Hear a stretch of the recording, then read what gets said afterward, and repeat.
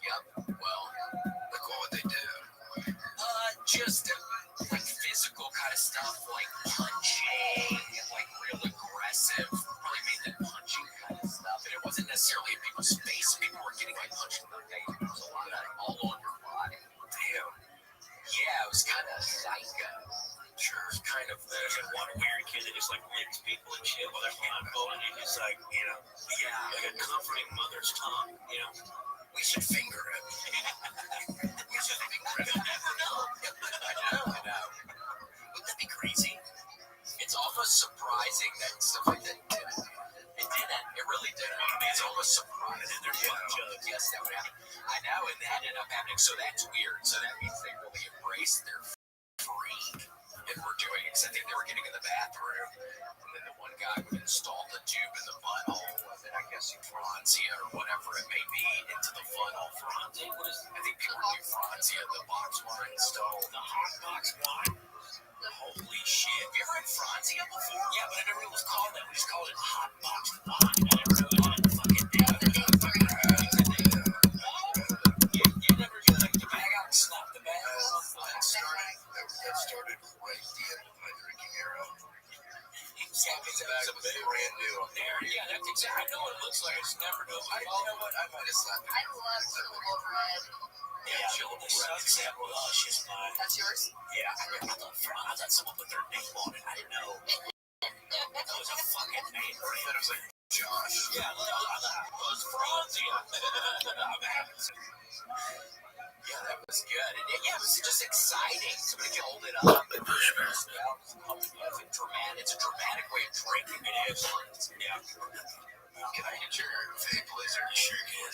I actually have another one in the car. That's a wrap for it. Well, that's okay. Hey, man, they don't know. You don't know how you know that you didn't want it. You can anticipate. You got it. Well, that's good. Yeah, Red Band put me on what's that? Blueberry Fab. Frozen blue blackberry Fab. Pretty good. I've never seen anybody butt chuck stuff, but in Arizona, in Scottsdale, I saw a boy get cocaine blown into his butthole. That's not a family. He like a whole gram, like she blow darted it in there for him. And he got hit by a car 2 days later. And he's paralyzed. Really? And he got fired for it because the chick that blew the cocaine in his butt, it was his boss's little sidepiece that he was seeing.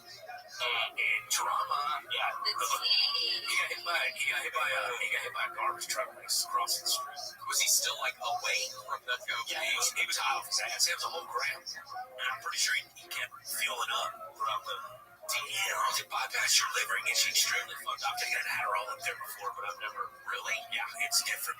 Yeah, I've moved the cocaine. Have you? I've never done with the powder. Get you moved. I'll do another one. That was something else, though. What do you mean? I just don't normally hit them. They're good. Where we're going, we won't need any doors. Yeah, sometimes during COVID, I would be able to hit the other week, and I would empty out vegetable capsules, like vitamin capsules, like gelatin ones. Just put Coke in there, just put it up my ass. Sometimes like when would it? How fast would it start affecting? Maybe 5 minutes. Yeah, it really got you geeked up because it bypasses your liver and it gets rid of all the impurities and shit in it. So like if you don't hit that, you get like a shot will fuck you up. A shot will fuck you up. Like kill your butt. Yeah, it's severe. I know that's what I've heard. Very deadly. Yeah. Oh my gosh, so cocaine, I feel like if I was still doing that would be fun. That'd be like maybe fun something. Yeah, it's just a fun like poetry. You're like, you know what, I'm staying in tonight, I'm gonna move a little bit. Let me plug. What does it last? Like the same amount as if you snorted it? Sure. Yeah. I think the duration of it is about the same, but the intensity of it is it's more intense. And then you're also snorting cocaine while that's happening. Yeah, but the chicken of the egg. You're taking it from all angles. There's no way to say. You don't know if you want the volume to go up or down. Yeah.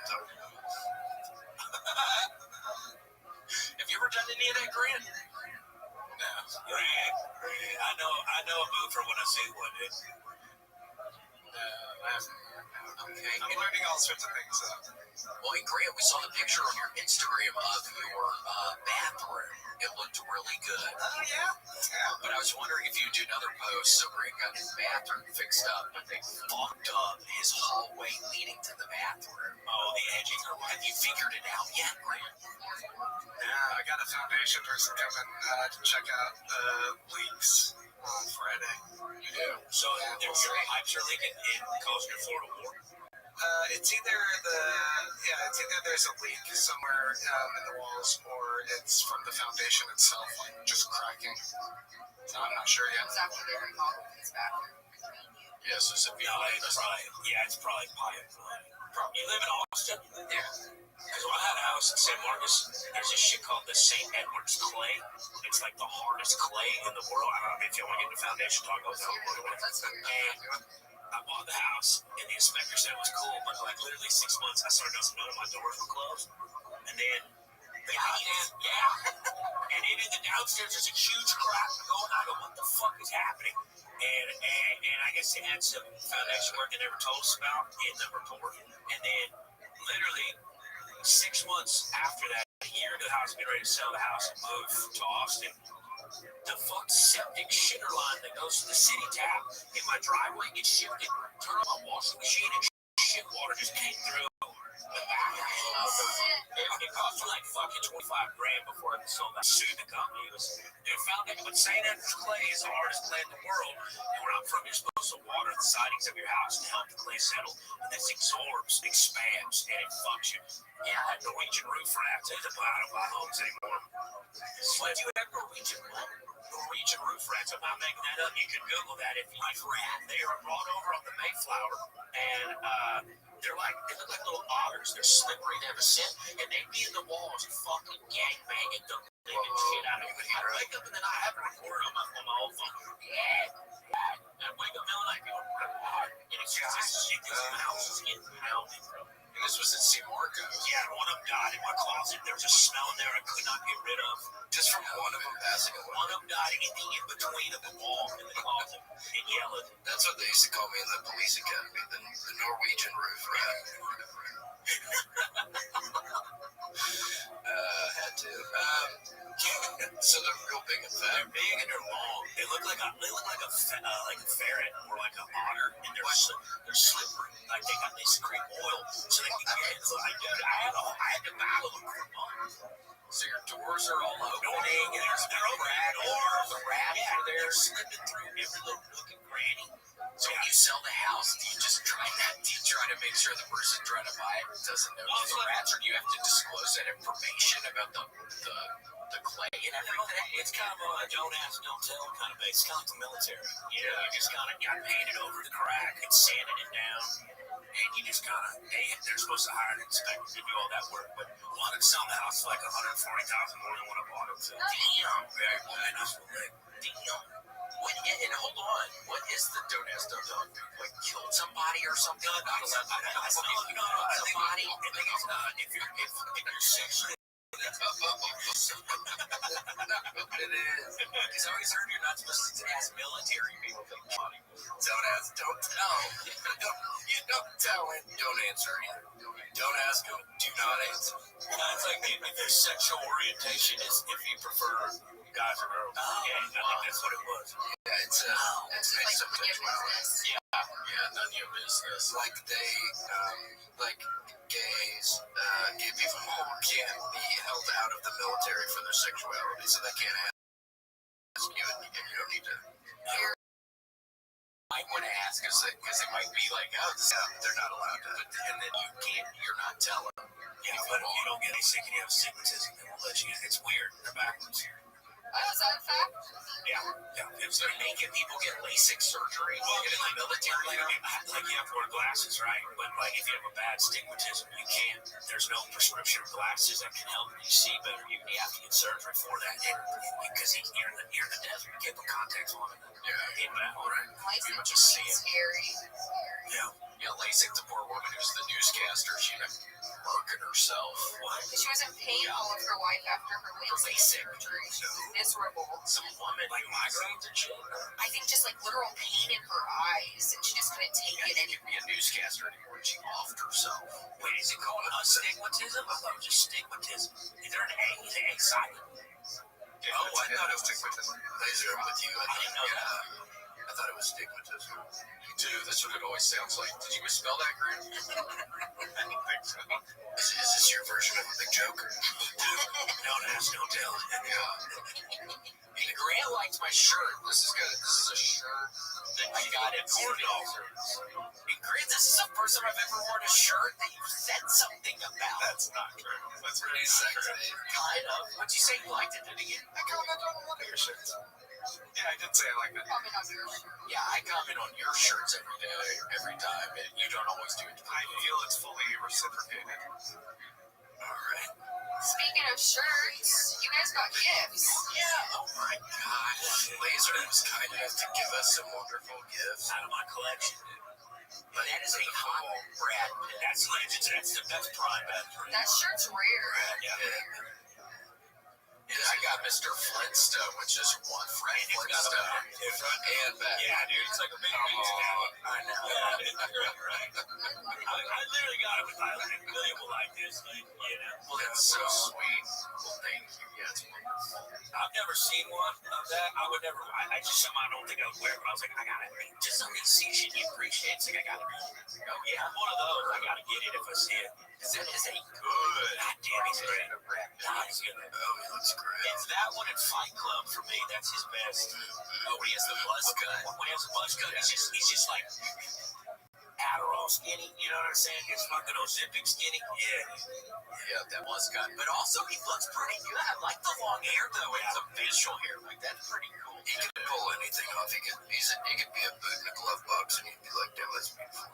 I would still love to watch him. I'd watch him do a movie like that. And it's 7. Oh, yeah. It's 7. Yeah. Or just Young Pitt. Young Pitt was it. Young Pitt was it. He was pretty good in that new one, the one with Leonardo DiCaprio. He's a stunt man in LA. Once upon a time. He's like 50 and it looks great. Great body. They're still doing good. Yeah, that's good. That's where he's like the weird when you get a buzz cut and you're letting it grow out. Your mid stage. Yeah, the middle stage. That's a really good mid stage haircut for him right there. Meet Joe Black with the long. Oh god. That ending is so funny. What is that one about? I never saw that one. It's like he's deaf. Meet Joe Black, right? Yeah, he's like death or something. Yeah. And then something awful happens. I won't tell you. Okay. Say it. You could do a spoiler if you want to, but don't. Just say it. He dies, right? Yeah, I've never seen a movie in my car. It's in my car. Is it a car? Joe Black, I think he's talking about the same movie. He gets hit by a car, and he goes to heaven. But I went and saw 7. They re-released it into the Alamos down here in Austin. I went and saw it a couple weeks ago on the big screen. It was incredible. I'm sure that was Kevin Spacey was so scary because he was actually a scary man. Yeah, it turns out. And he cuts his fucking what's in the bar? Yeah. He was like a genius because he knew he killed her and then he knew he would get killed by Brad Pitt. It's like a genius move. Yeah. He's playing chess, they're playing checkers. He's so smart. Yeah. I like him. I like the guy, but what he was doing, man. Like in the movies, I think he said American Beauty, he's fucking mad. He's a great actor. No, he's a great actor, but turns out he's limited too, I think. He's a strange kid. He's living La Vida Loca. Yeah. Should have been Ernest P. Worrell. I thought he was just a happy-go-lucky comedian. No, I'm kidding. Ernest was nice. I don't think he ever. I think he was just really nice. Joe, not Ernest P. Worrell, stage name. God, we have not talked about Jim Varney in a long time around here. I know. Gosh. I do that all the time. That fate. I love him as Clem. Oh, in the Beverly Hillbillies. And he was Slinky Dog. Wasn't he Slinky Dog voice in Toy Story, I think? Yeah. And that's not the dude. He's Honey, I Shrunk the Kids. That's not him. Rick Moranis. Yeah, that's right. Well, he must have a great joke. I know Rick Moranis who's fallen off the face of the end. You don't see him anymore. I know. I think it's after John Candy died, it was too much. He couldn't do it. He begged it. Yeah, understandably. He lost a good friend. I know. Last thing anybody saw John Candy do was he was giving out people lasagna in the movie, the film that they were doing. And then he died the next day. Yeah, he was eating too much. I think. Yeah, he's passing lasagna. Like, I love lasagna, but if you're some big old person, you need to be careful. Well, you shouldn't even get within 5 feet of a lasagna if you're that big. You are playing fire. Hell no, because that's something you just start eating it. We made some lasagna this past week. Ooh, I just kept eating it and eating it, and lasagna is shit. It's so good. Well, it's a death sentence. I mean, for a guy that big, it's a literal death sentence. See, and this is the movie. David of his age. But at the same time, he was also a tremendous Talmudic scholar, and he wrote a book on Talmud, which is still studied today. And I'd like to pause us for just a second and reflect on this. One of the amazing aspects of the Spanish Golden Age, and in this context, Maimonides is an excellent example, even though he fled Spain as a youth, he's a great example of how this is. It is highly unusual in Jewish history that Jews who are at the same time highly expert and valued and world leaders as Jews play in things Jewish, like for example the Talmud, and at the same time they are highly valued and expert in secular fields that are essentially, followed by non-Jews. So you will have, for example, lots of tremendous geniuses like the Vilna Shneur Zalman of Liadi, some phenomenal rabbis who make tremendous contributions to Jewish culture. And then you will have secular figures like Albert Einstein, Sigmund Freud, who make phenomenal contributions to world culture. But you will rarely have figures who are very well expert and recognized for contributing to Jewish culture overall, and at the same time contributing to secular culture overall. You will not have the chairman of the Joint Chiefs of Staff, who is also the Rosh Yeshiva in Lakewood. It just doesn't happen. We don't have those kinds of figures. Jews tend to specialize either in things Jewish, or when you get to the modern era, things secular. And they excel in this, thank God. There are lots of people who have made their names and have, their light shines across the entire globe for what they've done. But it is only really in Spain where you see people like Shmuel Hanagid, who is equally famous as a general and as a Hebrew poet and rabbi. Maimonides, one of the greatest physicians of the world, and at the same time, one of the most stellar thinkers in Judaism simultaneously. This is something that is really characteristic of the Spanish Golden Age, and we will see it over and over again. It is so fascinating. But let us go back to Shmuel Hanagid, and by the way, the term Hanagid means kind of like the prince, the leader. It was probably applied to him by Rav Chai Gaon, who was one of the leaders of the Jewish community in Baghdad, the yeshivas in Baghdad. And this recognition of giving him his title, Nagid, was probably both an homage to his political position and to his tremendous scholarship. And we will have this term used, this title of Nagid, used over and over again in many Muslim areas for the leader of the Jewish community in that area. Now, I mentioned that he wrote war poetry, and the fascinating little tidbit is that it says he used to write his poems out and attach them to the legs of carrier pigeons, who would fly them back to his son in Granada, and who would then, unwrap them and assemble them in a diwan of his corpus of poetic writings. He wrote not only war poems, but also drinking poems, love poems.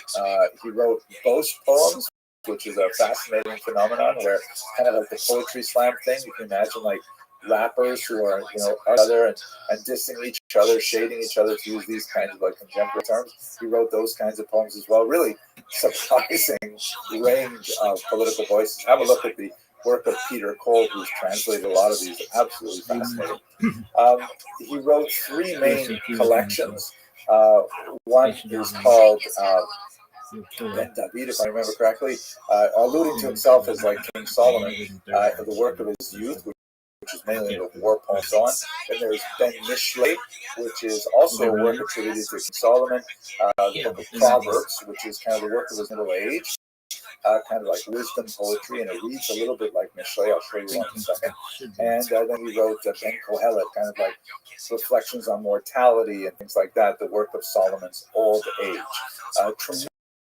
Tremendously successful and moving poet, just as he was as a general. Here, one of my favorites from Ben Mishlei, and I'm going to read it in Hebrew. You have to forgive my attempt at a Sephardic accent, but that's the only way you can even get close to hearing the sound of the poetry, which is really gorgeous. And then I'll translate it so you get a sense of where he's coming from. This poem is dedicated to people who feign intellectual capability without actually investing the effort in learning. So it starts. וליבו מאשר פעם ריק וריקם. ופיסח אשר חקק על הקשיר, מעט רגל ובא לקום ולא קם. A translation. About a person exerts effort and buys many books, but his heart remains completely empty of them. It's like a lame person who draws legs upon a wall, even 100 of them. When he tries to get up, he cannot. So the idea is, you think you've got a reputation for learning just by buying books and putting them on the wall. But all you get a reputation for is for buying books and putting them on the wall. You actually have to learn the books to be able to know what's going on. Listen to the lines. You heard the phrase, lakum v'lo kam. Very, very beautiful kind of sense of how language moves. And I really enjoy his poetry myself. Anyway, sorry. Let's here now. I mentioned at the beginning that there's 3.5 figures I like to talk about, maybe 4, depending on how I talk about it. The most fascinating little footnotes that I wish. What up, Mr. Price? How you living, girl? This is a fourth person, but we only 3 poems from this. Friends here all night. How'd you sleep? She is the only surviving Excellent. Thankfully, I've female got some Jewish good people poet in my life, of the era, including and you one that of kept the me very entertained all night. surviving And I'm very thankful for female that. You ready to of take on the any day? era in the medieval period. Her name is Kasmuna bint Ismail. Ismail was the Arabic name that all right, Shmuel go hit him used hard. to describe We'll see you himself. tonight, God So willing. many have felt that this might be Shmuel HaNevi's own daughter. He does actually refer to the loss of a daughter at one point in his life. Unfortunately, we can't connect these dots completely, but nevertheless, it is fascinating to think that she may have been Shmuel HaNevi's own daughter and not outside of the realm of possibility at all. We have those 3 little poems preserved in Arabic in a 15th century collection, and let me show you a couple of them. First one here. Oh dear, you graze constantly in the meadows. I resemble you in wildness and in blackness of the eye. Both of us are alone and without a friend, and we heap blame always on the decree of fate. Now, the powerful metaphor here of blackness of the eye is apparently a very common one you find in Arabic poetry, and it is a sign of beauty, meaning that she, like the deer, has dark, dark eyes, and this is considered a very attractive thing. But she is nevertheless, with a certain amount of tristesse, expressing her disappointment at the hand of fate that has left her alone. This is the theme that runs through much of the poetry. 3 poems is all we have. But here's another one. The introduction of that collection says that, by way of kind of like putting this in context, he says she, Muna, looked in the mirror one day, seeing that she was beautiful and had reached the time of marriage, but that she was not getting married. She said, I see an orchard where time has come for harvesting, but I do not see a gardener reaching out a hand towards its fruits. Youth goes vanishing. I wait alone. Somebody I do not wish to know. Beautiful expression of love lost or love unrequited. That's just an insight into what's been happening with educated women at the same time as well. It is highly unfortunate that we don't have more examples of it, but nevertheless, thank God we have this. So, Chasdai ibn Shaprut, tremendous builder, active as a diplomat, as a foreign minister, and of course as a doctor. Shmuel Hanagid, this amazing general warrior poet, and his daughter possibly, Hasmuna. Last figure I'd like to speak about is Yehuda Halevi, who is, we've discussed before when we looked at the Khazarian Empire. He is, of course, famous for his old work, the Kuzari, which frames the three great monotheistic religions that are competing to some degree in the Iberian Peninsula as a three-way debate. This is something you could not imagine being written in Christian Europe. It would just been completely, beyond of tolerance. Whereas in Muslim lands, in Spain in particular, as a result of La Convivencia, perhaps that's why he could get away with writing it. So anyway, he wrote it late in his life, and to be fair, he did leave Spain to Israel. But at any rate, he did write this phenomenal work, which is of the freedoms we had at the time. Like Chasdai ibn Shaprut, he was also a medical doctor. It was something that he didn't really intend to do, but you know what? He was not able to pull together a living as a poet for hire, and so probably at the insistence of his mother, he became a doctor, and he earned his living primarily through that. And he had many tragedies in his personal life that, if you're curious, please have a look at the links in the information box. You'll see a longer video on his life and works. But I'd like to also close by just giving you a look at some of his amazing poetry as well. This is a eulogy that was likely recited at the grave of a young girl. We know that he lost a daughter, just like Shmuel Hanagid did, and it's written with such power that it's not hard to imagine that he wrote this for his own daughter. Unfortunately, the sources don't claim one way or the other, but let's have a look at the first stanza. The translation is from Hillel Hawkins' remarkable work, phenomenal biography of Yehuda Halevi. Actually, this is an online version of just of some of his poems. Have a look at the web and you'll find these. These are great. So just the first stanza, listen to the sound, please. Ha biti hashochat kanech, ki rishon nas aronet, ve'eni minech rak zichron, v'achonenes atrot zionech, et asur lishol shlomech be'enech, ki amavet yafrid be'enech u'be'enech. Let's read English. My child, had you forgotten the way to your own home, that your pallbearers should be underworld's ruins? Leaving me with, since you asked how you are, waves clods to kiss. Death has come to you. The poem goes on. First it's speaking in the voice of the father, later it will speak in the voice of the mother, and finally it will speak in the voice of the dead child herself, describing how terrible she feels that she was not able to live her life through adulthood, through marriage canopy, and so on. Very powerful movement. In the sounds of it, you hear how the uniformity of that final syllable feels like a brick wall. It's so solidly constructed, and such a barrier like death separating between you and me.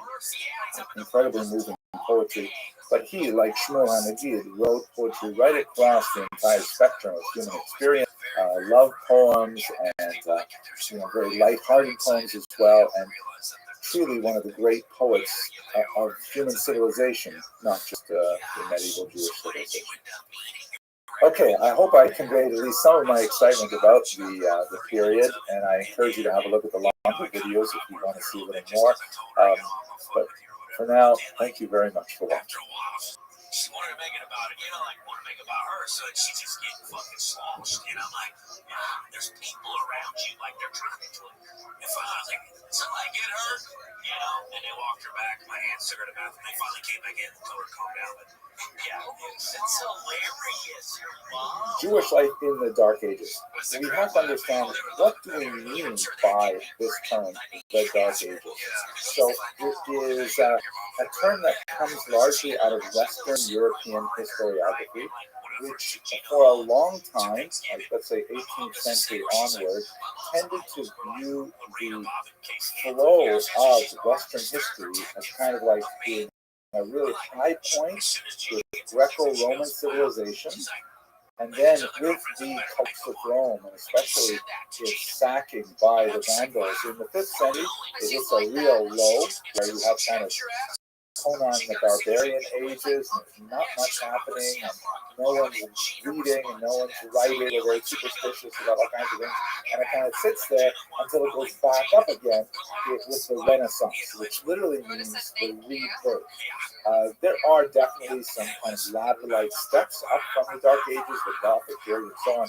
The High Middle Ages, which kind of goes from about 1000 to about the year 1500, and you start seeing the beginnings of the Renaissance and some really exciting things happening that leads ultimately to the early modern era, the modern era, and so on. But the key element of this is it's very Eurocentric. It's as if the most important thing that's going on in history is happening in Europe. But in reality, when you look at world, most of the universe, most of the not dark at all. And I think you could say that about the Jews as well, who are not especially wrapped up in most of Northwest history in particular. So let's look at what Jews were doing in the Dark Ages. We've seen this map before from the beautiful Barnaby historical atlas. And as you can see, there are two really big centers of Jewish activity during the Dark Ages. Again, we're going to kind of taking a traditional view of the Dark Ages, which goes from the fall of Rome, and like let's say 405, 470 are major dates, or 5th century, all the way up to about 950, 1000. So about 500 years that are really for Northwestern Europe, particularly, not much happening. That leads to that, although civilization is largely by Byzantines, the same kind of Christian culture.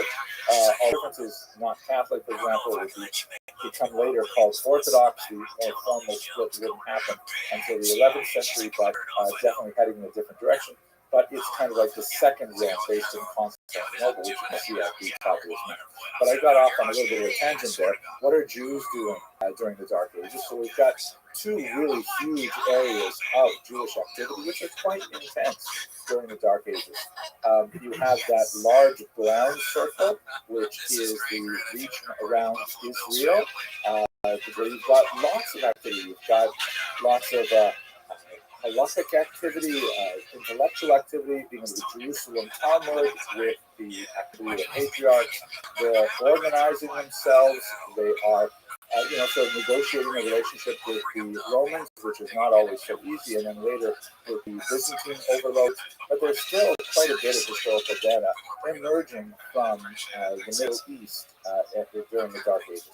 And then perhaps more significantly, I wish the actual circle was bigger because it would give more of an impact. But Baghdad, oh my gosh, there's so much going on there with the transplanted yeshivot of Kumbedita and Sura, with the great intellectual centers of the Talmud that are just pumping away all kinds of stuff during this period, right up until the 7th century when you get the Muslim advance. And when the Muslims take it over, then they have an even greater explosion under the Gaonim, which we spoke about a few lectures ago. In fact, that's where we use this map.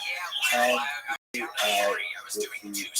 Baghdadi culture, the Mesopotamian culture, kind of like radiates all the way out through the Mediterranean basin and has its impact felt all the way out to Cordoba in Spain, where you see there's major Jewish communities. And it was during this period that, it's true, we have a lot of the Visigoths and so on, but we also get into the beginnings of the Spanish Golden Age. We have those during the period known as the Dark Ages. So these two areas represent the elite that is coming out of the Jewish community in particular. and really has a very different kind of cooking that with Northern Europe. But neither of these areas, of course, the Middle East and the Mesopotamian region, are in Europe. So what is happening in Europe in particular? So the most important areas, to be sure, are in Italy. There are not that many Jews living in the rest of Europe. We have tiny, tiny little settlements in the Rhone River, for example, infinitesimally small ones in the Rhine River region, and like just little outposts of the world. But in Rome in particular, and in the south, in Bari and Portia, you have some centers of Jewish population where they are deeply involved in all kinds of work and all kinds of work, poetic work, with some beautiful remains of Jewish catacombs in Rome in particular gives a sense of the extent of their civilization, and they're really doing a lot.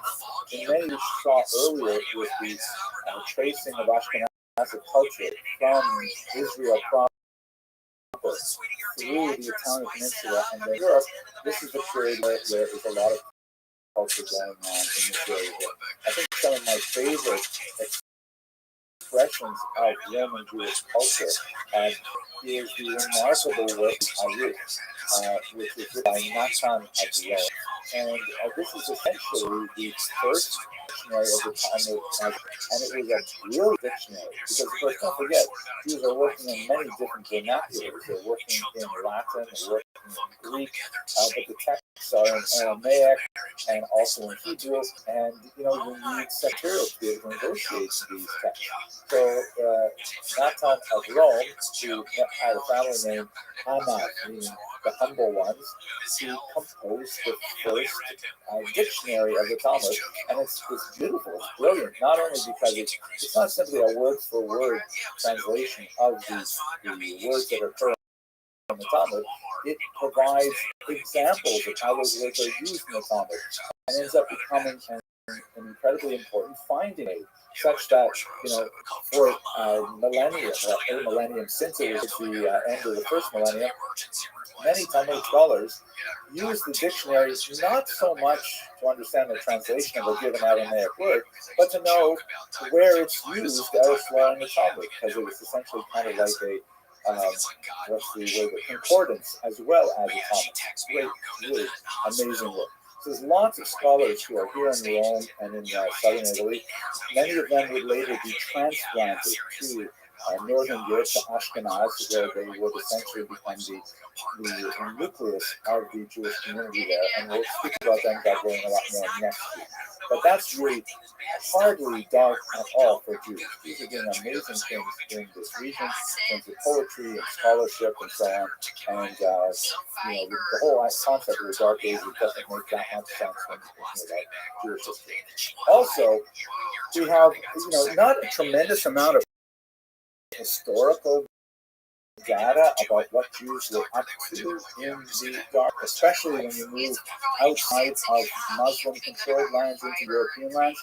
But really interesting glimpse is a reference that occurs in Muslim historiography to the so-called Rabbinites, from the context of the discussion of the Rabbinites, that they are Jewish, and they are clearly roaming the world and involved in areas of trade. The term Rabbinite is up to a lot of scholarly discussion. There's a huge debate as to why they are called the Rabbinites by the medieval Muslim historian who described their activities. Favorite understanding of this term is that it comes from the Rhone River, which is in central France. You can see here it basically bisects France here, ends up in Marseille. And this Rhone River is a very important waterway. Begins in central France and then comes out to the Mediterranean. As you can see from this map here, the dark line indicates the specific routes that the Muslim historiography describes part of the destinations of these Rabbinite travelers, and they're selling stuff, by the way. They're buying and selling all over. And the sort of dotted lines indicate the extended trade routes that we know would meet up with most of those places. All out of the question that there were Jews traveling literally all over the world, engaged in a variety of trade as they were active throughout the region. Before I leave that map, let me also mention that the Jews are deeply involved in one of the important trade routes, which you can see right in the center there. It goes from Antioch through the Euphrates River down to the Persian Gulf. This is one of the most important trade routes for the silk trade. Jews were heavily involved in the early silk trade, which was a major reason for the dispersion of Jewish ideas. The spread of Judaism predated the spread of Christianity, and in some ways actually prepared many of these territories for a monotheistic faith because of these Jewish movements going on. One of the things I happened to read just today, which fascinated me, is that the silk trade, especially when Rome was active, the Jews of the Euphrates and Tigris rivers were especially involved in reweaving silk. The Chinese, who were the people who were making silk out of the cocoons of certain types of silkworms that grow in mulberry trees, they were the Chinese liked to make their silk into more thick, durable cloth for their clothing. The Romans, on the other hand, said, no, we don't like that. We want it sheer and filmy and something that you drape over yourself and something quite a bit more racy. And so the Jews were actually involved in reweaving, that they often took the silk cloth from China and then they reweaved it. They actually pulled out the thread and then remade it into much more diaphanous cloth that would be sold at a much higher price in Rome. Funny little detail. Okay, anyway, so the Jews are definitely heavily involved in this international travel. Now, why the Jews? Well, it's kind of a self-fulfilling prophecy or a self-affirming cycle, because the Jews do have a common language, Hebrew. They have a common legal system such that they're all bound by the rulings of, and they can rely on a neutral body of judges who will not judge them by the capricious laws of a specific reason. I'm going to get more into that in just a second. They also have a strong co-religion bond, such that it is not at all uncommon, and in fact it was widely common right up into the 20th century in Eastern Europe, where a stranger could show up in a synagogue on Friday night and say simply, hey, I'm a place to stay for Shabbat, and he'd be taken in for meals, I have a place to sleep, and then once the Shabbat was over, then he would say, okay, here I am, I'm selling wine or silk or whatever it is. Have you got anyone who wants to trade with me? And of course, the business was self-affirming. So the diaspora of the Jews was actually the foundation of the international commerce that they would be engaged in right up until contemporary times. There is a long historical tradition for this. We will explore the aspects of this, God willing, in a lecture later this summer or later this spring. So hang on, this last notice. Let's go to the roots of Ashkenaz. So I referred to the Jewish legal tradition, which is extremely important when you consider the kind of situation going on in real dark ages Northern Europe. Now I'm talking about a region of what would be today France and Germany and so on. So we're talking a really weird, backward, pre-Christian kind of environment where they adjudicate trials, for example, by ordeal of drawing of the ordeal of water, in which you had a person suspected of some kind of criminal activity. And so the best way to see how well they did is to tie them up and throw them late. And if they don't drown, then they're innocent. God's protected them. Or even as it slowly begins to morph into Christianity, God protects them. So that's definitely not kosher by Talmudic standards. Another version of the ordeal was, people are in a legal fight, and one of them claims he's totally innocent, so the judge can say, all right, we're going to boil up this vat of oil, and we're going to drop an iron ring in it, and you reach into that boiling vat of oil. If you can take the ring out without being harmed, that will mean that you are obviously innocent. And if you are not willing to do it, it must mean that you are guilty. Like, yikes! I would not want to be anywhere near this kind of legal system. Give me the Talmud any day, rules of evidence and testimony and things like that, please. So, and one last thing, of course, which I'm not sure how Jews felt about this, but there was the trial by combat, or deal by combat, where you could defend your innocence by simply going hand to hand with your litigant. And this is probably not historically accurate from the period I'm talking about, but I kind of liked it. This is also something that has no basis in Talmudic jurisprudence. So luckily, Jews were largely exempt in Ashkenaz from any of these trial by ordeals. And they were able, even in these kind of really backward Conan the Barbarian kind of environments, able to have their affairs adjudicated according to Talmudic law. This was an arrangement that benefited the Jews and also benefited the region because they were the traders. They were the people who brought goods in. And of course, they're in a tiny minority traveling up and down these riverways, with valuable goods, but if the society can support people engaged in this, then it'll simply stop and people will not have the goods they want to buy. There's kind of an investment in giving the Jews that level of legal autonomy, and we see in the pages that Jews are granted this in the few number of communities that we see them appearing in Northern Europe. It's quite fascinating. At this point, we begin to see the nucleus of something we will, I'm afraid, have to discuss in much greater detail later, but the nucleus of the formation of the Tehillah structure. This is the formal municipal self-government of the Jews that they developed very strongly in Northern Europe, though it definitely has similarities to what was going on in Muslim regions as well.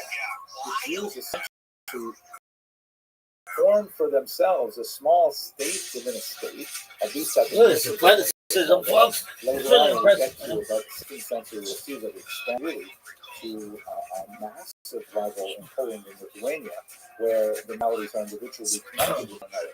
But essentially, the Jews in these tiny little struggling communities, we're talking about less than 1,000 people, many of them, are granted the right to govern themselves. They're granted certain protections in order to largely benefit the trade, as we shall see, benefit the tax structure and the tax revenue of the crown.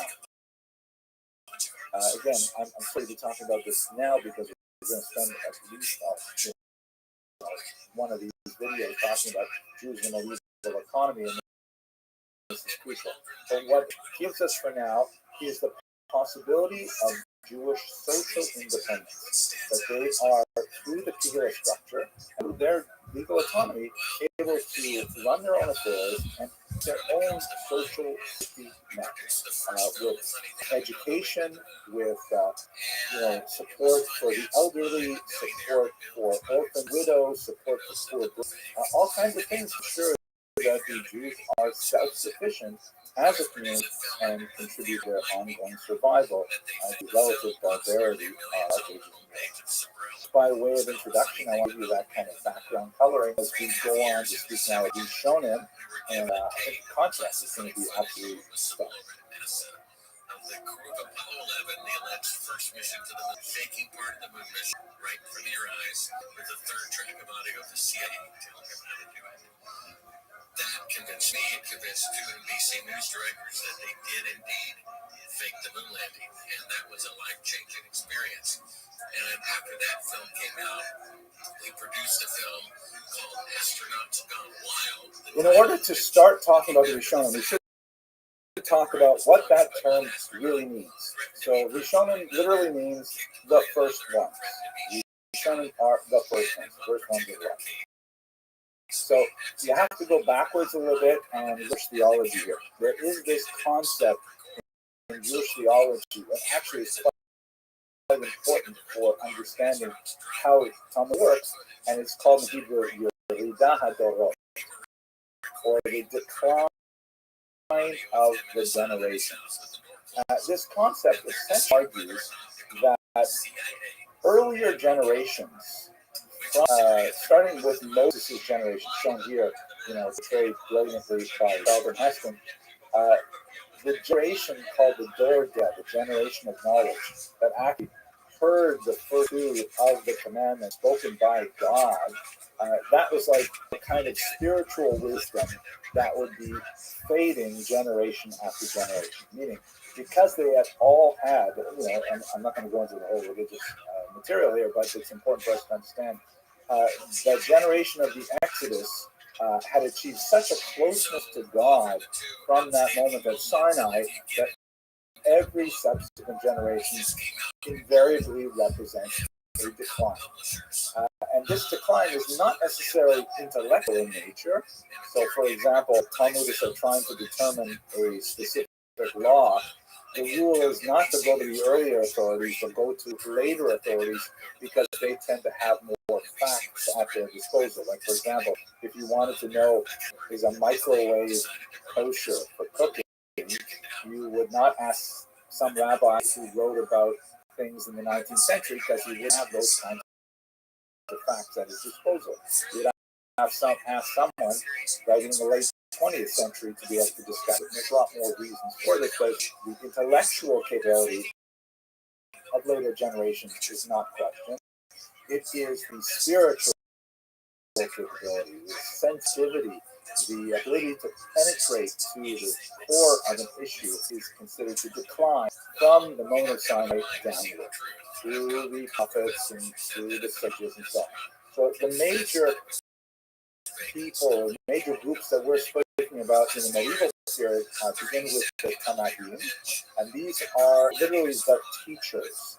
They are associated with the Mishnah, and their activity is more or less from the year 200 before the Common Era to 200 of the Common Era. The following generation are called the Amoraim.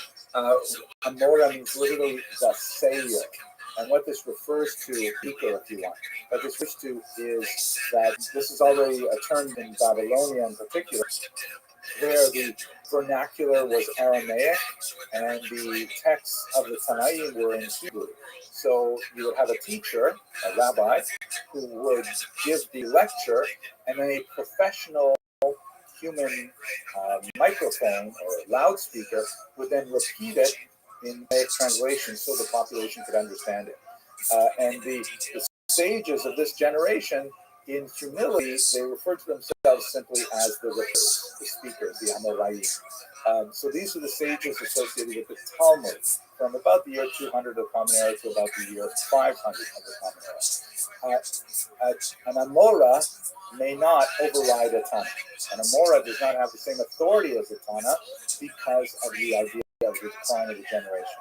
However, if there are two Tanaim who disagree, and an Amora can bring support for his argument with another Amora by quoting one of those Tanaim, then the Amora has support for his argument. So they borrow from earlier times to prove later arguments. I know it's complicated, but we have to talk a lot more about Talmud to understand. The next generation, there's some dispute over what exactly the Savoraim were and when they were, but they blend into the period of the Geonim, which we did speak about a little while ago. And these are the post-Talmudic authorities, primarily based in Mesopotamia, up until about the year 1000. And now we get to our protagonists, the Rishonim. They are called now the first ones. They're clearly not first when you consider them the scope of the prior authorities, but they represent a distinct chunk of intellectuals who are writing particular kinds of things, roughly during the period 1000 to 1500. I've rounded numbers off, obviously, but this is the era of the Rishonim. And what I'd like to do now is talk a little bit about what they did, why they deserve their own name, what makes them so special. And they are distinguished from the later authorities called the Achalonim, literally the after ones or the later ones. The Achalonim definitely also have a very distinct style, very different from the Rishonim, and I'd like to spend more time about that, but we won't have really, when we get to the fall, we'll talk about the Achalonim. Note that they kind of stop at around the year 1900. I think it's because in the 20th century, although there's no real kind of dramatic break between the people who were writing in the 18th century, 19th century, but by the time you get to the 20th century, there's just people feel like, wow, I can't be an Achalon. They can't call me an Achalon like the Maharshah or like the Tzos or something like that. It's too much. So we'll come back to that. But anyway, these are the sort of terms used for these big intellectual chunks of time and the sort of things that are happening in them. So to understand what were the Rishonim up there, they're involved in three main acts. They were largely commentators, counters, and codifiers. These three groups and these three types of activities were especially important for the and we'll understand them in So here's a beautiful picture, by the way. You're going to see it again in the next class. Illuminated manuscript of the Guide for the Perplexed. You see there is Maimonides on the right. He's wearing tefillin. He's holding up an astrolabe, which is one of the key inventions of the Rishonim, and the Rishonim are often pictured holding on to them, their astronomical devices for navigation. And he's speaking to his. And notice the around the outside, which is absolutely fantastic. But anyway, commentators. So one of the most important figures, one of the people who is regarded as the Rabbi of all Israel, and in fact, the acronym of his name is Rashi. His name is actually Rabbi Shlomo ben Yitzchak, or Rabbi Shlomo Yitzchaki, Rabbi Solomon, the son of Isaac, but it's also sometimes playfully translated as Rabban Shel Yisrael, the Rabbi of all Israel. And a brilliant figure who we will have occasion to speak about next week when we come to the Crusades, who essentially embarked on a massive suite of Jewish literature, a tour de force, provides very pithy, short, but incisive and deeply clarifying comments on the entire Torah, the entire Tanakh, the entire Talmud.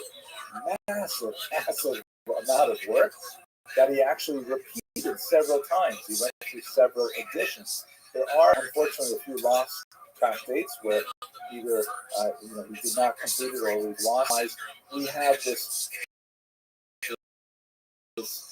guide that takes you through all of the major texts of Judaism in the 11th century.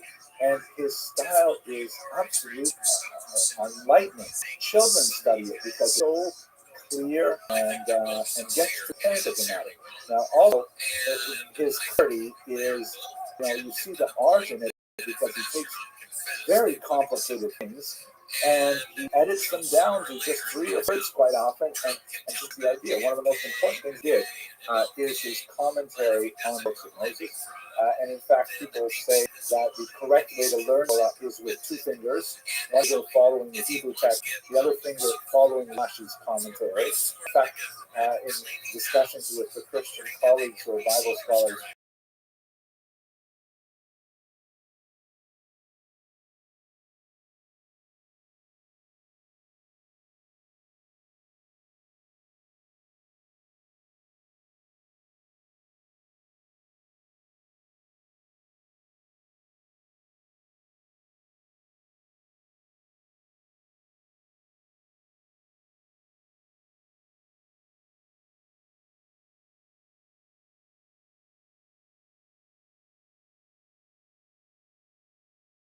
and bring that into the text itself through the commentary.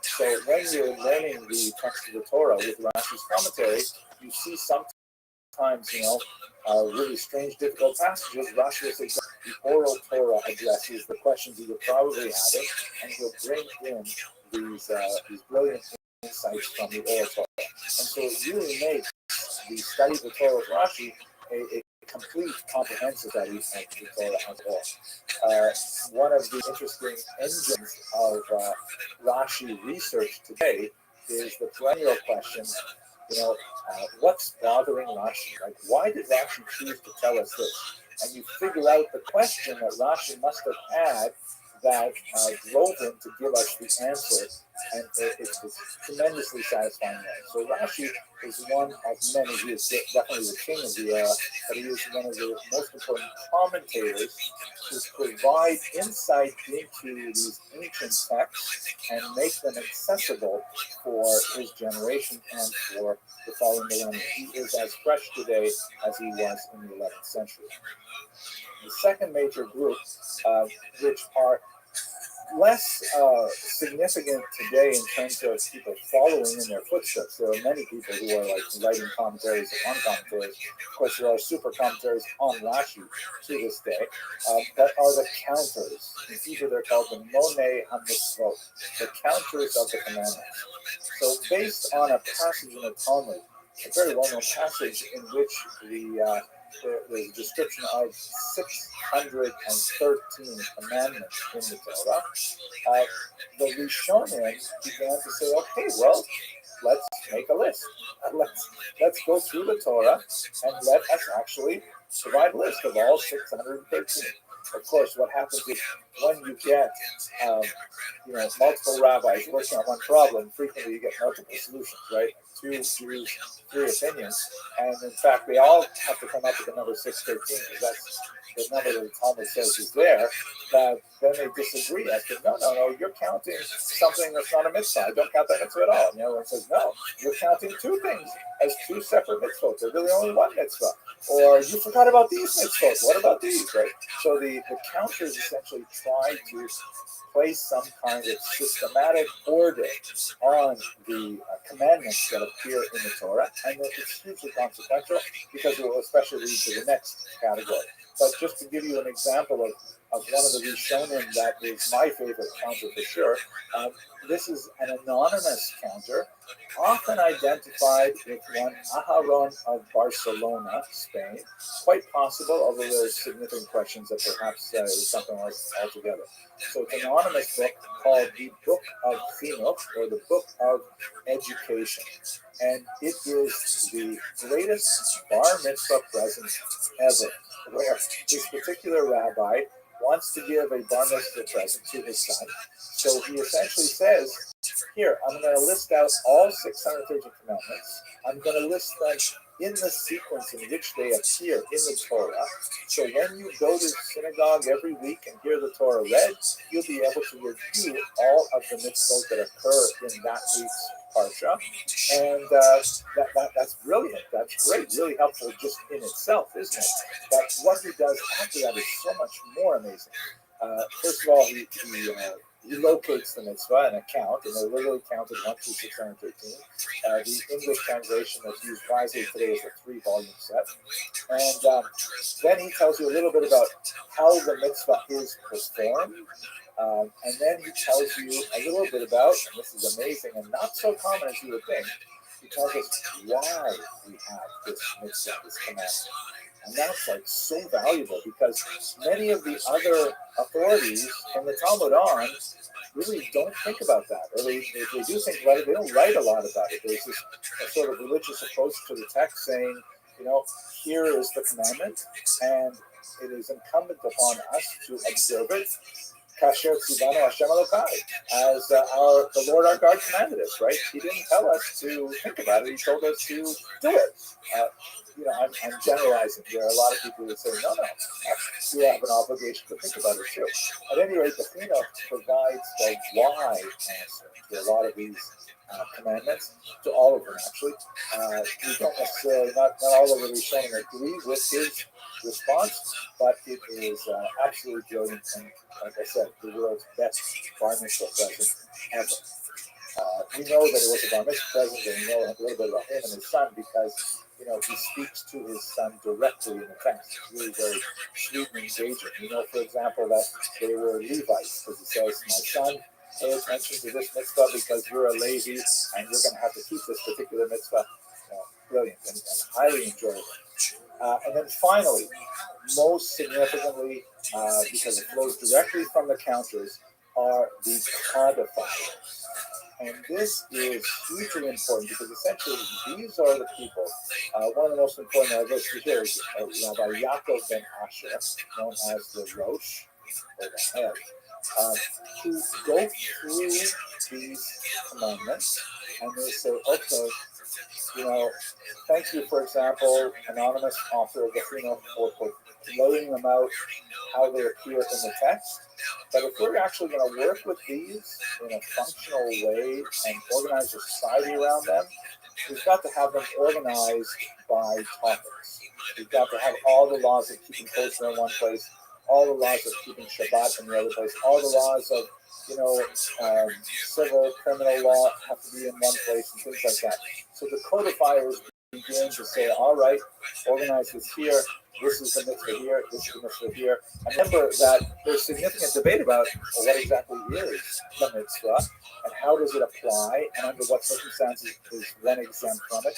All of these things are really important. So the codifiers who take, for example, the Rosh created a very important commentary called the Arba Turim, the 4 columns, or the 4 pillars, which correspond to 4 different aspects of human life. They end up becoming the source of tremendous dispute and commentaries on the codes. But nevertheless, they are hugely important. The most important of them for contemporary usage is undoubtedly the Shulchan Aruch.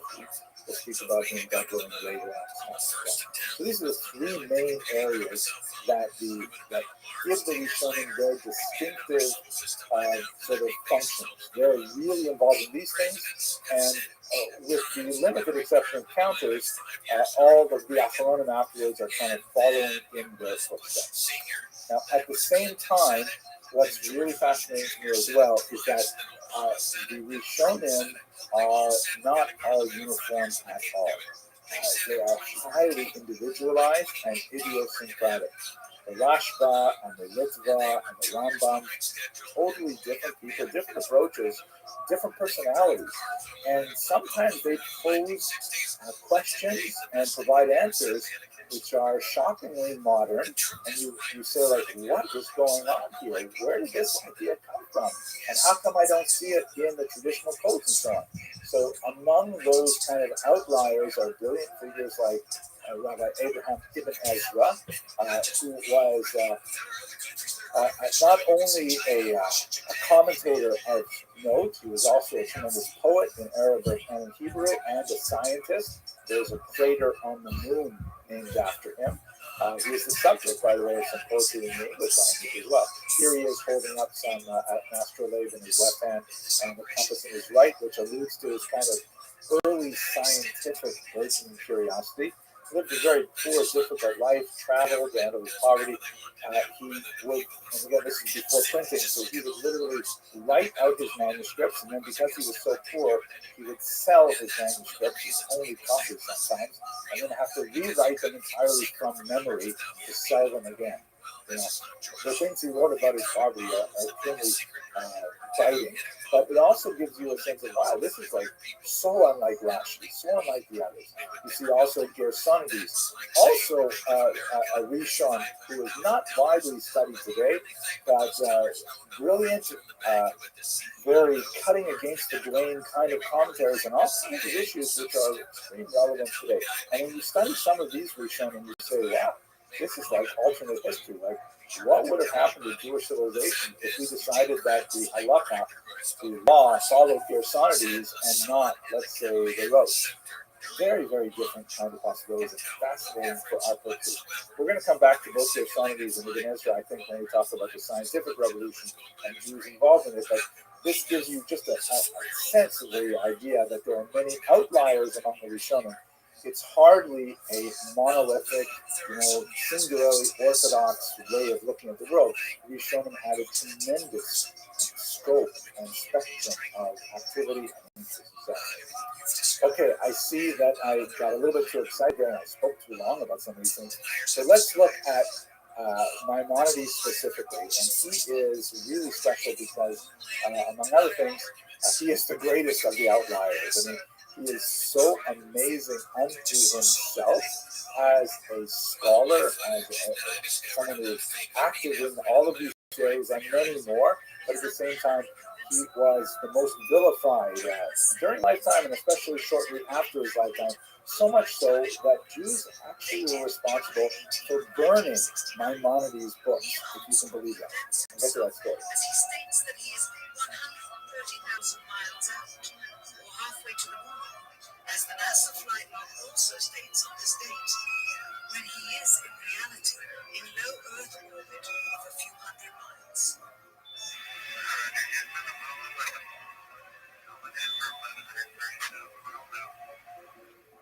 Here, during another segment, also intended to air after review, Neil Armstrong falsely explains to the viewers. Here's a sort of modernized, detailed version of the iconic image of Maimonides that we have today.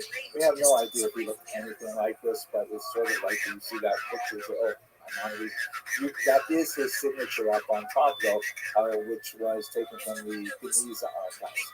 His dates are 1138 to 1204. He was born in Cordoba, Spain. We spoke about it a little bit in the beginning of the Golden Age. But he had to flee Spain as a youth because of the persecution of the North African Muslim tribes that came into the Iberian Peninsula and started demanding a much greater adherence to Muslim orthodoxy and wanted to put a stop to the excessive fraternization that they felt was going on between Jews and Muslims and Christians. So his family, which had been in Spain for generations, in his biography, he lists, I think, 10 generations of Dayanim, of judges, of rabbis that preceded him, very illustrious family. The family had to flee Spain, and over the course of his teenage years, they made their way across the coast of North Africa from one place to another. Along the way from Spain to Egypt, where he ultimately settled, he received a significant secular education. He was especially trained in Tunis, where he learned to be a doctor. As we mentioned before, this is kind of like the go-to profession of a Jewish intellectual of the medieval period. It's a portable trade, it's a respectable trade, it's a well-remunerated trade, so therefore, Jews often chose this as their profession. Although he dedicated himself during these years of his youth exclusively to study. The mainstay of their family economically was his brother David, his older brother David, who was a merchant.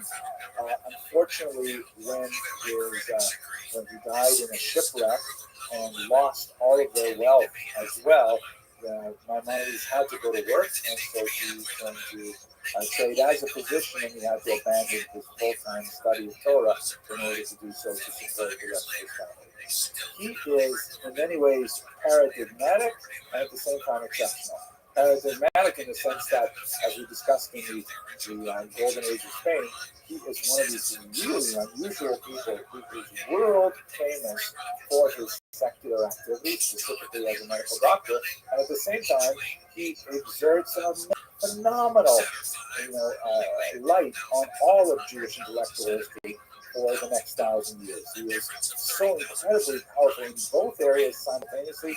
That's what makes him sort of like the ideal of the Spanish Golden Age. And that's why I think so many schools are named after him, because you want to tell your parent body that if you send your kid to our school, he's going to be like Maimonides, a great scholar of Torah and a great breadwinner in the secular field and so on. I think that's what kind of the image that we're trying to get across with that.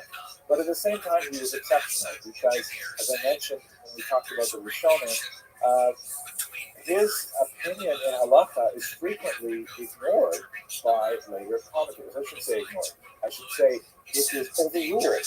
They'll say, okay, Maimonides thinks this, but two other major figures, the Rif and the Rosh, they disagree with Maimonides, so we're going to go with majority rule, and Maimonides will lose out. He does things that he approves of things that the rabbis later would disagree with. And so, although he has a phenomenal impact on Jewish history and Jewish thought, many of his ideas were outright rejected.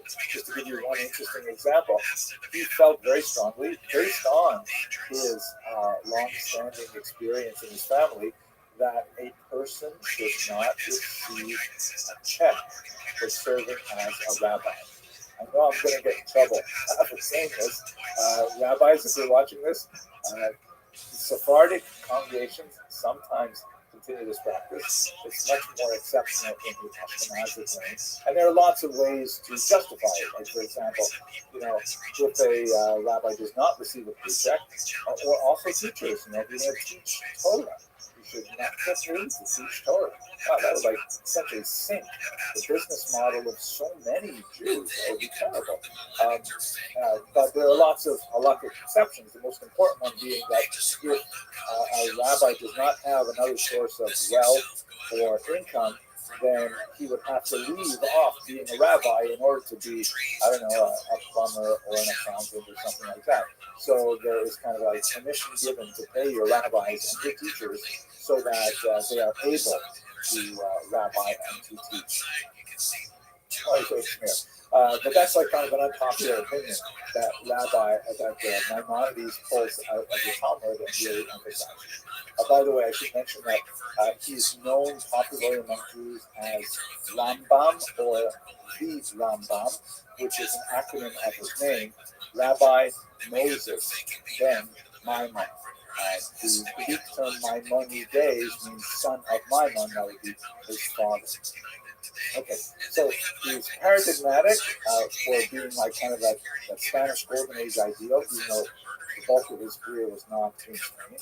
And he's exceptional because he's frequently disagreed with, and as we shall see, very heavily criticized in his own lifetime and beyond. So he's very unusual in that regard. Now, what did he write and why was he so important? So this is a beautiful manuscript, an illuminating manuscript of one of his works. Let's break it down into several categories. First of all, in his youth, he composed a very important commentary on the Mishnah, which has a lot of the qualities that we see in Rashi's work. So made him really much appreciated by his audience, and it is standard printing. Even to this day, the standard printing of the Mishnah includes the commentary of the Rambam. What's a little bit more different about the Rambam is his very extensive, for example, medical writing in Arabic. He was like the go-to doctor of the age.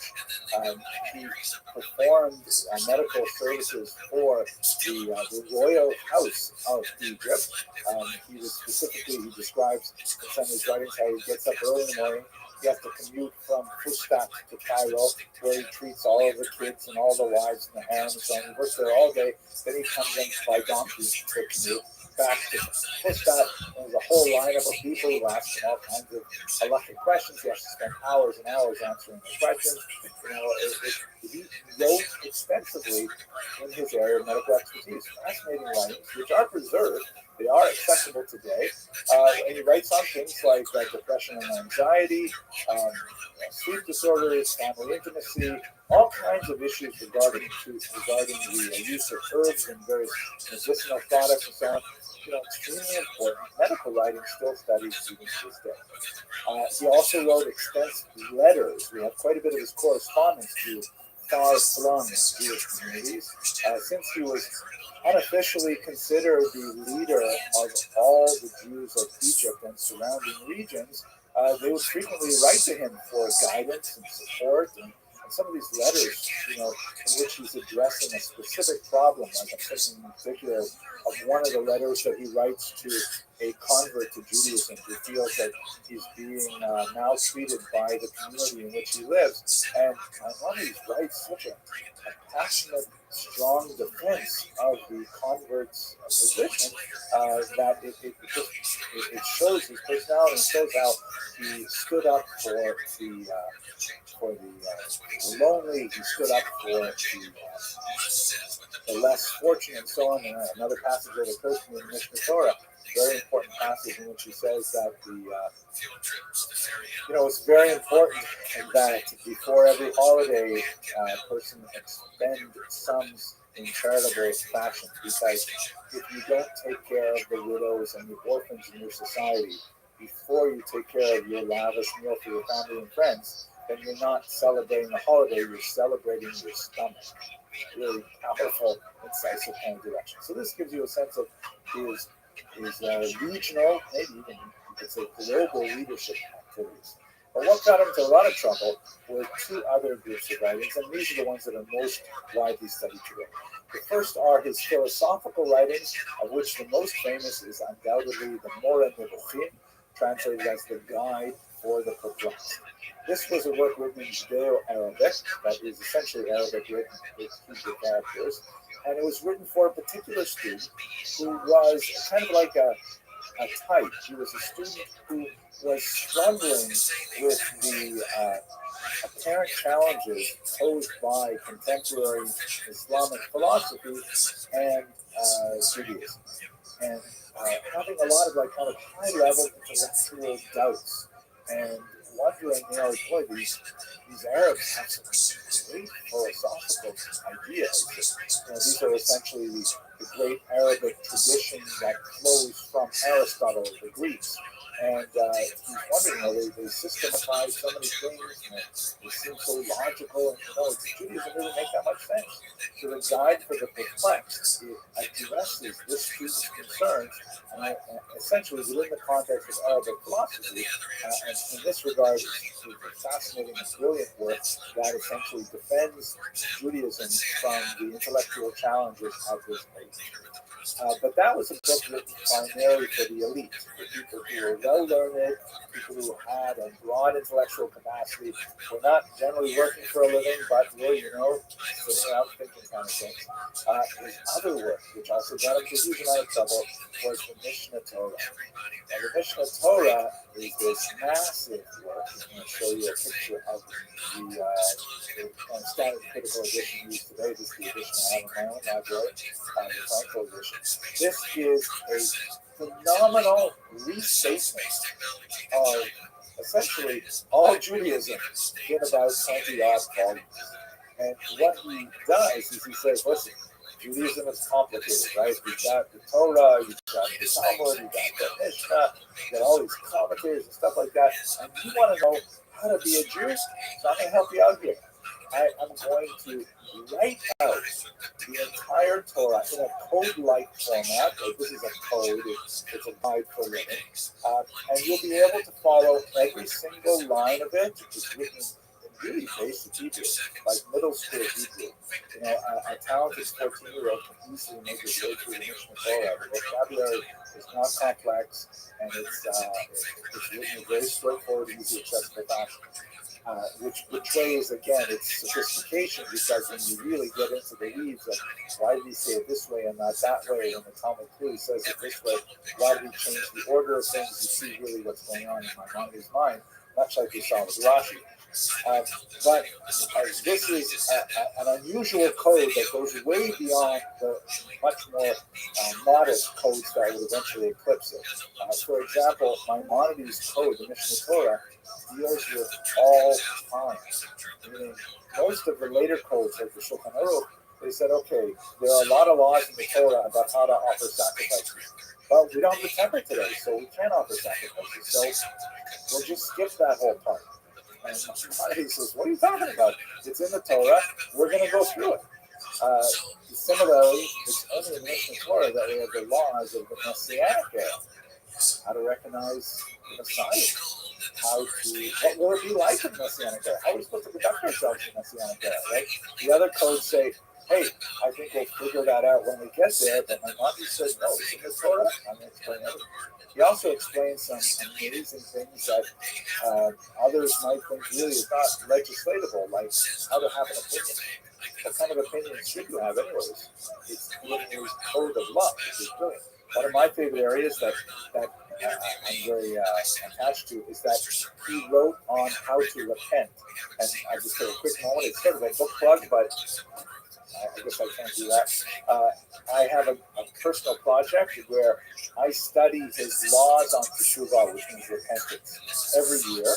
And starting in 2012, I wrote up a little translation, and I put it on the internet, and people liked it. So I revised it when I went over it the next year, and then the year after that, and so on. And now we are in, almost 20 years, now we're in the 8th edition is out, and I'm waiting, I'm hoping to work on the 9th edition, and I always release it on the anniversary of my father's passing. But he writes on how to repent, how to take charge of your own behavior, how to change your behavior. These are amazing books, but he got into tremendous trouble over them. For example, and there are several waves of controversy surrounding his work. Some that occurred in his lifetime, he died in 1204, and several that went on for another couple hundred years. These conflicts especially erupted when the Ibn Tibbon family of translators produced a Hebrew translation of his Judeo-Arabic Guide for the Perplexed, and it circulated in Northern Europe, where the Jews there had no access to the Arabic text. This caused a huge hue and cry against Maimonides. What were the charges? One of the charges was he was overly reliant on Greek wisdom, meaning he has a huge respect for Aristotle, and his Nicomachean ethics had a massive impact on certain sections of Maimonides' thought, especially the laws of opinion that I mentioned earlier. He disagrees with Aristotle in some key areas, but otherwise he openly calls him a philosophe, the philosopher, and his synthesis of Greek thought and Jewish thought is brilliant. But a lot of the Northern European rabbis said, this is great, this is not kosher. You can't build a Jewish philosophy with such heavy reliance on non-Jew like Aristotle. Another major charge was that the Mishnah Torah doesn't have any footnotes. So what is going on here? You're looking at the text, and here we see how Maimonides tells us to behave, but the way that we've always been studying the law is you look at this opinion, you look at that opinion, you argue about them, you figure it out, you come to a conclusion. And here Maimonides just told us the conclusion without offering us the background debate. And so, it's dangerous. We don't know how he arrived at his decision. Secondly, and related to the first, a lot of people accused him of arrogance. Because as he says in the introduction to the Mishnah Torah, he says essentially, look, you have this big book that I just wrote, it essentially takes care of everything you need. Obviously, you should still be studying Torah, but the truth is, if you want to know how to be a Jew, the whole thing is laid out right here. And many rabbis felt this is a type of arrogance. I've spoken in other lectures, really, but any other time, but there's also economic factors involved here, because he essentially challenges the business model of rabbinic expertise in a very serious way. It turns out to not be that way, because an even greater industry was created, a commentary on Maimonides. But sadly, Jews denounced the works of Maimonides to the Dominican friars, who gladly seized these books, which were charged with heresy, and burned them in Paris in 1232.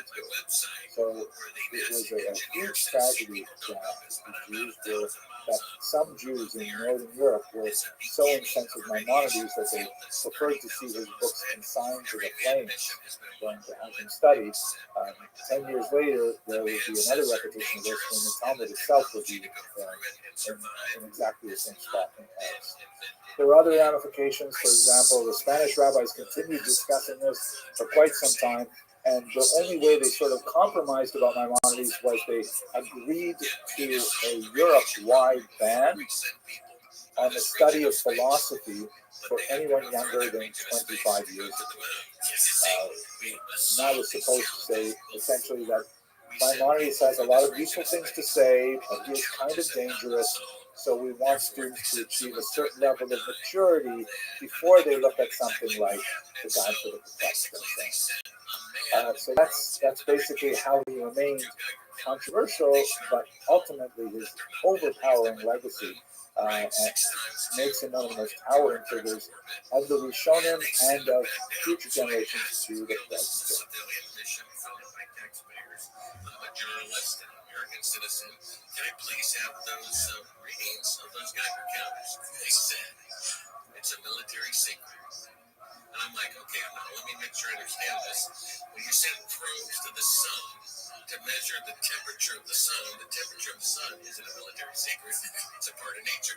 When you send probes to Jupiter to find out how much helium is in Jupiter's atmosphere, that amount isn't a secret, it's just nature. Before we discuss the experience of Jews in Ashkenaz, I'd like to take a little bit of a broader approach for a moment to speak about the structure of the Jewish community.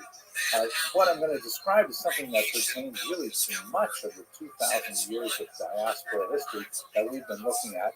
There's certainly wide variation between the various communities that we'll be looking at, but by and large, the structure that I'm going to describe to you now held for most of Jewish communities, as far as we can tell, both Ashkenazic and Sephardic, really right from the beginnings of the diaspora, right up until the 18th century, as we'll discuss today. And so while there are differences in terminology, to be sure, and sometimes differences in the relative level of authority invested in particular structures within the community, nevertheless, speaking in broad strokes, this is a major element of the survival of the Jewish people over the 2,000 years in diaspora. And it's rather remarkable that, in my humble opinion, they've managed to figure a way to survive after it was largely destroyed in the last couple of centuries. But let's try to understand it writ large and understand there will be specific differences when we go to particular towns and particular communities. The name for this community varies again from Sephardic and Ashkenazic lands, but one of the most common terms is the Kehillah, which means literally congregation, in the sense of to congregate. The Hebrew word kahal, which is also used sometimes to describe the Kehillah, is really a reference to the bringing together of people. And so this is one of the terms that is used particularly in Ashkenazic lands to describe the community. And I think at its foundation, one of the most important elements of the Kehillah is the fact that it was based on a system of taxation. That everything takes money to run, and the Kehillah developed early on a form of taxation of Jews living in a particular municipality, and then was able to generate those funds more or less efficiently into a rather remarkable self-government. We're going to be talking today primarily about what we would call, let's say, municipal self-government that would be located to a specific town, in some cases a village or a city even. When you get to the modern period, you begin to see cities supporting more than one Kehillah. The idea of separating a single Kehillah associated city into several Kehillot was something that was fraught with controversy, and we'll speak about that when we get to the 19th century in particular. But right now, we're really speaking about how the Jews would organize themselves within a fairly small geographic area associated with one particular town. Okay, let's look at the org chart of the Kehillah. We should begin with the institution known as the Kibbutz Hadiyot, which literally means the good people of the city. By good people, that basically means people who are wealthy. That's probably the most important criterion to be in this key group, which is essentially kind of like a board of directors of the organization, like a board of directors of the synagogue. And by the way, the contemporary structure of synagogues today is based very heavily on the design of the Kehillah as well. So the Kehillah would typically wealthy people, almost always universally male. There tend to be property owners and so on. Occasionally there would be like a nomination of someone who was a well-known scholar, but that was clearly the exceptions to the rule. the Tuve'Air had this unusual kind of responsibility of, on the one hand, they received the honor of being in this august group and recognition for their leadership efforts and so on, but at the same time, they are also responsible for coming up with shortfalls if the taxation system does not generate enough funds from the impoverished people of the city. So it was a responsibility of leadership that good people took on in order to support the community, and the honor that was bestowed on them was really a recognition of the time and energy and finances that they would also devote to the upkeep of the city. They would typically take from their group one member who would be the Parnas. And by the way, both of these institutions were democratically elected. The Tuve'Air typically for a multi-year contract, which was not remunerated. This was an unpaid position, but there would be these regular elections, and not everyone could necessarily stand for election. But we're talking about small groups of people, right? When you get to the later period, when you might have several thousand people in a community, and it's a little bit more complicated, but in small Kehilot, which were the bulk of the medieval period, we're talking about 500,000, 2,000 people at most, so it's not a huge organization. The Parnas, or literally the president, you can see there might be even a relationship between the Hebrew and the English word, was essentially the chief executive officer of the Kehillah. Nominated from the Tuve'Air, the Parnas, typically male, would be given the responsibility of exercising oversight of the functioning of the entire Kehillah. The Tuve'Air would also be responsible for the appointment of the rabbi, and the rabbi would assemble the Beit Din. Now, this is a really significant point. Although there were times when the Tuve'Air had very little say in who appointed the rabbi. For example, you'll see this when we get to the 18th century in Poland in particular. But generally speaking, the community would be responsible to appoint a rabbi and to pay his salary. This meant that there was kind of an unusual relationship where the rabbi was technically the leader of the community on at least a theological level, because the rabbi, who was always a key, of course, had a sense of the nature of Jewish law and how the community should be directed according to it. But in reality, he was supported by the Tuve'Air, and he had a responsibility to adhere to their wishes as well. There were times when the Tuve'Air or the Parnas came into conflict with the rabbi, and this is like in contemporary synagogues when the president of the synagogue wants one thing and the rabbi wants another thing. It can be a real showdown. But nevertheless, the rabbi had tremendous symbolic and often real authority based in the dictates of the Talmud. The rabbi would, of course, be responsible for adjudicating disputes, which would involve the assembling of a Beit Din, a court, of typically 3 rabbis who would be involved in discussion. We should realize that the title rabbi does not necessarily mean that person has control of the entire community.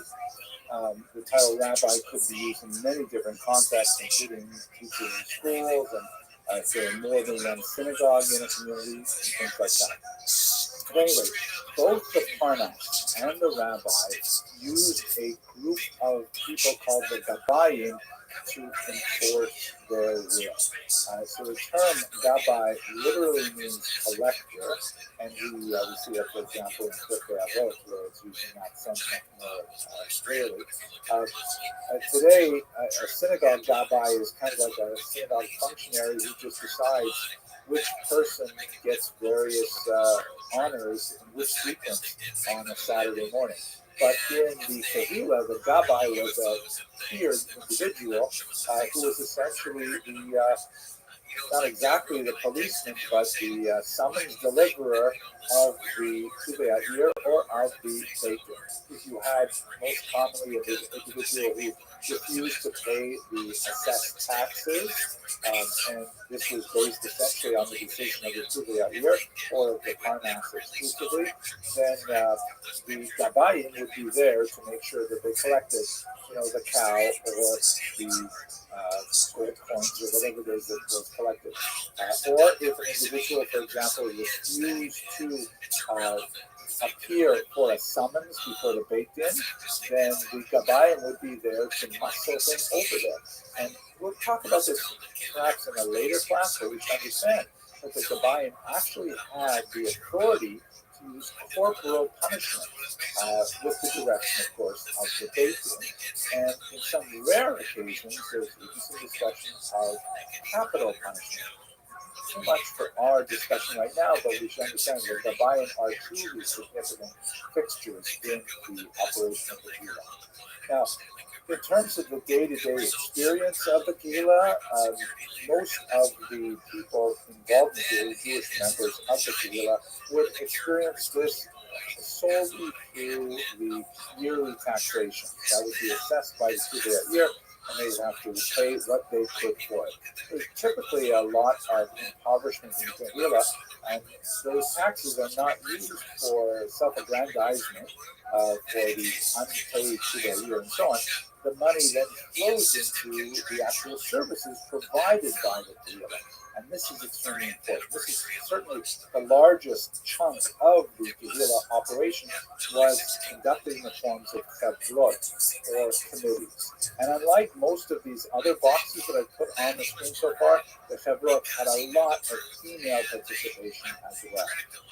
The chevrot essentially provided the services that are remarkable by comparison to later times and to other aspects of a given location, where the Jews, a very small population, nevertheless organized themselves very effectively to take care of all of the needs that they could identify in the community. Let's look at some of the typical chevrot that we find. There is, of course, the king of the chevrot is the Chevra Kadisha, or the holy Chevra. By the way, I would translate Chevra here as, let's say, committee, but it really means colleagues, friends,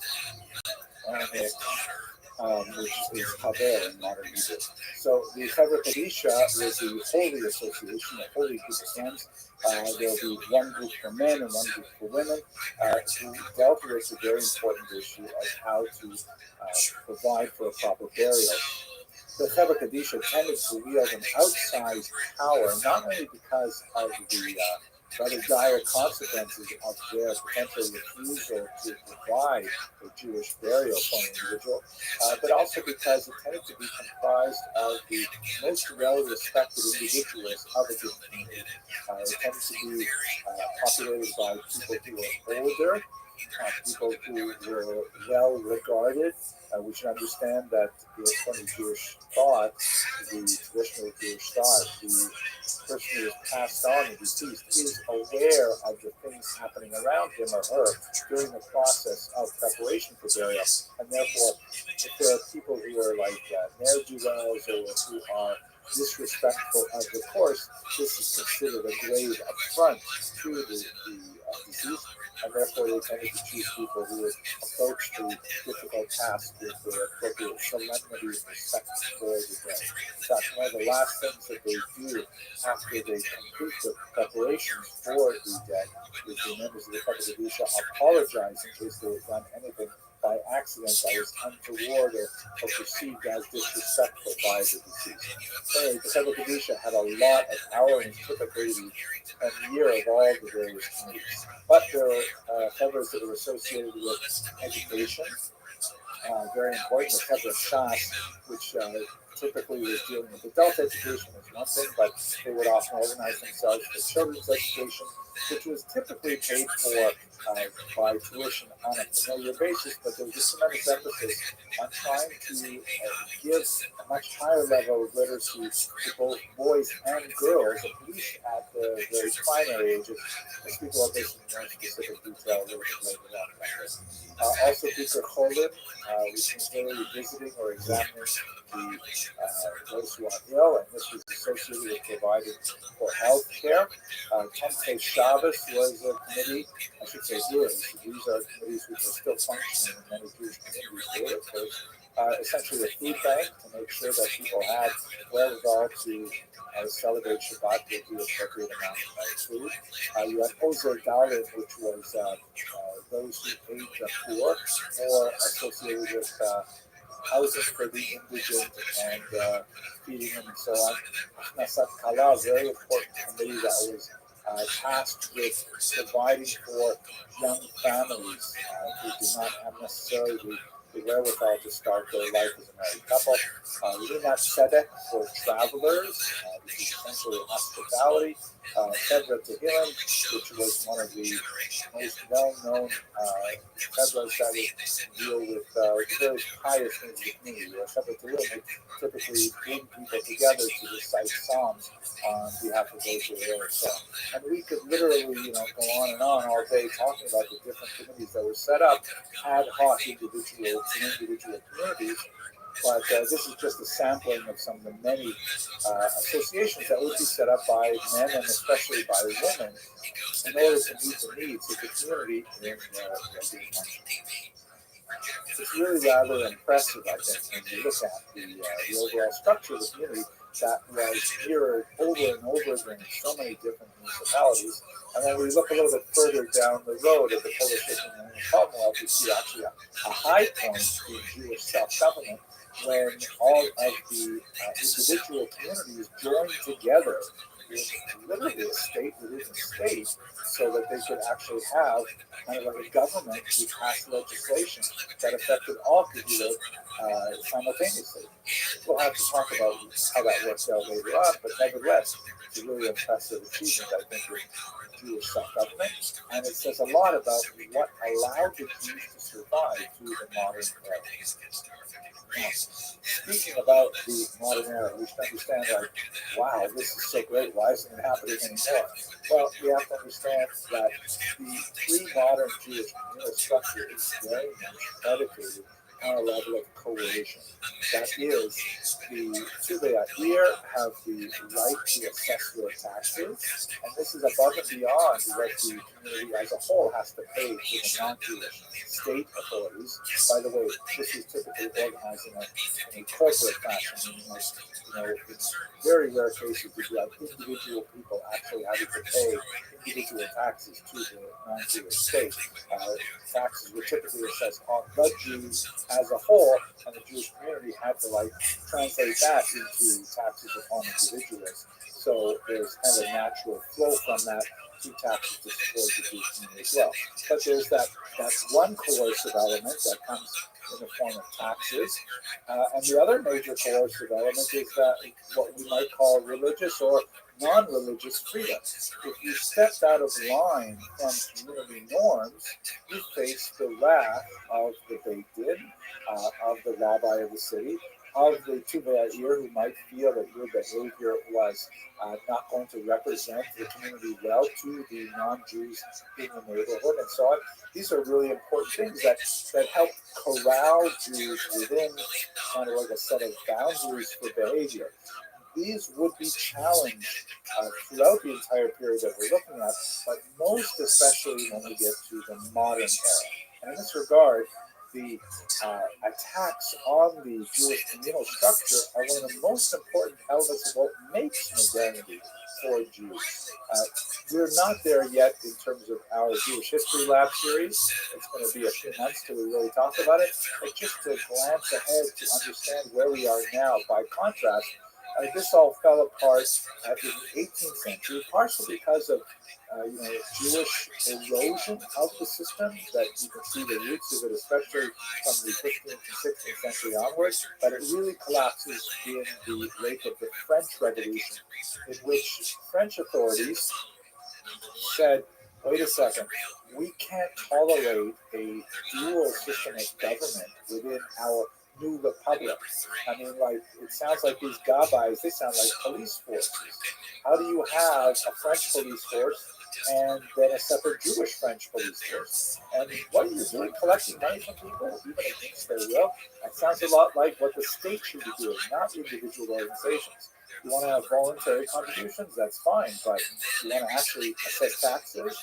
No way. So the French Revolution essentially gave everything to Jews, gave rights to Jews as individuals, but nothing to Jews as communities. And that meant that the Kehillah structure, which had the benefit of really keeping Jews from assimilating outright for much of the medieval period, this came crashing to a halt.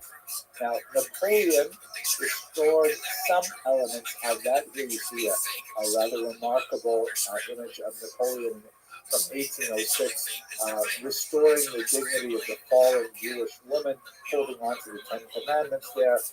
In Napoleon's right hand, he's holding up the law, right? You see kind of like the messianic overtones of his self-image with Judea in the background and the menorah, the temple ground, things like that. So there's this idea of somehow restoring Jewish dignity despite modernity. Here's another even more amazing image. This is something which Jews who were in favor of emancipation Napoleon gave to him. On the left, of course, is Napoleon, emperor and king, it says, and on the right, celebrating the reestablishment of the Sanhedrin, the Jewish court, which is not at all like the Sanhedrin of ancient years, and we'll talk about this in a few months. But here is Napoleon on the left, who is literally handing the Ten Commandments to a obsequious and defeated Moses. He's got his left hand kind of like over his heart, saying, "Oh, thank you, great emperor," and reaching out with great deference to Napoleon. I mean, wow, it's like even hard to look at this thing, but nevertheless, that's the conception of for some of what happened with emancipation. That Napoleon actually, allowed the Jews to celebrate their religion. When in reality, getting rid of the Kehillah structure meant that he removed the coercive elements of the Kehillah, which also meant that there was going to be a huge lack of authority of the rabbis, of the Jewish elders, and so on. So much more to say about this, but it's really modern. And we're focused on pre-modern for the next few weeks at least. Now, let us not think that this was, set in stone and inviolable, and that no Jews had any say in it. Complaining about the Kehillah was a very common thing we see in all kinds of archival sources. And there were avenues of appeal. I mean, if you didn't like what the Kehillah taxed you could go to the Beit Din and lodge a protest, and there would be some adjudication of it. Yes, it's true that the rabbi is essentially paid by those taxes that you are not protesting, but on the other hand, the rabbi has the great authority of the Torah behind him, and so those values of money versus Torah have to somehow sort themselves out. And there were also ways in which even people who did not have the wherewithal to easily initiate these kinds of legal challenges could nevertheless make their voices heard, especially women. There were various disruptive behaviors that people could engage in, women in particular. One of my favorites is disrupting the Sabbath services, where if a woman felt that she was maltreated by the system, she could, it was definitely highly discouraged, but she could simply walk into the men's section on a Saturday morning and stand right there in front of the Aron, in front of the Holy Ark, and refuse to allow the Torah to be read until her case was heard, or until at least a promise was made that her case would be heard. This is like, not unheard of, but definitely a very radical way to challenge the system.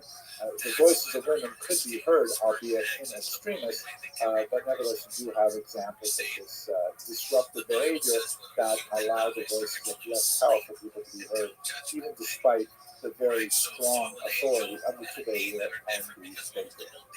Okay, that's it for a very quick look at the structure of the Jewish community before the modern era. and some sense of its power base. Let's go on now to talk about the First Crusade and its impact on Jewish communities in the Bible. Thank you very much for watching. Also talks about a potential rogue planet coming near the Earth in the future, causing all of the tribulation of the book of Revelation. And then the world leaders using it as misdirection. Even though the world is dead, if aliens can come out when the world goes by the Earth, they can claim they came from that planet. And then the most powerful telescope in the world is called the Lucifer telescope, run by the Jesuits of the Vatican. And one of them. What were the Crusades? We have to understand the idea of the Crusade, which is, of course, in today's parlance, we use the word crusade like some kind of grand venture to improve something. Like you can have a crusade for the environment, or you can have a crusade for, I don't know, literacy or something like that. The term, of course, comes from the word cross, the word crux, and because the Crusaders themselves were traveling under the sign of the cross on their way to Jerusalem. The history is basically like this. In the year 1095, Israel was under the control of the Muslims, and there was a significant conflict between the Muslim Empire and the Byzantine Empire in Constantinople. And the Byzantine Empire, of course, was Christian.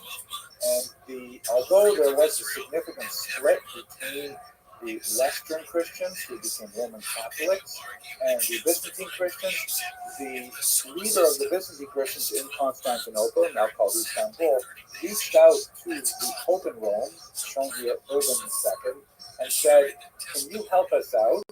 We are finding that we cannot make our way to the holy sites in Jerusalem on our pilgrimages." And so Urban II, when he was in France, he called together a council, and in 1095 he proclaimed a grand Europe-wide crusade, a gathering of military forces to march all the way to Jerusalem and to take it from the infidel, the non-believer, meaning the Muslim in this case. It was an audacious goal. We're talking about highly fractionated communities. Christians were already arguing with each other. There was a grand ecumenical motive behind it, because here were the Orthodox Christians calling out to the Catholic Christians. They were going to cooperate in this grand adventure. There are also lots of economic and political advantages to doing this. They actually had at the time a glut of young knights at a particular rung in the feudal ladder that needed to have some kind of activity to occupy them. I'm not kidding you, there's a lot of this going on. But at any rate, the enterprise caught fire. People loved the idea, and sure enough, they organized themselves all across Europe, and they made their way in a series of crusades. It was not just one, finally down to Jerusalem, where they attacked it and conquered it in 1099, establishing for a very brief period of time, and with some interruptions, a crusader presence in Israel.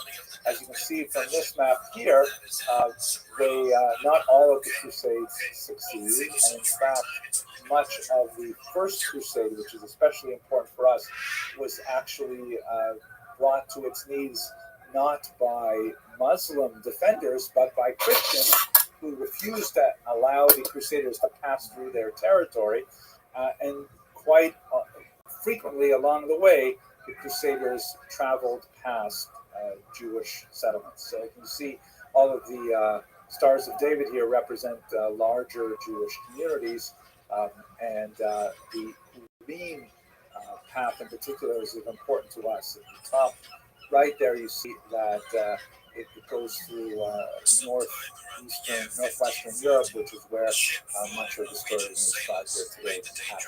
So that's the idea of the Crusades.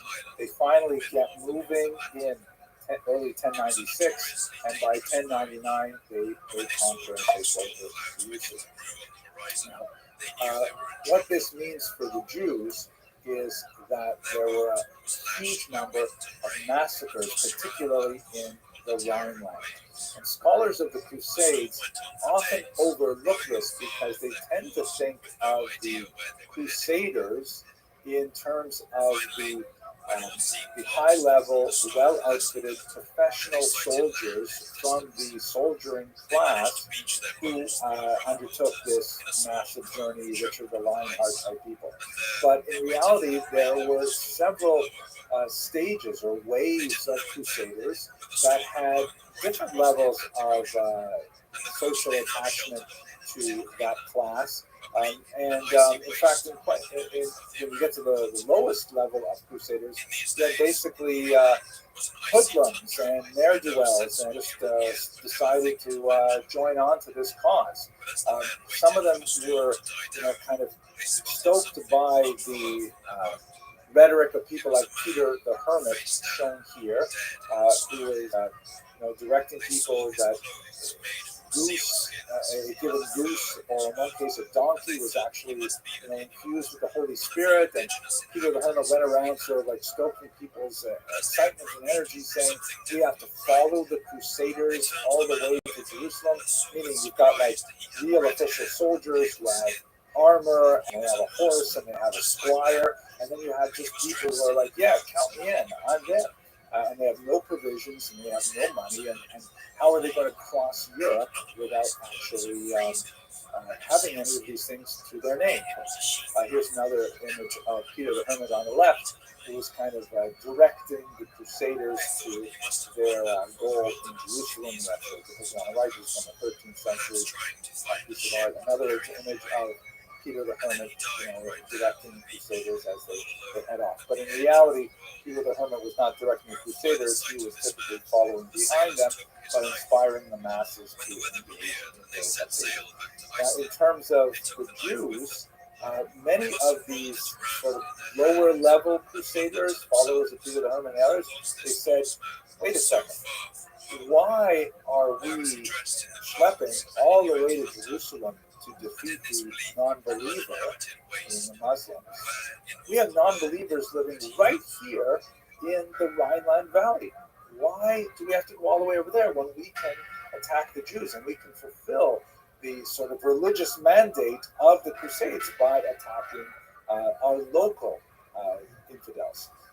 3 communities in particular were devastated, amongst about a dozen. Speyer, Worms, and Mainz, known as the community Schum. Quite often you'll have little tri-towns, 3 towns that have close associations and they're geographically proximate. They tend to have an acronym like Schum does. These particular towns were the epicenter of these massacres by these sort of ragtag bands associated with the Crusades. Why this becomes so important in Jewish history is largely because of the nature of the Jewish response. And we're not talking about, devastation on the scale of the 19th, certainly not the 20th century. We're speaking about somewhere in the neighborhood of 5,000 to 8,000 people killed, which is a terrible tragedy. No question, but it's a relatively small number when you think about, 50,000 in the 17th century, 6 million just in the middle of the 20th century. But they nevertheless had a very powerful impact on a fairly young community of Ashkenaz that we'll discuss in a moment and in the next lecture if we have time. So the Crusades, let's go through them a little bit more detail. These, by the way, the peak season was right around this time of year. The worst attacks were days before and after the holiday of Shavuot in 1096. There are actually a lot of very powerful pieces of the liturgy that specifically remember that and are associated with the Tisha B'Av, the National Day of Mourning.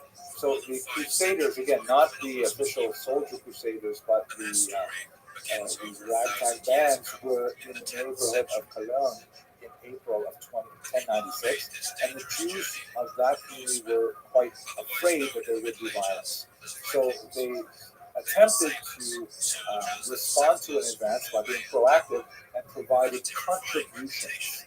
In the case of Peter the Hermit, who was there at the time, they offered to provision his followers. Meaning the Jewish community of Cologne said, "Oh, look at all you hungry, tired crusaders. Let us take care of catering you while you make your way down to Jerusalem." And Peter the Hermit accepted on their behalf. Another one of the more official crusaders, Geoffrey de Bouillon, he accepted a contribution of 500 gold pieces to maintain his troops as well. So contributions, quote unquote, as a kind of a bribe to hopefully avert disaster.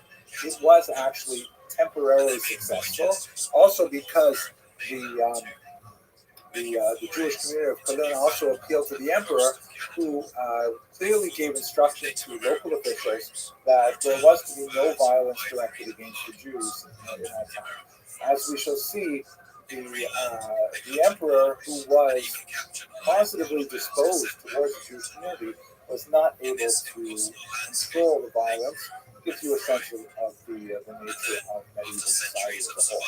So that's what happened essentially in Corinth. But neighboring Jewish communities were worried because these crusaders are making their way along to their communities.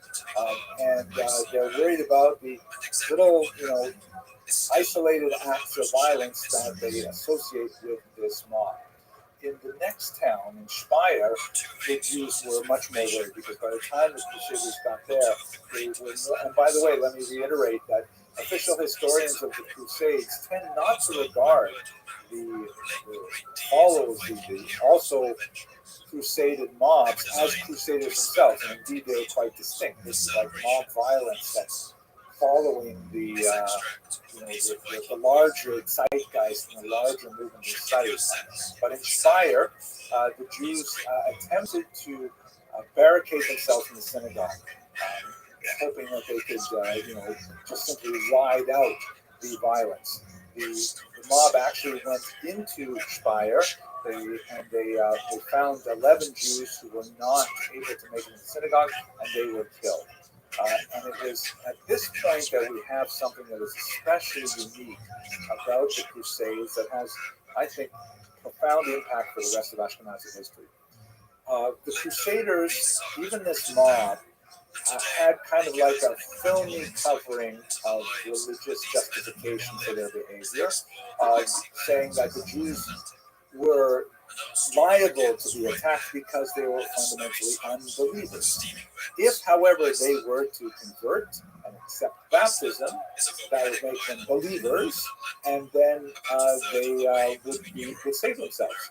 And so the Crusaders frequently offered the Jews the choice of baptism or death.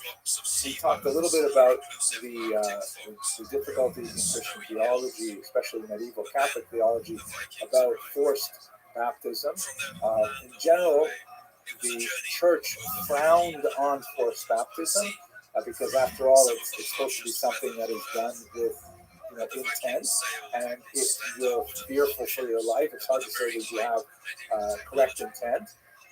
But once baptism was performed, the church was also loath to declare it null and void.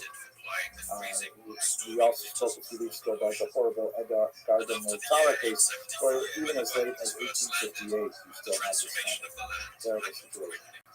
At any rate, in Speyer, you have the first example, and by the way, we have a number of very solid first-hand accounts that survive the Crusades. There's about half a dozen significant narratives from both the Jewish and the non-Jewish perspective on how these events unfolded. So we actually have a lot of good material to base this history on. I will refer you to the works of Robert Chazen, who's written extensively on the Crusades. It was inspired the first known case of a woman given the choice of baptism or death, decided to choose death. Martyrdom, or as it's called in Hebrew, Kiddush Hashem, the sanctification of the name. And this is a phenomenon that would be associated indelibly with the Crusades and much larger numbers. When they got to Worms, which is again one of those tri-towns, the Jews sought refuge with the bishop. And this is something we see over and over again in the Crusades. The church was not the enemy at all here. The church was, in fact, against the violence. And although they definitely approved of the larger goal of the Crusades, attacking the local Jews was not something that the church officially sanctioned at all. It was more of a mass movement that came from strong actors like Peter the Hermit. So the Jews sought refuge in the bishop's compound, and in fact, the Crusaders broke into the bishop's palace themselves and massacred the Jews in his home. Quite a large number, about 800 Jews died this way. And Worms had a terrible, terrible situation where the Jews over and over again, many of them, we do have numbers of Jews who chose baptism, we'll return to them in a second, but you have this terrible, awful incidents of Jews trapped in a room and fearful of having the synagogue set alight and dying in the flames, or fearful of having them break in and the Jews not being able to withstand the temptation and deciding to convert on pain of death, where many of these Jewish families and communities simply decided to kill each other in acts of mass suicide. Very powerful, poignant descriptions of mothers killing their own children and fathers killing their daughters-in-law, and horrible, horrible things to read that literally formed part of the liturgy for Jews for centuries afterwards in memory of this event, which was called incidentally Zerat Tatnu, the decree of 1096. In Mainz, the bishop attempted to help, but he did not have the wherewithal to do so, and you had an incredible number there of massacres. Perhaps the most powerful examples of massacres and suicides were in Mainz. The rough estimate of the number of deaths is about 5,000, and when you include the surrounding communities, it might go up a little bit more. Another one of these figures who was kind of like Peter the Hermit is Count Amico. He eventually moved on to his troops, who were later destroyed by the Hungarians. And one last detail that's quite significant, after this horrible summer of 1096, the emperor actually officially allowed any baptized Jews to simply ignore their forced baptism and return to the Jewish community. There was a papal conflict at this time, and the so-called anti-pope Clement III was very upset with the emperor, but at this point the church did not have the authority to challenge him, especially not a disputed pope, and so therefore the Jews were allowed to return to their faith by secular law. Also interesting to note is that the Jewish community had to deal with this question of, are these baptized Jews allowed to come back to Judaism? Rashi and others, of course, answered in the affirmative, that they were welcome back, but it was a subject of debate, and there was a new monograph that came out recently, I believe, by Professor Kanatoga. I'm looking forward to reading that and learning a little bit more about the story. But at any rate, it was like this massive wave of violence that swept over the Rhineland in association with the Crusades, and it had a very distinct impact on the Jews. Before we spend a little more time looking at the impact on Ashkenaz, let's just follow the Crusaders down to Jerusalem, where they finally put siege to the holy city in the summer, in June of 1099. The Jewish community actually defended Jerusalem side by side with the dominant Muslim population, but after a brutal siege, the walls were breached, and the Jews in Jerusalem were massacred, and many were actually sold into slavery and only redeemed when the slave ships brought them off of Italy, and the Jewish community there was able to take them out of slavery. Absolutely horrific massacre. Now, obviously, there's huge geopolitical implications to the Crusades, because this was a major point in the cleaving of Europe between the Christian North and the Muslim South, the separation politically and culturally and intellectually of Christians and Muslims continues right up until the present day. In fact, I'm told, one of the slang derogatory terms for Americans in Iraq is crusader. That the Muslims definitely have the Crusades is a very important part of their historical memory, and it's not a complimentary one to the West. But Eric didn't have many good options before him. His family had many enemies now. In Norway, the relatives of the man his father had killed might still be looking for blood, and it was clear he couldn't stay in Iceland. For a Norseman in the 10th century, that didn't leave many other options. Eric stayed in hiding while he put together a boat and a crew. And it must have been during this time that those stories came back to him. Okay, so what happened in Ashkenaz after this brief but powerful punctuation of violence that erupted in 1096? There are a couple of really important cultural, socioeconomic, and religious responses that you see over the next century or so, and I think they kind of charted a vector for Ashkenazic Jews to follow that we still see the impact of them today. First is a movement called the Hasidei Ashkenaz. The term Hasid, of course, is used with regards to the Hasidim of the 18th century and onward, like the Chabad Hasidim and Vishnitz and Satmar and so on. These are not the same Hasidim. They use the same term, but it's a completely separate movement. The Hasidei Ashkenaz the word Hasid means pious one. The Hasidei Ashkenaz were a movement that gained strength in the 50 years following the Crusades, primarily in Mainz. One of the most important literary figures is Yehuda Hasid. It's a multi-generational family commitment to this particular movement, and he wrote the book shown in the lecture called Sefer Hasidim. What is fascinating about this brief-lived movement in Jewish intellectual history is that, unlike anything since we saw in the Dead Sea Scrolls community, maybe some elements we'll see later when we get to Tzfat and the Kabbalists there, but they emphasize themes of self-denial, lots of fasting, literal rolling in snow to repent for things, an elevation of the concept of martyrdom.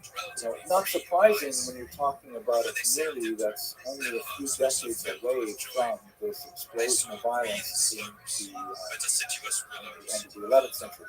But the movement simply did not catch on after a couple hundred years, and it sort of died out naturally, with the big exception of this particular book, Sefer Hasidim, which is an amazing book.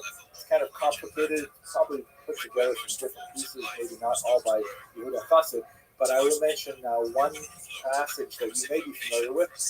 It is widely reprinted. I have a modern printing of my own today. Yehuda Hasid left a fairly extensive will, an ethical will for his descendants that lists all kinds of very special practices that they are to engage in. One of my favorite ones, which you've probably heard of, is Rabbi Yehuda Hasid says famously to his sons that none of them should marry a woman who has the same name as their mother. Right? And this is something that, for whatever reason, is so widespread in the Jewish world that, if a man meets a young woman and his mother's name is Hannah and her name is Hannah, so she will add a name like Hannah Sarah. She'll change her name, so it's not exactly the same as his mother. Same thing with women marrying men who have the same name as their father. And one of the ironic things is that there's no source for this idea anywhere in the Torah. Nowhere in the Talmud, nowhere in Midrash. It's like the only source for this is in his particular will from the 12th century. And the famous Kotzker Rabbi, a Hasidic rabbi in the 19th century with an incredibly assertive wit, he once said that if Yehuda Hasid had known how strictly people would adhere to the instructions in his will, he would have included the 10 Commandments in there too. Yeah, I think it's so Hasidic Ashkenaz picks up this strong element of self-mortification with all kinds of strange practices, like, for example, after a person dies, putting in their will that they want their coffin dragged along the ground, not carried to the cemetery to atone for their sins, and strange measures of fasting to atone for sins, calculating the value of a sin in terms of literally caloric value, and then paying for it with calories, kind of like an unpopular diet. But this is all told, it was really influential for about 150 years, but it kind of like flourishes right after the Crusades. Another thing we should recall is that, the major violence was 1096, but the incidence of violence would continue for various reasons over the next few hundred years. We are going to explore shortly medieval anti-Semitism, which is not something that we've talked about extensively before, and it was getting pretty nasty. It was shortly after the Crusades that you have the first charge of ritual murder, this bizarre idea that Jews need to reenact the crucifixion of Jesus by, God forbid, killing a small child. That occurs in England in 1144, and then added to that, you have this strange concept that the Jews somehow need to consume human blood, a total absurdity and a lie. But nevertheless, these kinds of things simply keep developing and developing. And I believe that the Crusades mark a turning point in Ashkenazic culture in which Jews begin to become much more insular. They begin to regard the outside world as far more toxic, as they regard the possibility of reasonable cultural exchange with non-Jews as less and less of a possibility. And they start to fold their culture inwards, looking inside at each other, much less than looking to the outside world. Hopefully, over the next few weeks, we'll have the opportunity to explore this thesis and see if it makes sense, especially when contrasted with the Sephardic experience, in which they did not have the same kind of like sharp break until you get to the expulsion of 1492, half a millennium later. I think one of the ways in which we see this, and you'll forgive me because this is kind of a new idea for me and I've not fleshed it out totally, but you see it somewhat in the generational shift between the era of Rashi. Rashi was a very old man when the Crusades occurred, near the end of his life, and his grandchildren and the larger school that developed around them known as Tosafot. Rashi is typically printed on the inside binding of every Talmudic page, and his grandchildren and their school's commentary on the outside of the Talmudic page. And one of the big differences is that Rashi, as a stylist, tends to be much more straightforward, holding your hand, explaining things one word at a time, one concept at a time, and he seems to be much more open to the simple translation of the text. Tosfot, on the other hand, you see there is a much more inward-looking perspective as the entire world of reality revolves around the text in various places in the Talmud. Whereas Rashi says, what does it say on this page? I'm going to explain to you, here this means this, here this means this, and so on. Tosfot says, hey, how can what it says here be true when 500 pages later in the Talmud, we see something that implies the opposite? And tying together these big analytical links throughout the entire document sort of creates like an internal web of meaning that is entirely self-dependent on the text.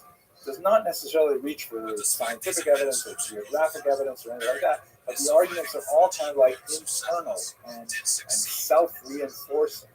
And I would like to argue that the European Tosafot represent a literary example, an intellectual example of that turn inwards that you see in Ashkenazi culture, that would ultimately have kind of like an explosion when they finally do release themselves to the outside world in the 18th and 19th century in particular.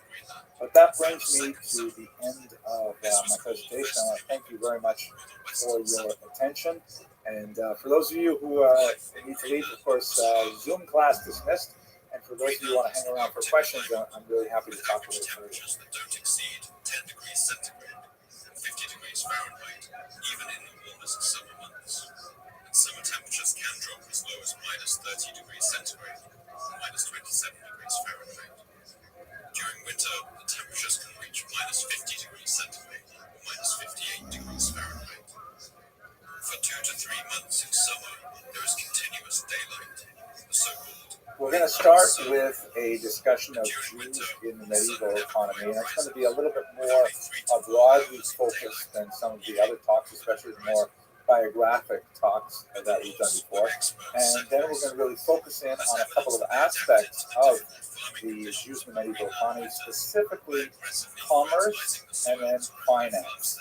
So these three short talks will give you a sense, however, about the nature of the Jewish economy in the medieval period, particularly around the High Middle Ages in particular. So let's start by talking a little bit about agriculture, which is not one of the areas in which Jews were especially active during the medieval period.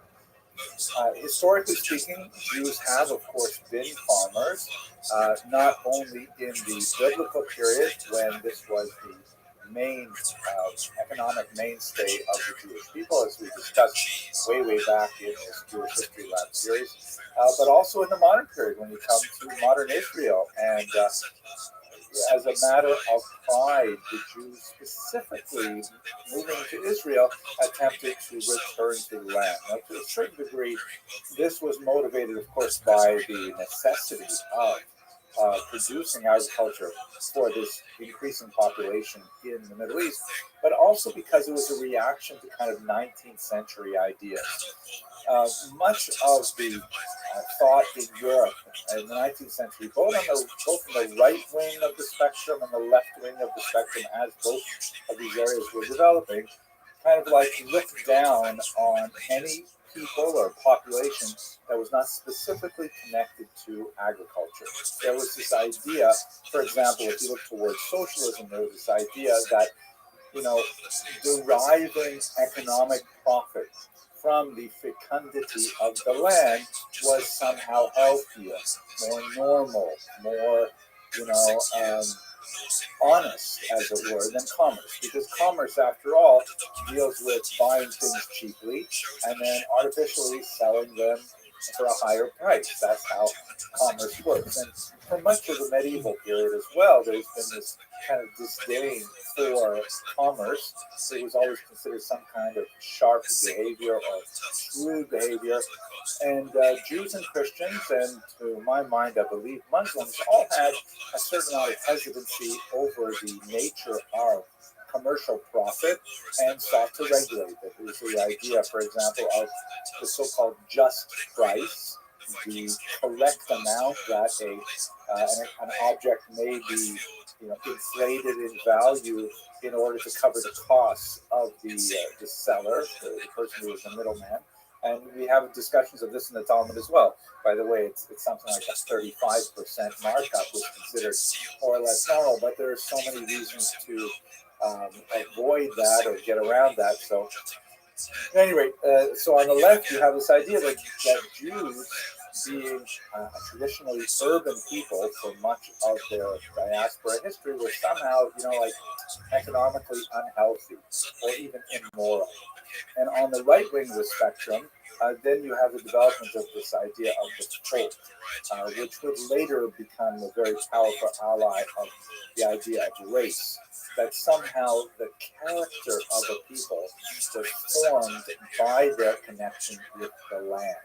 That somehow by digging their fingers into the soil of their native land for generation upon generation, somehow this created a unique character the Italians with their things, and the Northern European Aryans with their things, and that was like part of like what it meant to be a person was you developed a culture that you had somehow imbibed by having generations of genetic attachment to the land.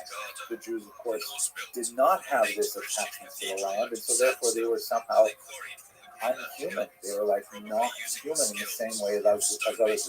So there was a very big push in the 19th century to try to get Jews back to the land. And we see this not only in Israel, we also see it in all kinds of colonial projects in the Americas,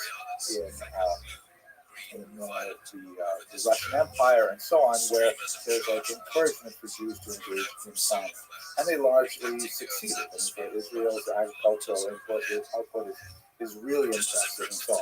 But it contradicts a large trend in Jewish history, which is primarily towards other types of commerce, as we shall see. Agriculture posed a lot of risks without necessarily all the benefits that Jews would associate with a profitable endeavor. First is that Jews are frequently expelled from a given region. France expelled the Jews, I think it was 4 times in the 14th century or 3 times in the 14th century. And it was every other generation you could be expelled from your land. If you had invested all of your income, all of your wealth in land, then of course it was completely gone, because it's hard to run with 40 acres on your back. There were areas where Jews were forbidden to own land, but those were actually more of the exception than the rule. It was simply not a very wise investment for Jews, not only agriculture, but even like rental properties, because who's to say that you'll be able to keep that land if the political environment changes and you're dispossessed of it. Furthermore, it's a really hard job. I once spent a summer weeding, and it was horrible. You're bent over in the sun, and you're thirsty, and you're picking, carrots apart from each other, so they all grow with the best rate. I mean, my gosh, you would want to spend 8 hours a day doing that by hand. Really, really hard work.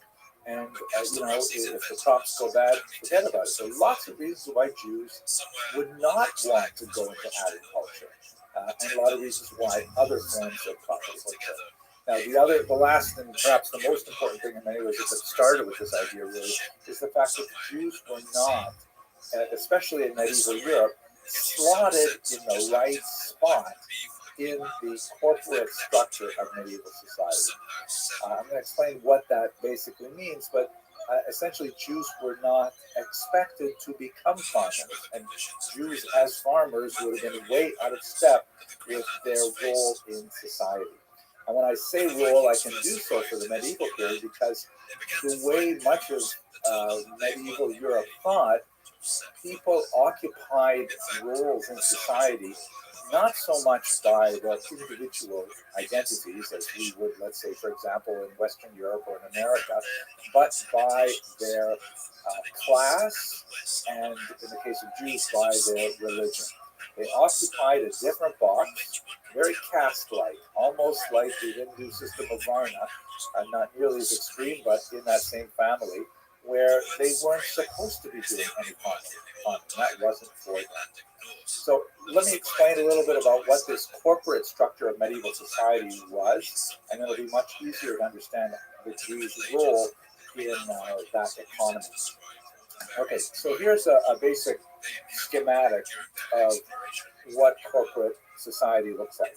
You have the king, okay, he's the chief officer of the country, and then you have below him the nobility that are typically charged with running particular sections of the country geographically, and then below them, this map is not to scale, a huge massive amount of peasants. Right? Those are 3 basic corporations in medieval society. There are more, but these are the basic ones. And the idea is that the king and the nobles provide protection to peasants. Right? This is kind of one of the working theories as to how feudalism developed. It's a very old working theory, but the idea is that those elements of the population that were much better, warriors or organizers or leaders, sort of rose to the top, and they took on the responsibility of providing protection for those classes underneath them. And in return for that, because after all, they could not be farming and defending the border at the same time, so the peasants and to a certain degree the nobles provided taxes to the king. Right, the money flows upward and the protection flows downward. So that sounds a little bit like a protection racket. You might not be that far off from the idea of how this works, but nevertheless, that's the sort of working idea of how feudalism is supposed to work. The vassals, the lower classes, and class is not precisely the right word, but close, owed fealty to higher classes who in return had to protect them. That was kind of like the compact that held it all together. This was paralleled to a certain degree in the church. You had the Pope, and we're specifically now thinking about Catholic Western Europe, although much of this is broadly generally true for the Eastern world as well. And below the Pope in a hierarchical structure are the clergy. You've got a whole bunch of different groups in the clergy, not just the priesthood, but you also have monks and nuns and so on, and they occupy slightly different roles. And below them, the big mass of Christians. And similar to the arrangement with the kings, nobles, and peasants, you have salvation coming down. That is, the Pope and the clergy provide those essential religious services and education as appropriate, and salvific acts that allow the lower classes to achieve their place in heaven. And in return, the lower classes, the Christians in general, and then upwards the clergy and the Pope, provide tithes, provide a type of taxation that keeps the entire system working. Now, you might ask, when you look at these two structures, you might ask about who was ultimately in charge, and in fact, that's something they worried about as well, because in some periods, it was clear that the king was in charge of a given region. But on a philosophical level, one could make an argument that the Pope really should be in charge of European society, and the church sometimes was ascendant, and this meant that there were times when the interests of the king took precedence, which was typically good for the Jews, and there were times when the interests of the Pope took precedence, which was typically, but not uniformly, bad for the Jews, as we shall see. This is essentially how the corporate medieval structure of society looked. But now the biggest question you may have is, where do the Jews fit? What box do they occupy? They're certainly not nobles. Peasants are overwhelmingly involved in agriculture, so they're neither of those boxes. They're not the clergy, and they're not Christians, so where do they fit? So here's where Jews fit in. That's really important. They occupy a position which was later called Servi Camerae Regis, which means servants of the royal chamber. The Jews ultimately ended up becoming specifically subservient only to the king. And that was largely because of their economic role in society. Here's a really beautiful piece that probably does not depict two Jews, although they're engaged in a classically Jewish occupation. The reason why they're probably not Jews is because the woman here is clearly reading a Christian book that shows a Madonna with child there. There's also, by the way, a little interesting sort of peek in the mirror of the artist probably looking on as he paints this picture. But the idea of this image, which is a 16th century Dutch work, this is a money changer and his wife. If you looked at those boxes I showed you earlier in the corporate structure, who exactly is making the money here?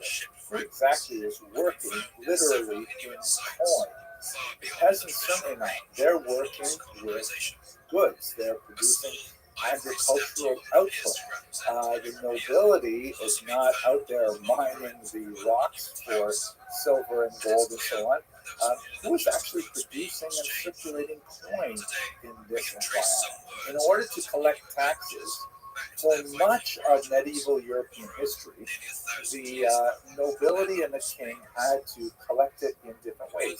Either taxes in kind, which meant barrels of wheat and hides of foxes and things like that, or corvée, which is essentially taxes in time, where the peasants would be required to spend a certain number of days per week or per month farming the king's large land holdings or the noble's land holdings, or the most valuable type, but the hardest to come by, cash. The peasants typically did not hold much cash. All of their transactions were effected with barter, and when they paid their taxes, they paid it typically either in kind, their agricultural output, or in the sweat of their brow by actually working for the king. So the Jews here occupy this fascinating position as Servi Camerai Regis, as servants of the royal chamber. You could also translate that as serfs or slaves, maybe, of the royal chamber, which, because their economic activity does involve actual cash money, they collect a lot of this very valuable coin, and their taxes to the king are paid directly to the king, with no intervention of the nobles at all. So even though they don't actually occupy a box in that corporate structure I showed you, their box, as it were, is kind of stuck off to the side, and there's an arrow going straight to the king because they produce that money.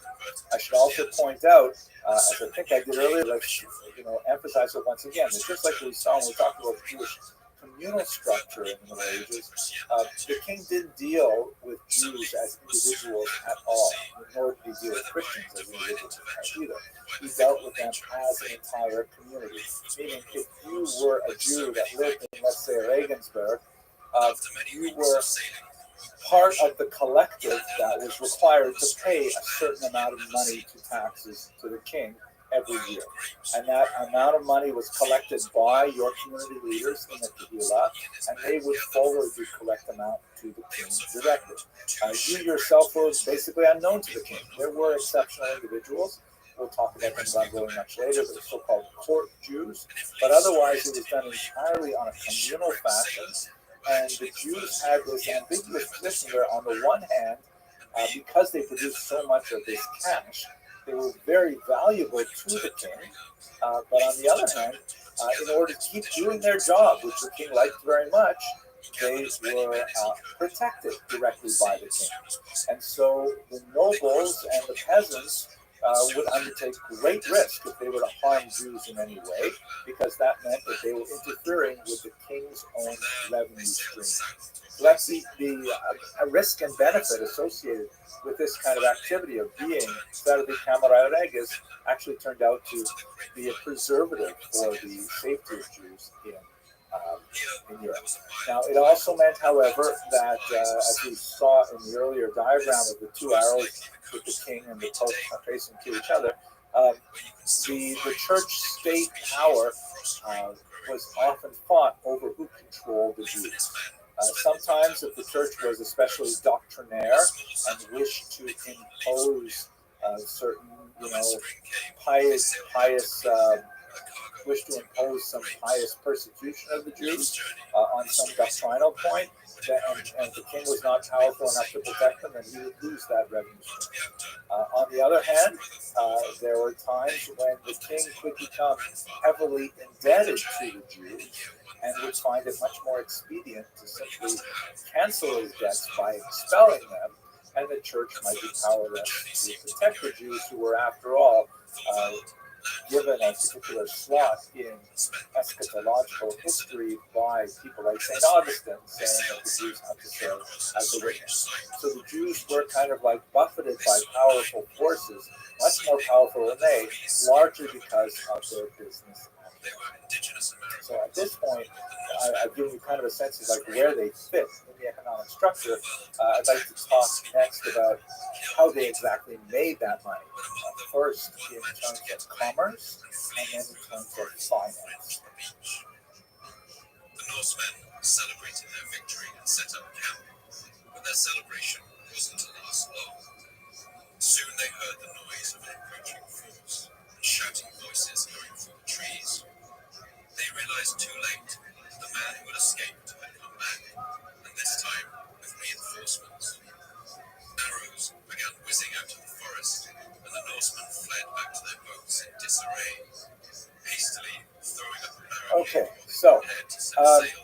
we've already discussed how the Jews are not especially so attracted to farming, right? Not such a great profession for Jews. But one of the areas where Jews chose to excel and have a very, very long history is in commerce.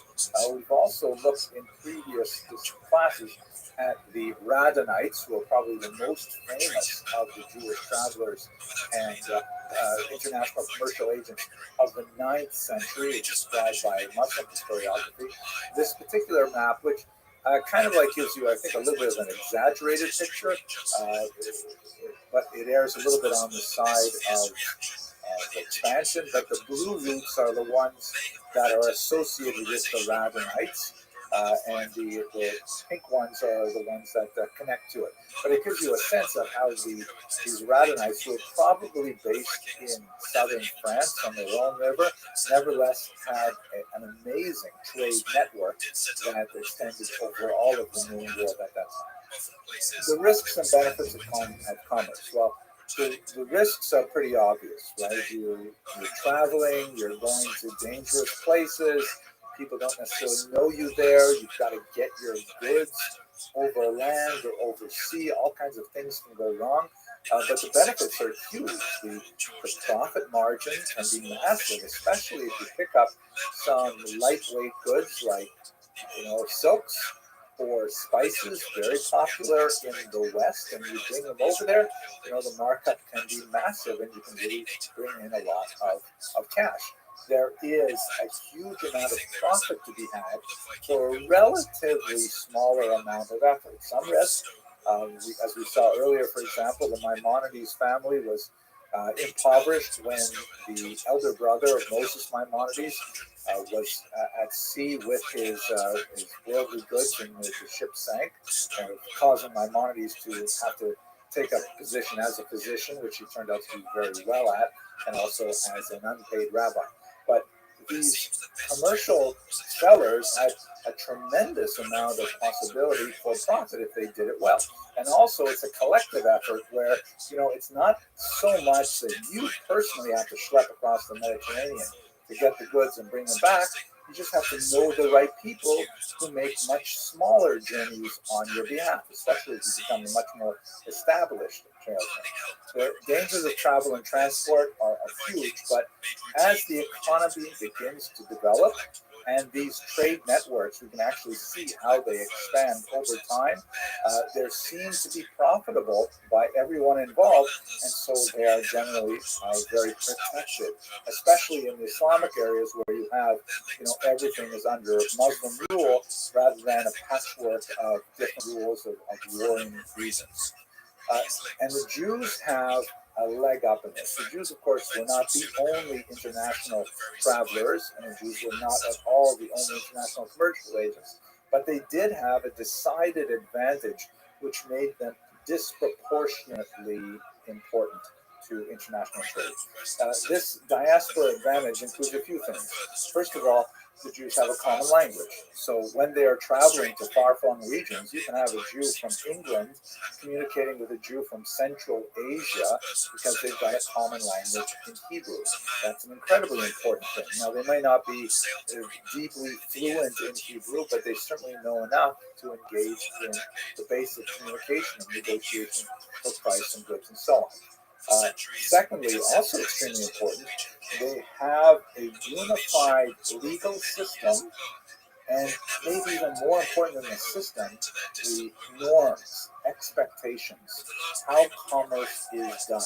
If you can imagine even today walking, if you ever gone, for example, to the Arab Shuk long before it was as dangerous as it is now, but if you went into the Arab Shuk and you didn't know the kind of culture of negotiation of how you're not supposed to pay the first price they mention, and and you're only supposed to negotiate in good faith if you really will buy it, all kinds of things like that. You might not necessarily know those rules. Well, because the Jews are all steeped in the same Talmudic tradition, with the same laws and the same avenues of appeal if they feel that they're not being treated appropriately in a financial endeavor, then you have a whole system, a whole structure that allows it to take place.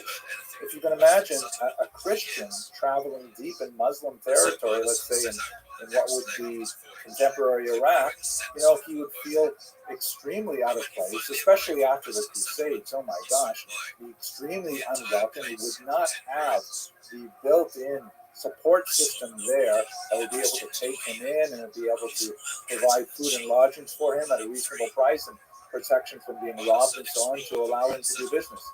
The Jews had these things because of the diaspora itself. Ironically, the diaspora, which was a punishment inflicted upon the Jews, if you want from a theological perspective, or if you want just from a political, historical perspective, the Jews were forced into this scattered exile across all of the known lands of the earth. It actually was able to work to their benefit when they established these far-flung international connections.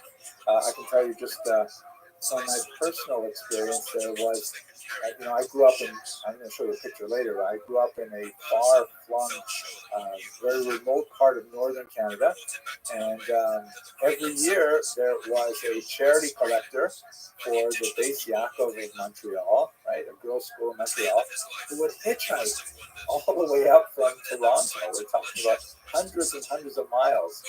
We're literally the only thing beyond the streets that I lived on was the Arctic Circle and North Pole, and he would hitchhike all the way up there for the handful of Jews that lived within a 50-mile radius. And when he got up there, he would, my parents would kick me out of my bedroom, and he would get my bedroom. I would sleep in the sofa in the living room. And that's just the way it was, because that was Jewish connection. So the same thing was pertaining in medieval Europe, where Jews are able to travel with much more reliance on on the hospitality extended to guests and so on. And this was a massive advantage for them. This is, I'm guessing, why the Jews developed this unusual habit of playing Jewish geography with one another. I don't know if non-Jews do this, but when Jews meet each other, especially in a setting where they don't expect to meet other Jews, like that, almost always the first thing they start doing is they start playing a game where they ask, okay, where are you from? Oh, you're from Manitoba. I know some Jews in Manitoba. Do you know God? Right? And they start to immediately try to develop a web of connection that makes them feel plugged into the worldwide tribe of Jews. So this Jewish geography game, I wouldn't be surprised if it had its cultural roots deep in the medieval commercial enterprise, where Jews traveling would try to develop a richer network of connections. Now, what did they sell? This is a little bit more controversial. As you can see from this particular image, which depicts a negotiation between a Jewish slave trader and a king over the price of the slaves that are held in manacles there. From the 5th to the 7th century, the most popular items that Jews were selling were luxury items from the East, like perfumes, glassware, still very expensive, silks, and the spices. We already talked about the silk root, the spice root from the East. And these things would be brought towards the West, where Jews were especially associated with that trade. Now, the wise way to conduct trade, of course, is to have your ships full both ways. So if you're traveling out to the east, you have goods from the west to sell to the east, and then you can bring things back from the west. You never have your ships empty as they leave port. So 5th to 7th century, 7th century is significant because that's the beginning of the Muslim expansion, right? The 4th decade of the 7th century is when Islam really started taking off, and by the middle of the 8th century, it's got all of North Africa, Spain, and so on, and quite a bit of the Eastern Mediterranean as well.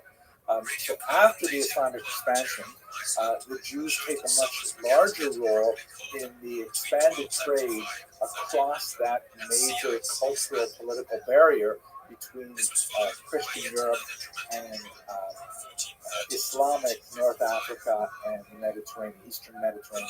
So they're bringing from the west to the east a lot of things that are produced in Europe, like swords, actually. There's a lot of superior steel or iron coming out of Eastern Europe.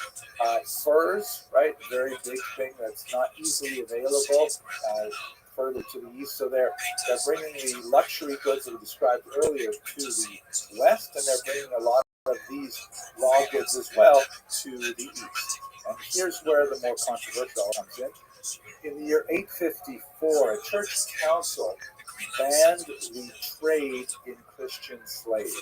And this is something that we've seen all the way back from the sin of Elvira in the 4th century and so on, that Christianity may have a problem with slavery in general, but it really has a problem with Jews owning slaves. So there's a lot of bans frequently in medieval history that emphasize the fact that Jews are not allowed to own slaves, and Jews are certainly not allowed to trade in slaves. So when there is a ban on trade in Christian slaves, not only by Jews but by non-Jews as well, so now the Jews become much more important in the slave trade because the slaves are largely traded in Iberian markets under Muslim rule, that is in the south part of the Spanish, Portuguese peninsula, in places like Granada and so on. So the actual proportion of the Jews involved in the slave trade is very small, right? Only a small number of Jews were engaged in international commerce, and only a small section of the overall commerce was in slaves.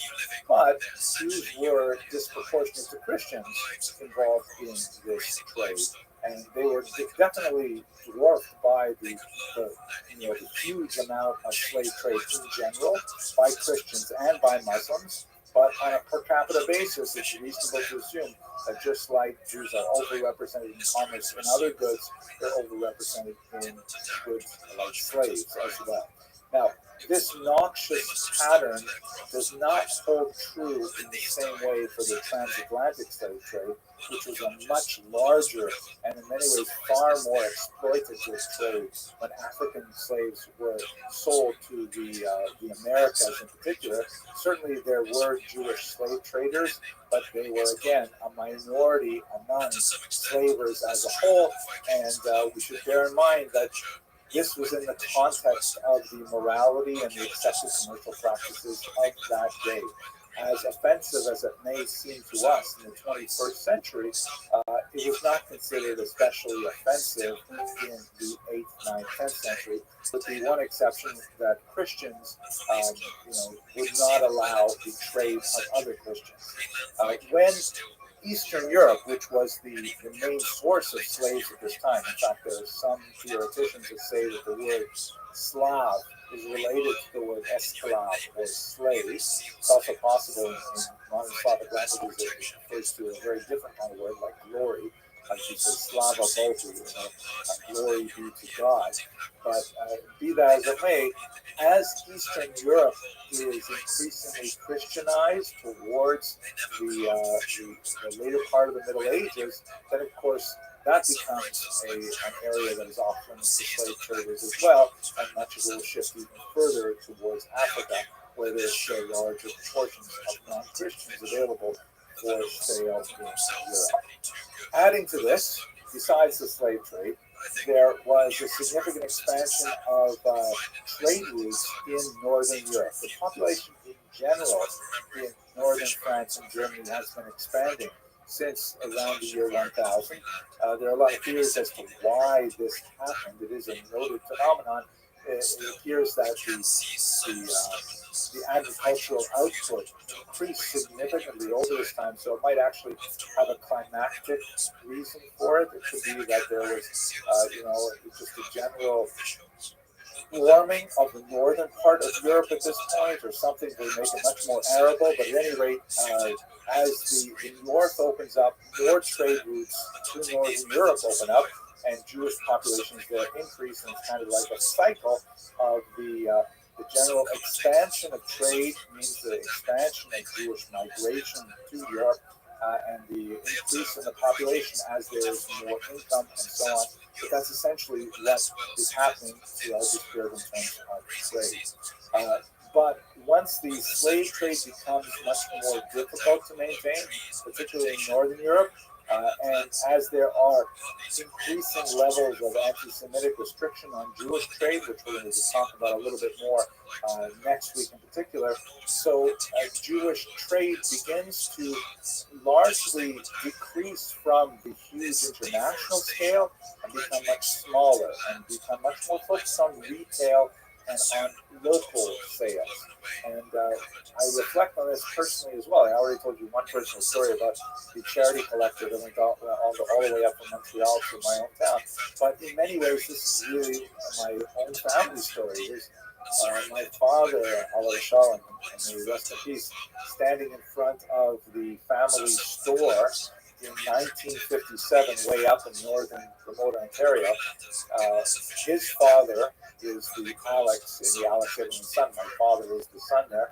He ended up migrating from northern Russia, and he came to Canada thinking he was going to become a farmer. He was terrible at farming, like you see the pattern talked about last video.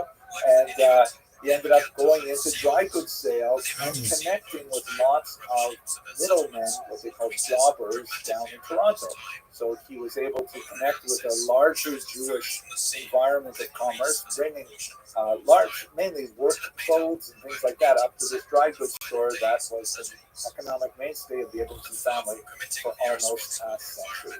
So it's really, in my own person, I feel the connection with this particular period of Jewish history.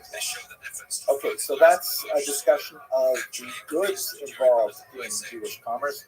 Now we get to perhaps the most difficult aspect of it, which is specifically the involvement of Jews in money lending.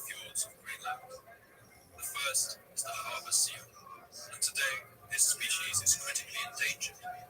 It's not hard to see why.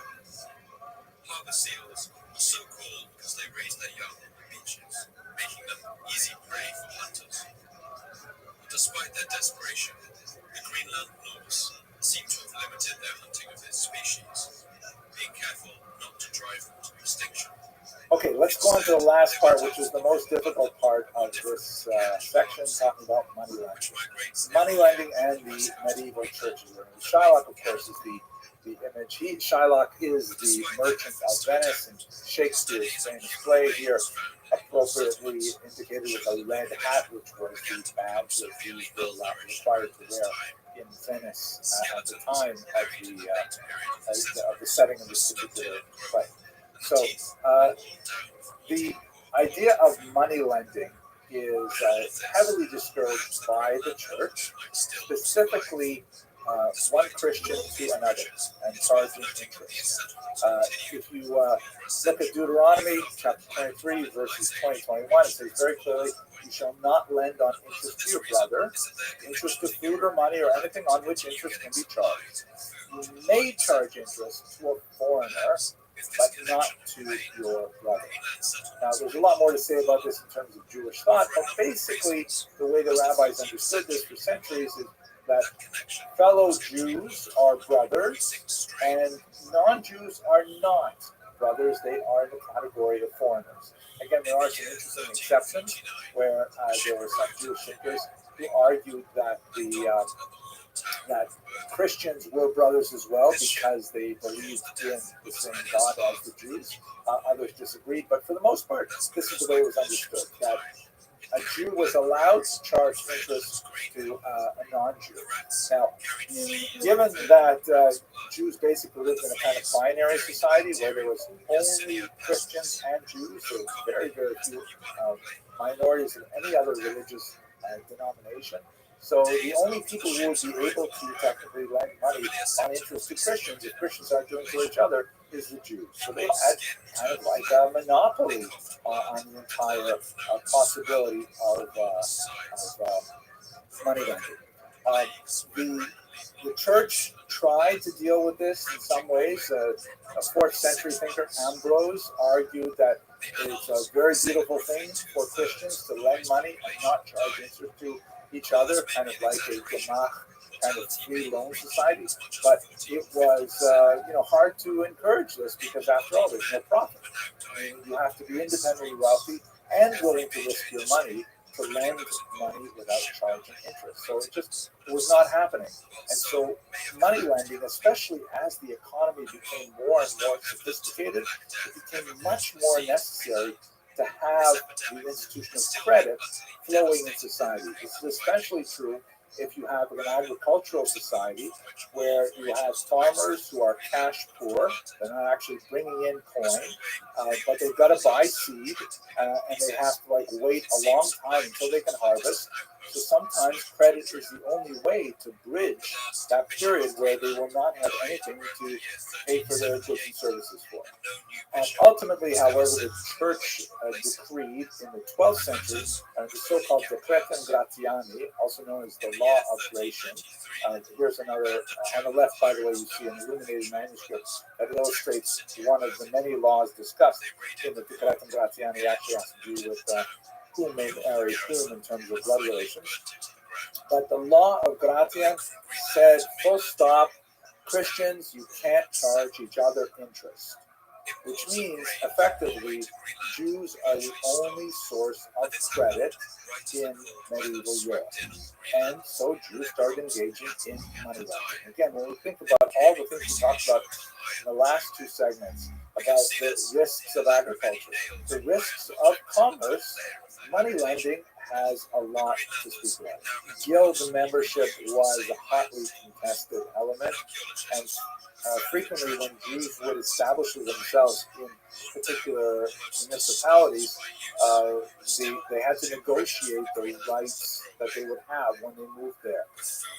And some cities would simply negotiate in advance a law did non tolerantes judaeus, that Jews were not allowed to settle there, more likely because the nobility tended to have a vested interest in having Jewish people live there. They would negotiate that, okay, fine, Jews can move here, but no shoemakers, okay? Jews cannot sell shoes. Or Jews can sell shoes, but only when they're ready-made. They can't actually make them.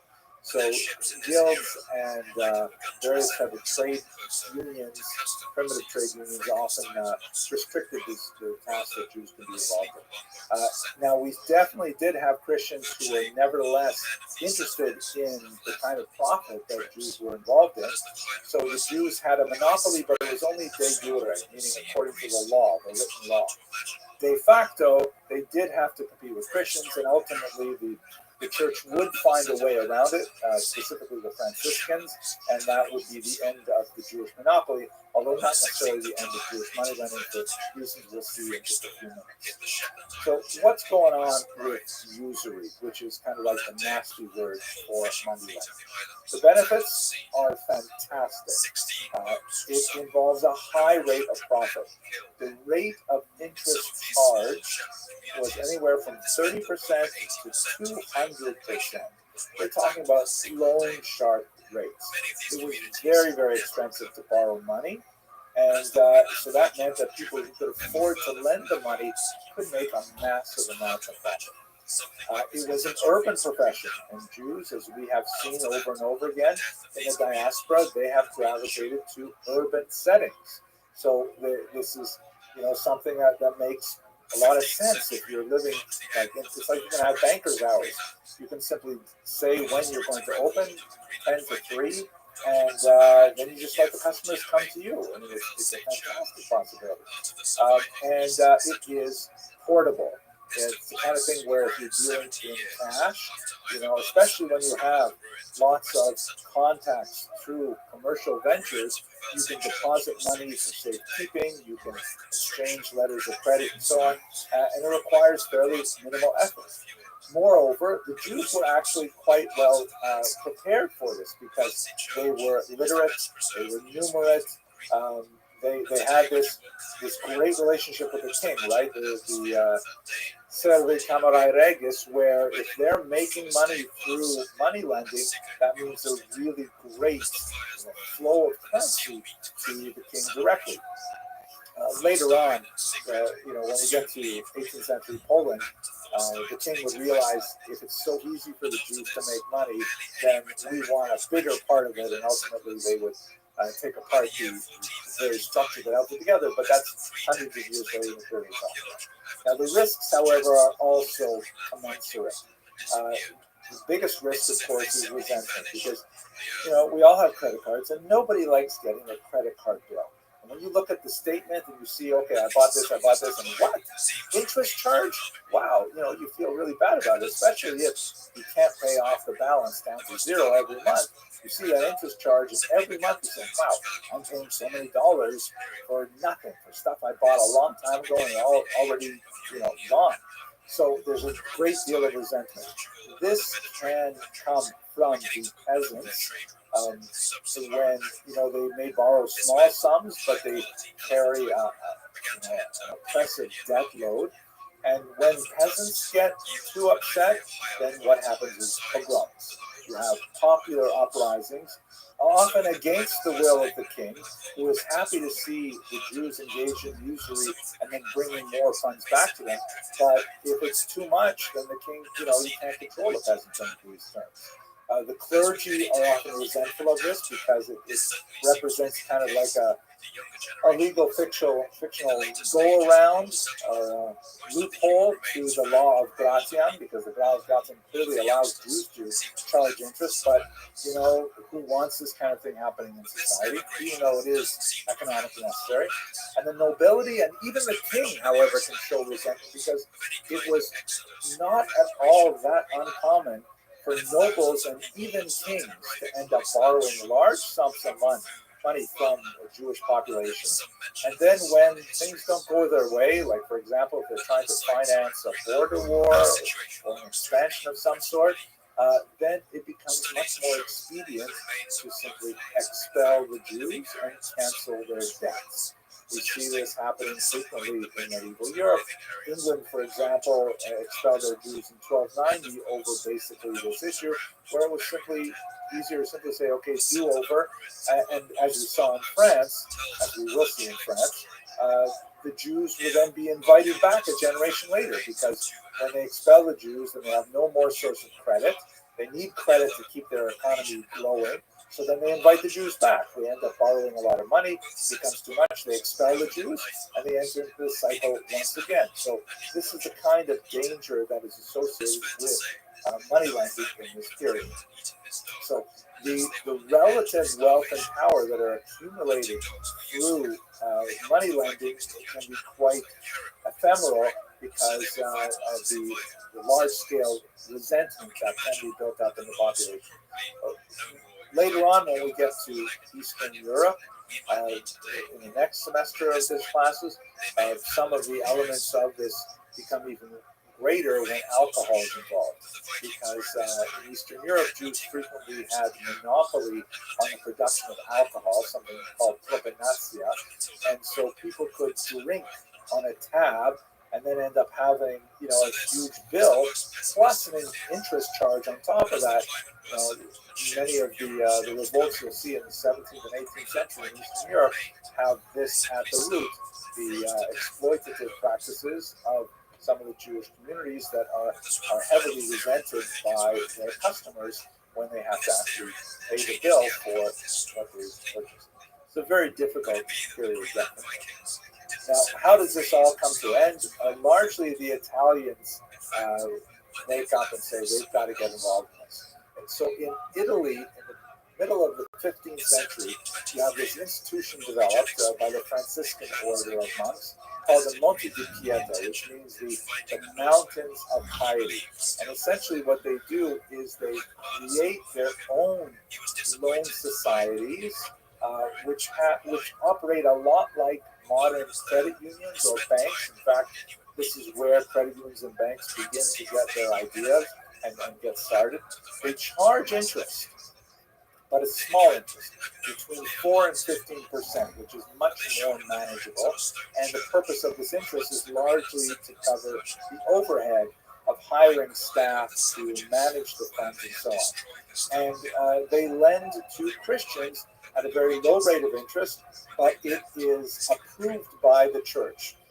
First, temporarily, and then towards the end of the 15th century, formally approved by the church, because the overhead costs are not interest for a profit-bearing idea. They're really there to just keep the system flowing. Now, the demand for credit far outstrips the supply that the Monte di Pieta are able to service, but it still means that the Jewish monopoly has been pierced. That there is now that the church has officially sanctioned this type of banking, there is no reason why one would still have to go to a Jew. But the fact that demand is still so high, far more than the amount of cash that the Monte Pieta are able to maintain, it meant that Jewish money lending still continued right up until really the modern era. But it tended to be on a much smaller scale. Like instead of lending to nobles, Jews were more likely to lend to local peasants so that they could buy, spoons and things like that. And there were a few exceptional individuals, these so-called court Jews, who would really rise to power shortly after the 15th century. But for the most part, Jewish money lending was a much smaller affair at this point and much more local. If you were a typical Christian, say in the Italian peninsula, chances are you would be more likely to do business with a Jew who is much more local and has much less strenuous demands for collateral. But you did have the option, especially if you were borrowing larger sums, that the Monte di Pieta would make more sense for you. So this is essentially how the monopoly was eliminated by the Italian banking house. Still, when we kind of reflect on the overall economic picture of the Jews in the medieval period, we can understand how, in particular, money lending was highly resented and would feed a growing anti-Semitic surge that is going to be the topic of next week's lectures. That anti-Semitic surge would ultimately overwhelm much of Western Europe, forcing the Jews to move further to the east. It is to that subject that we will turn next week. For now, I want to thank you very much for participating, and I hope you have an excellent week. If they existed, we may never know. Did they meet a violent end like Thorvald Eriksson under a hail of native arrows? Or did they learn the lessons of their ancestors? Did they learn to adapt to their new environment, to make friends with the people who already lived in that land? Did they take up their ways and customs and embrace their new adopted country? Until any archaeological evidence is uncovered to support this theory, it will remain just a theory. The great philosopher Jean-Paul Sartre once wrote that if the Jew did not exist, the anti-Semite would invent him. And that speaks to this idea that somehow anti-Semitism can proceed even without Jews. Let's have a look, though, at the historical evolution of this bizarre idea, and we're going to specifically look at the medieval period, and then in the next two lectures we'll look at the two major charges that developed in the medieval period, specifically the blood libel and the desecration.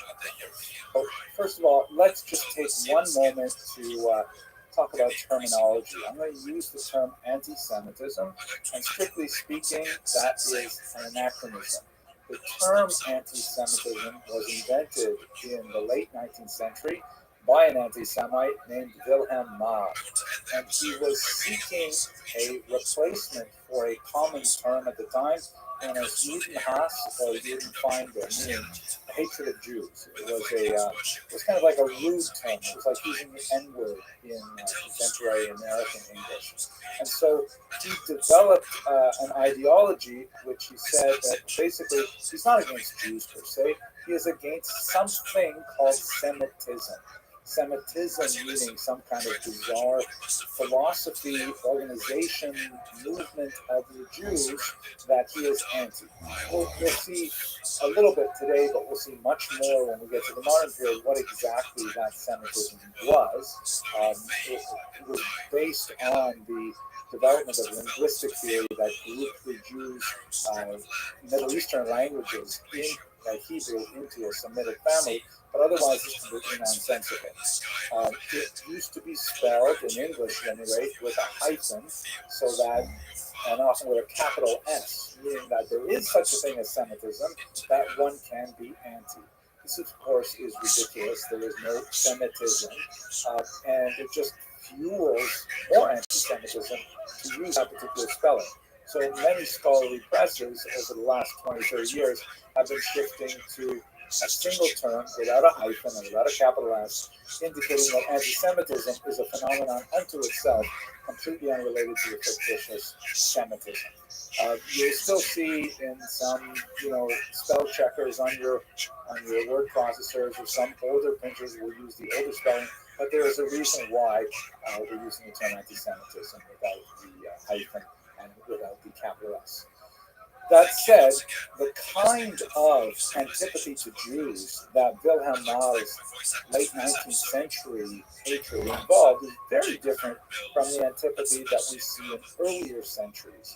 And so it is somewhat incorrect, inaccurate to use his term and to try and push it backwards in time. I will do it anyways. I'm going to speak about anti-Semitism, even though more strictly speaking, there are 4 distinct stages of this bias against Jews that historians have identified, and the use of the term anti-Semitism is really not correct when you're trying to put it like that. But let's quickly look at those 4 levels, because I want to put them in the context of the medieval period, which is our focus for today.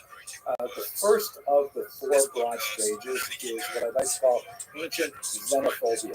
Xenophobia, of course, simply means fear of the stranger, fear of that which is different. And much of the Greco-Roman period can be placed within that kind of rubric, because the Romans and the Greeks, although many of the writers had some really nasty things to say about Jews, they seem to be kind of like cultural misunderstandings or a lack of charity towards a different set of practices or beliefs and things like that.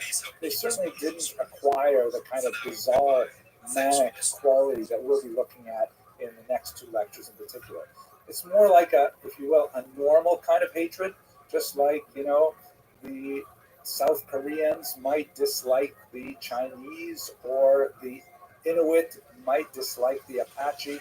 It's kind of the human condition that we frequently develop fear or even dislike of those who look different from us or behave differently and so on. So it's kind of like, it's not nice, but it's more normal. When you get to the early Christian period, so we're talking now about the 1st century and onward, you have a specifically theological antipathy to Jews that we discussed a little bit in the lecture on Adversus Judaeus, which arises specifically out of the relationship between the early church and the mother religion, Judaism. As the early church emerges and defines itself against the background of Judaism, there are some writers who will disparage the mother religion in order to create more distance, more contrast between Judaism and Christianity. So also not very nice, but also within the realm of understanding, because as religious movements split apart and morph into something new, they will often look back with a little bit of anger at their predecessors. Those of you who participate in synagogue quorums will know that when you have a so-called breakaway minyan, right, you have a large synagogue and then a small group of people are disgruntled with the rabbi or with the Kiddush policy or whatever, they break off to form another synagogue. Certainly a very normal kind of satellite thing to do. And sometimes they'll look back at the old synagogue and say, oh, that was so terrible, they wouldn't let us have Kiddush club, things like that. So that's a different type of antipathy to Jews that's really rooted within the theological conflict between these two groups. The third period is what we're going to talk about today, medieval Jew hatred. And I use this term hatred on purpose because, wow, it is so awful and nasty and so totally different from what we see in the earlier two stages. Modern anti-Semitism, which is where we get that term today, again, I'm going to kick down the road, the can of discussing anti-Semitism until we talk about the modern period, but in reality it involves two basic ideas. The introduction of race thinking, the idea that the Jews constitute a separate race rather than a different religious group, and that's really a modern phenomenon. And secondly, the idea of the conspiracy theory, the idea that the Jewish race are somehow all involved in this diabolical plot to overturn the world. There are elements of this in the medieval period, but they are really quite minor. And note that modern anti-Semitism, unlike early Christian anti-Judaism, and unlike medieval Jew hatred, does not need any religious mooring to hold it in place. It doesn't need to have any kind of belief system that is connected with Christianity or any other religion. It can be totally secular. And this is a great example of how anti-Semitism can survive massive cultural challenges, such as, for example, the decline in religion that occurs from the 18th century onward. Religion doesn't do so well, but anti-Semitism survives. So those are the four main periods, and we're going to focus on the medieval period. So what are the basic characteristics of medieval Jew hatred? So the first and most obvious element of medieval Jew hatred is demonic ascriptions of Jewish misanthropy. I mean, this phrase just popped in my head because it is so clear.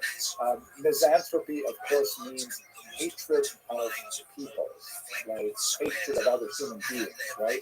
And anthropos is man, just like misogyny is hatred of women, specifically misanthropy means like hating people in general.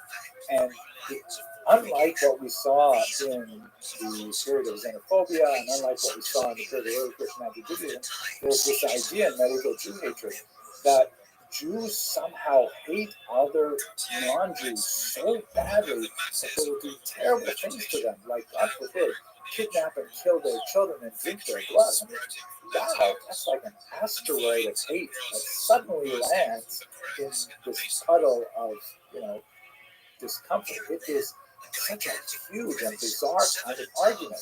And the ritual murder, the idea that the Jews need to somehow, reenact the passion of Jesus by choosing a child in particular to suffer that, where did that come from? That's really demonic and it's really misanthropic.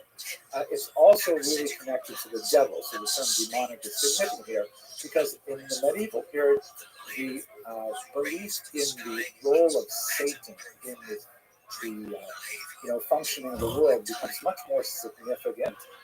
Think Dante and others like that, and think this particular image which shows Jews burning in a cauldron there, hell. The idea that if the Christians are somehow God's people, then the Jews must be, to balance it out, the devil's people. They must be somehow the mirror image. And if the Christians are associated with Jesus, the Savior of the world, the Jews must be somehow associated with the Antichrist, the destroyer of the world. And there's a large body of thought about the so-called Red Jews who are somehow waiting somewhere east of the Caucasus Mountains, living inside a mountain or in some hidden area, just waiting for the Antichrist to be born and then to lead them out and to overrun all of Europe. I mean, really bizarre things that you see nowhere in earlier forms of anti-Semitic thought. Another major characteristic is that the connection to religious antipathy is often secondary.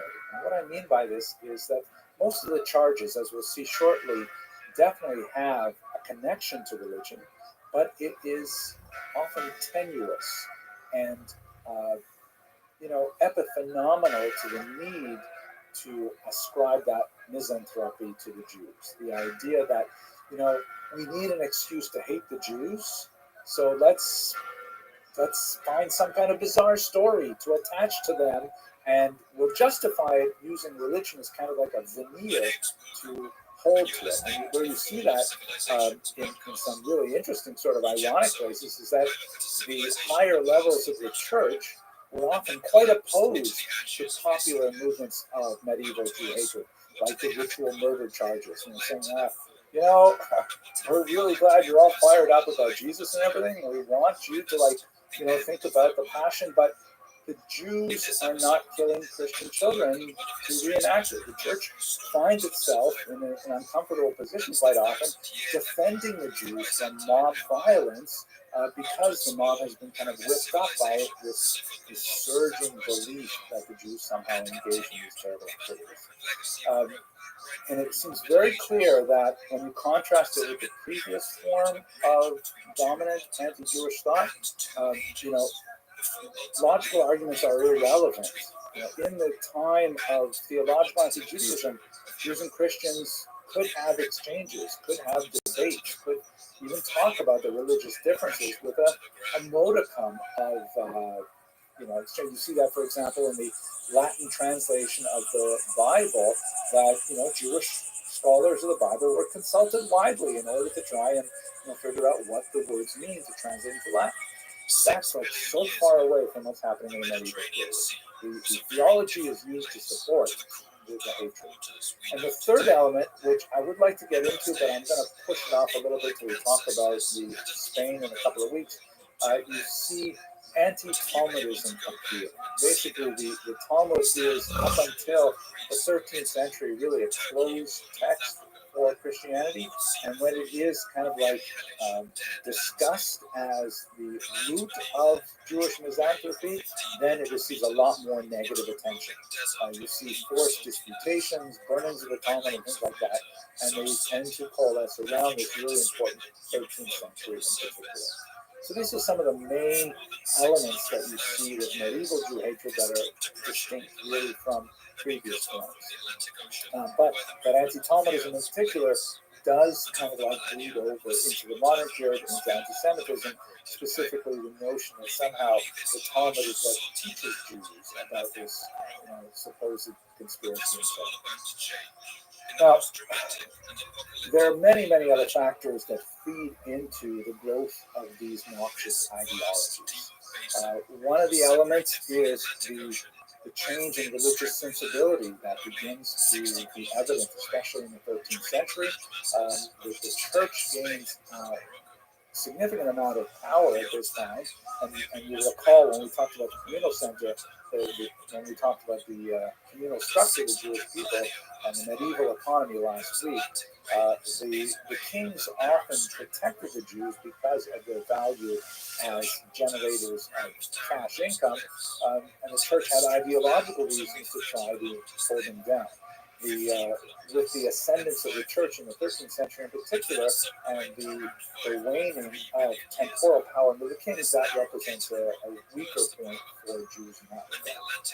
Secondly, we also see the negative consequences of Jewish economic activity that we spoke about a lot last week. Jewish money lending, hugely important for the medieval economy, but also something that can be deeply resented, both by the small-time customers of Jews who might be borrowing money just to get through a harvest season, and also for the more powerful nobility who might be borrowing money to wage a war or something like that. So it's not unreasonable to imagine that a lot of the antipathy to Jews is born out of this, resentment over the exploitative practices of Jewish moneylenders. That's not to say in any way that legal behavior. It somehow, allows for violence.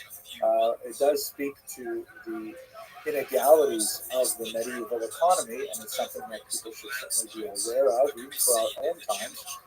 But nevertheless, it's hard to imagine that this isn't part of the emotional makeup of those who were atheists. Finally, one other element which I find very fascinating, and maybe we'll have time to discuss in a little more detail at the end of tonight's talk, but the technological advances of information technology in particular, the development of woodcut technology, and eventually the printing press, and the circulation of secular propaganda, which begins to increase after the year 1000. What I mean by secular is that it's not specifically church sponsored. Recall that for medieval people, art was something incredibly precious. We lived in an image-saturated time where we're constantly bombarded with images, and not only that, with video, but in the medieval period, people would look at something that we consider very primitive in terms of art, and they would wonder on it. Even wealthy people who could own art would not just display it; they would keep it inside cabinets, and only for important occasions would they open it up and allow people to gaze on a little miniature piece of art. So the cheap distribution of woodcut prints really has a significant impact, I would argue, on the social media spread of these ideas. And ultimately to extinction. When the last ice age ended, the climate of Europe warmed. The glaciers that had covered much of its northern regions disappeared, and humans spread all the way around this vast inland sea. Societies rose and fell here through the Bronze Age.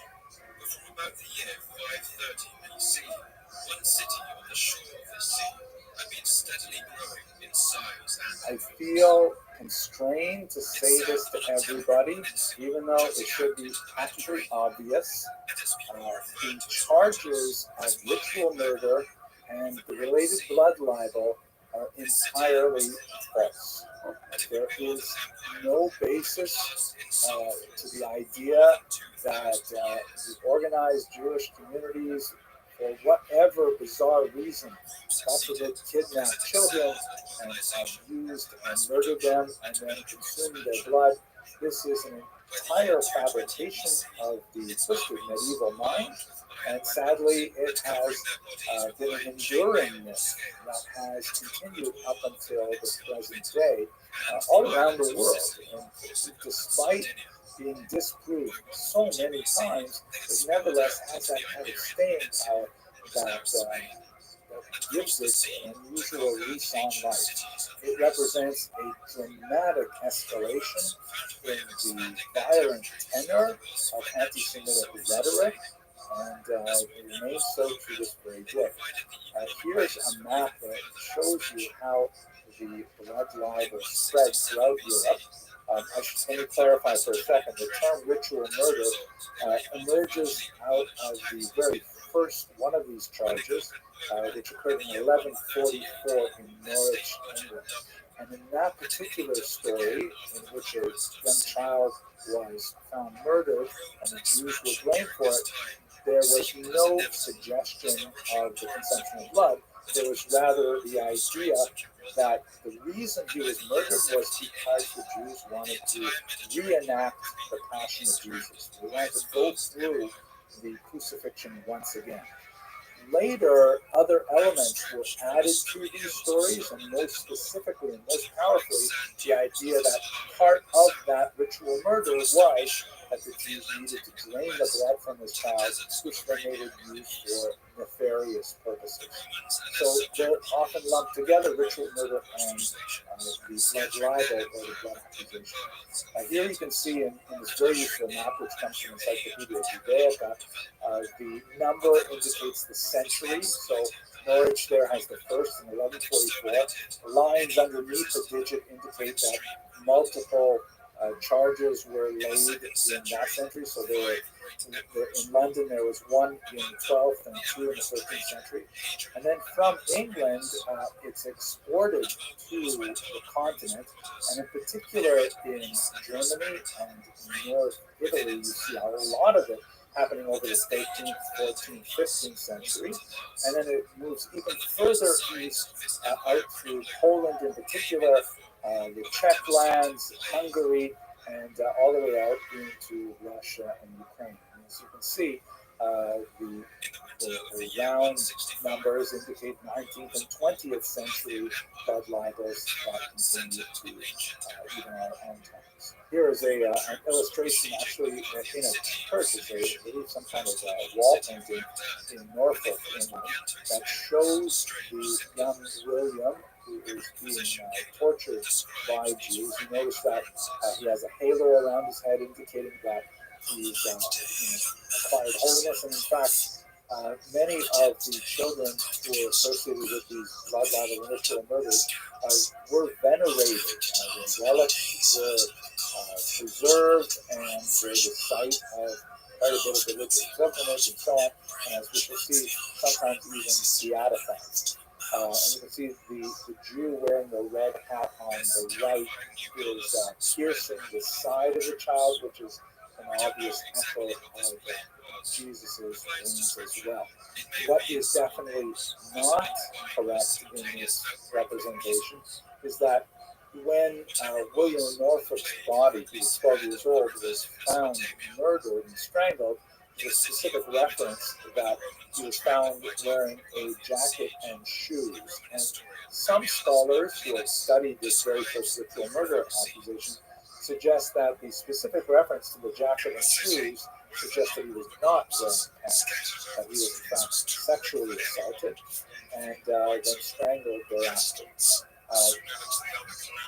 To the degree to which we are able to reconstruct what happened, it appears that this unfortunate young child was accosted by a pedophile who abused him and then murdered him. And after the body was found, hue and cry rose up of legitimate righteous anger for this horrible crime against this child, and people were looking for a scapegoat.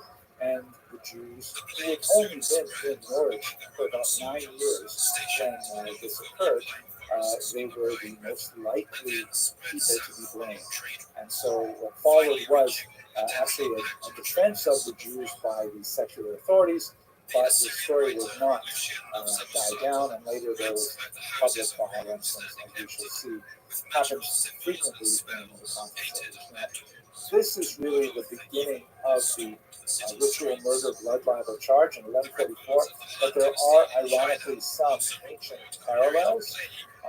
The historian Josephus rebuts an argument by an early anti-Semite named Appian, who suggested that Jews kidnapped and murdered a Greek child, right? But in a Hellenistic period, a Greek child as part of their religion and kill him and so on. But there seems to be no connection between what Appian had to say back then and what happened 1,000 years later.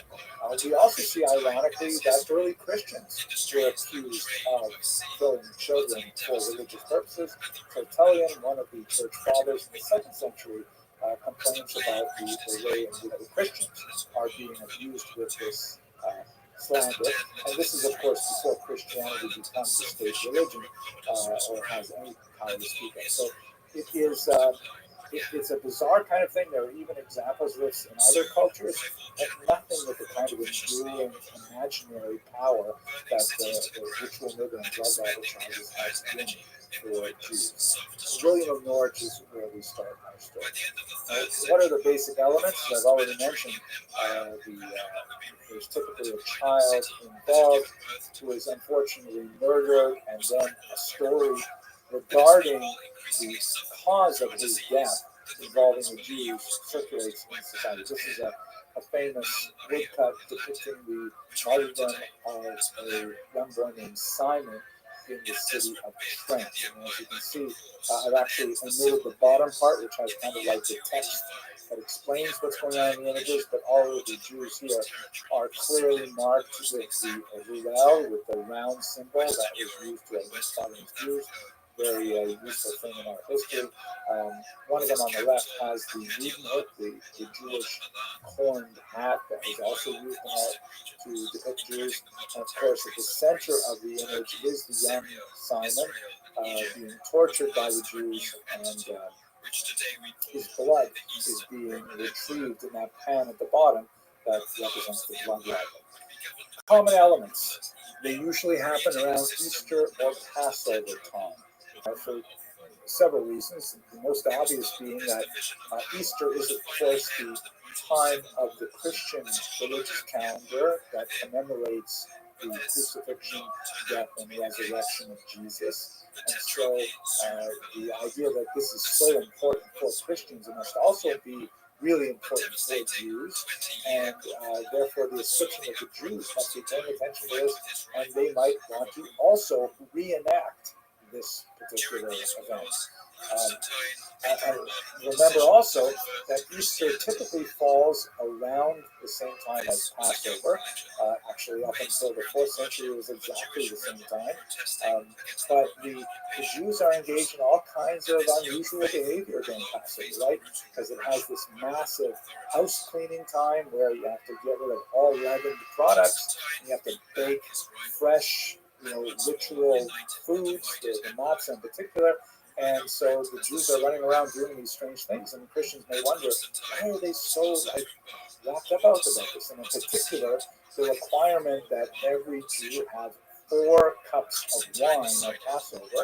And so the idea that they have to have this red wine in particular, was something that piqued the Christian imagination in the medieval world. So much so that the commentator on the Code of Jewish Law, Rabbi Moshe Isserles, the Ramah, writes that if you live in a place where blood libels are frequent, you do not have to drink red wine on Passover.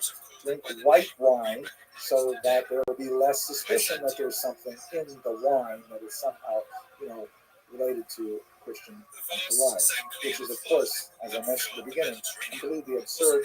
Jews are actually forbidden to consume any blood, and one of the big processes in making meat kosher is that it has to be properly salted and drained so that there is no blood consumed. So it's just another one of the fantastic elements of this particular show. Fantastic in the sense of fantasy, rather than in the sense of like this. The imitation of the passion, as I mentioned, as you can see here, Simon is, of course, held in a cruciform position as well. The use of blood. Now, what was the blood for?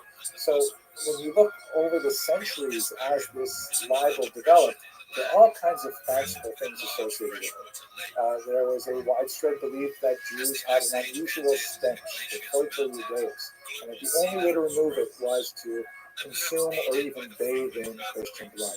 Another argument was that Jewish women and men menstruated, and they needed to replace their iron loss by drinking Christian blood.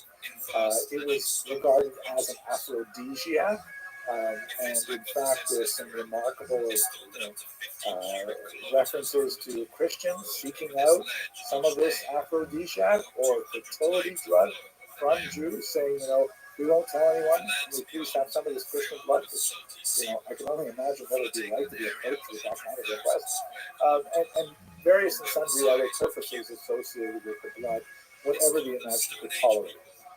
Circumcision of the young child is also very common, as you see also in this example with Simon of Trent, because of course Christians would not be circumcised, but since this is supposed to be an imitation of the Passion, and Jesus was of course circumcised, and actually his circumcision date was celebrated on the Christian calendar for much of the medieval period, which was like 8 days after Christmas. So the young child would be circumcised as well, and that was part of the gory litany of the description that occurs in so many of these cases.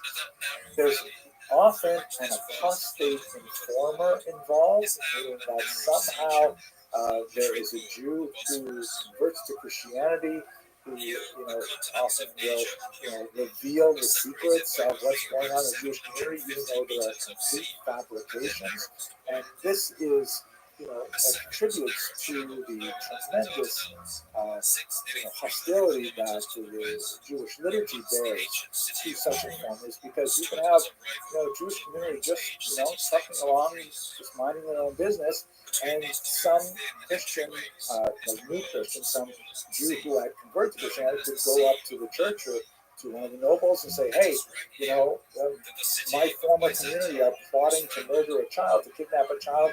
They don't even need to have the actual body of the child itself to say that a crime is committed in order to rise up these horrible passions and to wreak havoc on the community.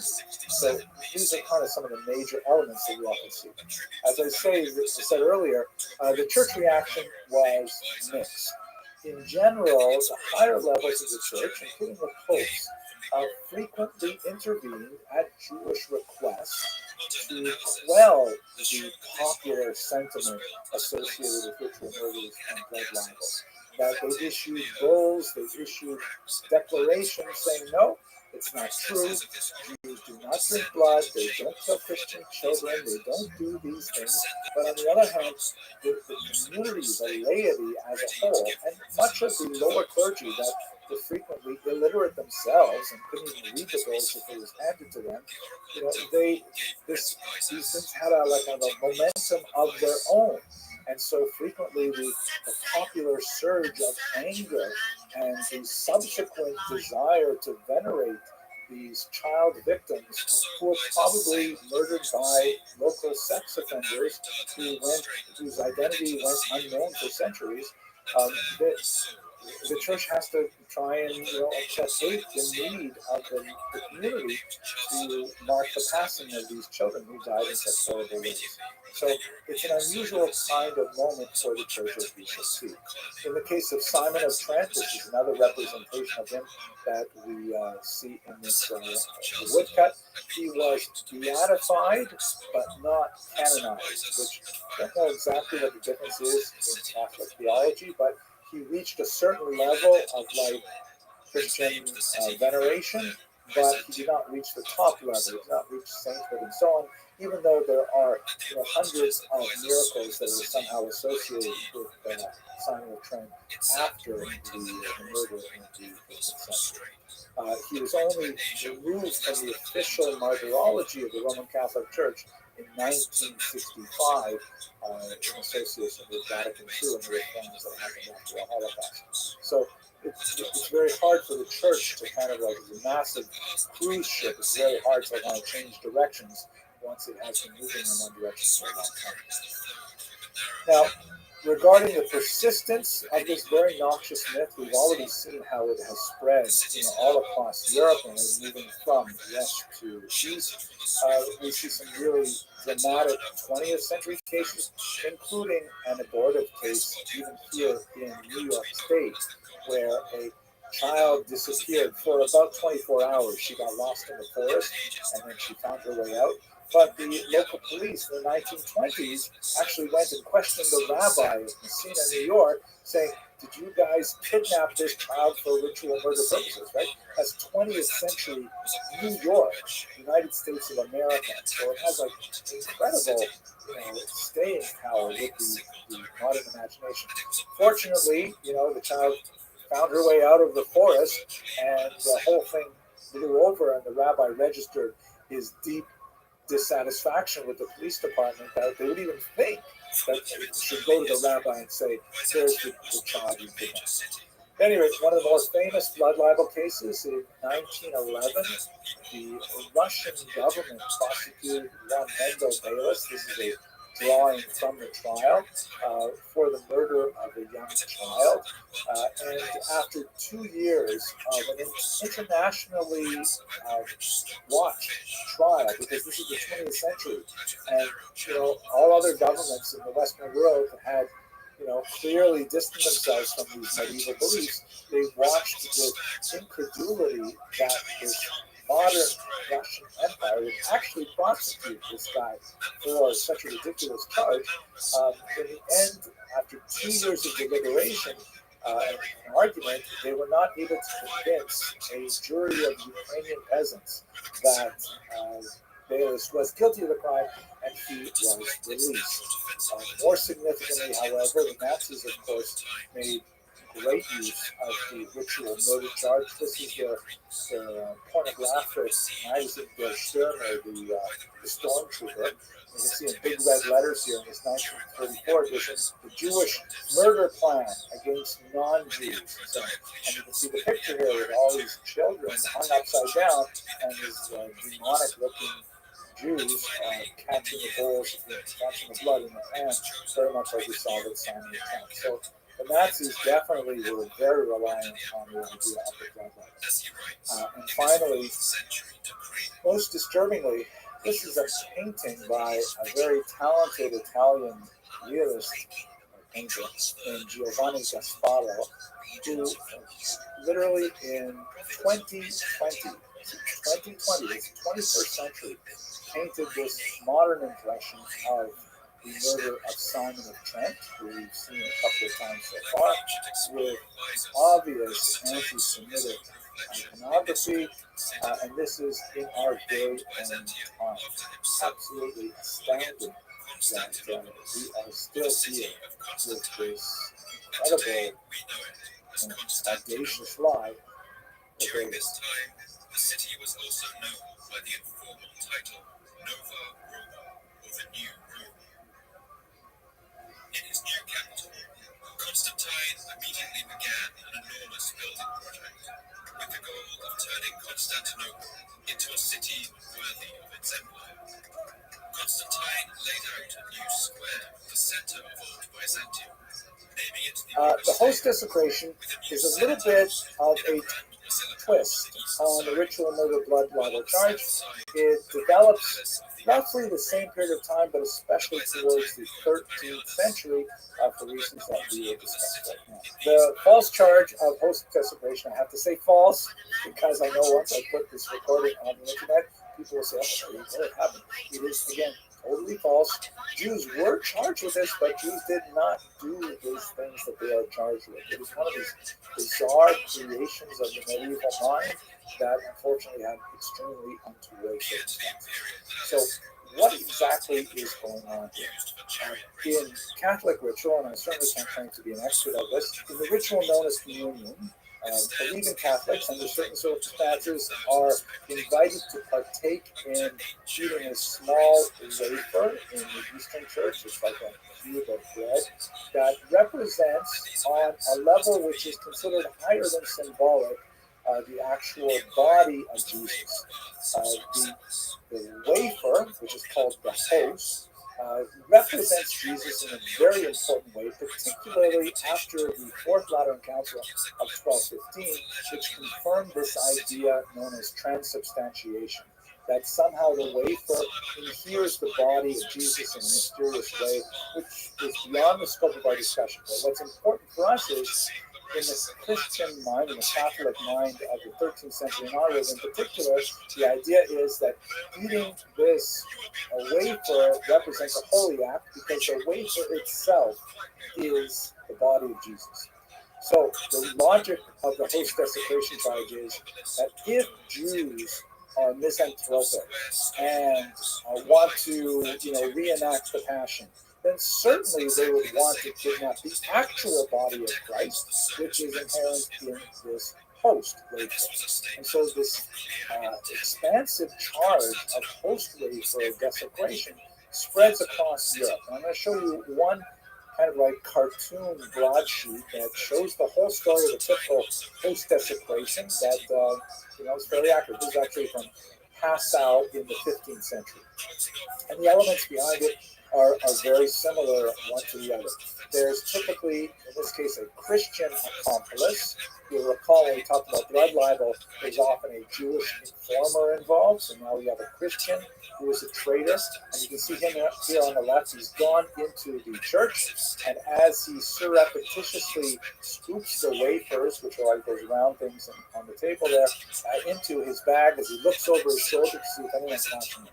So he steals the host from the church, and in the right panel, he goes to the Jews who are so marked by the Ruel. You can see that they're clearly identified by the artist of Jews, who offer him money in exchange for these wafers. Then the Jews take the wafers back to their synagogue in a box, and they torture them in the synagogue. You see there, they've got like kind of like the shulchan, the ritual table upon which the Torah is read in the typical synagogue, and the artist is clearly Christian, or at least Hebrew illiterate, because the Ten Commandments in the background there, it's clearly not Hebrew, that's just gibberish, but meant to sort of evoke a Hebraic book. While they stab the host with knives, the host miraculously bleeds, supporting the notion that it is somehow, actually the body of Jesus. Then there is a knock at the door when the authorities say, "Hey, what's going on in there?" So the Jews scoop up the wafers and they try to get rid of the evidence on the right panel by throwing the wafers into the furnace. Inside the flames, a miraculous image of a child appears, and doves fly out of the smoke where they are caught by waiting angels. Like all of these stories of miraculous events associated with the wafer really buttress belief in transubstantiation, and that represents another variable with regard to church's ambiguity towards these stories. The Jews are discovered. The authorities come in. They cut heads off. They torture the Jews. They set them on fire. And they take away the Christian accomplice to be tortured as well. And then the synagogue is rededicated as a church. So these last couple of panels, unfortunately, have a lot more historical basis and historicity than the previous panels, but that's essentially the typical story of a post-desecration as it is charged in the population. Of course, the Jews have negative motivation to do any of these things. They want to stay far away from the host for the fear that this kind of violence will erupt. Now, in terms of the relationship of the church to the host desecrations, you can see here this map also taken from the Encyclopedia Judaica, which depicts the spread of the host desecration charge. It's interesting because on the one hand, in many Catholic areas, the host desecration story really kind of lends a kind of backward, strange support to the whole doctrine of transubstantiation, which was met with some skepticism in Europe. France and especially Italy, however, seem to have largely escaped post-desecration stories, and many scholars point to the specific intervention of the popes who tried to put a lid on these kind of violent eruptions that could easily spin out of control. These kind of popular upsurges of, religious fervor that turned into violence that had really no connection to Catholic doctrine. The idea of transubstantiation, yes. The idea that the Jews need to then, torture the host, definitely not.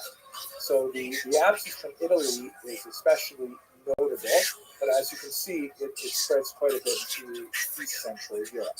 One of the things that might actually contribute to its spread is this noted phenomenon, which has actually been reproduced in labs today, that there's actually a kind of a mold called Micrococcus prodigiosus that can grow on the specific types of wafers that were commonly used in parts of Europe, and it looks a little bit like blood, right? Like dried blood on the wafers.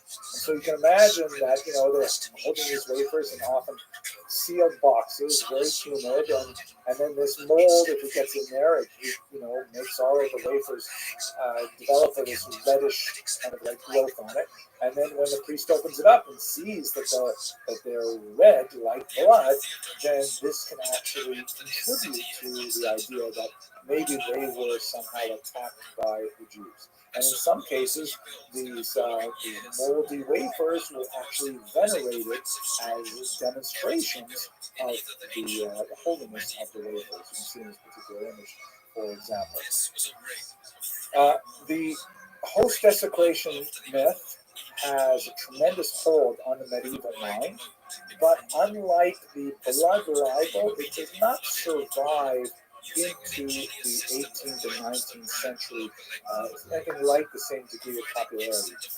I would argue that this probably has a lot to do with the general decline in religious fervor in general in the modern period.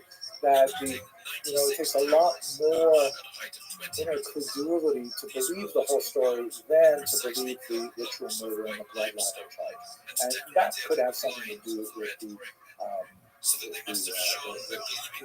failure of this to continue. Nevertheless, it still has a strong impact, and in many cases, the blood libel, the host desecration charges that we see actually result in massacres of Jews and of expulsions. And what's essentially fascinating is that the ritual murder and blood libel charges were also absurd, but in those cases, there was a body, there was a child who was, God forbid, the victim of a crime.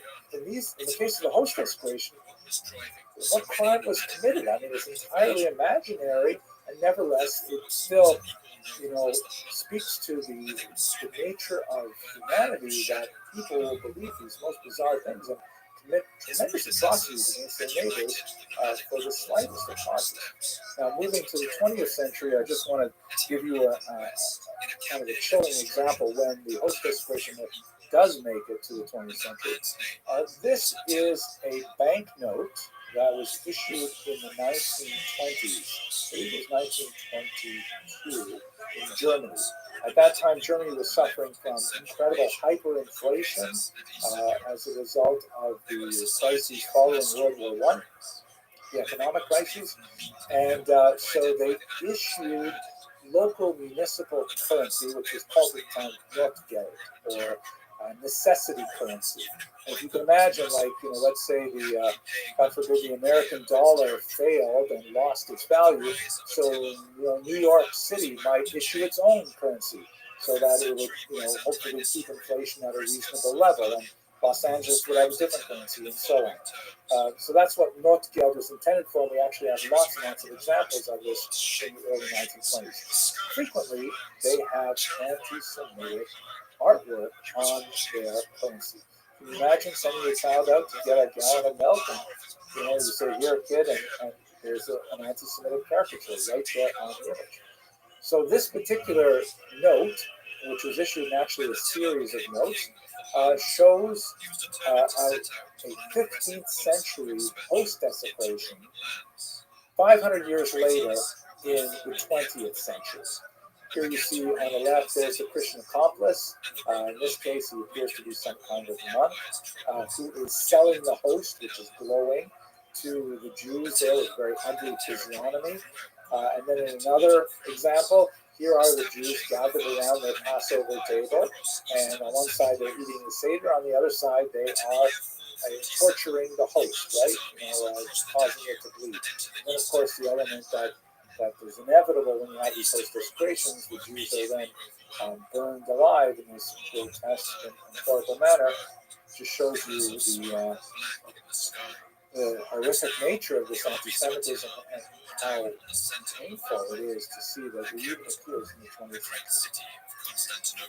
Okay, so that wraps up this very difficult series of short lectures. And next week we're going to go back to more social history, specifically with the history of Jewish women. The barbarian nation of the Huns, which wasn't Thrace, became so great that more than 100 cities were captured. There were so many murders and bloodlettings that the dead could not be numbered. For they took captive the churches and monasteries and slew the monks and maidens in great numbers. And to make matters worse, the formidable walls of Constantinople could no longer be relied on.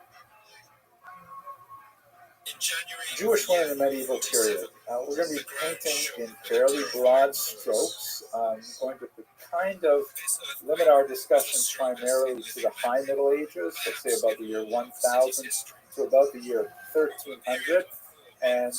But I am going to think about both the Islamic sphere of influence as well as the Christian sphere of influence, because as we shall see, some rather distinct differences exist between those two areas when it comes to the history of women in particular. One of the most challenging aspects of this important area of Jewish history, which is vastly understudied, is the lack of explicit women's voices from the medieval period. And in fact, they're not so numerous in the ancient or the modern period either until you get to the contemporary period, where we're trying to figure out history by looking at things sideways, by trying to use our peripheral vision based on what little bits of data we have. So let's just take a second to have an overview of what are the major sources of information that we can use to understand medieval Jewish history for women in this period. So first of all, the responsa literature. As you will recall when we were discussing the Babylonian centers and earlier, one of the major areas of Jewish legal activity is the so-called She'elot U'Tshuvot literature, literally questions and answers, where there will be some legal question, often a real brain teaser, a difficult one, and it will be set to writing typically and sent to a great rabbi to answer. In some cases, it will be delivered orally, but the rabbi will later compose an answer. So it's really teshuvot literature because the answer is the part that is mainly preserved in the historical record. Sometimes the question is reduced to just a couple of lines at the very beginning of the teshuvah. So there are a couple of, what is this teshuvah literature all about, this responsive literature all about? It's anything dealing with the scope of human experience that has implications in Jewish law. A person wants to know, is this kind of chicken kosher? Can I do this on the Sabbath?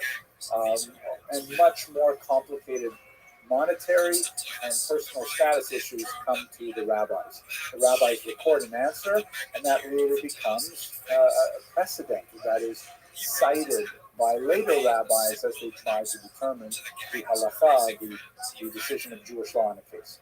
So there's a couple of difficulties with using responsive literature to understand women's history. The first is, of course, it's not written by women at all. This is an entirely male area of activity.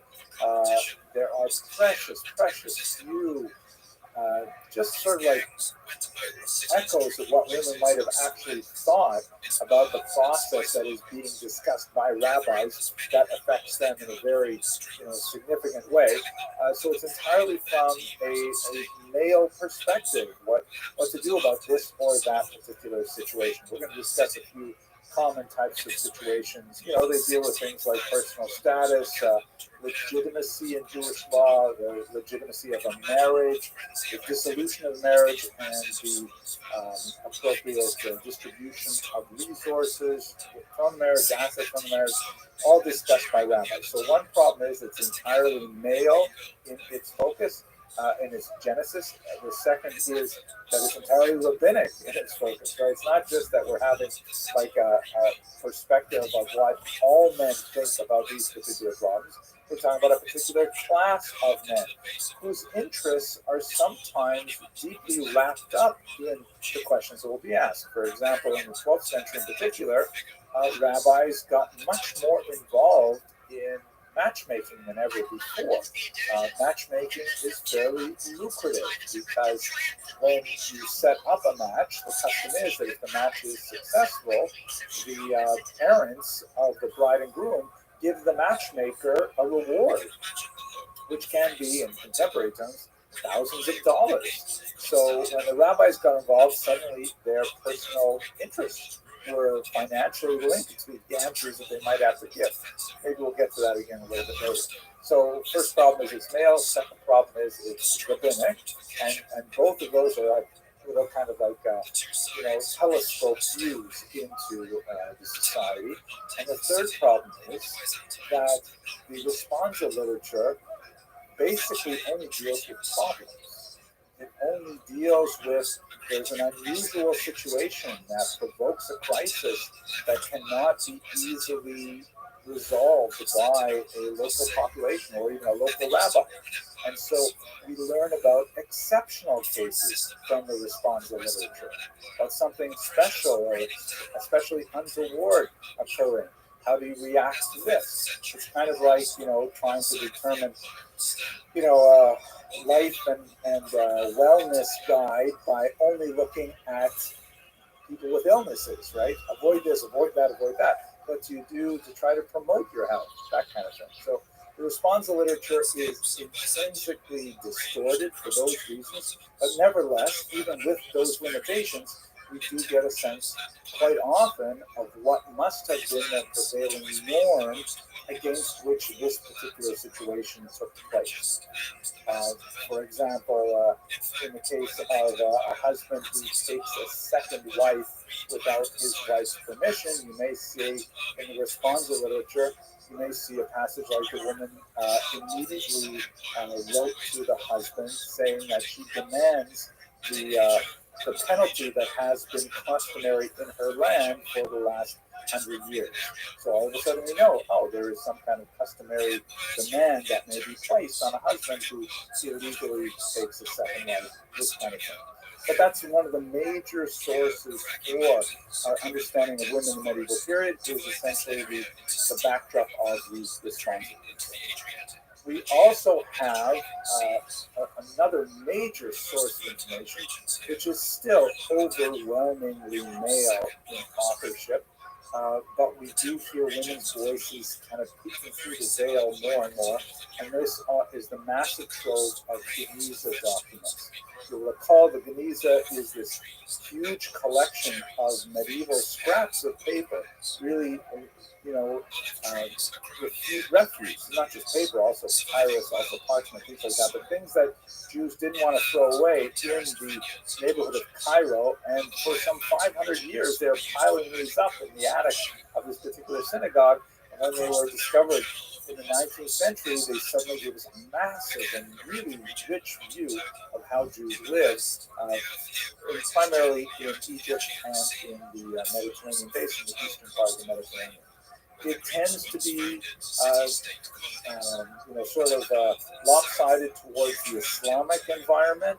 Doesn't tell us a lot about the much smaller populations in Northern Europe, the Ashkenazim, but nevertheless, it does give us a much more rich variety of sources other than responsa literature, which is also reproduced in these documents.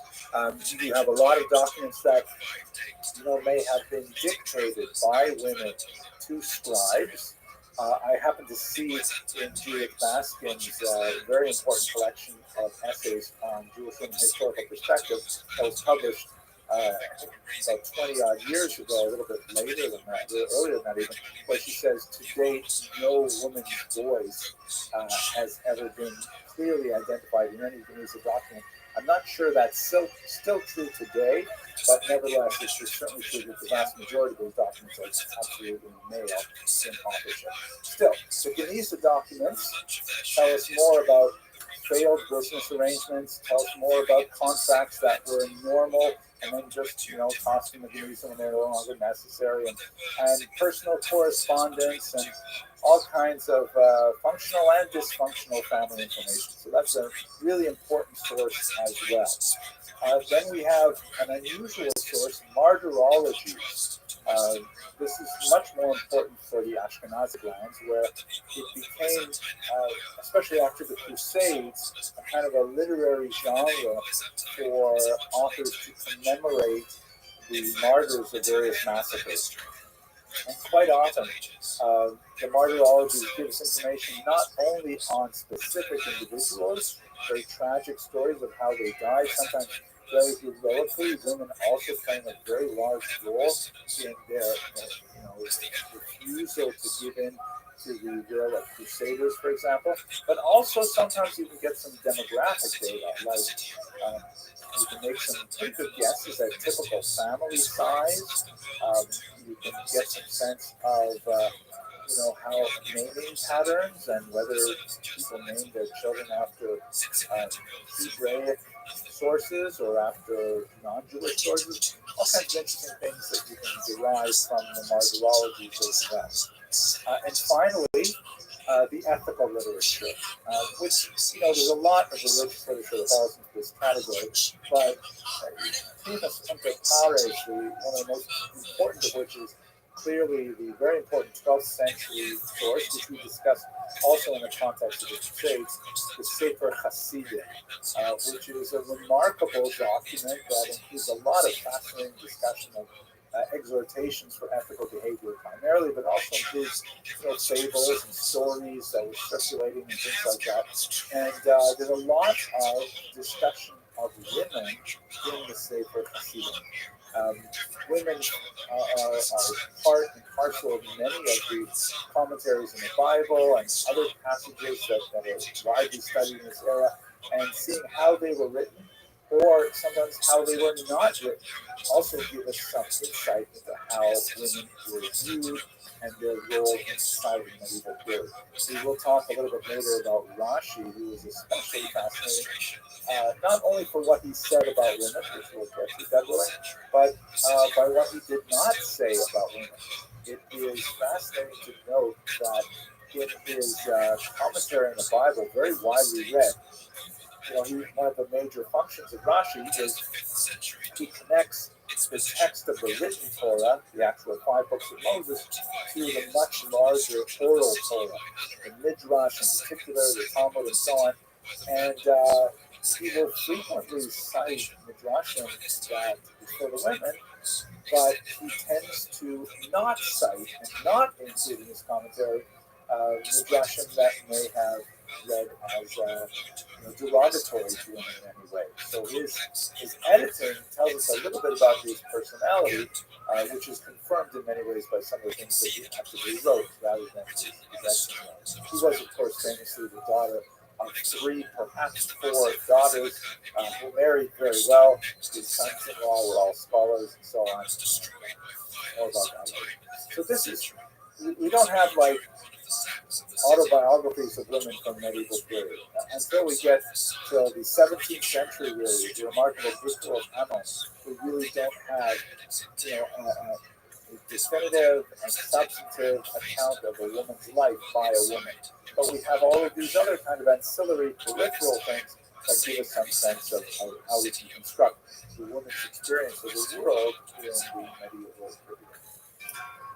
So let's think for just a second about her legal status. And much of this is informed by the earlier Talmudic tradition, where you do have texts that form the basis of Jewish law, halakha, from the ancient period. But we do see from time to time sort of like adaptations of these texts, the Mishnah, the Talmud in particular, for specific reasons or particular places and times, and those areas of tension between contemporary practice or desire and the halakha, seeing how those are resolved is often quite fascinating. I think one of the most important areas which is relevant to our study of Jewish women is the writings of Rabbi Gershon, who was a very important Ashkenazic rabbi known as Meor HaGola, the light of the exile, and his years are roughly 960 to 1040. There is quite a bit of scholarly dispute over how widely accepted his bans were, or the takanot, so to speak, decrees of Rabbeinu Gershon, and how quickly they were adopted. But that area of discussion of what was his level of authority, it becomes moot, because by the time you get to the 13th and 14th century, it's widely understood in Ashkenazic lands as being the law of the land. Everybody behaves according to the laws of the Rabbi Gershom. Less so in Islamic culture. But what exactly did he have to say, and why was it so important for women? Among the many takanot that he enacted was a ban on polygamy. Polygamy, of course, is the very common biblical practice of men marrying more than one woman, yes, singular. Men marrying more than one woman. You look at the patriarchs, Abraham with Sarah and Hagar, and of course Yaakov marrying two wives, two handmaidens, and so on. And this was widespread practice, particularly in Muslim lands, right up until the 11th century and beyond the time. In Christian lands, however, there is a decided tendency to restrict Jews' behavior to monogamy. And Jews seem to have sort of self-censored their behavior in that regard as well. So one of the scholarly debates is, was Rabbeinu Gershom initiating a big change, or rather kind of confirming a change that had already taken place?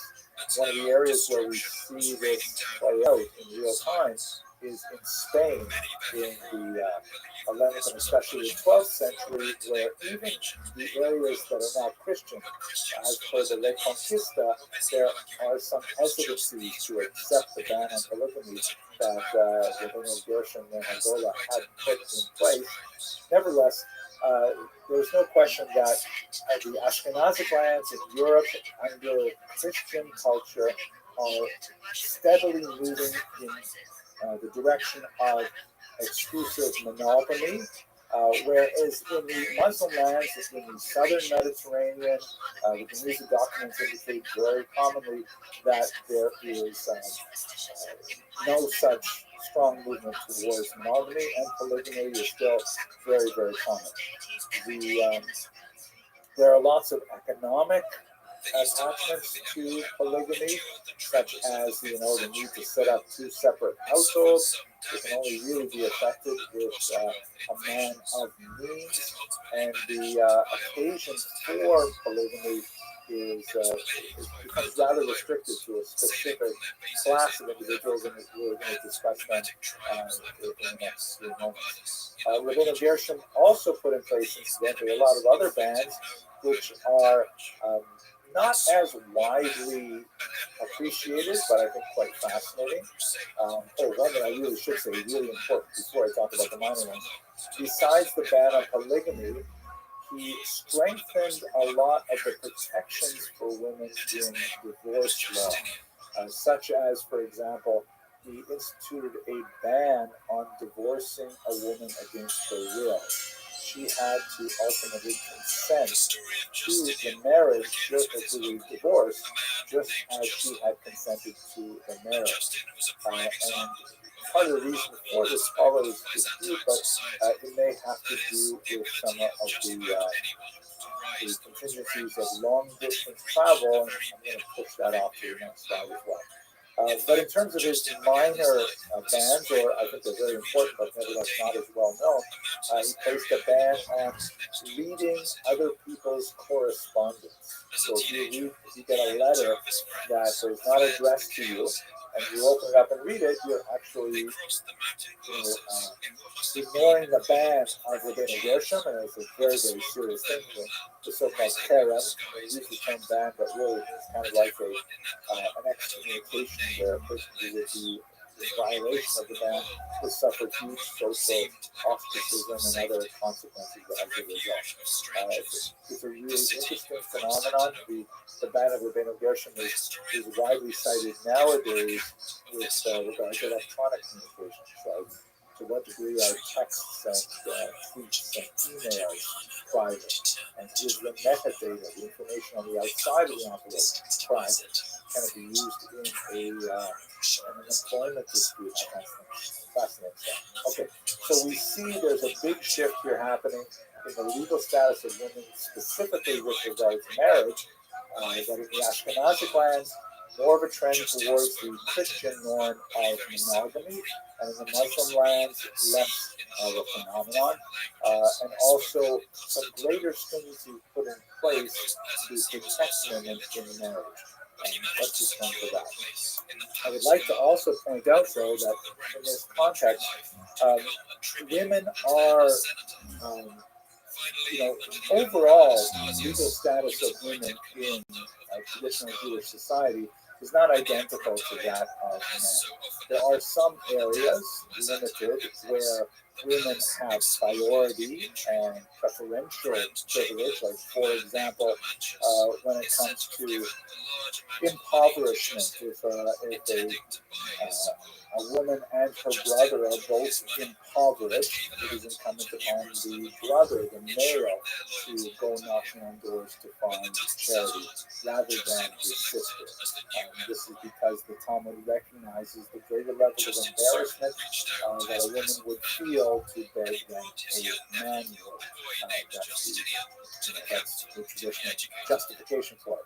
But in most other areas of life, it is reasonable to say that men have a preferential advantage for a whole host of justifications. Now, that's beyond our discussion right now. One of those areas that is related to all the others is, of course, education. It seems it's remarkable that Jewish men in the medieval period had a very high level of literacy. Men were expected to at least be able to manage basic ritual competency in synagogue, which meant they had to be able to at least sound out the letters in the prayer book, and they should have, a rudimentary understanding of what it is they are reading. The levels of literacy that we have today in the 21st century are, of course, far higher than anyone imagined in the medieval period, but it's fair to say that men had pretty much universal literacy in at least one language. It may not be Hebrew, it may have been Yiddish or Judeo-Arabic, but they would be able to actually write and read in at least one language, and chances are they had at least some fluency in Hebrew.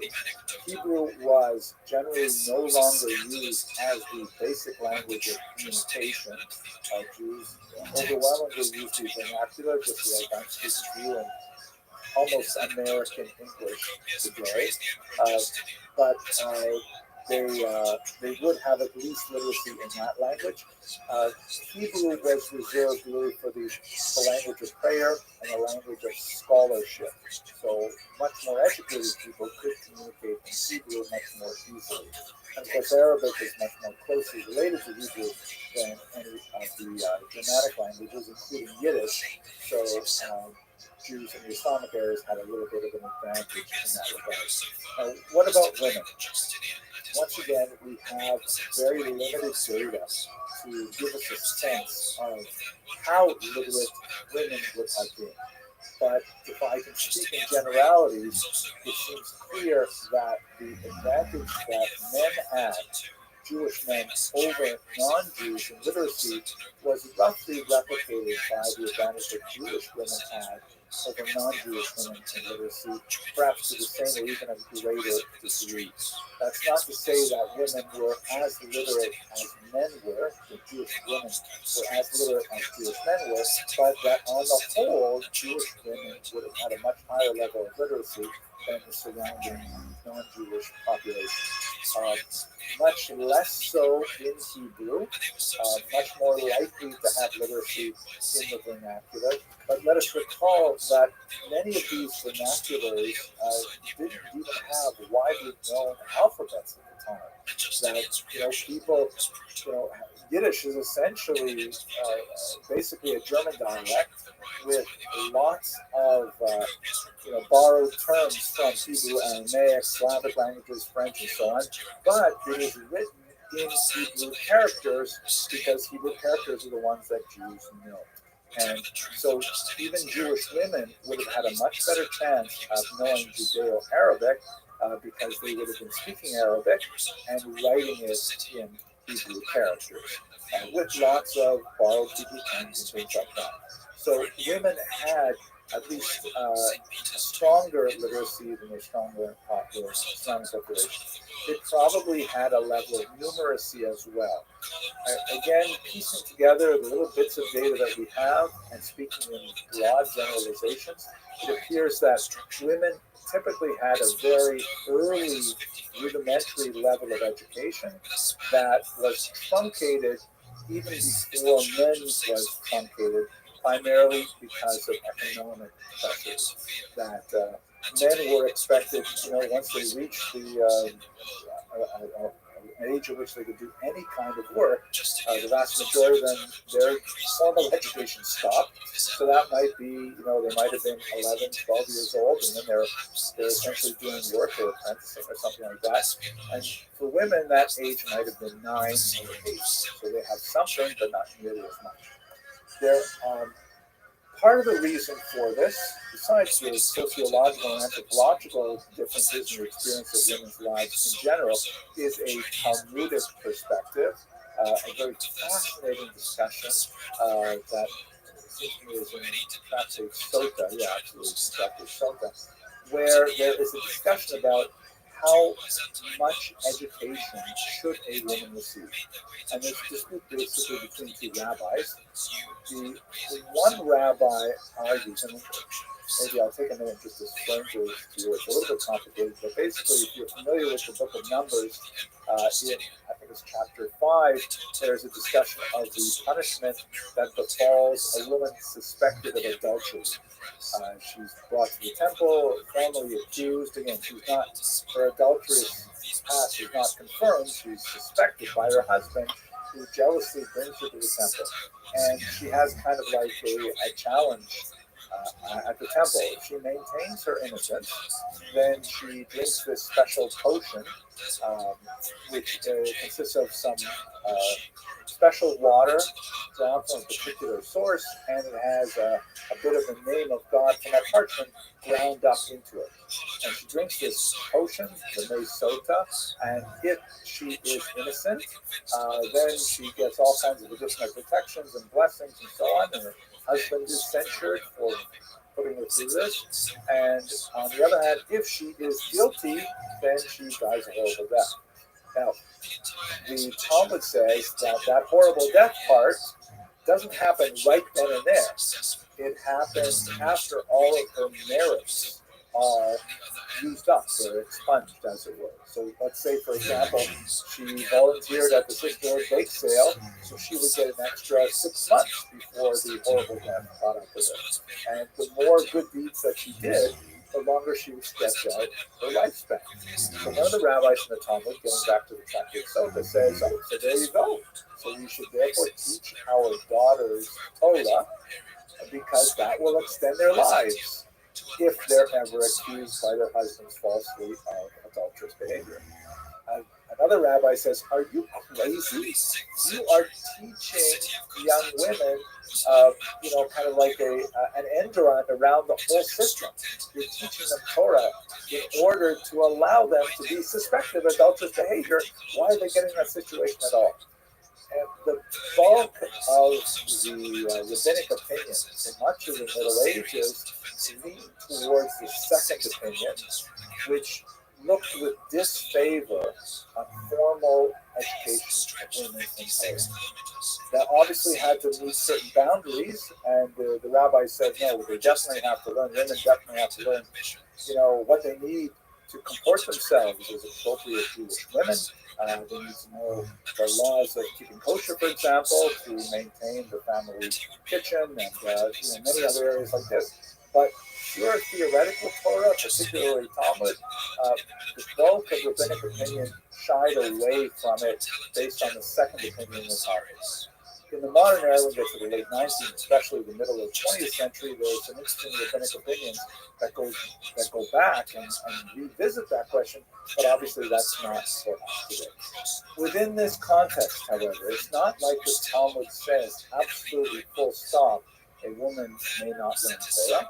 There's one opinion among many that suggests that it's not advisable. But what that means is you have throughout medieval history and into the modern era numerous exceptional women who, primarily because of their birth, they tend to be associated with scholarly families. I mentioned the daughters of Rashi, for example, who are privileged primarily because of the intellectual, spiritual nature of the family in which they are raised, to nevertheless achieve much greater levels of literacy and of familiarity with the traditions. We'll even see as we go a little bit later into the medieval period, actually the early modern period, where there are women who are Roshei Yeshiva, who actually set up Talmud schools for men and teach Talmud sometimes behind the matzitza, behind the ritual barrier that separates men and women. Really amazing women that defy the norm that is more common for medieval society. But as I mentioned, these are exceptional women. The vast majority of them we don't know a lot about, and it appears that their general education level is much lower than men are. That's not a surprising kind of thing given the overall environment, but it would be fair to say that women are probably more educated than their non-Jewish peers are. So that kind of gives you a quick overview of some of the important elements of Jewish women's experience. I'd like to look a little more closely at their role in the Jewish family and explore some of those issues, like how bigamy affects Rabbi Jason ban and so on, and east-west differences, and especially look at divorce law. Ultimately, the Romans succeeded in holding the city, but this was only the beginning of a long and costly series of wars in Italy. In the years that followed, the city of Rome would be besieged and captured a further 3 times, each time more brutally and more costly than the last. But finally, the Ostrogoth hold on Italy collapsed, and the Byzantine Empire reclaimed the Eternal City for the Empire of Rome. But there was a tragic irony to this situation. In trying to return Rome to its empire, the Byzantines had done immense damage to the city. In the wars of Belisarius, perhaps as many as 90% of all Rome's citizens had either been killed or fled the city, leaving a population of perhaps only 30,000 people. The inhabited area of the city was reduced to only a tenth of its previous size, and of the 13 great aqueducts that had once carried water directly into the city, only 2 remained in operation. If there had ever been hope of Rome rebuilding the glory of its ancient past, then the Byzantines had ended that hope forever. And the conquests of Justinian, though remarkable as achievements in themselves, were short-lived. The Byzantine Empire simply didn't have the resources to maintain such a large territory for any period of time. The Gothic wars drained its wealth and distracted its military. And in the 540s, another plague spread throughout Europe, weakening it even further. The so-called Plague of Justinian may have killed anywhere between 25 to 100 million people over the next 2 centuries. Modern science has confirmed that it was caused by a strain of the bacterium Yersinia pestis, the same organism that caused the Black Death in medieval Europe. The outbreak in Constantinople is thought to have been carried to the city by infected rats on grain ships arriving from Egypt, and the Emperor Justinian is even reported to have contracted the disease, although he was one of the approximately 50% of people who would recover. Procopius records But at its peak, the plague was killing 10,000 people in Constantinople every day. And of course, he blamed Justinian for its arrival. The plague began to rage and swept away nearly half the survivors. Such were the disasters that afflicted mankind from the day when Justinian first commenced to manage the affairs of the kingdom and after he had ascended the imperial throne. Procopius also reserves harsh words for the way Justinian reacted in the face of this plague, and his unwillingness to offer support to the stricken peasants of the empire. When pestilence swept through the whole known world, and notably the Roman Empire, wiping out most of the farming community and of necessity, leaving a trail of desolation in its wake, Justinian showed no mercy towards the ruined freeholders. Even then, he did not refrain from demanding the annual tax. The plague weakened the Byzantine Empire at a critical point. When Justinian's armies had nearly retaken all of Italy and the western Mediterranean coast, soon the Germanic people known as the Lombards invaded northern Italy, defeated the small Byzantine army left there, and established their own kingdom. The dream of resurrecting the ancient empire was dead. In the 550s, two earthquakes shook the capital of Constantinople, and in an event that seemed redolent with symbolism, the great dome of the Hagia Sophia cracked. In the year 558, a final earthquake caused the dome to collapse entirely. To the citizens of Constantinople, this devastating event must have seemed like the final judgment of God on an emperor who had such lofty ambitions, but had in the end fallen so short.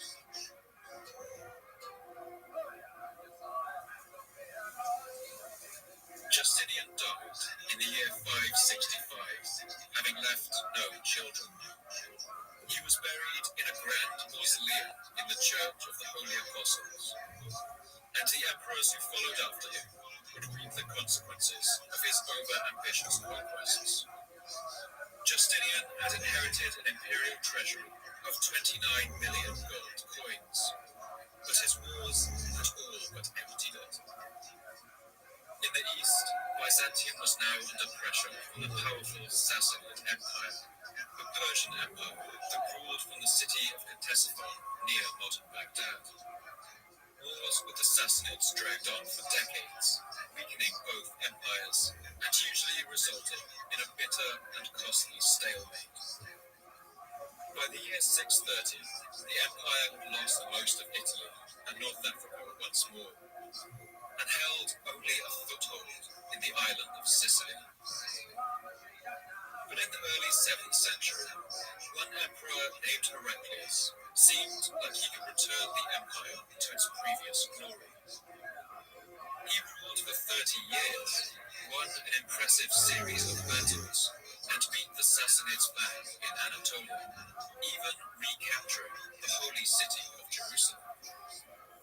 In the year 629, Heraclius brought the relic of the true cross back to the city of Jerusalem in a lavish and triumphant ceremony. For a time, it must have seemed that he was leading the empire to a new golden age. But little did the people of Byzantium know that a new rival was rising out of one of the most unlikely places, the seemingly empty desert sands of Arabia.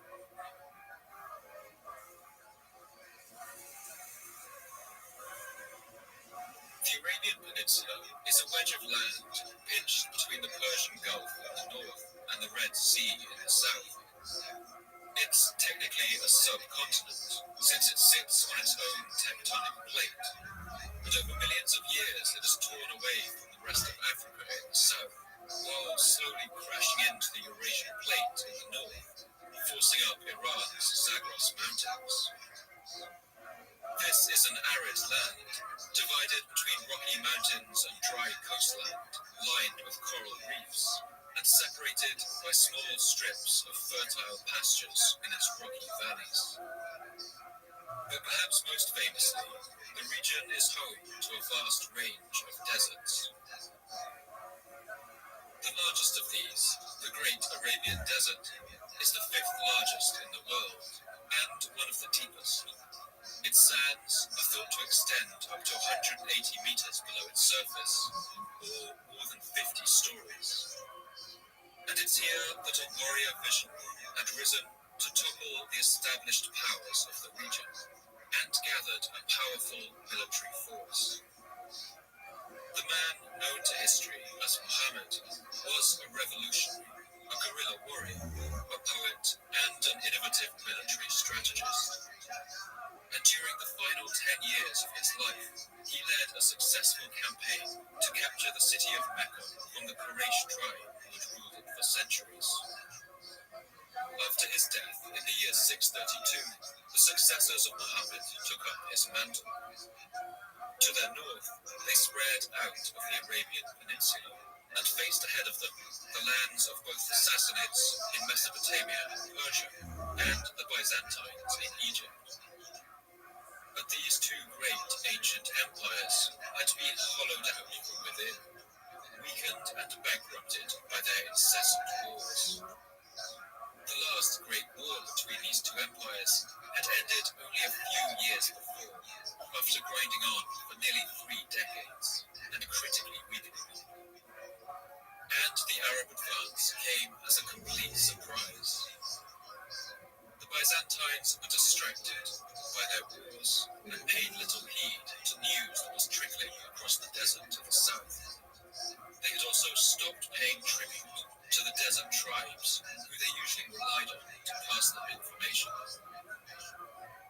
In the year 634, to the surprise of the entire world, the Arab armies defeated a Byzantine force sent into Syria and captured Damascus in a lightning strike. The Byzantines tried again in 636, but a sandstorm scattered their forces, and when the Arab cavalry bore down on them, they were utterly annihilated. Arab armies fought using swords made of the finest Indian steel, riding on the backs of camels and horses, versatile and fast across the desert landscape. Their tactics were primarily defensive, luring their opponents into ill-advised attacks, with large groups of archers placed on both flanks. The only hope for the Byzantines was now that their great rivals, the Sassanids, would halt the Arab advance. But this hope would be in vain. In fact, Arab attacks would bring about the complete disintegration and collapse of the Sassanid Empire. 400 years later, the Persian poet Firdusi would write the following lament about the end of this great power. Damn this world, damn this time, damn this fate. Where are your valiant warriors and priests? Where are your hunting parties and your feasts? Where is that warlike spirit, and where are those great armies that destroyed our country's foes? Count Iran as a ruin, as the lair of lions and leopards. Look now and despair. The Byzantines watched helplessly as their Asian territories were swallowed up. Jerusalem, recaptured less than a decade before at enormous cost, surrendered to Arab armies in the year 637.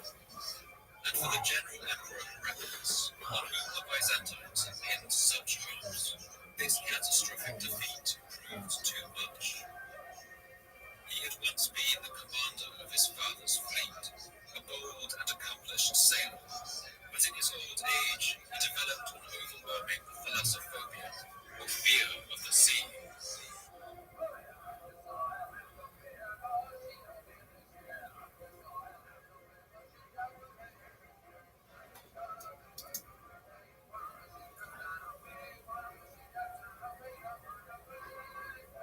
Jewish women in the medieval period. We're going to be painting in fairly broad strokes. We're going to kind of limit our discussion primarily to the High Middle Ages, let's say about the year 1000 to about the year 1300. But I am going to think about both the Islamic sphere of influence as well as the Christian sphere of influence, because as we shall see, some rather distinct differences exist between those two areas when it comes to the history of women in particular. One of the most challenging aspects of this important area of Jewish history, which is vastly understudied, is the lack of explicit women's voices from the medieval period.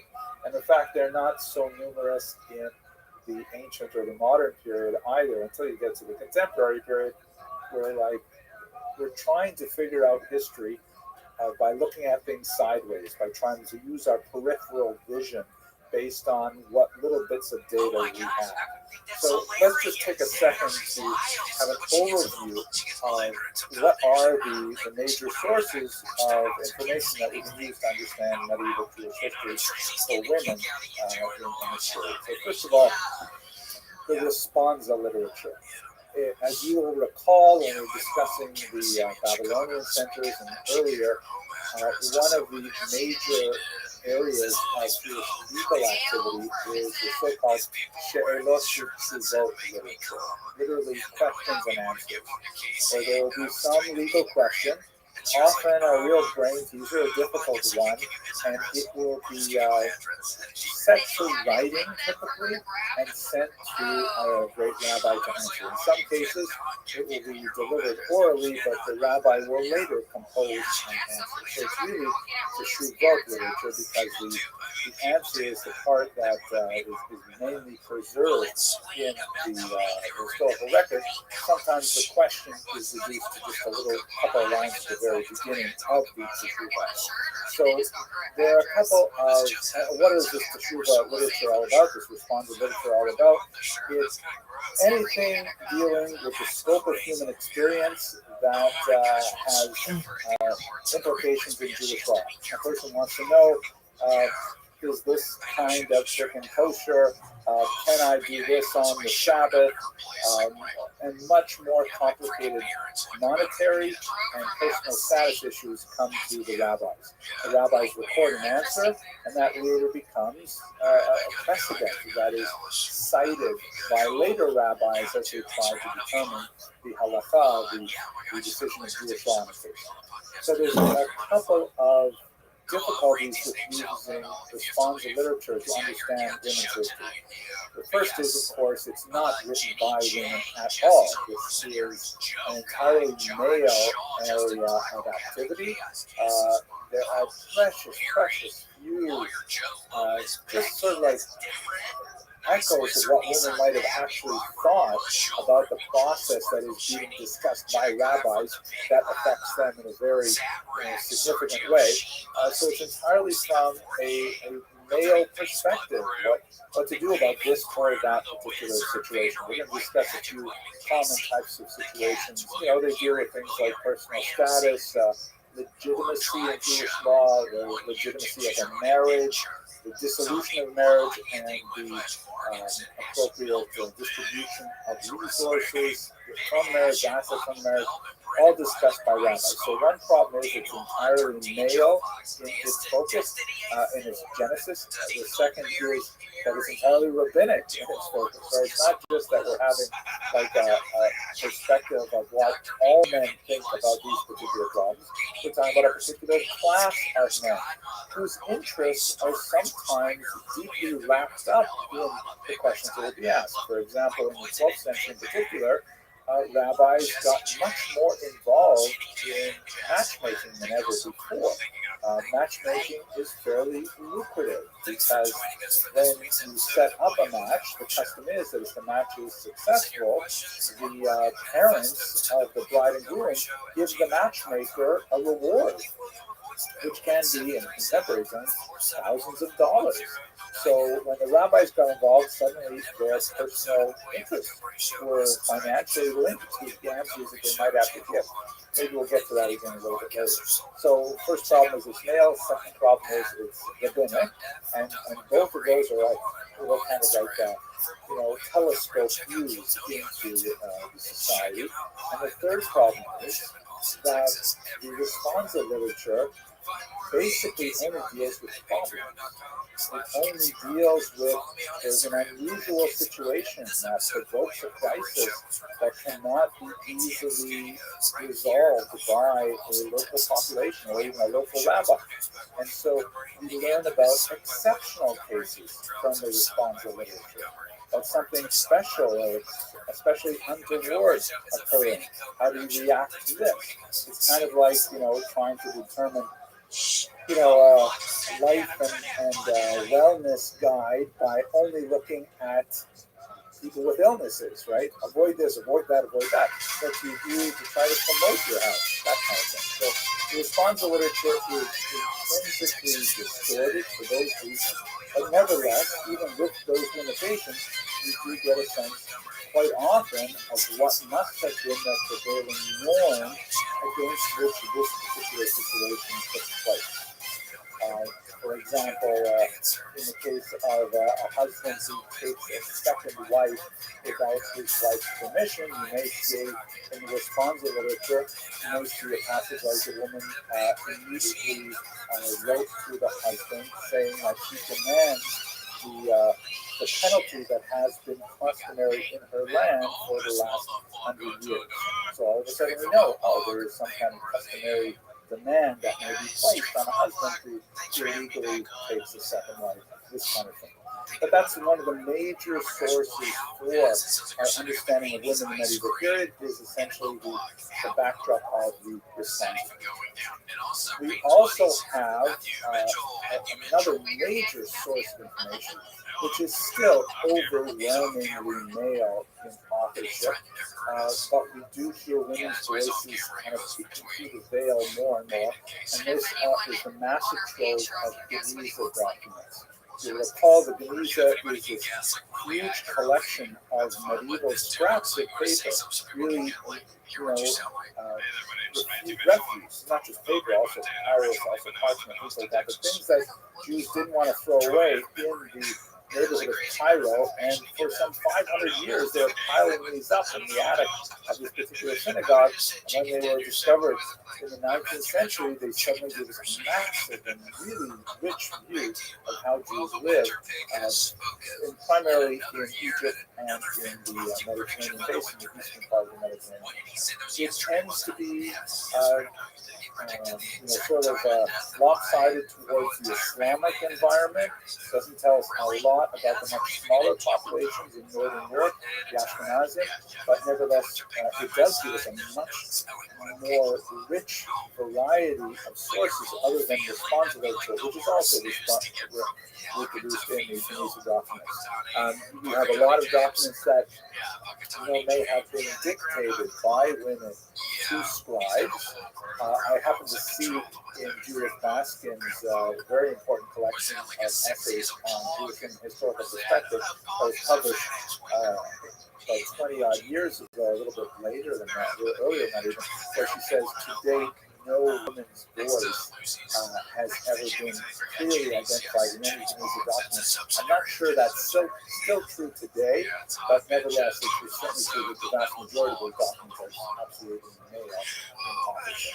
Still, the Geniza documents tell us more about failed business arrangements, tell us more about contracts that were normal and then just, tossed in the Geniza when they were no longer necessary, and personal correspondence and all kinds of functional and dysfunctional family information. So that's a really important source as well. Then we have an unusual source, martyrologies. This is much more important for the Ashkenazic lands, where it became, especially after the Crusades, kind of a literary genre for authors to commemorate the martyrs of various massacres. And quite often, the martyrologies give us information not only on specific individuals, very tragic stories of how they died, sometimes very heroically. Women also playing a very large role in their refusal to give in to the will of crusaders, for example. But also sometimes you can get some demographic data, like you can make some pretty good guesses at typical family size. You can get some sense of how naming patterns and whether people name their children after Hebraic sources or after non-Jewish sources, all kinds of interesting things that you can derive from the martyrologies as well.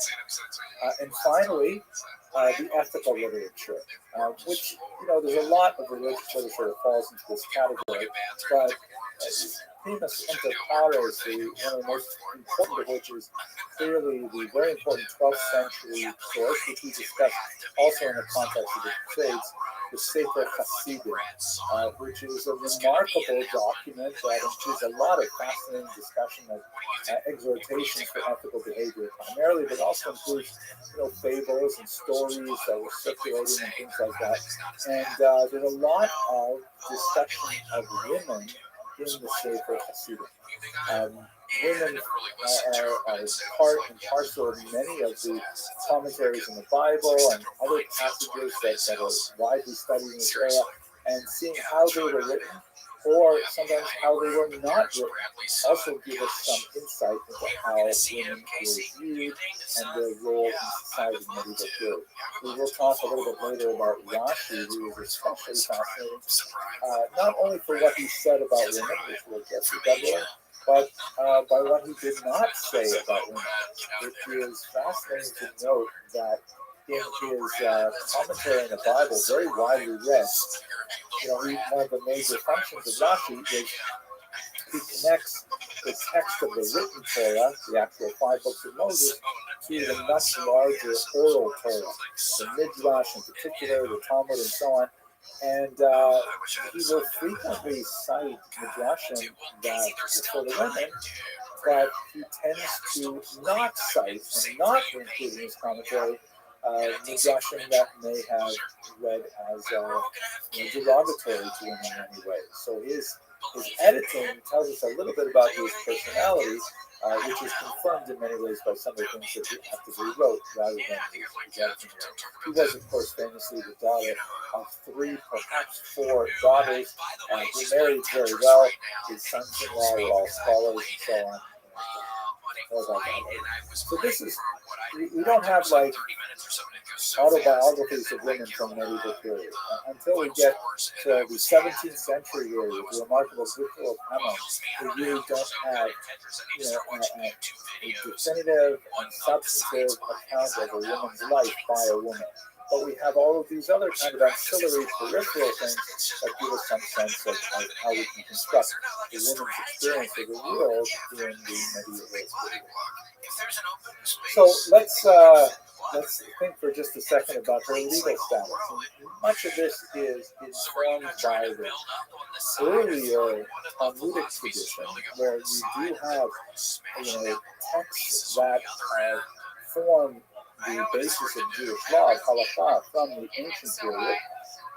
But we do see from time to time sort of like adaptations of these texts in Mishnah and the Talmud in particular for specific reasons or particular places and times, and those areas of tension between contemporary practice or desire and the halakha, seeing how those are resolved is often quite fascinating.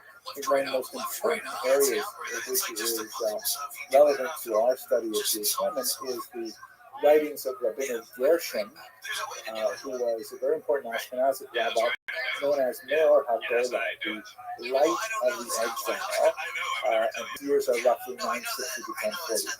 There is quite a bit of scholarly dispute over how widely accepted his bans were, the takanot, the decrees of Rabbi Gershon, and how quickly they were adopted. But that area of discussion of what was his level of authority, it becomes moot, because by the time you get to the 13th and 14th century, it's widely understood in Ashkenazic lands as being the law of the land. Everybody behaves according to the laws of Rabbi Gershon. Less so in Islamic culture. But what exactly did he have to say, and why was it so important for women? Among the many takanot that he enacted was a ban on polygamy. Polygamy, of course, is the very common biblical practice of men marrying more than one woman. Yeah, singular.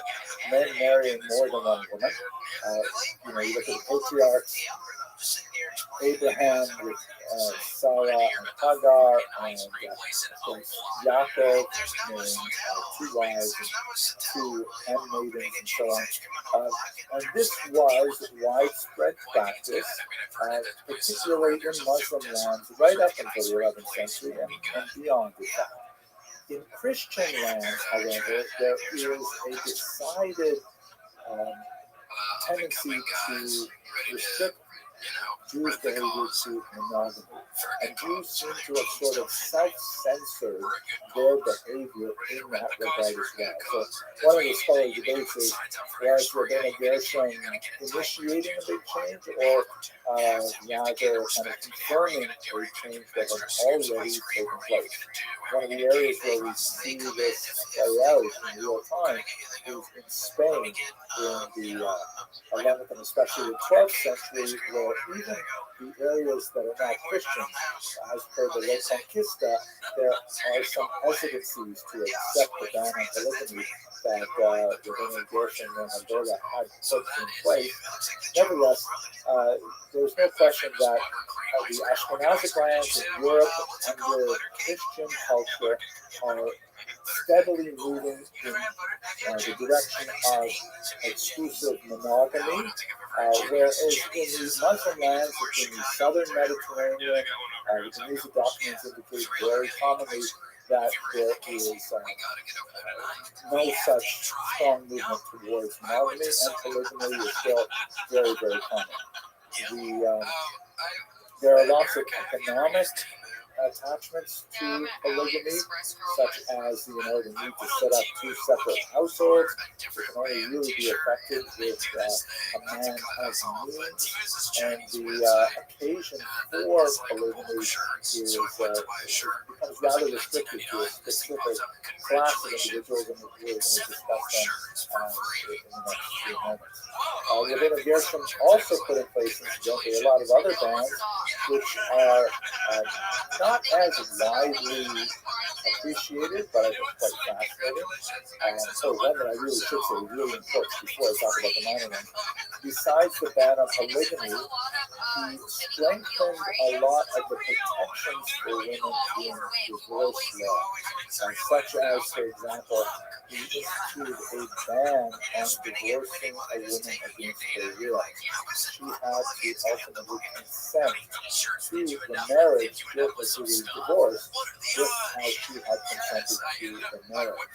And part of the reason for this scholars dispute, but it may have to do with some of the contingencies of long distance travel, and I'm going to push that off to the next slide as well. But in terms of his minor bans, or I think they're very important, but nevertheless not as well known, he placed a ban on reading other people's correspondence. So if you get a letter that is not addressed to you, and you open it up and read it, you're actually ignoring the ban of Rabbi Gershom, and it's a very, very serious thing.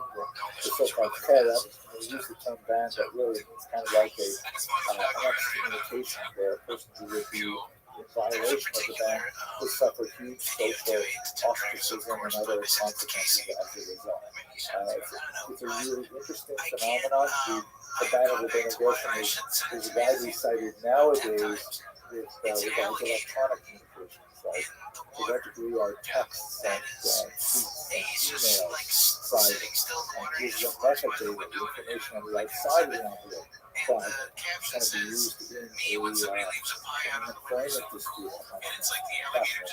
Okay, so we see there's a big shift here happening in the legal status of women, specifically with regard to marriage, but in the Ashkenazic lands, more of a trend towards the Christian norm of monogamy, and in the Muslim lands, less of a phenomenon, and also some greater stringency put in place to protect women in marriage. Let's return to that.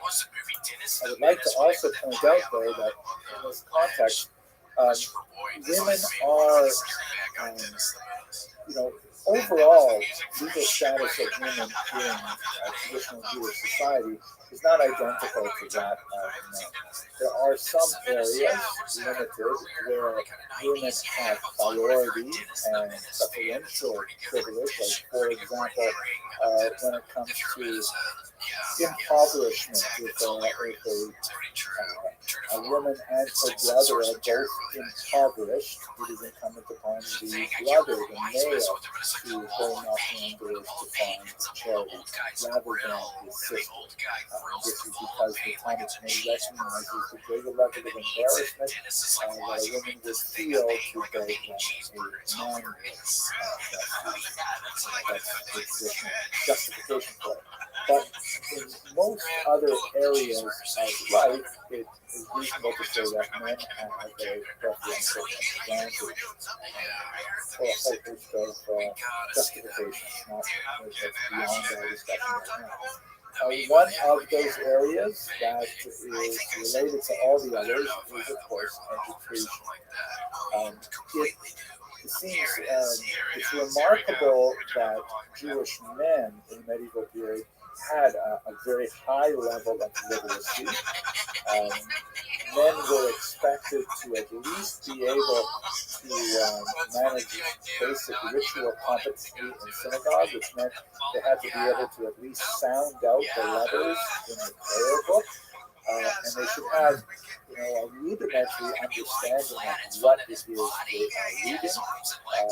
The levels of literacy that we have today in the 21st century, of course, far higher than anyone imagined in the medieval period, but it's fair to say that men had pretty much universal literacy in at least one language. It may not be Hebrew, it may have been Yiddish or Judeo-Arabic, but they would be able to actually write and read in at least one language, and chances are they had at least some fluency in Hebrew. Hebrew was generally no longer used as the basic language of communication.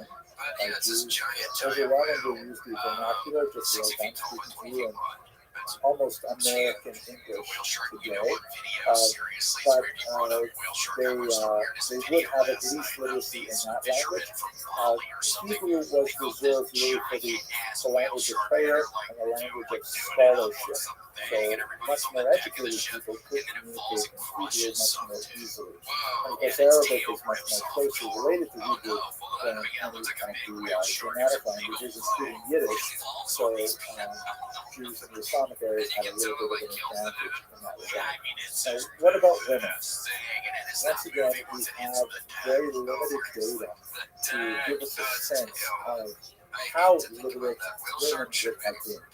But if I can speak in generalities, it seems clear that the advantage that men had, Jewish men, over non-Jews in literacy was roughly replicated by the advantage that Jewish women had over non-Jewish women in literacy, perhaps to the same or even a greater degree.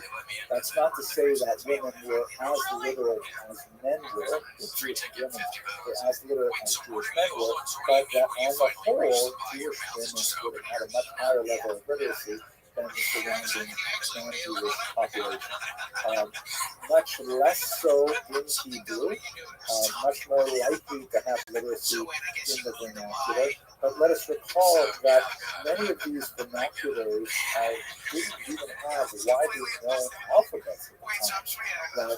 That people, Yiddish is essentially basically a German dialect with lots of borrowed terms from Hebrew, Aramaic, Slavic languages, French, and so on.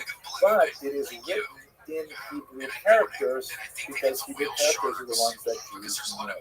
And so even Jewish women would have had a much better chance of knowing Judeo-Arabic because they would have been speaking Arabic and writing it in Hebrew characters, with lots of borrowed Hebrew terms and things like that. So women had at least stronger literacy than the stronger population. It probably had a level of numeracy as well.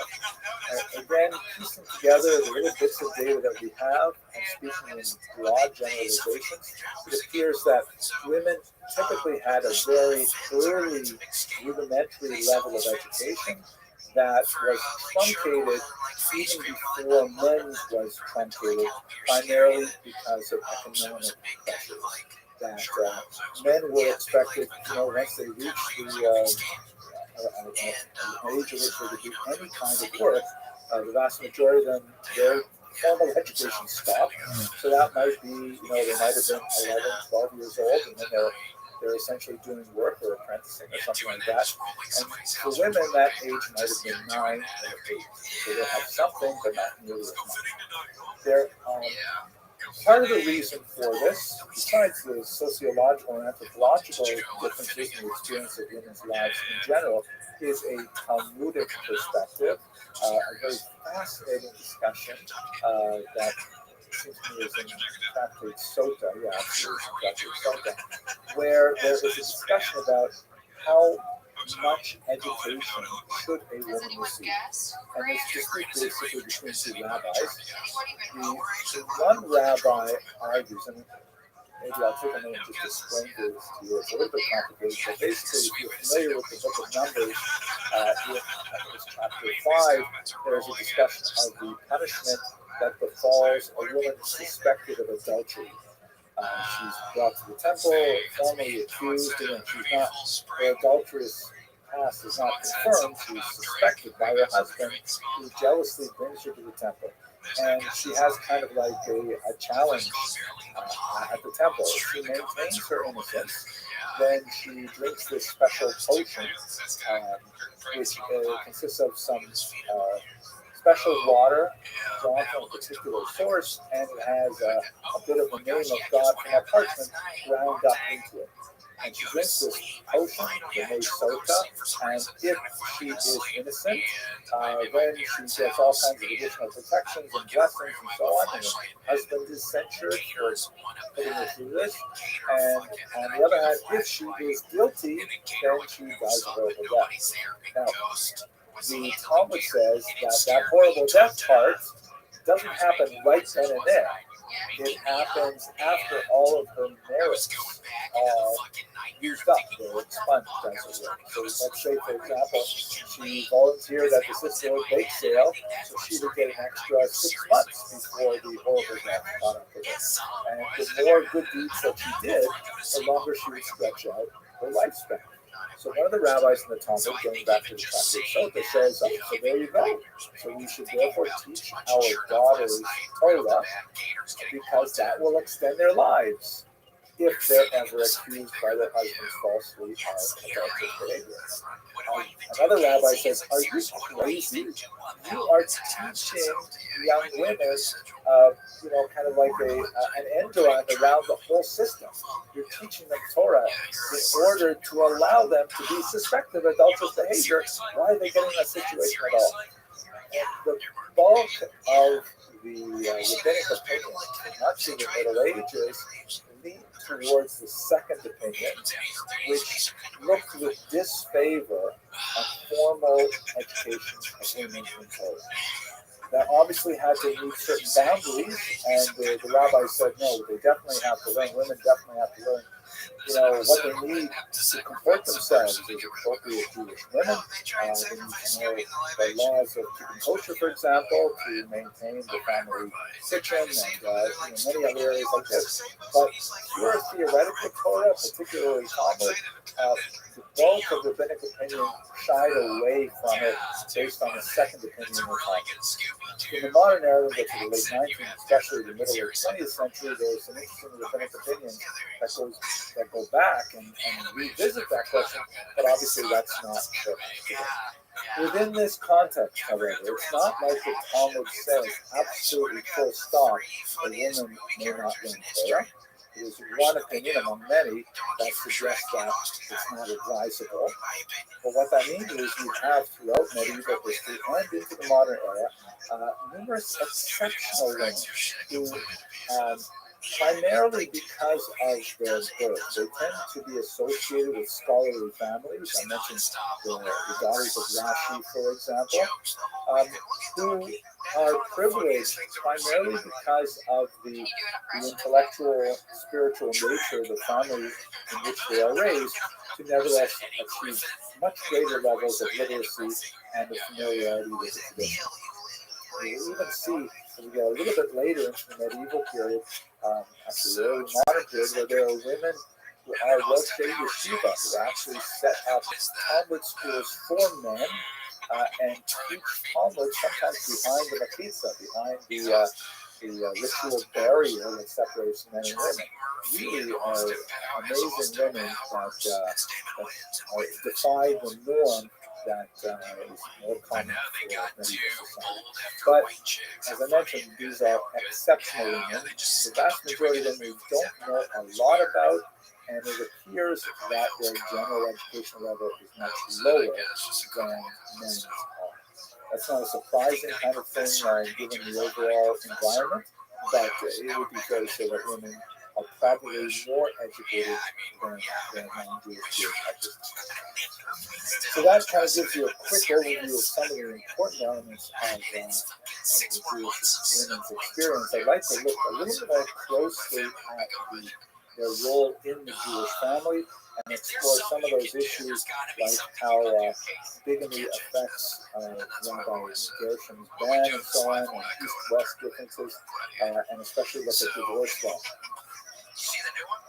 Yeah, they repeat that line a bunch too. And I remember thinking, I liked that first one. It's funny they end up repeating it in the second one. This is like a weird choice. Yeah, to just recycle the best stuff from the first one. Well, it still was hit, and it was really good. And the sharks, there's sharks in that movie too. Went inside of the Coliseum. Coliseum. The sharks, and they reenact battle. One of the most I didn't understand the unusual aspects of the medieval Jewish experience, which in many ways was replicated right up until like the 18th century, was in Ashkenazic lands a really young age of marriage. According to the Talmud, a woman may not be married against her will, and that means she has to reach the age of majority, which is basically 12 years old. But and that is in itself a ridiculously young age by 21st century standards, but not at all in the medieval period. It is associated, of course, with puberty and the possibility of starting a family and so on. But there's a pronounced tendency that we seem to see in Ashkenazic lands in particular to marry girls off even younger than them. Sometimes married to men who are not much older than they. In Islamic lands, sometimes quite a bit older than they. There's a lot of interesting scholarship on why this may have been the case. Part of the reason seems to be competition.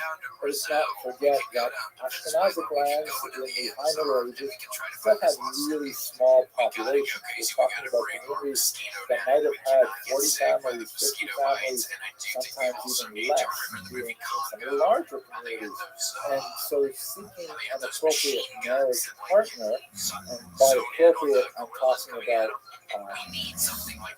class and wealth and family background in general, it can be a very challenging thing. And so the competition for spouses was so intense that the age of marriage tended to drop. And by the way, it tended to drop from the limited evidence we have. It tended to drop in the higher classes more than in the lower classes. This could be because the higher classes, were more focused on the idea of finding a match of the same social class, with a desire to try and contain resources within the family. So rather than marrying a wealthy boy to a poor girl and then essentially dissipating the family wealth, marrying a wealthy boy to a wealthy girl meant that they can consolidate their wealth, keep it within the family. Whereas less wealthy families might have actually needed the work product of the young man and the young woman a little bit longer than they could to marry them off at a younger age. It's also important to note, however, that the actual marriage ceremony in Judaism technically consists of two distinct phases. The first is what we might call betrothal or engagement, which, as the Talmud puts it, is fully binding on both parties and is completely marriage, with the exception that they do not live together. And then sometime later, you would have the actual marriage ceremony, which is celebrated under the canopy and so on. In Talmudic times, there was a gap between those two ceremonies, which was usually attributed to things like the necessity of pulling together the dowry, which is a very expensive endeavor to provide a young woman with a dowry to be able to essentially set up her home was a potentially crippling economic event for a family. On the husband's side, is not at all the same thing. It was a much more moderate affair to give the so-called bride price, so it was not equivalent to so the Talmud says that these two events were traditionally separated by time to allow families to accumulate the assets to be able to support the young couple. But there are other reasons as well that are adduced by historians. Fear of mortality, for example. Infant mortality is very high, child mortality is very high in the Middle Ages, and a concern that, if we don't get them married off now, who knows what's going to be later. So a desire to use the Jewish term kaparan, to carpe diem, take advantage of the moment. But I also want to mention that ultimately, over the course of the Middle Ages and into the early modern period, those two events, the betrothal and the actual marriage, were collapsed, and they are now customarily celebrated one immediately after the other on the same day. Because given that the betrothal constitutes actual marriage itself, even though they're not able to live together, society was aware of so many tragic situations where these young individuals and they're separated from their intended, and they meet someone else, and all kinds of things can happen that really are disastrous for them. So it became, much more practice to put these two acts together. The women, once they were married, and especially once they started menstruating, they would begin a very important area of Jewish law, known as the laws of family purity. This is essentially a euphemism for a ritual that follows menstruation, in which women would immerse in a ritual bath called a mikveh. We've talked about this in the past, how this is one of the most important elements of the Jewish community, is the establishment of a formal ritual bath. It doesn't necessarily have to be a building, but the water cannot be drawn normally from a well or something like that.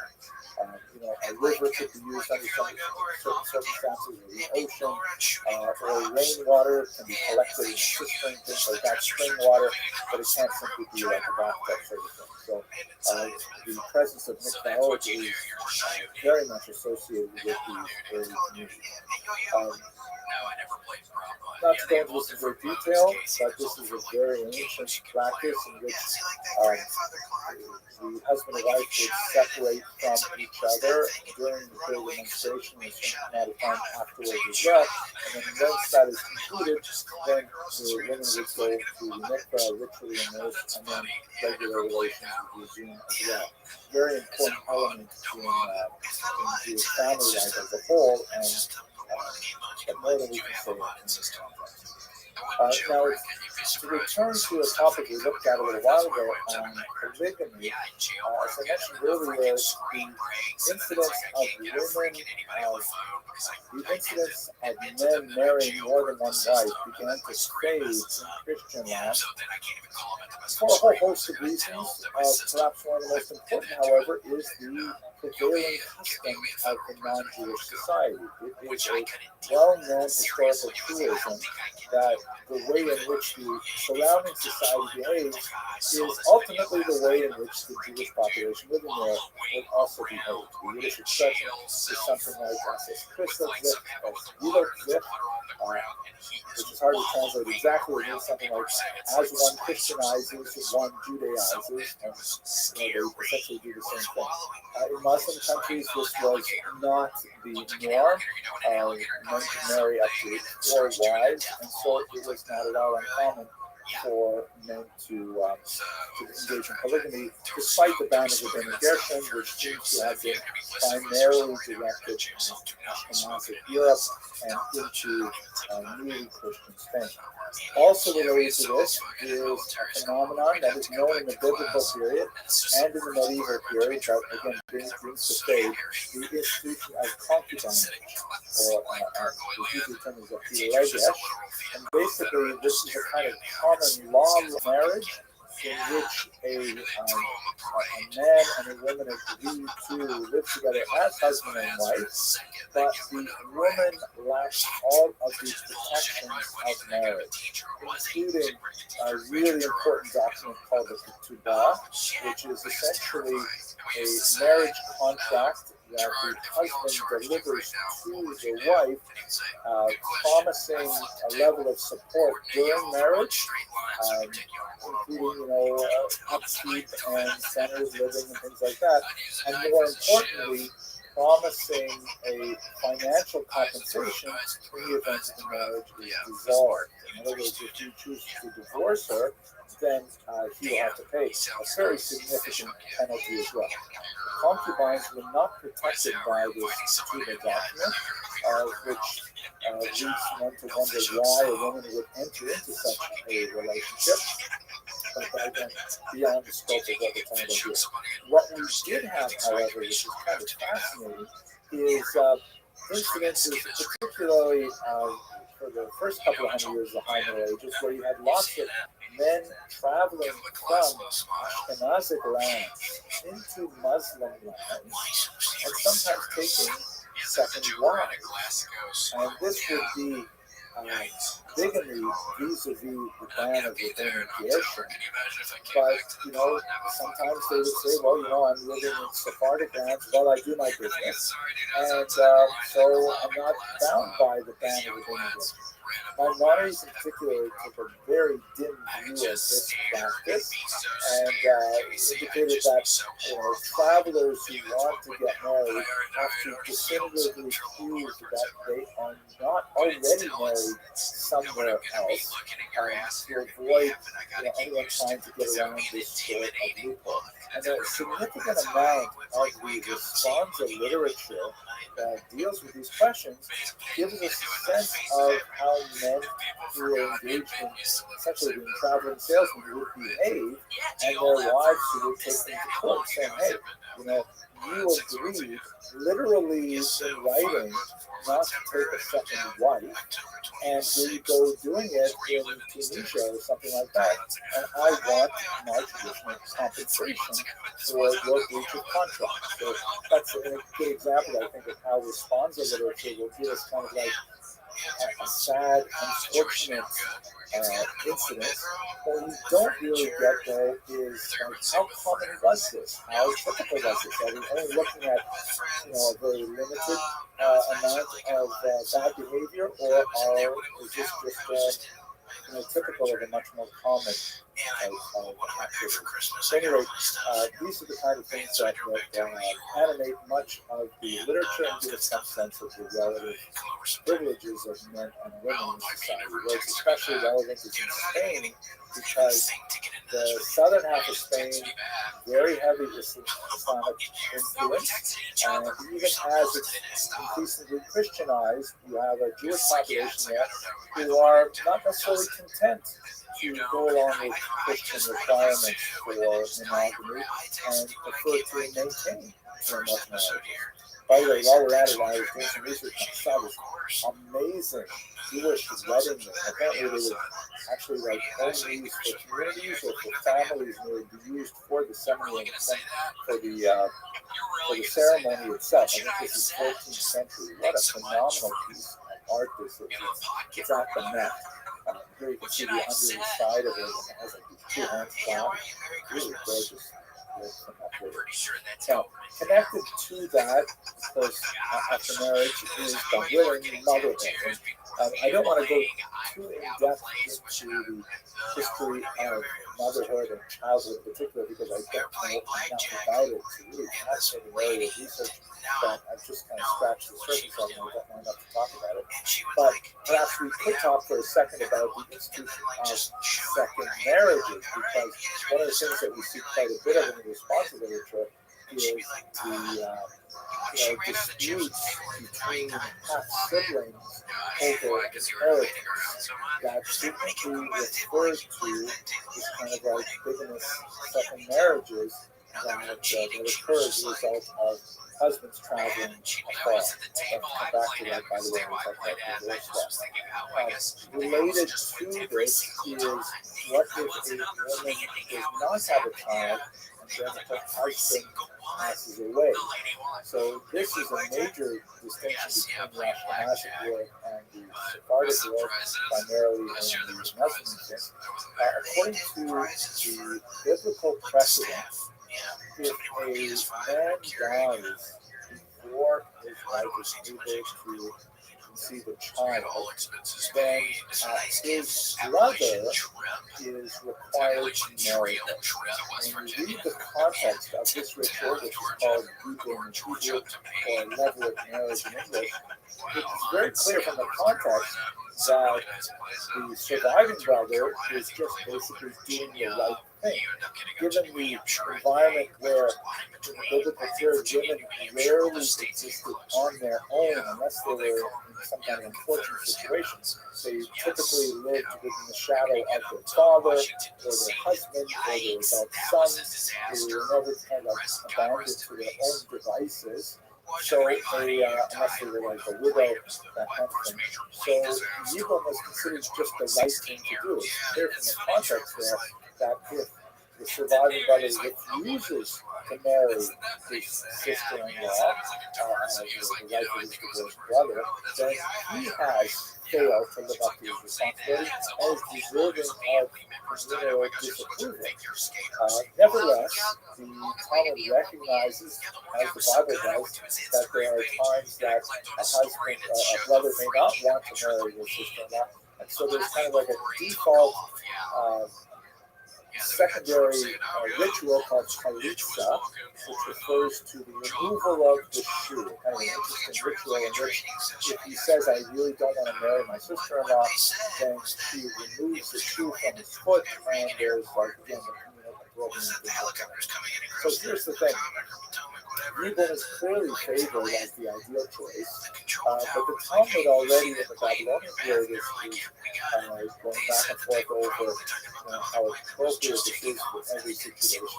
When you get to the Ashkenazic world, it seems very clear that the rabbis want to essentially give preference to chalitza over yibum. That is, the default case is to refuse these second marriages. They should not take place. In the Sephardic world, this is not the case, and Jews living in Muslim environments frequently have husbands, brothers marrying their sister-in-law after their brothers pass away. But in Ashkenazic lands, the default setting becomes chalitza. It's interesting to note that Rashi, among others, and Rashi, by the way, as we discussed recently, seems to be really pro-woman for his time. A lot of fascinating things there that indicate how he's separate from a lot of the other thinkers of his generation. He even valorizes the woman's opinion with regards to whether she wants to marry both the other men. Something which is debated in the Talmud and for the most part dismissed in those social circumstances. So Rashi, thinking in the heavily Christianized environment of Northern Europe, is saying, wait a second, the wife may have a lot of problem marrying her husband, and you find Talmudic precedent to give her the privilege of refusing Chalitza, refusing Yibum and demanding Chalitza instead. A lot of fascinating things to say here, but I really want to save some time for perhaps the most important element of the period, which is divorce. Divorce is an issue that continues to reverberate in Jewish society today, primarily because the biblical precedent for divorce gives the husband far more power than the wife does. As I mentioned earlier, Rabbi Gershom put in place a ban on divorcing a woman against her will, which definitely improved the relative power differential of men and women, but there's still a very significant gap between the levels of authority and how to dissolve a marriage. Basically, it goes like this. The husband has the right to initiate a divorce, which then goes through procedures like Rabbi Gershom demand that women consent as well. A woman, technically speaking, cannot force her husband to divorce, however. She can appeal to the court, and the court has a variety of judicial tools at its disposal to try to coax and convince and even coerce the husband into giving the divorce document, which is known as a get. Hence the sign here is the get refusal is abuse. But it's not an unlimited authority. It's not like the rabbis can simply say, well, this is clearly not working and we don't care what the husband thinks, we grant you a divorce. They don't have a clear-cut authority to do so, and this represents a very difficult problem because the woman who cannot get remarried is called literally a chained woman or an anti-ma in Hebrew. This problem, of course, persists to the present day, and in fact, it's much worse in the 21st century.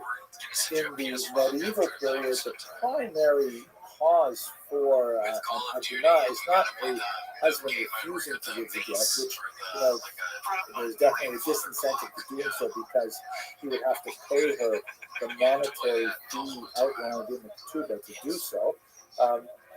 Typically, what would happen in the medieval period is a traveling husband would go missing, and perhaps he was killed on the road by bandits, or maybe he decided to just simply leave France behind and adopt a new identity in Egypt or something like that. These cases are described in the Psalm literature, and this left the woman in a very difficult situation because she cannot prove that she is a widow, allowing her to remarry, and she cannot prove that she is a divorcee because her husband has disappeared. In the modern era, we have this problem where men will use the granting of a get as leverage to coerce something out of the wife, like child custody or payment of debts or distribution of assets differently. It's a terrible situation, really. And there's modern approaches to it, solutions to it that have varying levels of effectiveness, but not for our discussion at this point. At any rate, this is a noted problem, though, even in the medieval period, even though it's much smaller than we see it today, it is something which exercises the minds of the rabbis engaged in responsive literature to quite a large degree, and we still are not done with this particular situation. I would like to speak more about this, but it takes us further afield from history and more into rabbinic legal thought than legal discussion. So let us just conclude though by thinking a little bit about women and their contribution to the family economy. There's no question that women in the medieval world worked.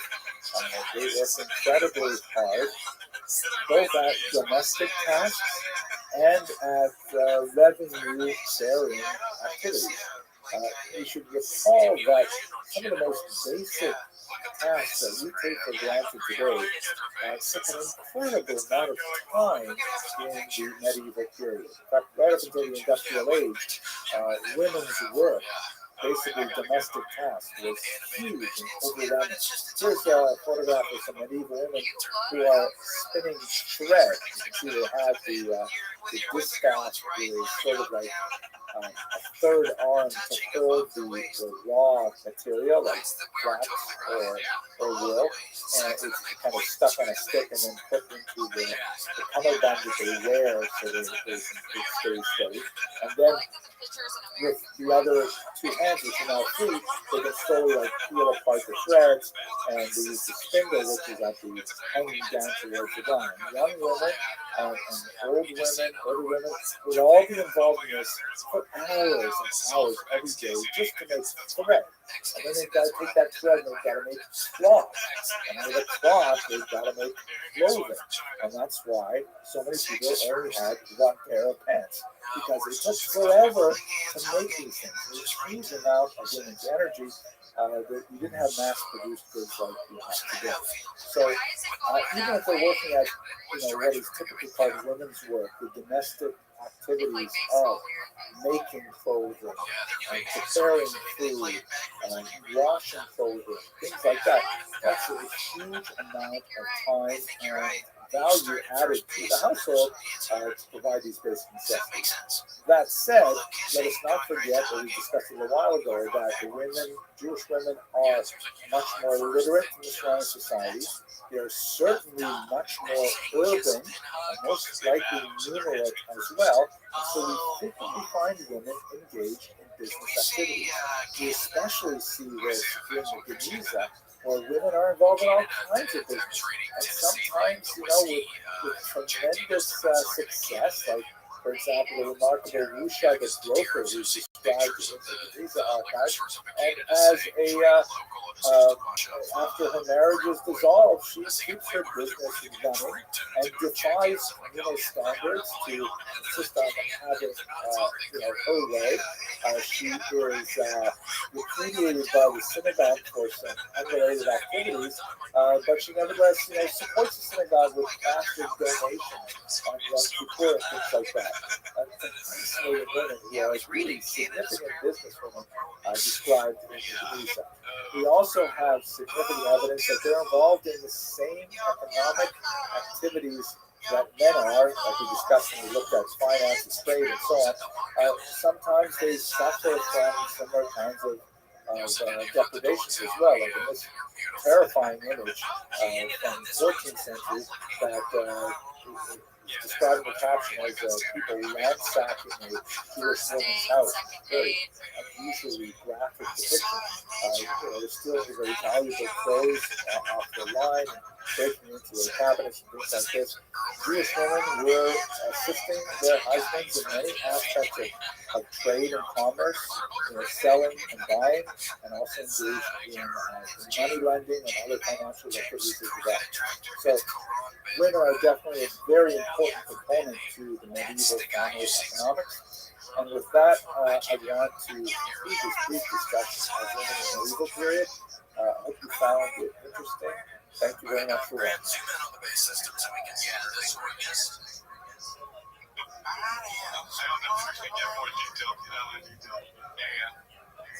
How's that?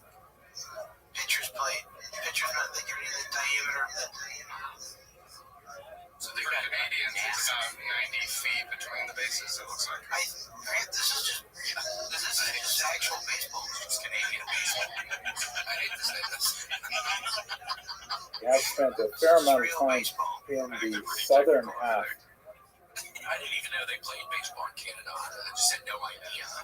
Neither did of the peninsula, looking at the Arab Jewish or the Muslim Jewish period of coexistence, the famous La Convivencia, right?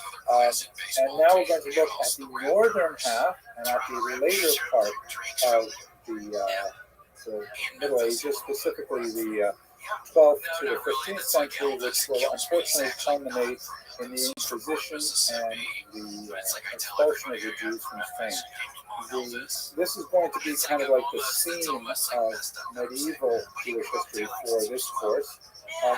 It's not an uncommon place to sort of draw a line and indicate that before this event of 1492 things were one way, and then after 1492 they were rather different.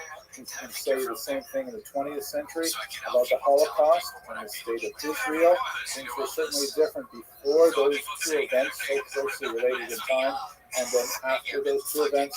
So that's why we're going to construct much of the next semester on the post-expulsion era.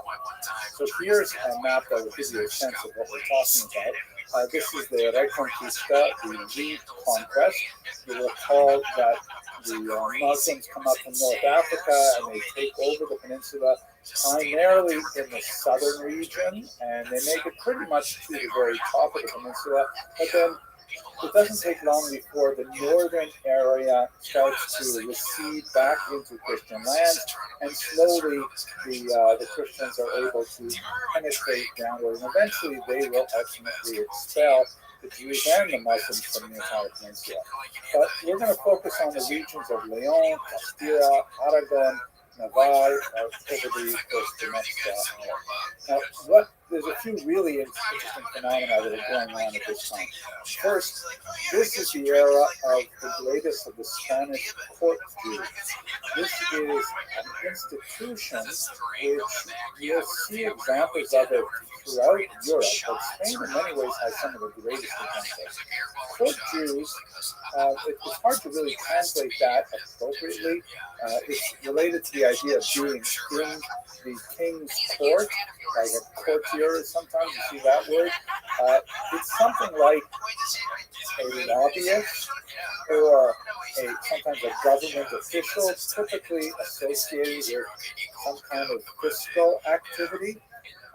They often don't have any specific role in the court, but they're very much part of the ruling circle, advising kings, very frequently underwriting the king's activities, and exercising a tremendous amount of power. Quite often, these courtiers are also the titular heads of the Jewish community, so chosen because they are so close to the levers of power and are able to protect the community appropriately in that way. But quite often they are heavily resented by the larger non-Jewish population, and sometimes they suffer terrible falls from grace because they're intimately associated with the king that they serve. You see this, for example, with the great Don Isaac Abarbanel, who of course was exiled from Portugal, and then later he would be exiled from Castile, from Spain as a whole, and spent the last few years of his life wandering around, and it's really amazing, remarkable that he accomplished so much literary material when he was in exile from these places. But he's a good example of a Spanish court Jew, and the Spanish Jewish communities in Catholic northern Spain actually had phenomenal levels of authority, partially because of the tremendous strength of their courtiers. In particular, in Castile and in Aragon, the Jewish leadership was very much involved in an institution called tax farming, which we have discussed briefly in other classes, but let us just quickly recall what we're talking about here. Tax farming is a typical medieval institution where the king is unable to actually tax every individual landowner or or certainly not peasants in his kingdom.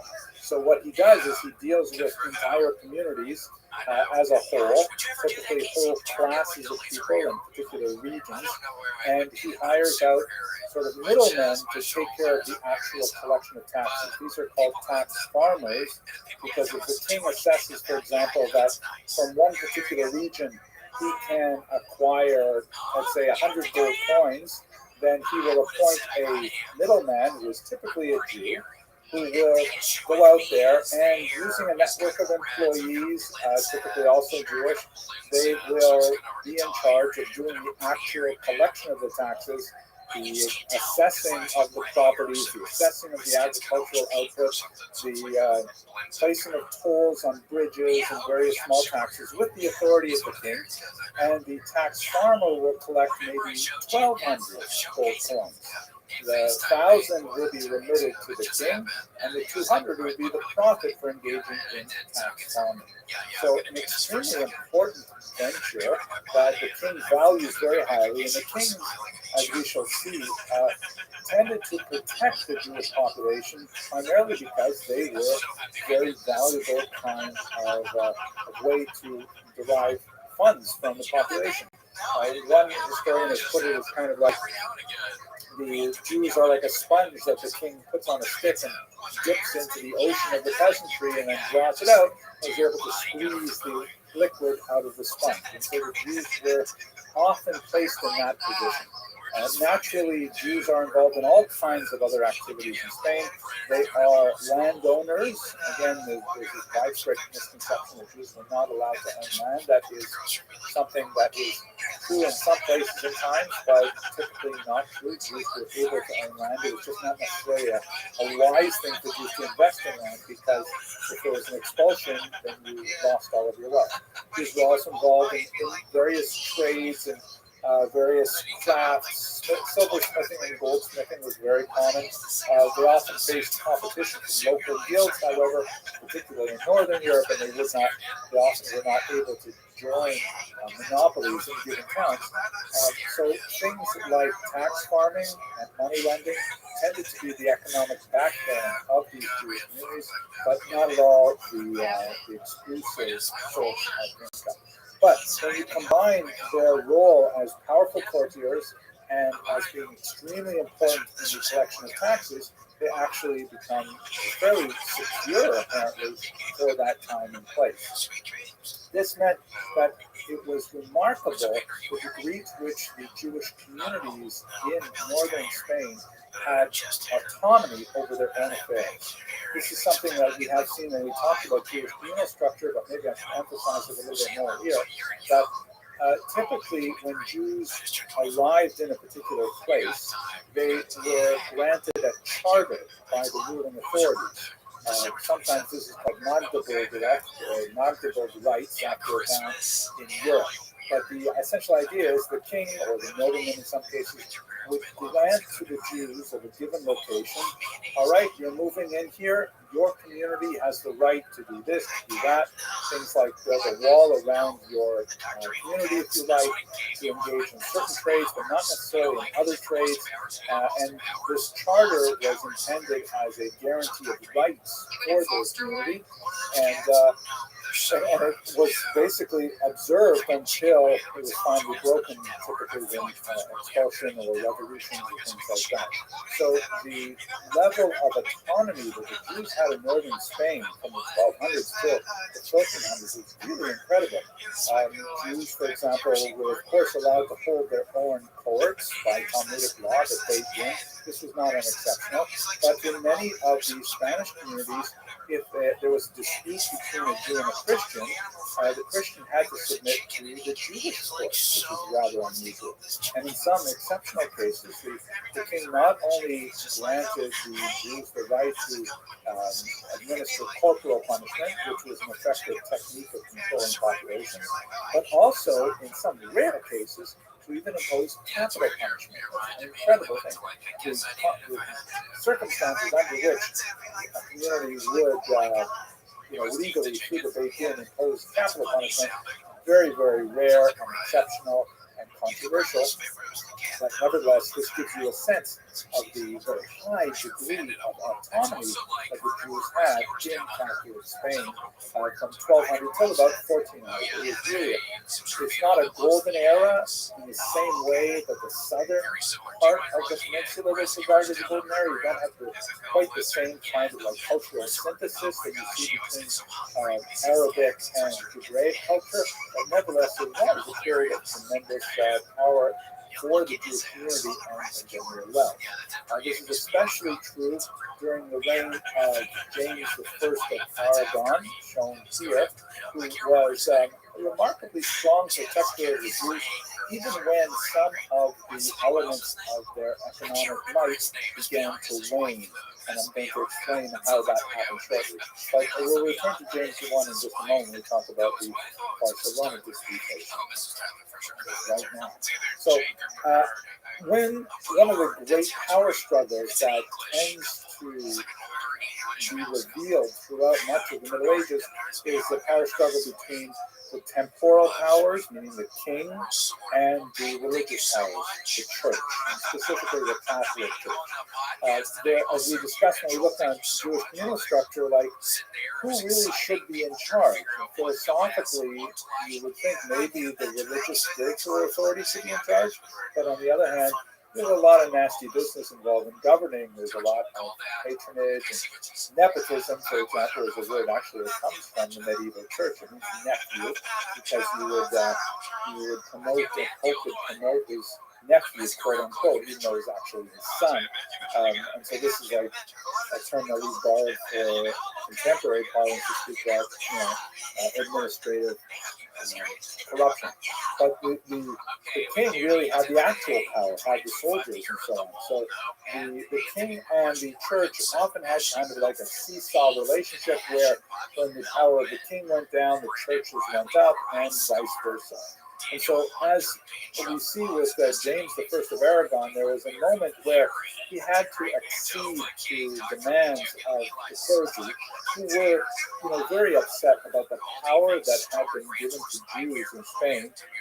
And so he agreed to allow a disputation to take place in Barcelona in the year 1263. Disputations would garner a tremendous amount of interest in the 13th and 14th centuries. These were kind of like big intellectual pageants where Jews were forced to participate in debates over central tenets of Judaism and, in fact, Christianity. Now, it was impossible for Jews to win these kinds of debates. They were really more like show trials that were intended to demonstrate the validity of Christianity and to encourage, sometimes coerce, Jews to convert. The Christian side was typically headed up by a Jewish convert to Christianity who had like inside knowledge of what Judaism really believed and had greater textual skills of Hebrew, possibly Aramaic, and so on. And so the Barcelona disputation was in that character. It was one of the earlier disputations. On the Christian side was I believe his name is Pablo de Cristiani, if I remember correctly, a convert to Christianity, but not an especially well-regarded intellectual. In fact, he kind of bungled much of the Christian side of this debate. And on the other side, James I allowed the Jewish community to appoint their leader, who was, a figure of tremendous consequence, the incredible Rabbi Moshe ben Nachman, also known as Nachmanides, right? Like Maimonides is known Moses, the son of Maimon. So this is Moses, the son of Nachman, hence Nachmanides, who was actually, a thinker of tremendous depth, who had published a lot of work that is still studied avidly to this day. And although he was, older, he was in his 60s at the time that he was approached for this particular task, he agreed to do it. He was on good terms with James I of Aragon. He agreed to do it on the condition that he be allowed to speak freely. This was an exception that was not granted in other disputations, but James I, who had some kind of genuine intellectual curiosity about how this would work out, granted him the right to speak freely, indicating that he would be free to say whatever he wanted in his disputation. And so it was convened, as I mentioned, in the year 1263 over a period of some days. And we have actually, remarkably, both the Christian and the Jewish versions of the debate in print. The Christian side recorded their assessment of the transcript, and the Jewish side, by none other than Nachmanides himself, recorded the proceedings. They don't always gel together.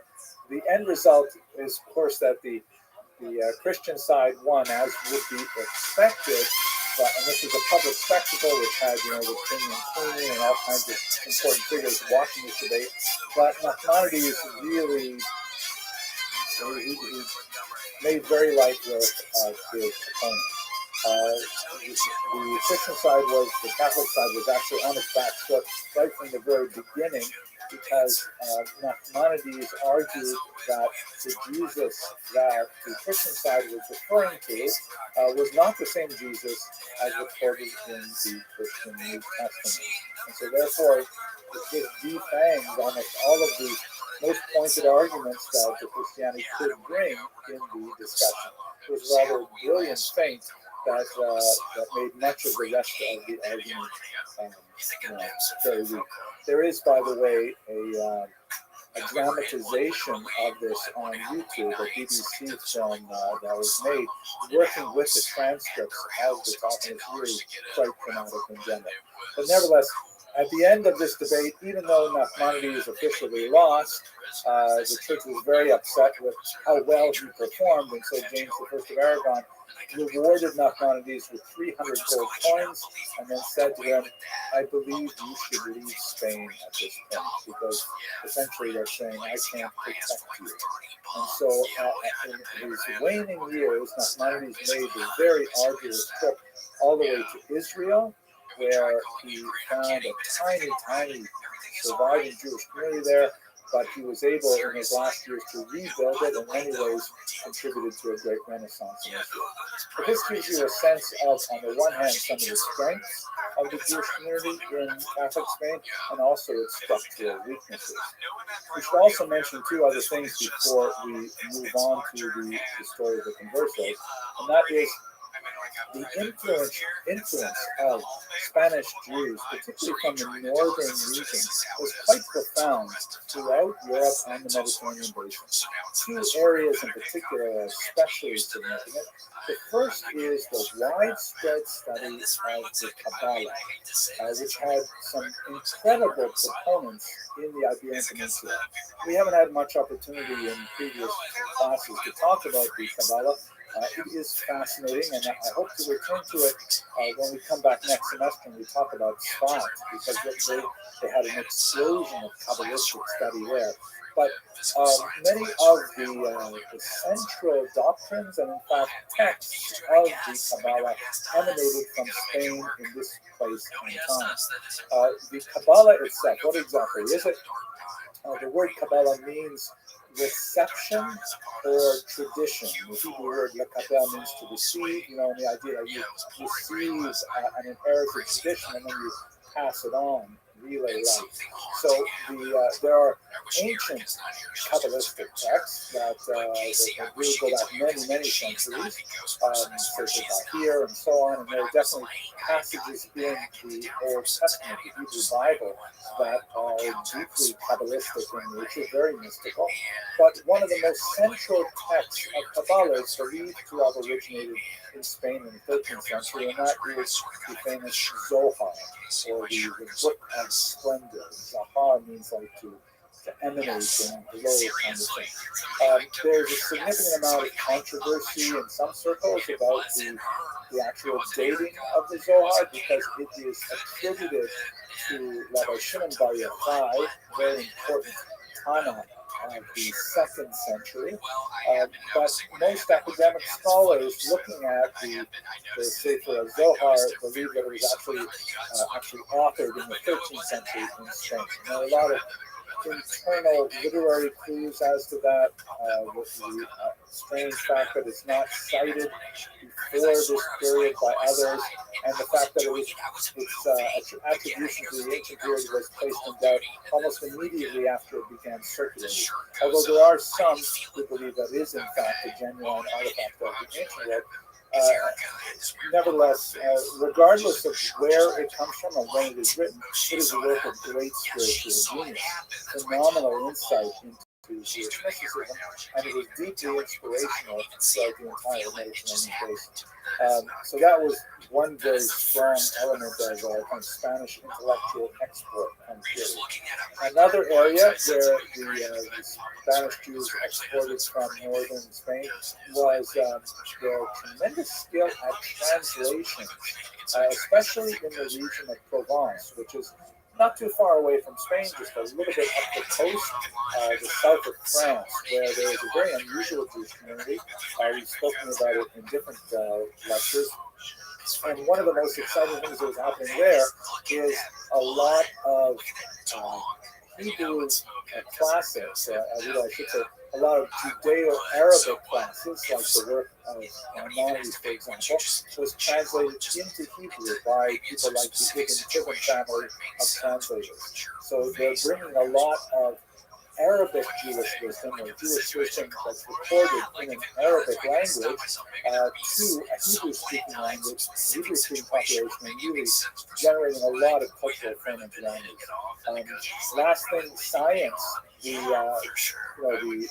coast of North Africa is filled with Arabic-speaking scientists, many of whom are Jews, and the primary conduit of all of that scientific information happens through those translators coming up into southern Europe in particular, Italy as well. Abraham ibn Ezra is perhaps one of the most famous of these people coming from Spain who brought his astrolabe with him everywhere in order to explain these technologies of navigation by the stars that had a phenomenal impact on Europe afterwards. So these are the kind of things that are happening in northern Spain at this time.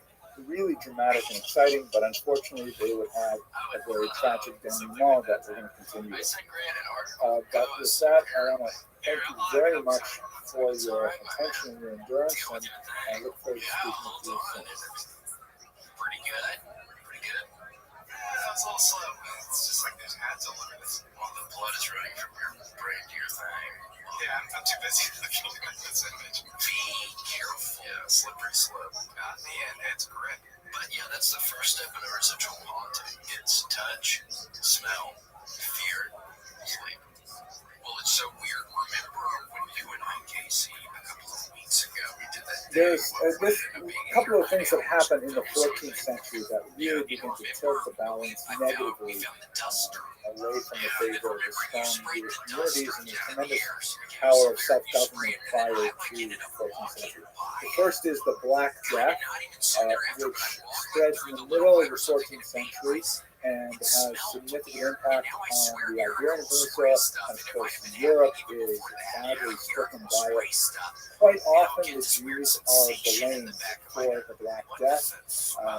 There's a widespread belief that somehow Jews have formed a pact with lepers to take their diseased body parts and then somehow make a potion and dump it in the wells of Europe to poison the aquifers of Europe and spread the plague. Of course, this is all nonsense, but nevertheless, you do have some very nasty attacks, mob uprisings, attacks on Jews, and public burnings of Jews, and things like that that occur throughout Europe. Spain is not as badly affected. There are a few attacks in Catalonia, but the peninsula as a whole tends to survive from a lot of these very nasty anti-Jewish attacks. There is, however, a couple of host desecration charges that follow in its wake. You recall we spoke about this a few weeks ago, the false charge that Jews somehow need to kidnap the communion wafers used in the church and then torture them somehow. And this is an entirely baseless charge, but nevertheless, you will have these subsequent trials that somehow find the Jews guilty, and sometimes you will have like mass riots afterwards. So in Barcelona and Huesca, you do have a couple of these host desecration charges in the 14th century that result in the conviction and execution of Jews, but there's no great upheaval after. But when King Per IV of Aragon passes away, like James I, he is actually fairly well disposed toward the Jews.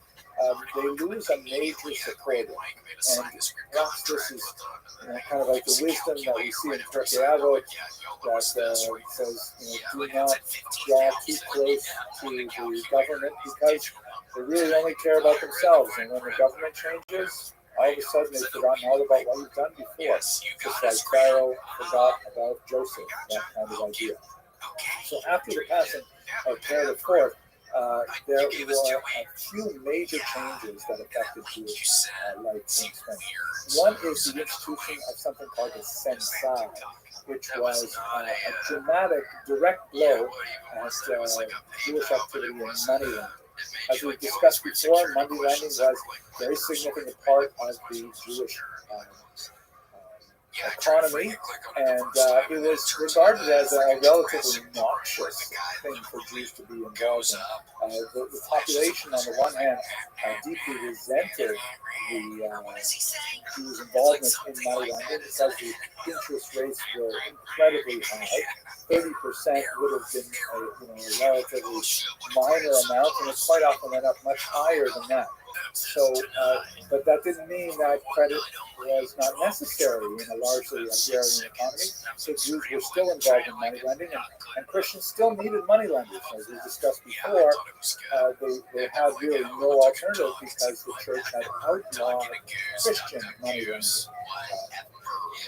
Go back and have a look at those lectures on Jews and finance and how details. Began to break down in Italy a little bit after this period, but in Spain they invented this new institution called the censal, which was kind of like a legal fiction in which if you wanted to borrow money, you would offer to sell someone a business product that would increase in interest at about 7.5% per annum.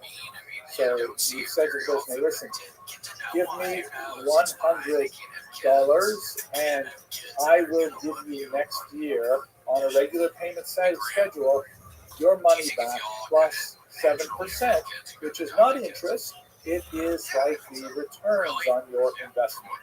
Kind of a strange, around the back kind of way of doing it. But it meant that people could borrow money at a reasonable rate of interest, 7.5%, and this significantly depressed the demand for Jewish money. Jewish money still continues, just like if you think about today, there are parties, check cashing places and things like that, charge very high interest. There's still a demand for them, even alongside regular credit cards and banking institutions and so on. So, but the population that the Jews served in money lending tended to constrict at this point. So they lost a certain amount of economic strength and along with it, political power. As the king began to lose his power, the church's power began to accelerate, and we see this expressed in institution in one very, very important way, and that is related to the universal phenomenon. In 1391, you had a major turning point in Spanish Jewish history. A wave of riots, pogroms, mob attacks on Jewish communities spread throughout the Catholic regions of the peninsula. There's a lot of different motivations behind them, resentment, there's the after effect of the plague of the Crusades even, the host desecration charges, but a lot of it is definitely economic in nature. But one of the aspects of this kind of violence is that it has to hide behind some kind of religious veneer in order to make it broadly acceptable. People simply can't get up and say, let's kill the Jews because we want to engage our bloodlust. They have to say, let's kill the Jews because they are our enemies, or in this case, they are the enemies of Christianity. And so this particular massive wave of pogroms was accompanied by forced baptisms, or forced conversions. Here you see Van Eck piece, which is quite fascinating from 1511, that shows the church on the left, and there is kind of like a symbolic representation of the church dressed in red and pointing to the baptismal font and directing various noblemen and important people to partake of the waters of baptism, the sacrament. And on the right, you see a representation of the synagogue. And this is, by the way, a very common type to see church versus synagogue, but it is rare to see them as male personages. Usually they're female in form. At any rate, the rabbi who is standing on the right of the baptismal font is holding a broken staff, which indicates, a loss of power. He is blindfolded, indicating that he can no longer see the truth, and he doesn't see that he really should accept Christianity and so on. It appears he's dressed a little bit like Aaron the priest, right, with the breastplate and the pomegranate bells on the hem of his clothing. I do not think the artist is really trying to evoke Aaron, but is trying to base himself on some kind of biblical model. And he's holding back Jews who are in various states of relating to the attraction of the baptismal font. Some clearly want to go, like the individual in the green cloak, and he's physically holding them back. Others are tearing their clothes open. Others refuse to hear what's going on. Others are in paroxysms of fear or anger or something like that. They're all like resisting the pull of the baptismal font. And so in this kind of context where Christians cannot really understand why Jews refuse to simply conform to the dictates of Christianity and accept baptism, there is this paroxysm of violence that forces baptism onto many Jews, an unknown number, but not impossible to think of tens of thousands of Jews across the peninsula engaging in forced baptism.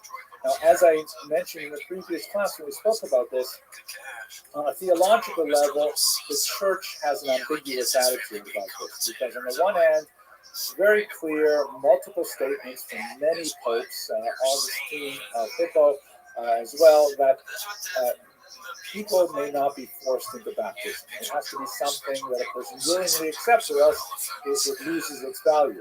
On the other hand, since it is a sacrament, once it has occurred, to use the Aramaic phrase, b'di'evet, it takes effect, and the person who is baptized is now in fact a Christian. This would have disastrous consequences. For example, in 1858, when young Ricardo Mortara, a young child, would be baptized by the family maid, and unbeknownst to his parents, and then years later, the Vatican police would actually seize him and never return him.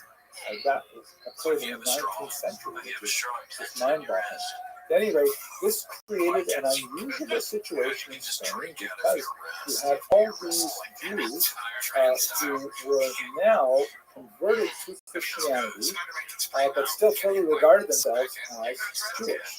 This is largely not happening in Navarre, which is a northern region bordering France, and in Portugal, which would be very important because for much of this period, Portugal was regarded as a haven for Jews. As we spoke recently, Juan Yitzhak Abarbanel's grandfather fled to Portugal in order to resume his Jewish identity. But in Castile in particular, this was widespread. And you also have at this time, besides Jews who were forcibly converted, you have Jews who are willingly converted. Sometimes very prominent Jews, like the Rabbi of Burgos, Shlomo Halevi, who converts, who becomes Pablo de Santa Maria, he eventually becomes the bishop of Burgos, and he devotes his life to attempting to convert Jews to Catholicism. So in this kind of environment where there's forced conversions and not a big follow-up of negative consequences as a result, and you have like Jewish leaders like Shlomo Halevi converting to Christianity, there is an increasing feeling of despair, like, where is our God? Where is Mashiach? Shouldn't he be here now? Shouldn't the Messiah be here now? And the conversion rate actually expands. We see this especially at the disputation of Tortosa. So we've already discussed the disputation at Barcelona. At Tortosa, which occurred after the wave of pogroms and forced conversions, you have a very long, drawn-out disputation. Jews are forced to attend these disputations, by the way. They're forced to attend sermons in their synagogues delivered by Jewish converts to Catholicism, berating them for their refusal to abandon Judaism. And in this kind of environment, you have a significant number of Jews who simply say, why try anymore? Why should we maintain our Jewish identity?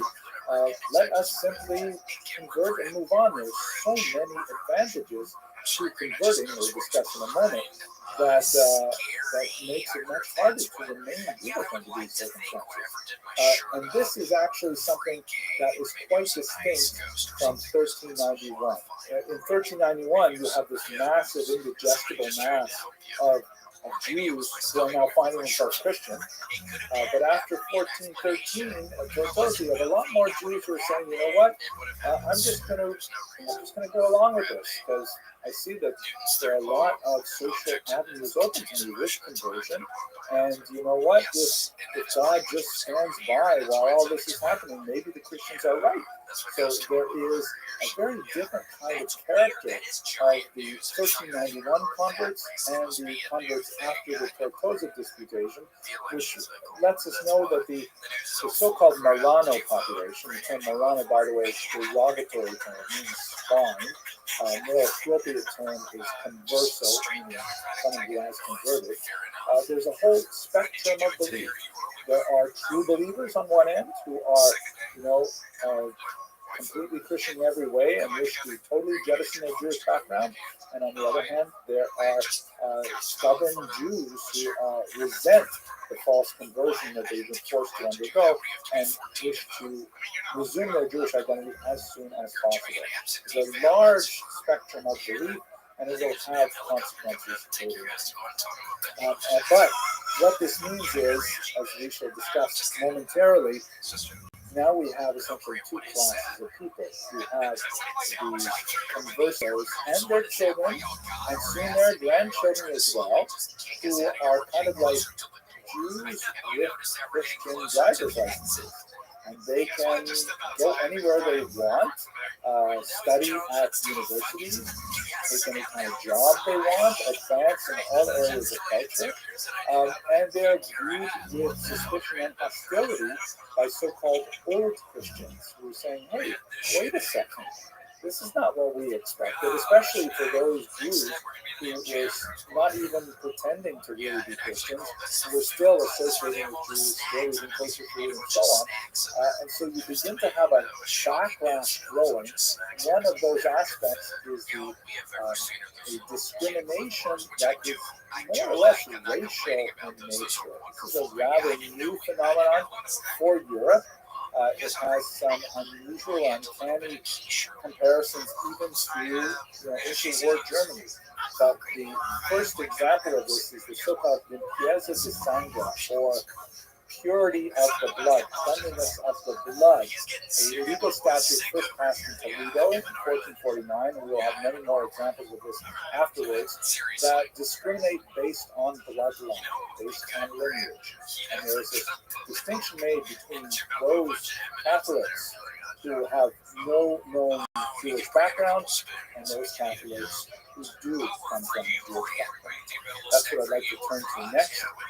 But with that, I want to thank you very much for your attention and your endurance, and I look forward to Today when I speaking to came you here, I soon. was thinking, gosh, does Greg not like us anymore or something? A little bit of a roller coaster.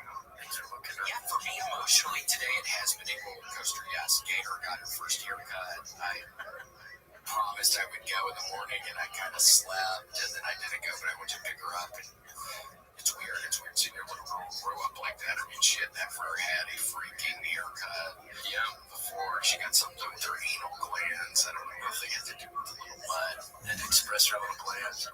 Oh my God. After 1391, after 1414, with the end of the Tortosa disputation, you have this unusual circumstance where there are Jews who adopted some level of Christianity, either an external veneer that was entirely hypocritical, or even, being true believers and really entering the church and things like this. But suddenly they're injected into Iberian society, and they have a lot of intrinsic advantages. They have a very, very high level of literacy. They are very well skilled with numbers, hence numeracy. They are overwhelmingly urban, so they have a lot of advantages of understanding the nature of the corridors of power and so on.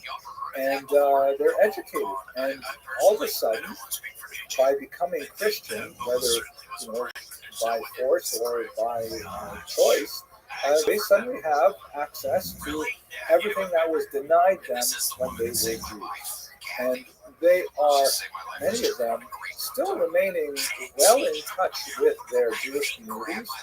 Those who, of course, were forcibly converted often, maintained a kosher diet, observed the Sabbath, taught their children in Jewish schools, married amongst each other or amongst regular Jewish families. Tremendous amount of attachment to the community, and nevertheless, though, they are having tremendous advantages, and they are displacing a lot of the traditional elites as a result. So there's this huge upswell of resentment against these conversos specifically, which has its economic roots, and it also has, kind of roots in religious antipathy, because, hey, look at this. They're supposed to become Christians, and they're still retaining their Jewish identity. This is not fair. And when you look around at people of authority, even in the church, and say, that one's a Jew, and that one's a Jew, and so on, it's a very kind of, disconcerting feeling. So the church asserts itself, and not without the interest of Queen Isabella and King Ferdinand, who are, thinking different thoughts about the Jews than their predecessors. Whereas kings and queens typically protected Jews against the church quite often, as we've discussed in the past, that rule does not apply when there is a strong need for short-term gain. Isabella and Ferdinand had been engaged in very expensive wars in the south of the country in particular, trying to push the Muslims out. And the prospect of, trying to get a one-time big surge of cash out of the Jewish population was quite appealing. So one of the ways in which this was expressed was they received from Pope Sixtus IV the permission to establish the Inquisition in Spain. This was in the year 1478. The Inquisition was not directed at Jews per se, or Muslims for that matter. It was directed at false converts, meaning the conversos who were secretly harboring Jewish attitudes or behaviors and so on. And the purpose of the Inquisition was to try to root out these false converts and to punish them appropriately, to act as a deterrent to other would-be converts, and incidentally, part of that punishment meant confiscation of their wealth, which was definitely something that Isabella and Ferdinand were interested in. The Grand Inquisitor Tomas de Torquemada engaged in a brutal upending of Iberian society by creating this purge-like environment where you know, a Christian neighbor would betray a Jewish neighbor, or actually a converso neighbor, to the Inquisition. The Inquisition would arrest the converso neighbor, subject him or her to terrible tortures, and demand that he divulge the name of other conversos who were also secretly Judaizing. And under the pain of torture, this would happen, and they get a whole list of names. They go out and arrest those people and torture those people, and the whole purge environment rapidly spun out of control. In the space of a couple decades, it just got beyond imagination how deeply this penetrated, where churchmen were often accused of being secretly Judaizers and things like that. The Jewish community really was at a loss as to how to respond to this appropriately. Remember, the Jewish community per se was not attacked in this manner because they were not, Christians. They had not been converted, and so therefore they were still allowed to practice Judaism. But they were viewed with a tremendous amount of suspicion, especially as to the degree that they may have been aiding and abetting these conversos who were secretly studying Judaism, keeping kosher, and so on. In one notorious case, some conversos actually engaged in a conspiracy to murder an inquisitor, Pedro de Arbues, and this sparked a lot more popular resentment at the activity of the conversos and the Jews, as you can see in this very evocative painting of the murder and the saintly visage of the inquisitor himself. But it rapidly spun out of control, and it proved to be something that Isabella and Ferdinand could not keep a lid on, but they still were faced with tremendous debts that they had to deal with. So, just some of the examples of the way in which the Inquisition looked. In previous classes, I've given a lot of examples of the torture devices they used, which are truly horrific, and I don't want to put them in this lecture, but if you're curious, you can go back and look at my Jesus Parazzi. These are three examples of San Benito's. They really were quite elaborate types of punishments, and they describe the French language captions underneath, and they're hidden in this image. But on the left is a converso who has been accused, but is not yet found guilty of practicing Judaism. In the center, you see a Jew or converso who has been accused and then has been found innocent. So he has kind of like a beatific sort of gaze on his face. And on the right, of course, where you have this declaration of demons of hell and burning alive and things like that, you have a converso who has been accused and found guilty of practicing Jewish rituals, and he, of course, is full of tears because what happens at this point, the Inquisition itself doesn't actually murder the Jews. The Inquisition relaxes its authority over these people to the secular authorities, who then, being much more savage, of course, end up engaging in capital buffet or mass burning. And these mass burnings of Jews, or conversos, were conducted throughout Spain and even into the New World. Really dramatic, terrifying scenes that attracted huge mobs of people to watch these Jews being burned alive. It's absolutely a horrific kind of environment that gripped the entire peninsula for decades. Ultimately, though, it was an untenable model, and it failed to deliver that big one-time jolt of cash that Ferdinand and Isabella maintained and needed. So it all came down to a dramatic moment when Ferdinand and Isabella decided to simply expel all the Jews of Spain. Recall, the real purpose of the Inquisition was to root out the false conversion of these once Jews, now Catholics. And by the way, we're referring not only to the first generation, but the second, third, fourth generation, because it's 100 years now since the 1391 program. And Torquemada, in this remarkable piece of art by Emilia Sala, is shown in the Black Lord wildly gesticulating Torquemada says the reason why he has been unsuccessful at bringing the Inquisition to a conclusion, that the more he looks, the more amazingly he finds more of these Judaizers. He says it's because you still allow Jews to live in Spain proper. And while they're still in Spain, they can still influence their erstwhile co-religionists. And so therefore, he argues, and Ferdinand and Isabella accepted, that all the Jews must be expelled from the Iberian Peninsula in order to maintain the goals of the Inquisition, which was to allow the conversos to become fully Christian. In this particular image, you can see the dramatic range of expressions in the portrait's faces on the left and on the right in particular. And with his back to us stands the majestic John Isaac Abarbanel, the great leader of Portuguese Jewry, who then rose up to become the second highest financial official in Spain as well. And he argued bitterly for the retention of the Jewish right to remain in Spain. Ferdinand and Isabella were loath to see him go because he was so talented, but he refused to convert. Unlike, as it happens, the number one figure, the aged Abraham Senior and his son Rabbi Melamed, son-in-law, who decided to rather convert and remain in Spain than to flee with the rest of the Jews out of the peninsula.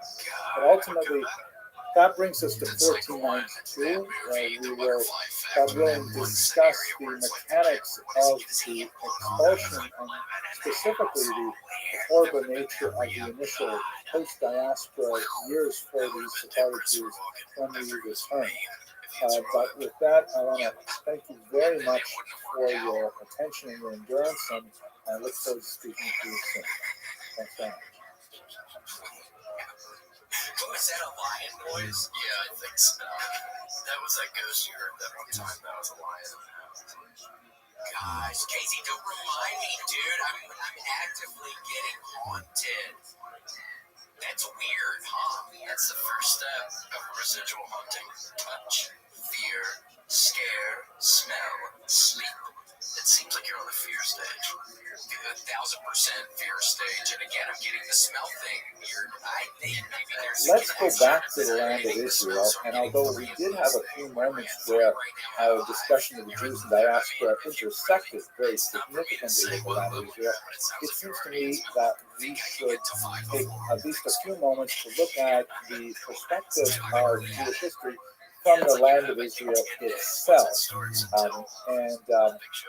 We may repeat a couple of things that we looked at in much greater detail earlier, but at least we'll have some sense of continuity. Also, I think it's important because we're at a unique inflection moment politically, I think, in the land of Israel, where we have a lot of unfortunate tension and warfare and loss of life.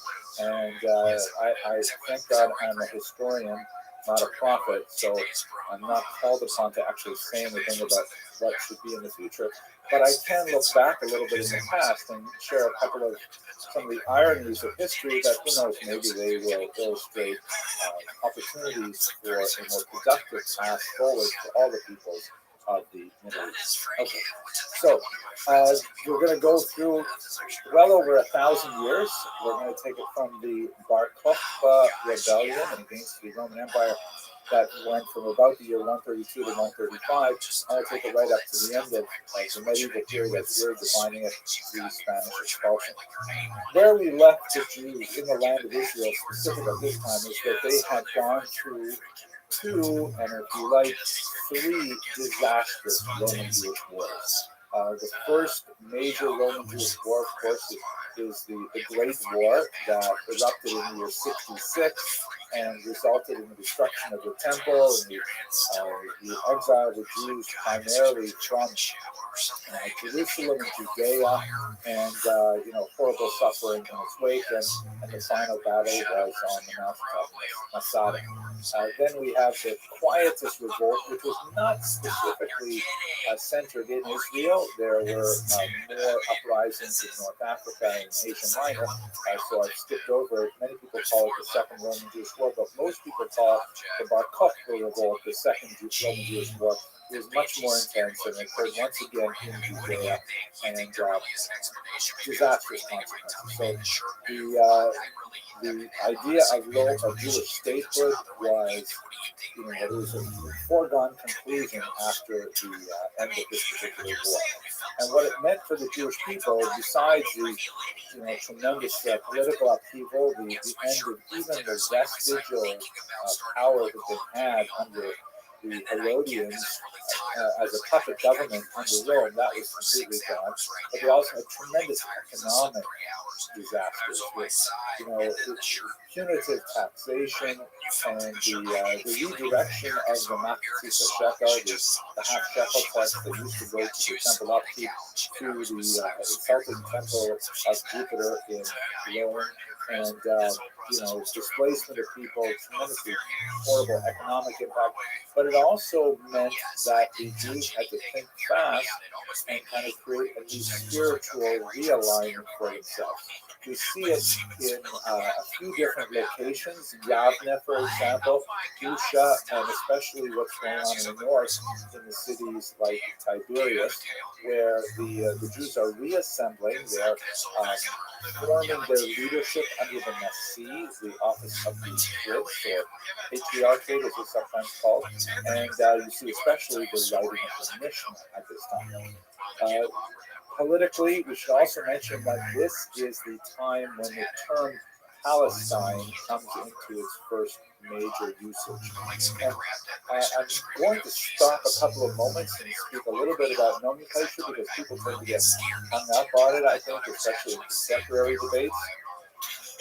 The term, and everybody knows, especially political leaders know, how sensitive people are to geographic terminology. My own PhD supervisor, a tremendous scholar named Rabbi, he actually wrote a few atlases, and I remember him struggling to try to find the correct place names that would describe a specific location without offending half of the people who live there. And so, even in these lectures, we find frequently, if I use the term West Bank, or if I use the term Alba and Shomron, when talking about the same place, but there's lots of baggage associated with those terminologies. So the Romans were quite aware of this, and after the Bar Kokhba revolt in particular, they made a concerted effort to try and wipe out any memory of the Jewish presence in Israel.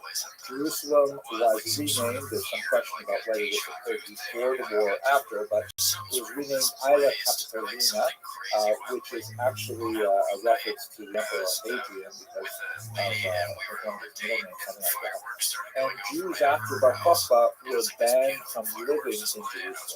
There was, however, about 100 years later, a noted small community of Jews who lived in Yerushalayim anyways, and it's possible that they did so simply ignoring the authorities, and the authorities chose to turn a blind eye, but they were called the Kehila Kadisha de Yerushalayim, the holy community of Yerushalayim, of Jerusalem. I think it's also interesting and important to note that one of the fundamentals of the ongoing conflict in the Middle East is the question of primacy. Who got there first? There's no question, of course, that the Jews had their political state there earliest. But one of the arguments that's sometimes made in the political polemics is that the Jews left. I mean, they were gone for quite a bit of time, and then other people came, and so they no longer had the same connection to land that they once did, no longer a legal or moral authority over the land. I'm going to leave the answers to those questions to others who wish to debate them, but on a historical level, it's very important to know that it's simply not true. There's always been a Jewish presence in the land of Israel, however attenuated. We shall see that later on in the medieval period, sometimes just a handful of people living in places like Jerusalem, a handful of Jewish people living in a place like Jerusalem, but nevertheless there is a continuous settlement of Jews in Israel. We speak about the exiled Jewish people, it definitely speaks about the bulk of the population, the diaspora, early on became much larger than the population of Jews in Israel, and definitely more prominent, more significant in all kinds of ways. But there has always been a consistent presence of Jews, however small, in the land of Israel. Here, Kadisha to Yerushalayim is one illustration of that. After Rome adopts Christianity in the year 313, things get much worse for the Jews in Israel, because even though the Romans were definitely not close friends with these rebellious Jews who were rebelling every generation, the addition of Christianity changed things dramatically, because as a monotheistic faith, it is intrinsically intolerant of other faiths. And this is something true of all monotheistic faiths, the idea of a universal vision of one path to truth. We could say this about Islam, and we could say it about Judaism as well.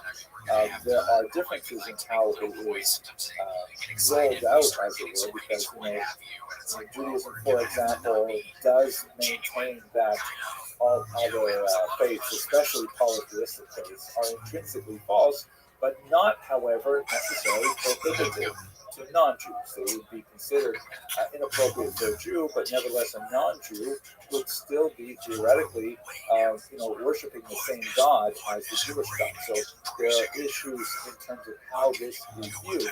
Christianity, however, had perhaps one of the most restrictive views of what other faiths could practice and still be within the pale of acceptability. And this meant that it was intrinsically much more intolerant than, let's say, paganism, which, by the very fact of the multiplicity of gods, tends to accept the idea that some other people could worship this God. Jews did rebel, in particular, against the Roman leader named Gallus, and this rebellion was centered in the northern part of Israel. It began in Severus in 351 and lasted for about a year. It was put down very harshly. Jews were sold into captivity, much like they were in the First Roman Jewish War. But one of the ways in which the Jews kind of pivoted at that point was they recognized that, the situation in Israel is just getting more and more tenuous. And so this is the point in time when they decided to abandon the calculation of the year, of the calendar, by sighting of the moon, and to move to a fixed calendar, which is the one that we use today, that corrects the lunar solar discrepancy by adding a leap month on the 19-year cycle. I'm not going to go into more details on what the calendar is, but we should bear in mind that for a diaspora people, the calendar is crucial, because this meant that all Jews would be linked together in a singular cycle of worship. Passover the same days, and Yom Kippur on the same day, and so on.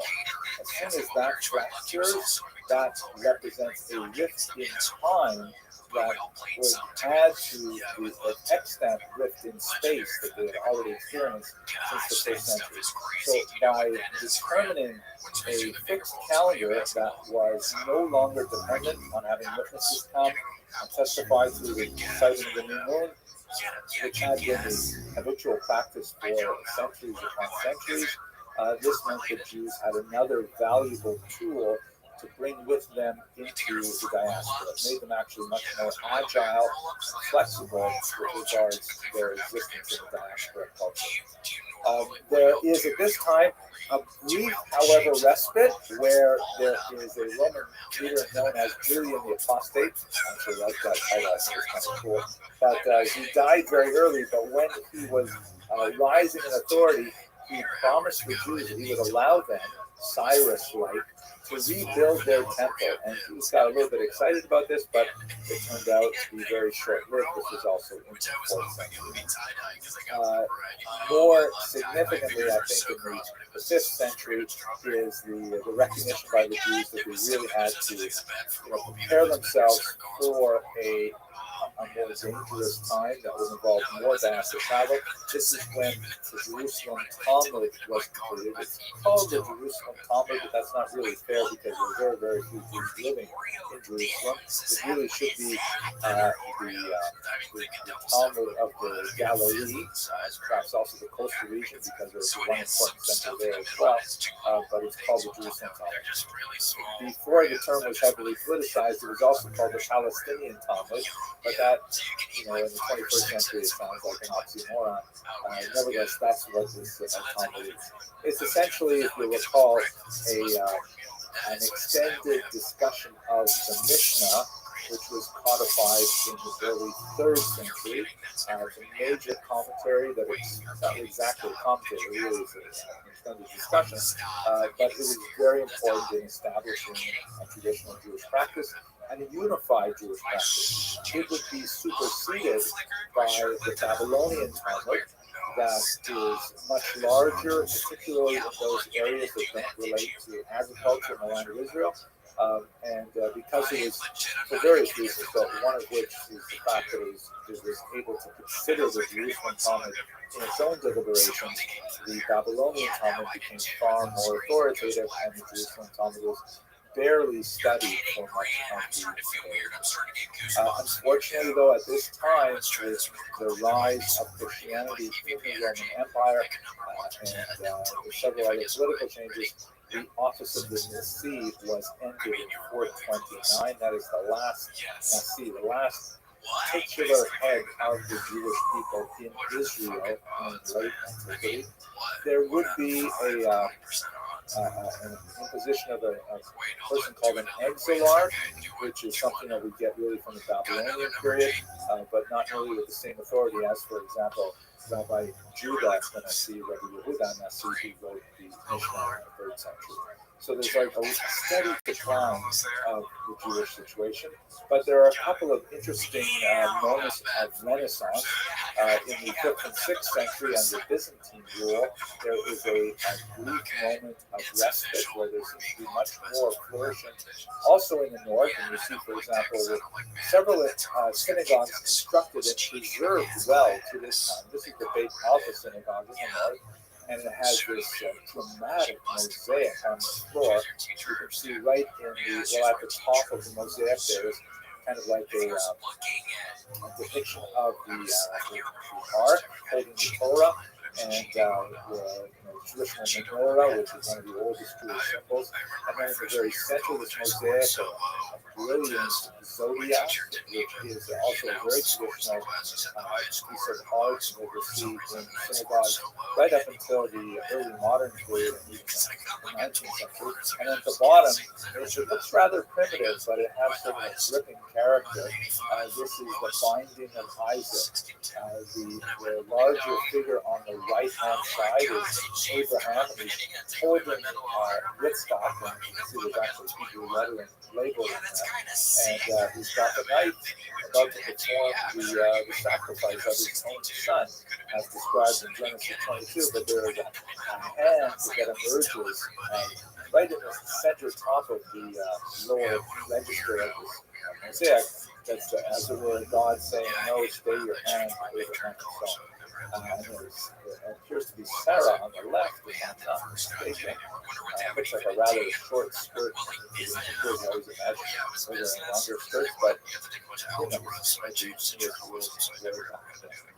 so this is like a kind of a Renaissance art that you see, not Renaissance like the traditional Renaissance, but an effervescence of Jewish art that occurs in the 5th and 6th. So that's kind of what's going on in the Roman and Byzantine periods. We have in the 7th century some dramatic events with a very brief-lived Persian invasion, followed by an Arab invasion that would be much longer in duration, punctuated with one interruption from the Crusades.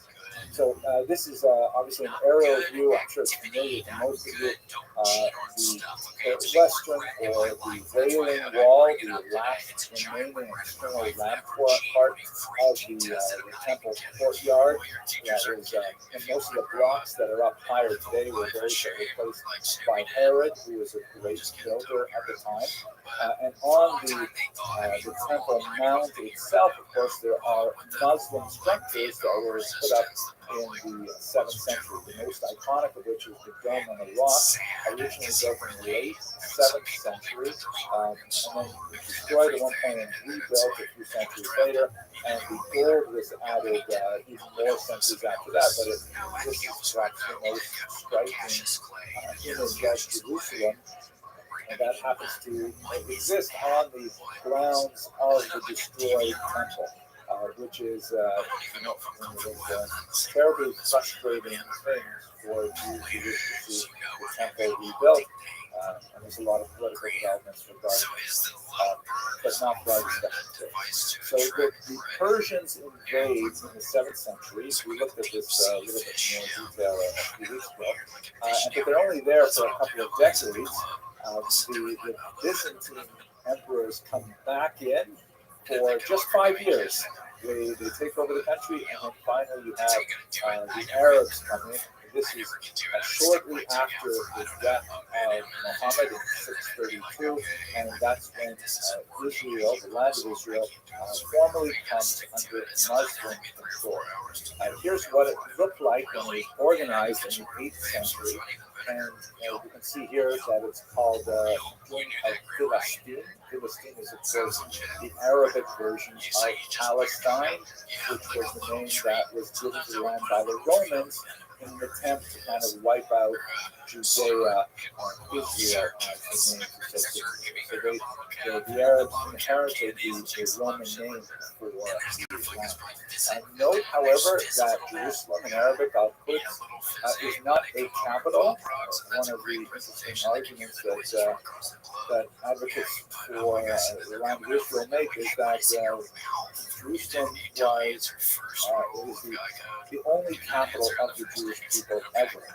This is a region that they've always regarded as their capital, and I think that's an interesting observation. Notice that the region of Philistine also extends into what would be today Jordan, and much of the north, which is mine from the Galilee region, is under the doing. And Damascus has the very, very top part, including Banyas, which is a beautiful part of Israel, and then down in the south, it also controls some of the region on the other side, which we run in Jordan. So the Jews living there at that time, we don't have really good numbers, but an Arab demographic source from that period mentions the city of Caesarea, or Caesarea, which is on the coast. It's historically a very Roman city. It's kind of like a city that was built up heavily by Herod, and it was sort of like where Romans could go, so they don't have to feel like they're in some kind of crazy religious environment like Jerusalem or something. Sort of like Surfside for 5 townspeople, right? So you go to Surfside and it doesn't feel too crazy. So it's always been more of a Roman-style city, but the Arab demographer reports that there were 700,000 Romans living there, 200,000 Jews, and 300,000 Samaritans. I think there are a lot of reasons to doubt the sizes of those numbers. They seem rather large to me, I think by many fold. However, it is kind of interesting to think that maybe the proportions are correct.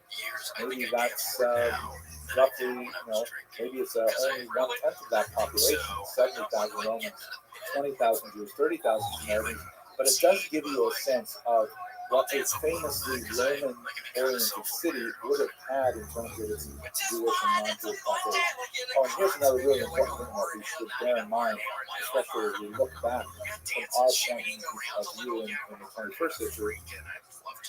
Never in its history was the land of Israel ever monoethnic.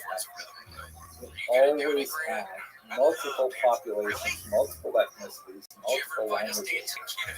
It's true that the Jews did dominate for much of the ancient period, and they dominated, of course, from the second half of the 20th century. But there's always been a mixed population in Israel, and the degree to which they get along with each other, of course, is the stuff of history. When the kind of environment that Jews were living at this time. We get a sense from when the Pact of Lamar was imposed in the 8th century. For example, Jews were required to wear yellow-colored turbans, and Christians blue turbans, and Samaritans red turbans, which is in accordance with the more strict observance of that Pact of Lamar, which on the one hand guarantees monotheistic faiths like Judaism and Christianity a degree of tolerance, because they are, after all, monotheistic, but nevertheless they were to be clearly distinguished from the larger Muslim population. It is also worthy to note, just like we see in Christian Europe after the 13th century and the imposition of the Jewish badge, that it was very commonly ignored, typically by paying a small bribe, or the authorities not really being interested in enforcing these kinds of rules. But it does give you a sense of what the oscillation must have been like between periods when it was more intolerant and periods in which it was more tolerant. It is during this period, after the Muslim conquest, that you begin to have a very large-scale migration of Arabs, and in particular, then moving to the city of Lamla. Let me point out as well that the term Arab is an ethnic designation. Muslim is a religious designation. In other words, Arabs may practice Christianity. For example, many Lebanese Arabs are Christians, and many Muslims are not of Arab ethnicity at all. They may be Chinese, for example, the Uyghur, or you have black Muslims in America, African American descent.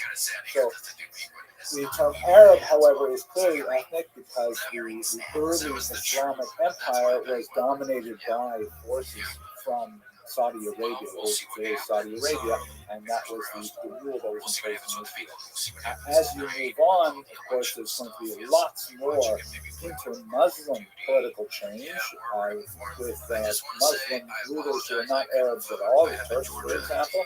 But for the time being, at the beginning, we're talking about an Arab empire.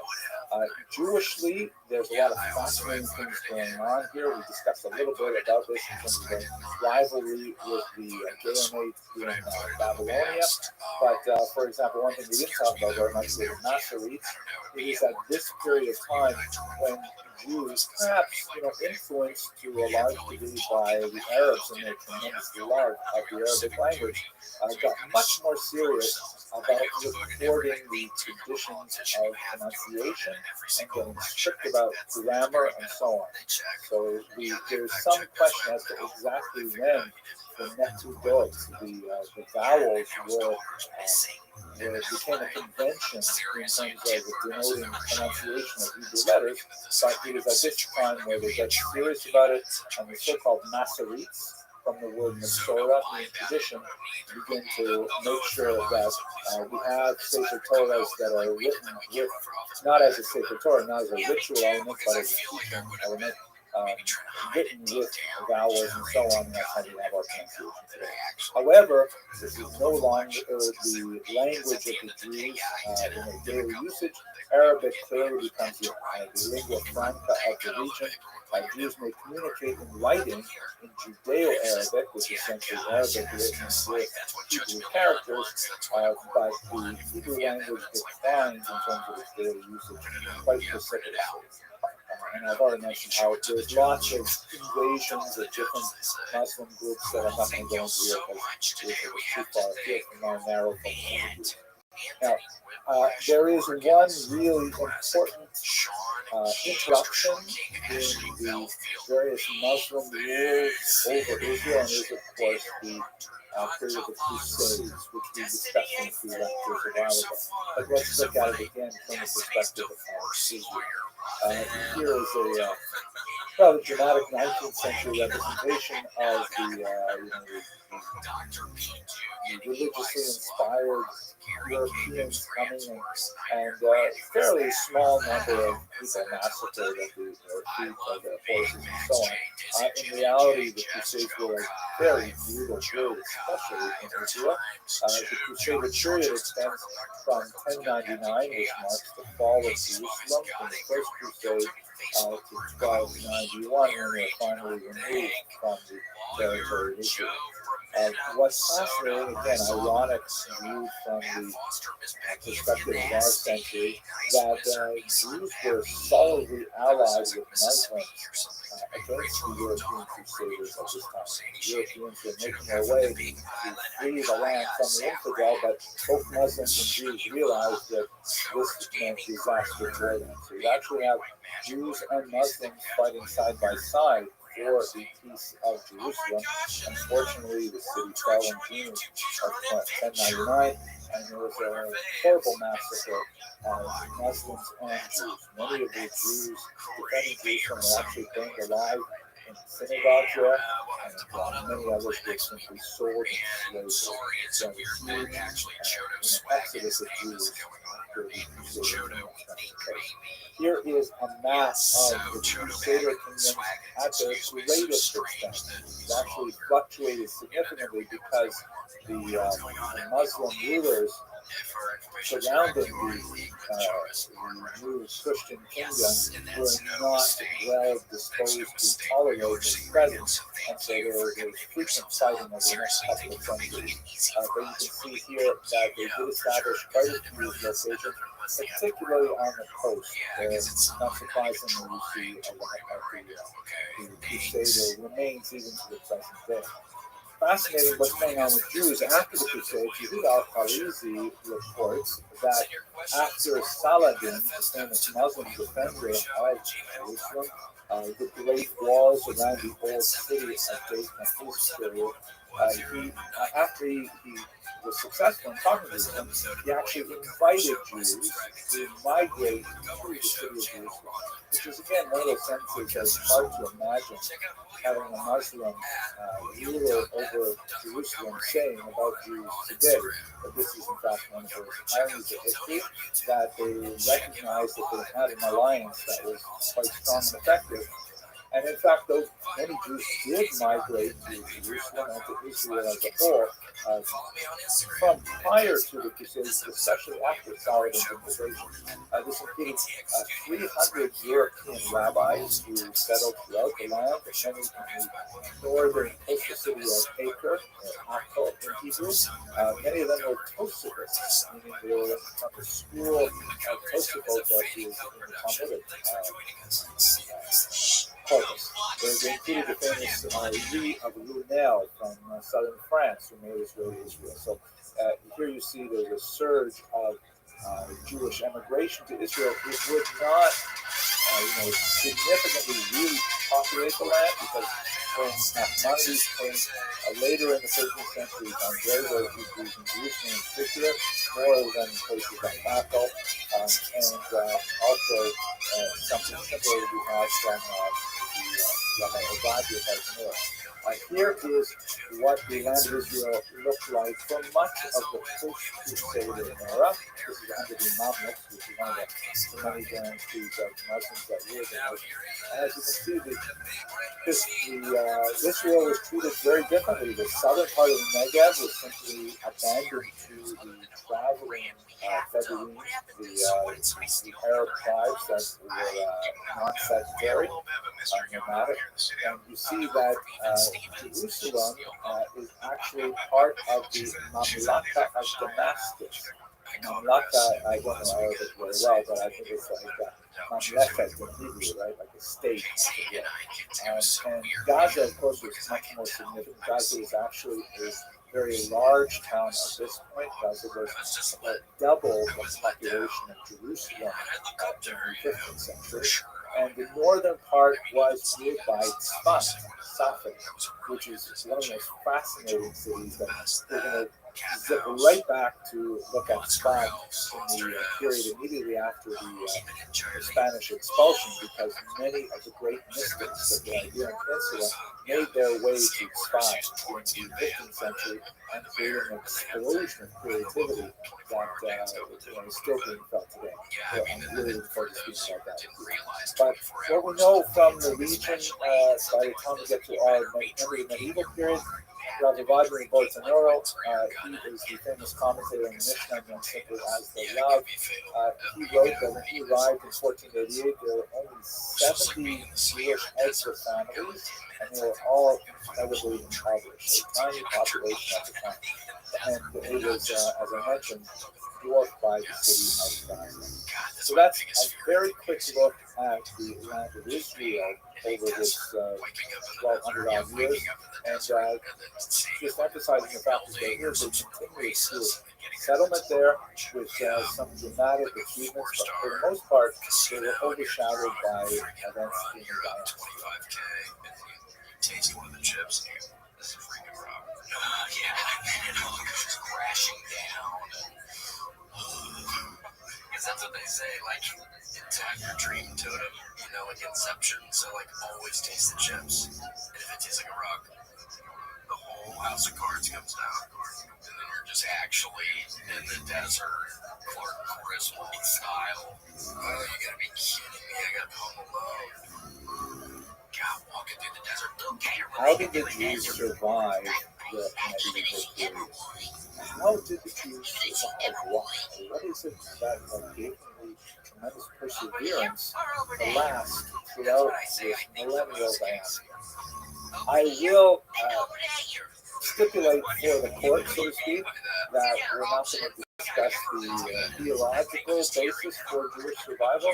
It's a fascinating discussion, but a little bit outside my ken as a historian. I can put on my rabbi hat, even though I'm not a rabbi, and we could discuss that, but I think I'll do that offline. Right now, let's try and work with the rules of history as we understand them, and try to figure out what were the mechanisms that allowed the Jews to survive an otherwise incredibly inhospitable period. Everybody knows the joke, right? What's the definition of a Jewish holiday? They tried to kill us, we survived, let's eat, right? That's the, you have to laugh because you're also familiar with it, but it is it's a gross oversimplification, and yet it has a certain je ne sais quoi, it has a certain amount of truth to it.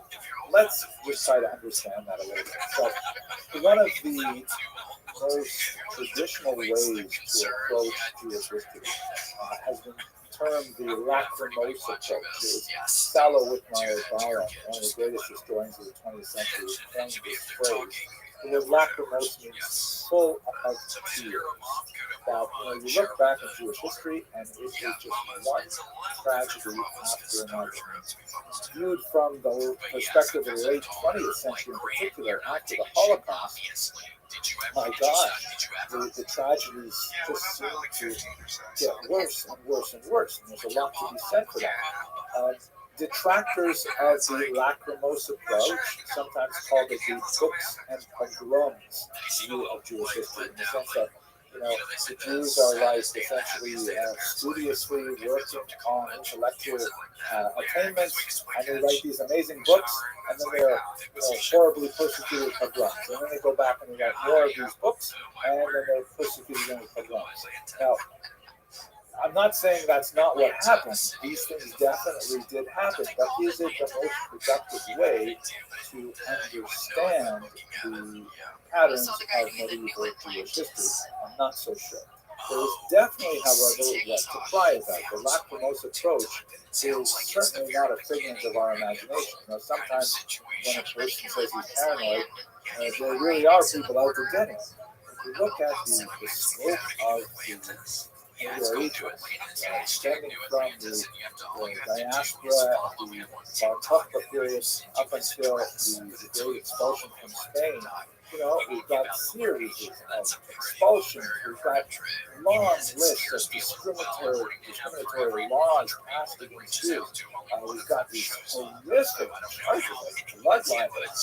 What a tripping thing to suggest, and yet, as this particular image indicates, not only the blood libels, but the even more bizarre post-desecration arguments resulted from Jews being massacred.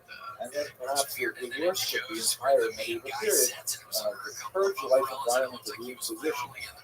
When we come back after the break, we look at the Sephardic diaspora. One of the most terrifying things of the Inquisition is that when Jews left Spain, they were not left alone. Anytime they landed in a Catholic territory, they were subject to the deprivation of the Inquisition. So, no question, the lachrymose approach of medieval Jewish history has a lot of merit. It should not be talked about the window.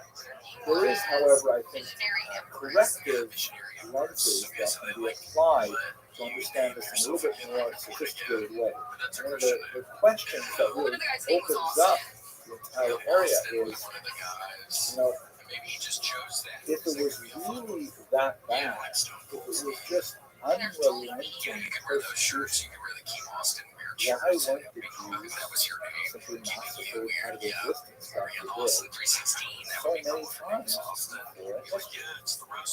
The term genocide was actually coined only after the Holocaust by a Jewish man named Rabbi, and he was searching for a word to try and describe what the Holocaust meant, because the Holocaust was such a historic moment. It was something totally unprecedented, and we have no comparable example of any organized group of people, particularly at the state level, bending their entire bureaucratic engines toward destruction, to the idea that an entire culture should be systematically wiped out.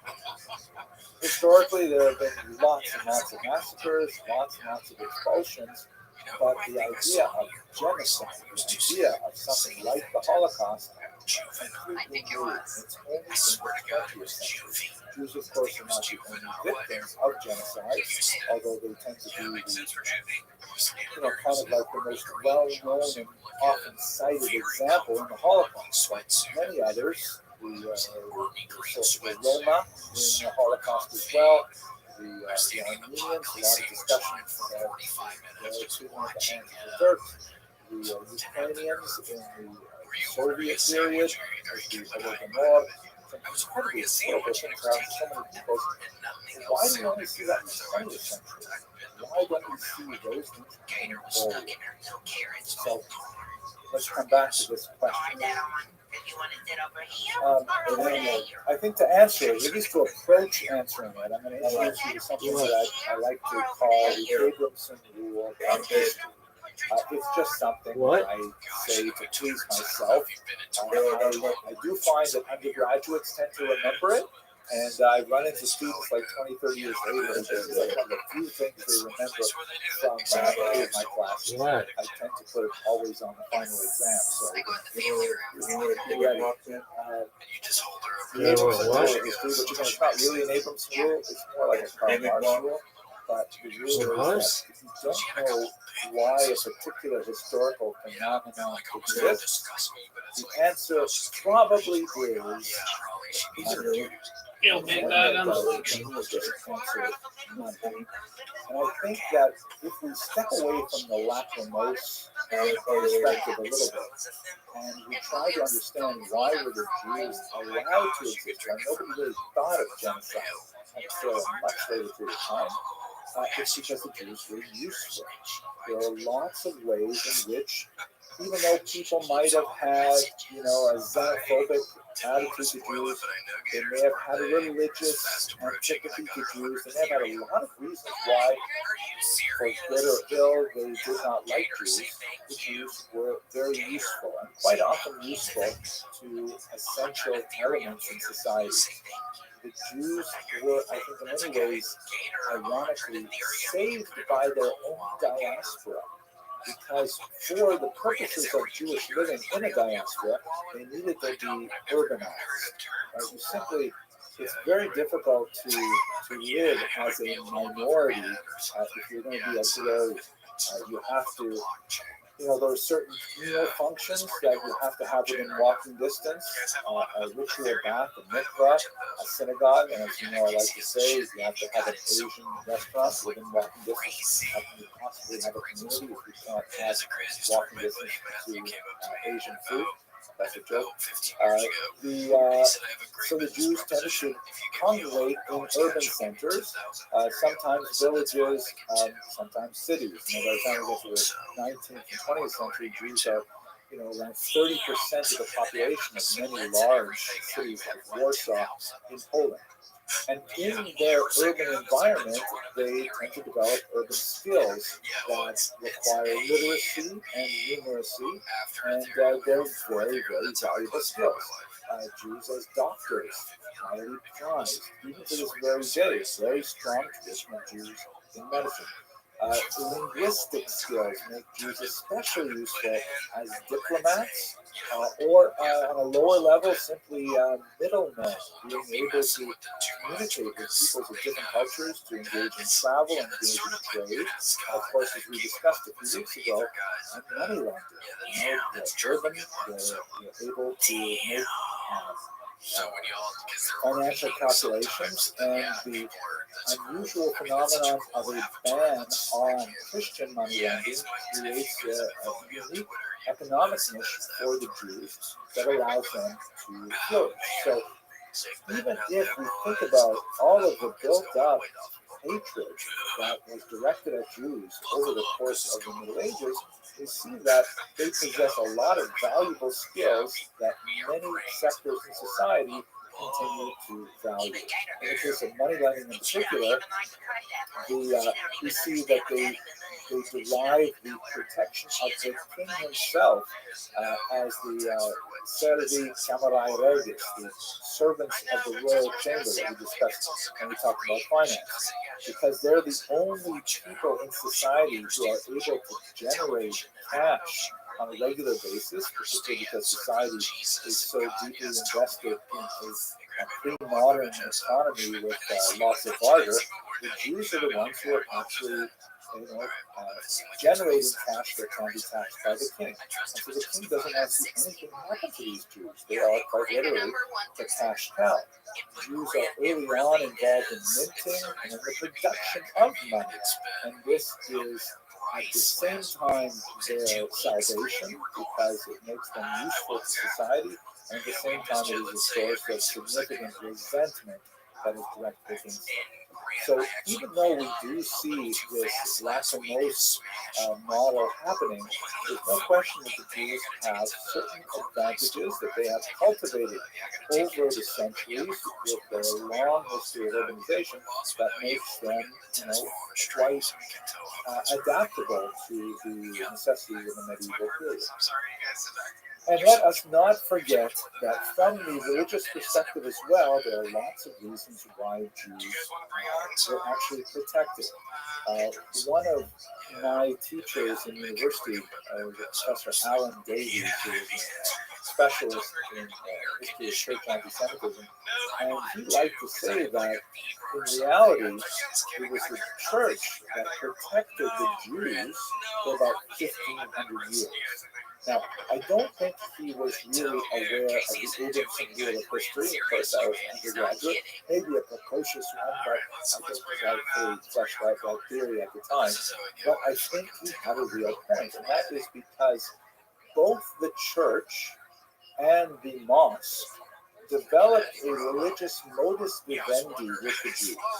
Again, it's possible, especially in certain periods like 13th century Europe, that if the church had its way, maybe we would see something a little bit more drastic than the horrible persecution that they endured. But the fact is, the demand for the Jewish presence, primarily because of their economic value, had to find its expression in a religious modus vivendi, a way of living with them. And so we have two doctrines that are ironic parallels to each other, that carve out a little space for Jews to live in both Islamic North Africa and Middle East and in Christian Europe. For the Muslims, it is the Pact of Imar, which, although by 21st century standards obviously quite discriminatory, but viewed from the perspective of the Jews, it meant that there was like a legal space for them to exist.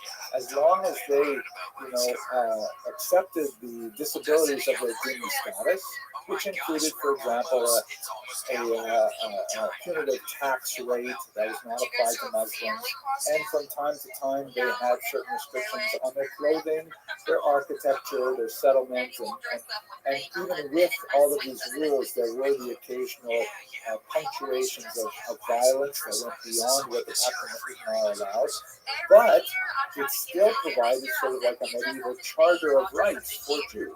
Not the same rights as Muslims, but certainly the right to exist, the right to be secure in their worship within boundaries, and this actually preserved the Jews. Similarly, the doctrine of witness, which we saw in Christian Europe, really being articulated by people like St. Augustine, and especially defended by important popes like Gregory the Great, said that, hey, for our own religious reasons, we need to keep the Jews alive until the second coming, so they can be a witness to the return of Jesus. Right? So this is, a very important reason why the Jews could not be killed, why they could not be subject to genocidal impetuses, because I don't know if the plural impetus is impeti, probably not. Sorry for being distracted by it. But the doctrine of witness said that it would be completely inappropriate to, God forbid, massacre the Jews, or even to convert them forcibly to Christianity. As we saw also with Islam, perhaps on a much greater scale in Christianity, there were times when this sort of theological justification for limited tolerance wore thin, and we did have episodes of forced conversions, episodes of massacres, but on the whole, the doctrine of witness held fast, and the Jews were ironically protected by both the mosque and the church because they had this sort of safe space in which to live. When we return to our question of genocide in the 20th century, it was only when the power of religion declines so dramatically from the 18th century onward that these kinds of religious justifications simply have no longer any hold on the modern mind, especially on the postmodern. It reminds me of that phrase in the Talmud, "Leis din v'leis dayan." There is no judge, and there is no judgment. Christians, for example, are always, even when they may be, built up into a paroxysm of anger over a blood libel charge or something like that, they still have in the back of their mind, "Thou shalt not kill." That is still part of Christianity, that's derived from Judaism. But when you say, there is no fundamental document, there is no prime revelatory experience that people can look back to as a sense of ultimate responsibility, that's when the genocide really is possible. It's only, ironically, really possible in a secular intellectual environment. So these ideas of the Pact of Imar and Doctrine of Witness, they don't work in modernity anymore, and helps to explain the unfortunate huge increase in the savagery of violence against Jews and against other minorities that we have experienced in the last couple of years.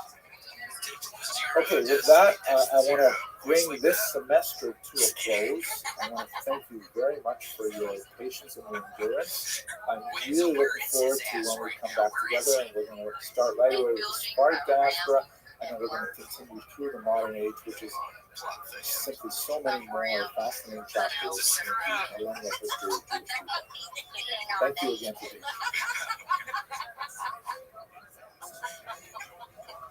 Yeah, that's Geico.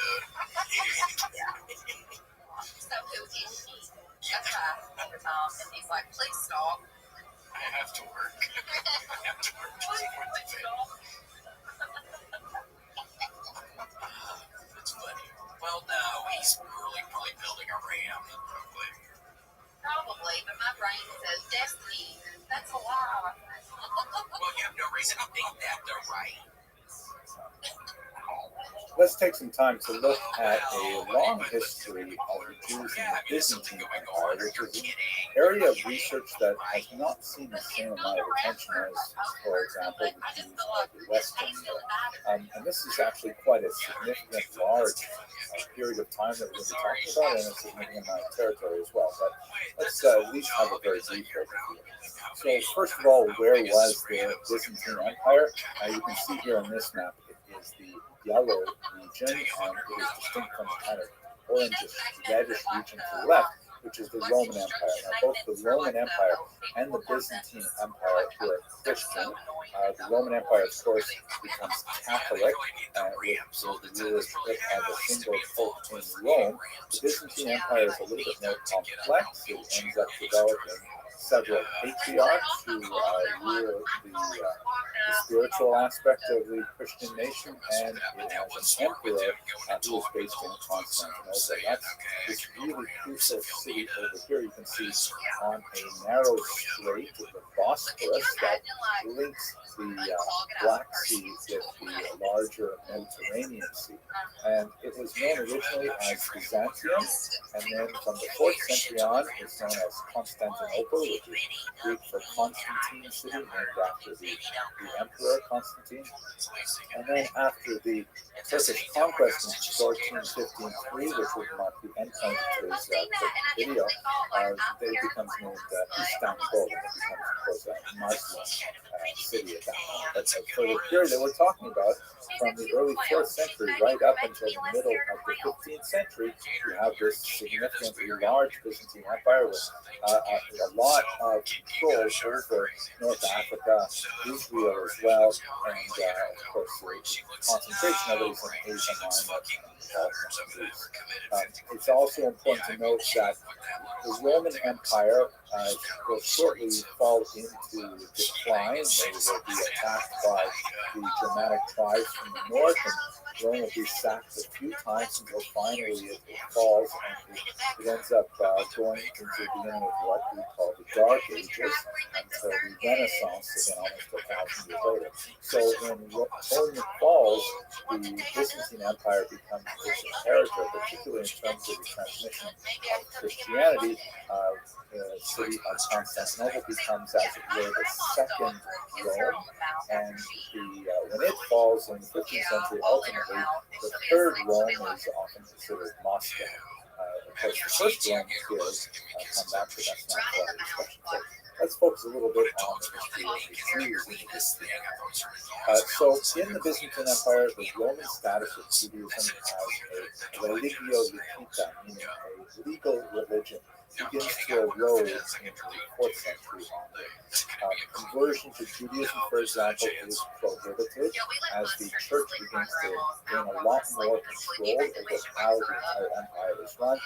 And whereas conversion to Judaism is prohibited, conversion from Judaism is, of course, encouraged. And various legislation put in place, such as, for example, Jewish parents who have children who decide to become Christian are forbidden from disinheritance. In fact, they have to continue to support them, and these Christian children of their Jewish parents will inherit them.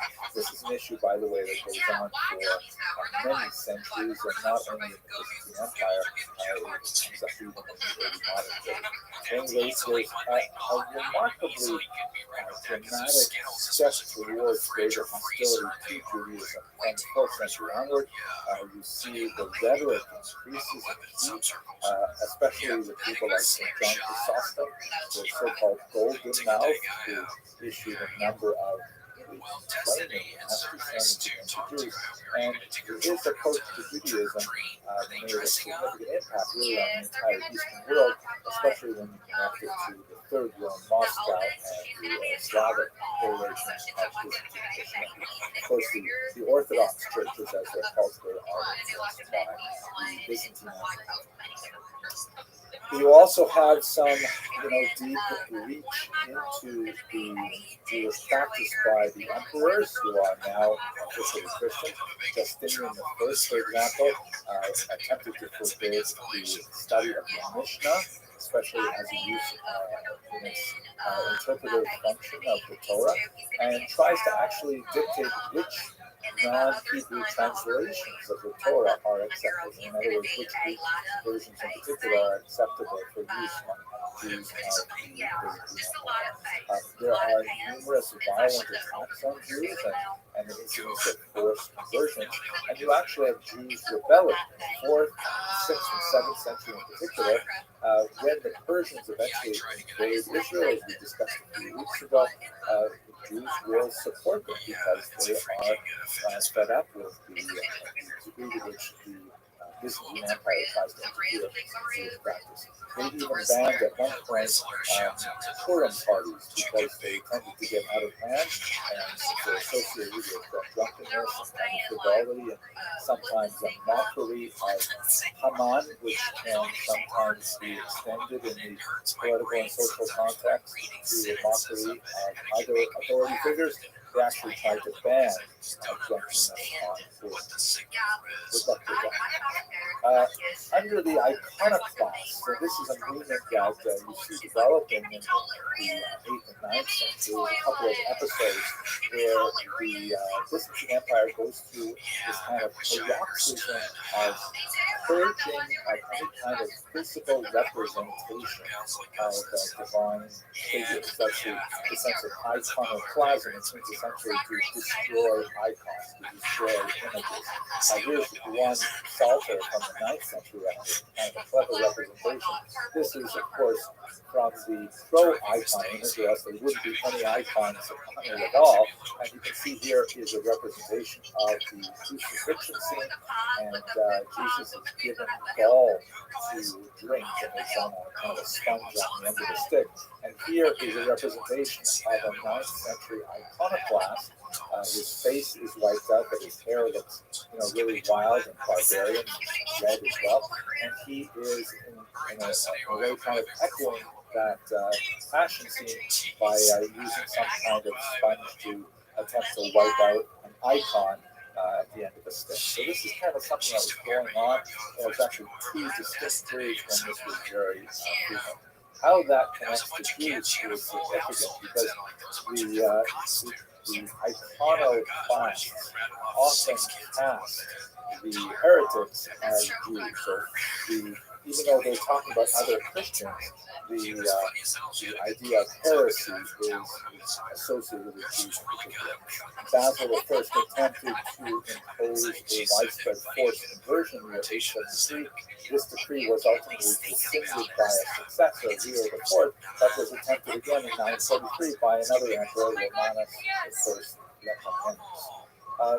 It is at this time that we have reports of Jews fleeing from the Byzantine Empire to the north, the Khazarian Empire, which is really fascinating, ends up becoming very involved with the correspondence of Constantine Shakti with figures purporting to be Khazarian leaders. And during this time, Italy emerges as a major center of Jewish creativity. There's a lot of fascinating things coming out of secular Italy. Also interesting is what's going on in Bulgaria, where you have 2 figures, Saints Cyril and Methodius, who are very much involved in transmitting the Byzantine Christian heritage to the Slavic peoples. And ultimately, they'll have a massive impact on Ukrainians and Poles and Russians, although the Poles, of course, are Catholic. But the fascinating, they seem to have some awareness of things Jewish and some contact with Jews as well. Just to give you one example, the alphabet that is associated with their activity, of course, the alphabet that is used with some minor variation among many of the Eastern Orthodox peoples, like the Russians and Ukrainians, it clearly shows evidence of Hebrew. For example, the letter, which in Hebrew is shin, and it's pronounced in English with the sound sh, pronounced together, sh. They took that sound and they took the Hebrew letter to create the Cyrillic letter for that sound, sh. And there's several other examples, like you see the word Saturday in Hebrew is Shabbat, and in Russian it's Subota. I mean, there's lots of borrowings from things Jewish, largely through the activity of St. Cyril and Methodius. When we get to the end of this period, I think one of the most dramatic things to point out is the horrific Fourth Crusade, which just shows how bankrupt the entire crusading movement had become just a century after it had first been initiated. And the Fourth Crusade was actually the second crusade in which the Crusaders actually attacked other Christians rather than going to Jerusalem and trying to achieve what was the reportedly stated idea of the Crusades, which was to free it from Muslim rule. In the year 1204, they approached Constantinople. Again, remember, it's a Christian city, although under Orthodox rule rather than under Catholic rule. And the Crusaders ended up sacking the city of Constantinople rather than heading on down to Jerusalem.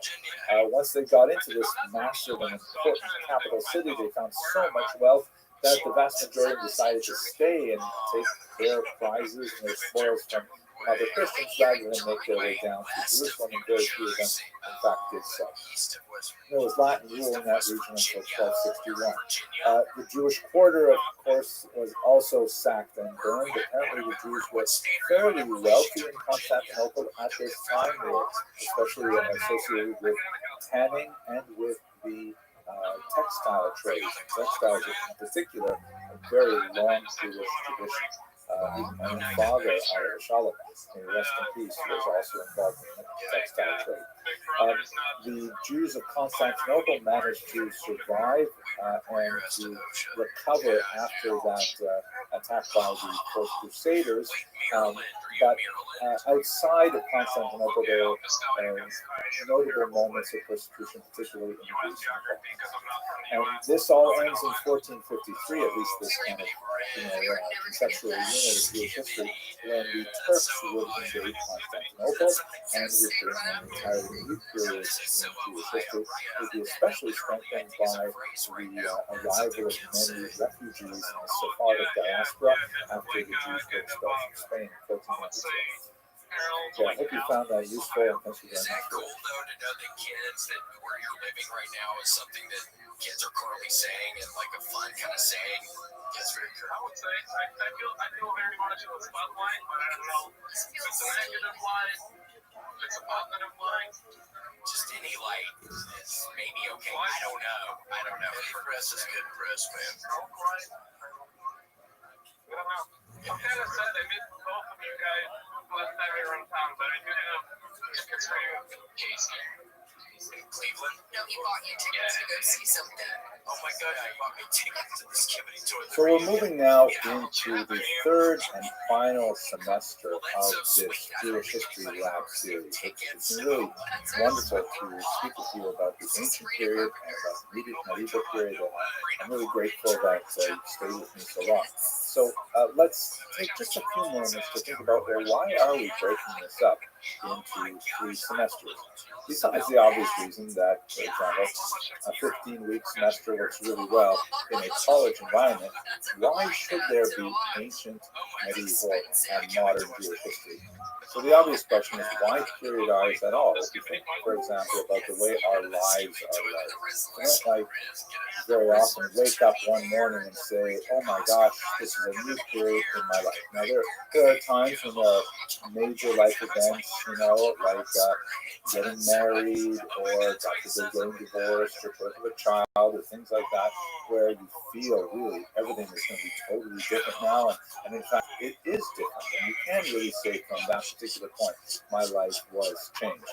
But sometimes, you make that big change, and you expect there to be a shift in your reality, and you wake up a little while later and say, wait a second, nothing's really changed. It's the same as before, just with these little details different. So why should we have any big chunks of time as a periodization in history? I think one of the most important reasons why this is so is because there's lots of great research that's, psychological, anthropological, sociological in nature that shows that we are creatures of narrative. We think in terms of making stories in our minds. We follow trajectories, we anticipate trajectory destinations, we do these things in a spatial sense, and we also do them in a chronological sense. We want there to be a beginning, a middle, and end to a story. We want there to be, climax and denouement and all kinds of different things happening in a story for it to make sense. And of course, that is the word story is like embedded in the English word history. It's not in like the German word Geschichte or in the Hebrew Yamin, but it does work in English, right? There is a story in history. So it helps us kind of like define major chapters in history if we have these big chunks of time. So the next question, if we understand why we like to have these chunks of time, why these particular, why these three, why do we set them at these times? So first of all, let's have a look at Western periodization. When I say Western, I mean this is what most historians up until, let's say, the 1950s, who were trained in European or North American institutions absorbed. This is kind of like the dominant European Christian understanding of the pattern of history. So if we start with the ancient period, we've got ancient Greece and Rome, amazing civilization with Socrates and Plato and Aristotle, and then with the mighty Roman Empire, its huge extent and things like that. And then with the fall of Rome, there's a steep drop, and that's what we call the Dark Ages, right? With the fall of Rome in the 5th century, everything gets worse and worse and worse until, you kind of climb up a little bit into the 13th century or so, you see the Renaissance, and that takes us on a pretty steady slope upwards until you get to the modern period, right? Happy us. This sort of vision, kind of very positivistic view of history was very popular right up until, let's say, World War I, and crashing down with the realization that, oh my gosh, we may not have advanced nearly as far as we thought we did, with the brutality of that conflagration, and then of course how much more so with World War II and the genocides of the 20th century. But in general, this is sort of like the way we think of history in terms of the Christian European West. They break it into three areas: the ancient, right, which is basically from the period of the beginnings of civilization in Egypt and Mesopotamia, all the way up until the fall of Rome. And then if you move to the later period, which we're going to talk about right now, the modern period, that's sort of what we inhabit, although there's a lot to say that modernity ended with World War II, and we get into a period called postmodern. I don't want to talk about that today. It's really important, but we will have to get back to it when we move forward in this course. And in between these two ages, the ancient and the modern, you have the medieval period. In fact, the term medieval means between the eras, between the ages of ancient and medieval. That's the kind of way that Christian European historians thought of the story that is in history. Now, the problem is, this is so focused on that one particular point in time, looking at, history backwards with the lens that valorized Greece and Rome as being an amazing culture. It was an amazing culture, no question. And then anything that wasn't Greece and Rome was like, that's the right word, I guess, chopped liver, right? Whereas if you look at like Asian history, you look at North African history, you look at Middle Eastern history, they don't follow any of this. I mean, everything is totally different. The rise of Islam in the 7th century is smack in the Dark Ages, but tremendous heights of scholarship and culture developed for the next millennium. I mean, how can you use this particular model to try to understand, for example, Islamic history? And if we glance at Jewish history, there are different ways to look at this, but let's say from a theological standpoint, in Jewish history, you have this concept of Yerida Hadoros, which means, unlike Western periodization, the decline of the generation. So if you start here, let's use these arrows. You've got from the very beginning in the ancient period, let's say back to the Exodus, you have the Dor Dea, the generation of knowledge that, witnessed the great miracles of the Exodus, and the receiving of the Ten Commandments, and amazing things like that. But then they right away slip, and so okay, fine, you get to the period of the prophets. Then you've got kind of a plateau, and then they slip again, and then okay, but we're all right. We have a plateau. You get to the period of the Tanaim, and then the Amorite, and so on. Then there's a slip again, and this can go on and on until we get to where we are. Which, in terms of our theological closeness to God, it is definitely not a case of happy us. We are further and further away from that chronological moment of the Exodus and the giving of the Torah.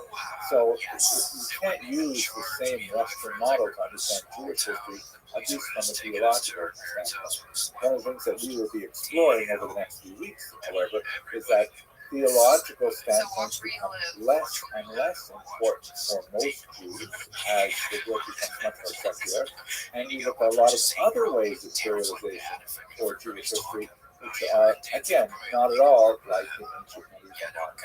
Nevertheless, we are going to stick with the modern designation of a big chunk of time for reasons that I like to show you right now. Let us first ask, okay, so we sort of get the idea of ancient, medieval, and modern, like the modern being a vision of a kind of return to that great, peak in human civilization under Greece and Rome. But what are the criteria of modernity? What are the things that are happening in the modern world that are distinct from what happened in medieval and ancient world? So here we go. Here's a Portuguese map, which is actually very significant reasons that it become when you look at the modern period, we're talking about the years from 1500 onward. It is also very useful to get a little more specific and talk about the early modern period, which is like, let's say, 1500 approaching 1800, and then the late modern period, which would be from 1800 on. That's especially characterized by the growth of industrialization, very important factor, because the idea of technology being connected to machines and artificial sources of power, moving from things like beasts of burden and water to steam and coal, things like that. These are things that happen in the late modern period. Also, political change, huge political change, the era of revolution, starting with, let's say, the French Revolution of 1789, and then, progressing throughout Europe. It's useful to think about early modern and late modern. But let's try and outline the major kind of things that are happening in the modern period writ large that will have a lot of impact on Jews. First of all, the modern period is characterized by a growth in the development of and widespread belief in the power of science, right? The scientific revolution, which really begins to gain speed after 1500, is extremely significant because science really demonstrates a lot of resilience, right? Hey, here's something amazing. I wonder if we could do it. And we build this bridge, and we invent this vaccine, and we do these things, and you know what? It works. So people say, wow. So there's a lot more credibility associated with science after 1500. As that connects to technology, that's like, for example, the Industrial Revolution that I mentioned, like things like, hey, if we use a steam engine and we put it on a big iron part and we attach those part to rails, we can suddenly increase the speed of communication, and it works in more and more victories, and they all build upon each other in order to create a much more industrial and deeply interconnected world, as we shall see shortly. We are living, just to jump ahead for a second, in a very different age, an information age, where we've kind of gone post-industrial, and now we're connecting with each other and building our economies around the internet and digital communication. But that's too much fun. The age of discovery, of course, we have the discovery of the Americas by the Europeans. It had already been discovered by the Americans who were living there, right? The First Nations, the indigenous peoples of North and South America, and so on. But discovery by Europeans meant that suddenly the so-called Old World is now connected with the New World in a very powerful and important way that will expand dramatically. This is the first step in a rapid expansion of globalism, where more and more people understand and act on the fact that they are not just citizens of their little neighborhood and their little region, but they are actually interconnected economically, intellectually, spiritually with people all around the world. This, of course, explodes in the second half of the 20th century, in our own lifetimes in the last 20 years or so, when the internet has made globalism ubiquitous. I'm old enough to remember when, if you wanted to translate something, you had to actually learn that language. Now you just go to Google Translate, and it's not perfect. It's actually kind of funny when it makes mistakes, but it's like a sudden leap forward in globalism because of the information.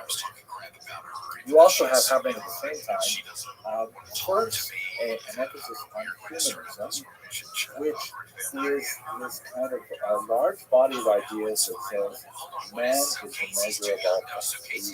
The gender is man because that is feminism and egalitarianism would take a long time to catch up to it.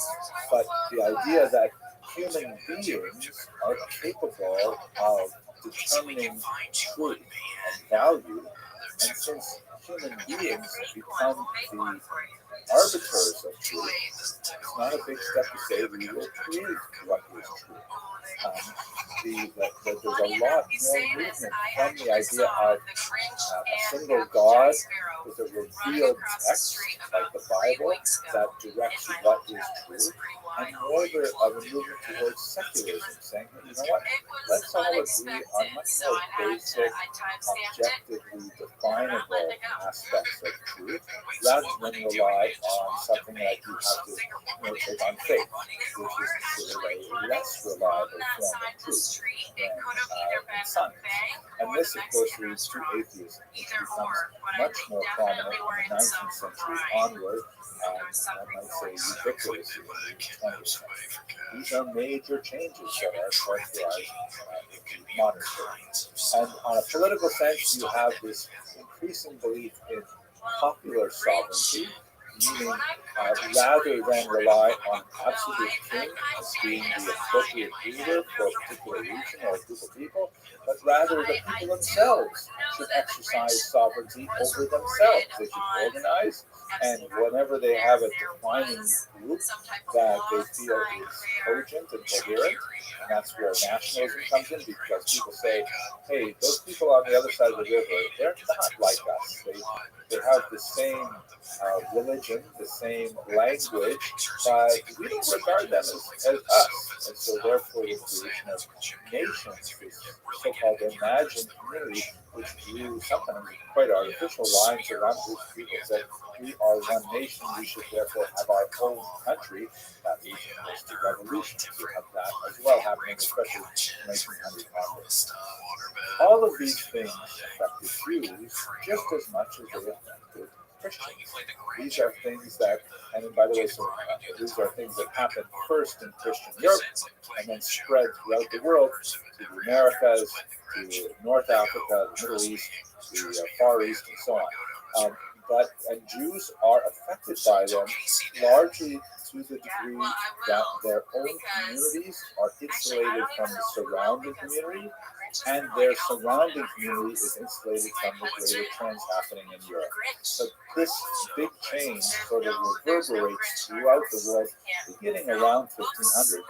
That's why we have this big chunk of time called the Great. The last topic, however, which I would like to spend a lot more time on, not so much in this video, just a little bit of a base, but we will explore it many times over the next videos in the series, is that modernity implies a questioning of identity. Meaning, in the modern world, most people are waking up to the question of what does it mean to be human on a very, very basic level. I mean, we have had, before that, lots of clear directions, especially from religious leaders. This is what it means to be a human, And the very closely related question to that, this is what it means to be Christian, this is what it means to be a Jew, this is what it means to be a Muslim. And typically, for much of the ancient medieval period, they were kind of like basically the same answer. They're almost identical. But moving into the modern world, you suddenly have the possibility where one's identity as a human being, as a citizen of the globe, may not be identical to one's identity as a member of a religious or ethnic or national group. And that's where modernity is absolutely fascinating to get to.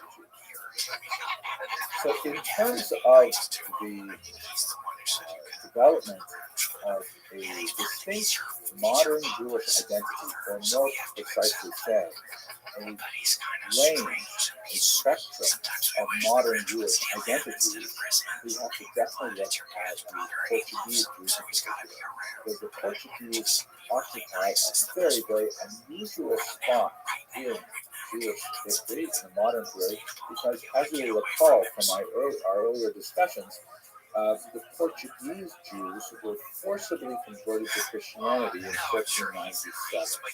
So you have a significant number of Jews, many of them already refugees from the Spanish Inquisition, made their way to Portugal, thinking that hopefully they will be safe there on the edge of Europe.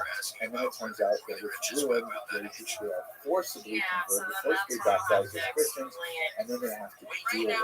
It's not so bad for the first couple of decades because they are more or less left alone to their own devices. So they are effectively still living as Jews while nevertheless having Christian status. But when the Inquisition comes to Portugal as well, it is a crisis point where these so-called new Christians who are previously Jewish, forcibly converted to Christianity, now have to, at risk to their own lives, figure out how will they articulate their Jewish identity in the face of the literally mortal threat of the Portuguese Inquisition. Will they simply abandon all Jewish identity and submerge themselves in Christian culture, and within a few generations hopefully forget it, and the Inquisition would pursue their descendants for multiple generations? So this was not something that was like done at one generation and over. It was not, as they say, done and dusted. So this is something that lasted for a long time and really affected how Portuguese Jews oriented themselves to the outside world.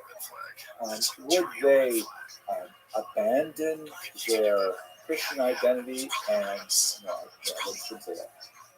Should they somehow create a hybrid identity where they are like Christians on the outside but Jews secretly inside? Should they, find something totally different? So, this is really the question that Portuguese Jews had to deal with, not only in Portugal, but in their far-flung diaspora, because they tended to look to escape Portugal to try and find ways in which they could express their strange Jewish identity with freedom. Let us recall that since they were technically Christians, they were not subject to any of the restrictions that were imposed on them by the church as Jews.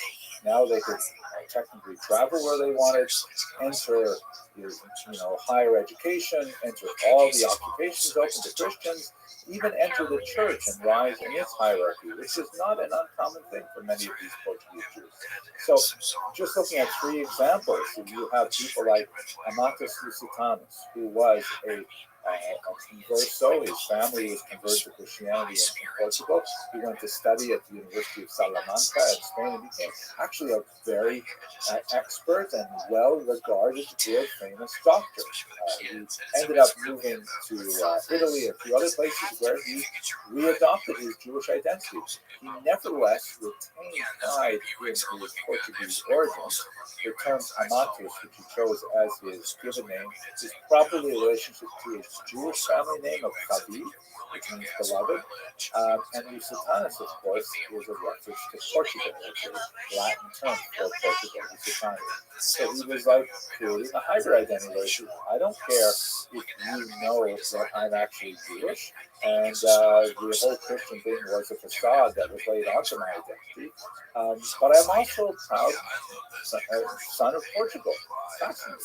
And then you have people who could not find a place in a new identity, like, as we discussed, the tragic story of Julio da Costa, who tried to, re-engage his Jewish identity, which he had no training in or no background in other than what he read in the Christian versions of the Bible that he could access in Portugal.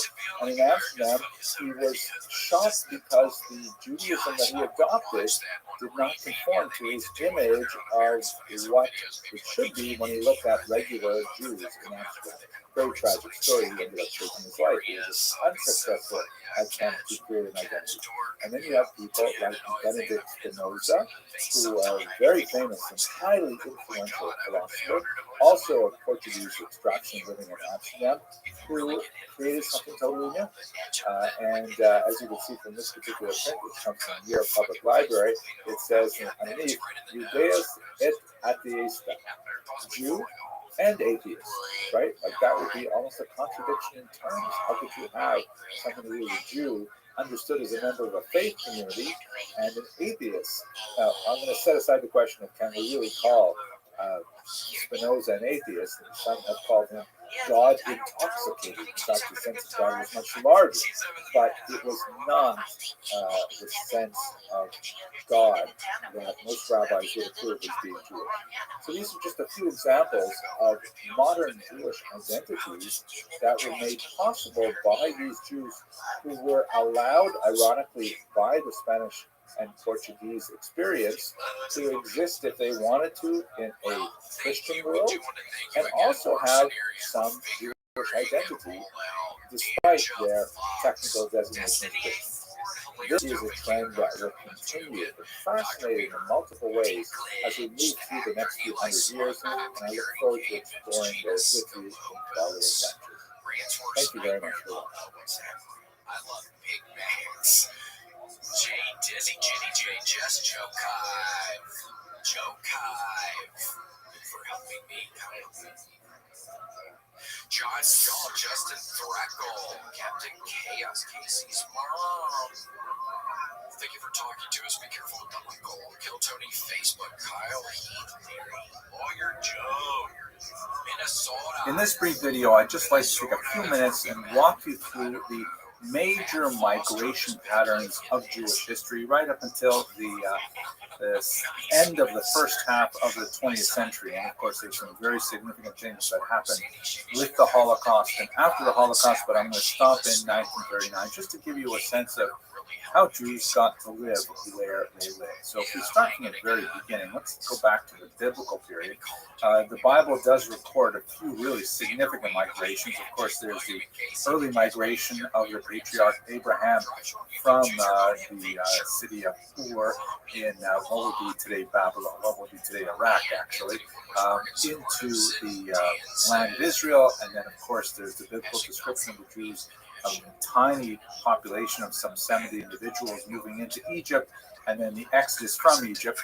And then later on, when we get to some data that's supported by extra-biblical evidence as well, you see that there's an 8th century displacement of Jews, specifically from the northern part of Israel to what would be today primarily in northern Iraq. And then in the 6th century, there is another major displacement with the destruction of the first temple to a little bit further south within the Mesopotamia region between the Tigris and Euphrates rivers. So we have some sense of those migrations. There are, during this time as well, some Jews living in Egypt, particularly in the southern part of the Nile River, the Upper Nile, but not a huge population, but we do have some evidence of it. If we move to late antiquity, let's start from the 1st century onwards, you've got a couple of really important populations in Israel. Before the Bar Kokhba revolt of the year 132, you still have a fairly significant population in Yehuda, that is the central southern part of the land of Israel. And then after that failed revolt against the Roman Empire, there's a pretty massive devastation of Jews in Yehuda, and the bulk of them moves to the north, to the region of the Galilee, or the Galil in Hebrew. That's why I put two circles there on this map in the land of Israel.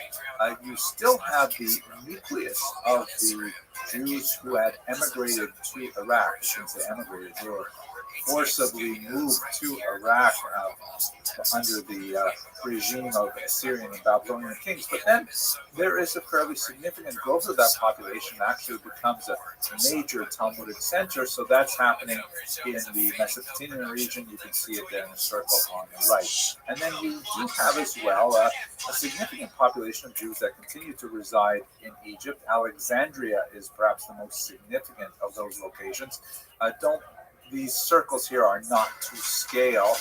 In fact, I'm not even sure if we have a good sense of what the relative scales would be, but I would guess that the Alexandrian population is much, much smaller than that in Israel and in modern-day Iraq. Also in this context is a major development of the Jewish population in the Italian peninsula in particular, especially after the destruction of the temple in the first century. There's a significant population that had pre-existed the destruction of the temple really into the first century before the Common Era. You have Jews living in Rome, and then there's a lot more that are sent over there as prisoners of war and so on. This map does not indicate the dotting of Jewish settlements that are really throughout the Greek Peninsula, the Asia Minor, and across the coast of North Africa, particularly from what would be Tunisia and Benghazi today, even Libya today, moving towards the west. So you've got Jews spreading out, the Black Sea littoral even at this point, but these are kind of like the major sections of where Jews lived and what would become very important historically afterwards. So that gives us kind of like a very quick overview of how Jews moved in antiquity. If we go to the medieval period now, you see that there is a gradual increase in the movement towards the west. You still have the major population of Jews living in Mesopotamia, and in fact it becomes a source of out-migration as well. There are Jews moving across the coast of North Africa. We know they're living as far west as the Iberian Peninsula as the 3rd century, and that population increases, especially after the Muslims conquer it in the 8th century, and it becomes much more hospitable to Jewish settlements. So we have Jews moving across the coast of North Africa into Spain, and that continues, especially when it goes into the so-called golden era of, let's say, the 9th century and onward.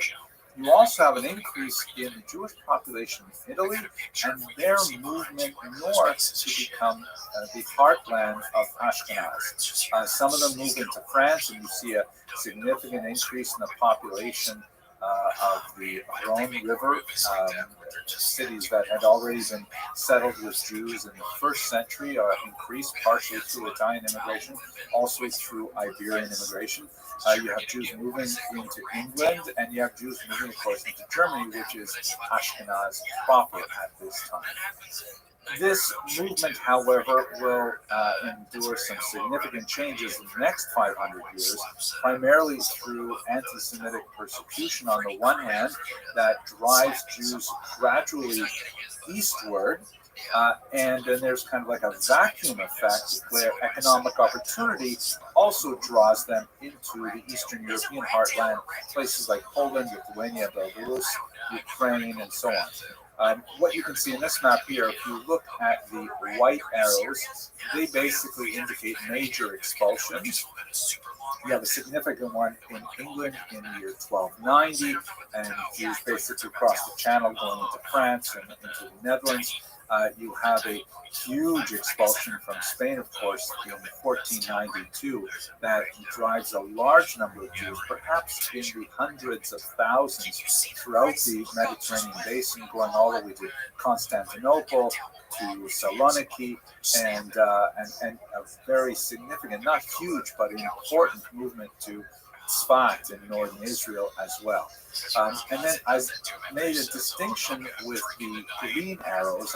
That's kind of like a way of suggesting that not only was the anti-Semitic persecution, which was notable in Germany, particularly after the Black Death in the middle of the 14th century, there's also economic incentives drawing Jews to the east. There's an increased demand for Jews acting in all areas of commerce, as leaseholders, as arrendators, as mincers in the Eastern European part of Europe. So the green arrows indicate not only the anti-Semitic persecution from the west driving them towards the east, but also the economic draw bringing them into Eastern regions. And if we switch back again to the western part of Europe, you see in the Iberian Peninsula, of course, there are some Jews who elect to explore the New World, which is being discovered as we speak about this particular period of the expulsions. And they're leaving not only from Spain, but also from Portugal, sometimes as new Christians, meaning they had already been converted to Christianity against their will in 1497, and then they take their leave as Christians to go to places like Brazil, and where they might actually revert back to their Jewish identities. There also is a significant amount of migration from Portugal to places like Amsterdam. I can't include all of the detail on this map, but you get a general sense of what's happening. Now, if we move to the modern period, the early modern period, you get a sense of the general dispersion of population. There's something like 1 million Jews living in the world around the year 1700. Most of them, of course, are in Europe. About 70% of them are in Europe, and as you can see from the scattering of dots in this fantastic map, they're primarily based in Eastern Europe, although there are some significant populations in Western Europe and in cities in particular. A very small number of Jews, about 17%, are living in North Africa, and an even smaller amount are living in the Middle East. The Ottoman Empire, which would include the region of Mesopotamia, that was once such a major population center, but clearly by the time we get to the year 1700, the balance of population has shifted to Europe proper. Europe empties out quite significantly when we get to the end of the 19th century. There is a general movement, once again, westward, partially to Europe, places like England and France and so on, but even more so with the 1880s, a massive displacement to the New World.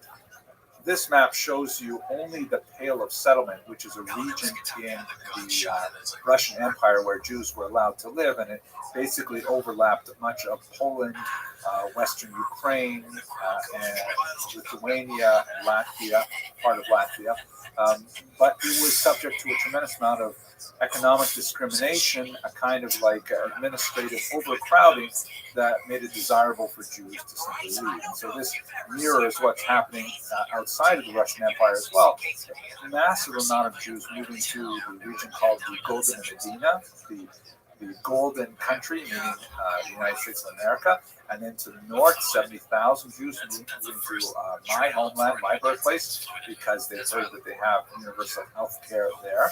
And then, of course, a significant number as well to South America, and roughly equal amounts. This map demonstrates a period from 1882 to, I believe, 1924, 1928, about 45,000 to both the developing communities in what would become Israel after 1948, and also to South Africa, and a very small number also going out to Australia. So you get a sense of Jews expanding now from Europe into the New World. So if we look at the population distribution of Jews on the eve of the Holocaust, this map is to scale, so you get a sense of the relative size of the population. Eastern Europe still is the heartland with over 5 million Jews, 16 million overall. But the U.S. and Canada have almost caught up with almost 5 million Jews as well, and significant populations in other parts of the globe as well. Now, I haven't in this brief video looking at some of the fascinating smaller migrations like to India and to China, but I hope to address those in future videos. And that's about it for a very quick look at migration patterns in Jewish history. I hope you enjoyed it, and I look forward to speaking to you in the future. Thanks for watching. In my life at one point in time when I was in Knoxville, she was this tall women's basketball player. And I went into her room one day. I was able to like jiggle the handle because she always had her door locked. And I went in there one day, and you should have seen all of the just empty giant bottles of peanut butter, of jelly, of giant like pies, of just all the stuff. And she would just stuck her face in vomit.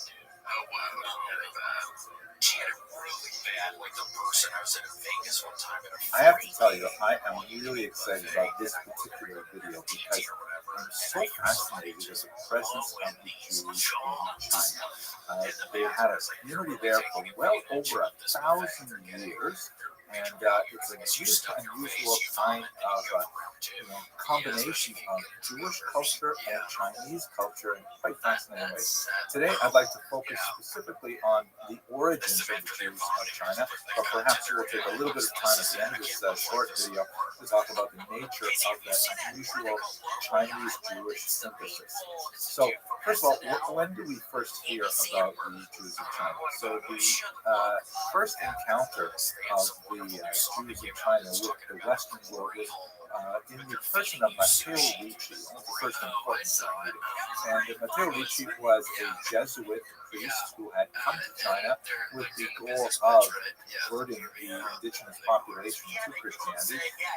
They had a lot of challenges with that. We'll look at some of those in particular. But there's a fascinating encounter that happened in 1605 when a Jew from the city of Kaifeng, with a very important Jewish population and a long Jewish history, came specifically to meet with Ricci in Beijing.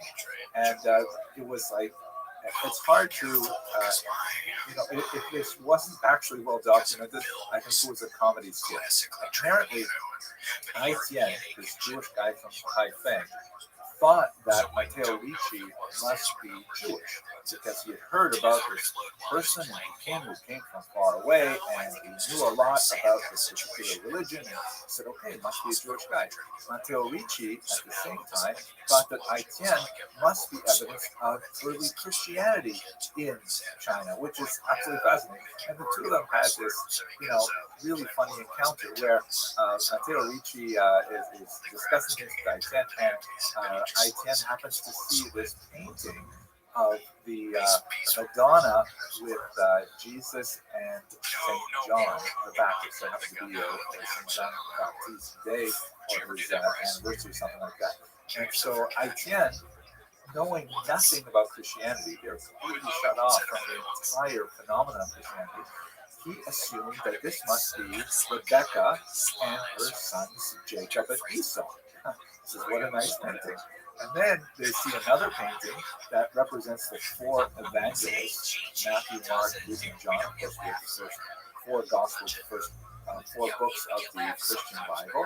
And Ai Tian thinks, oh, look at that. This must be the 4 of the 12 sons of Jacob. Where are the other 8 sons? And it's just this hilarious thing. Eventually, they figured out that, in fact, Ai Tian was not a Christian. He was Jewish. And this would have fascinating onto its own right.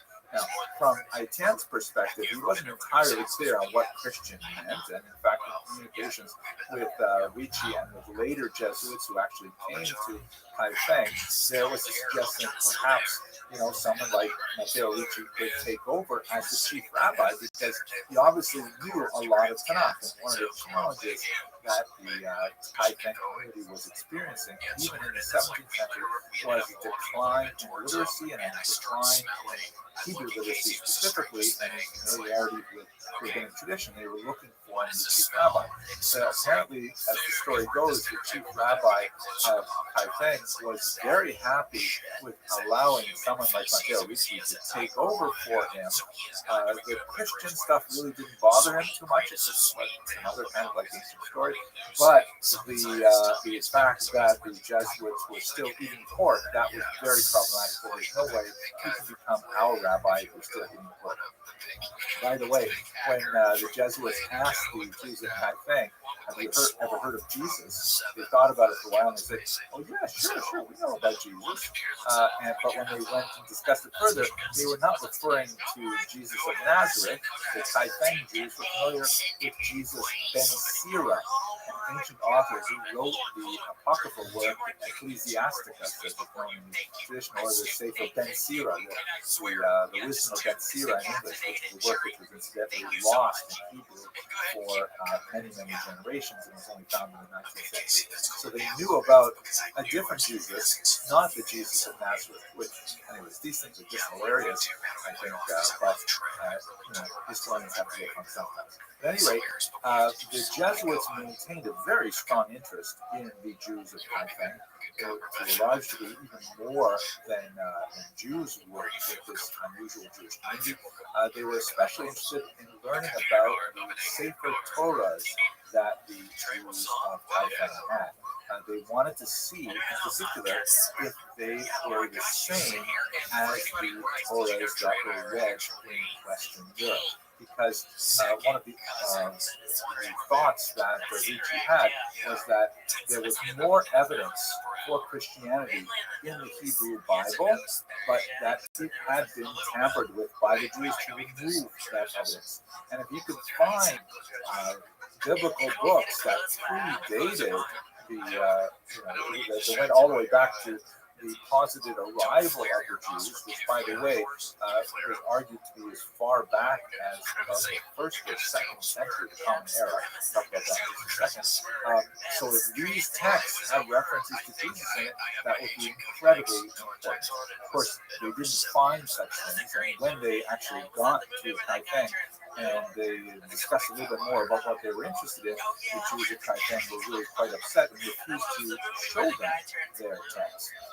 And obviously, there was also a deep interest in converting the Jews of Taipei to Christianity. In some ways, the Jesuits thought they had more of a chance with the Jews of China than with the non-monotheistic Chinese of China. And of course, that's a long story that goes way beyond the discussion we have today. But we do have an extended effort of various Christian missionaries come to China to specifically try to convert the Jews to Christianity. At any rate, what they did find was a lavish and very cherished synagogue in Taipei. Here is a drawing from an early 18th century Jesuit, Father Domenge, who visited it. And he also not only drew the architectural layout of it, the Jews were definitely very attached to this particular facility. Some of the historical records indicate that they rebuilt it many times. It was originally constructed in the 12th century, perhaps on an earlier site. And he also recorded graphic images like this of Jews of Taipei reading the Torah on a special kind of chair they called the seat of Moses. They would put the Sephardic style art on top of it and open up the box and they would read the text on the inside. In that manner. It was quite fascinating. They had a really quite active and vibrant community for many centuries. So our task for us today, however, is to try to understand where did these Jews come from. So here is a map that shows the various locations. Taipei is the most well known and most well documented. However, even the Taipei documentation refers to its relationship with other communities such as Yangzhou, where they, for example, received the gift of a Sefer Torah. As you can see there, quite a few of them are all on the eastern region of China, but we have some to the west as well. And judging by the numbers, this map, by the way, comes from Encyclopedia Britannica, you can see that some of them date all the way back to the 9th century, but that's like the first clear documentation of that community. They have roots that go back possibly much further. We have, for example, several travelers' accounts that refer to the Jews of China. Benjamin of Tudela never actually got there and referred to China specifically, but he did come very close, or at least he collected reports from people who came very close and could easily have been in contact with them. Marco Polo, the famous traveler, has passing references to Jews in China, and we have some fascinating Chinese tax regulations from the 14th century in which there are just scattered references to Jews. Unfortunately, don't tell us a lot about how large the communities are or how active they were or what they were like, but there is clear reference to Jews being present there, along with Muslims, by the way, with whom they were frequently associated.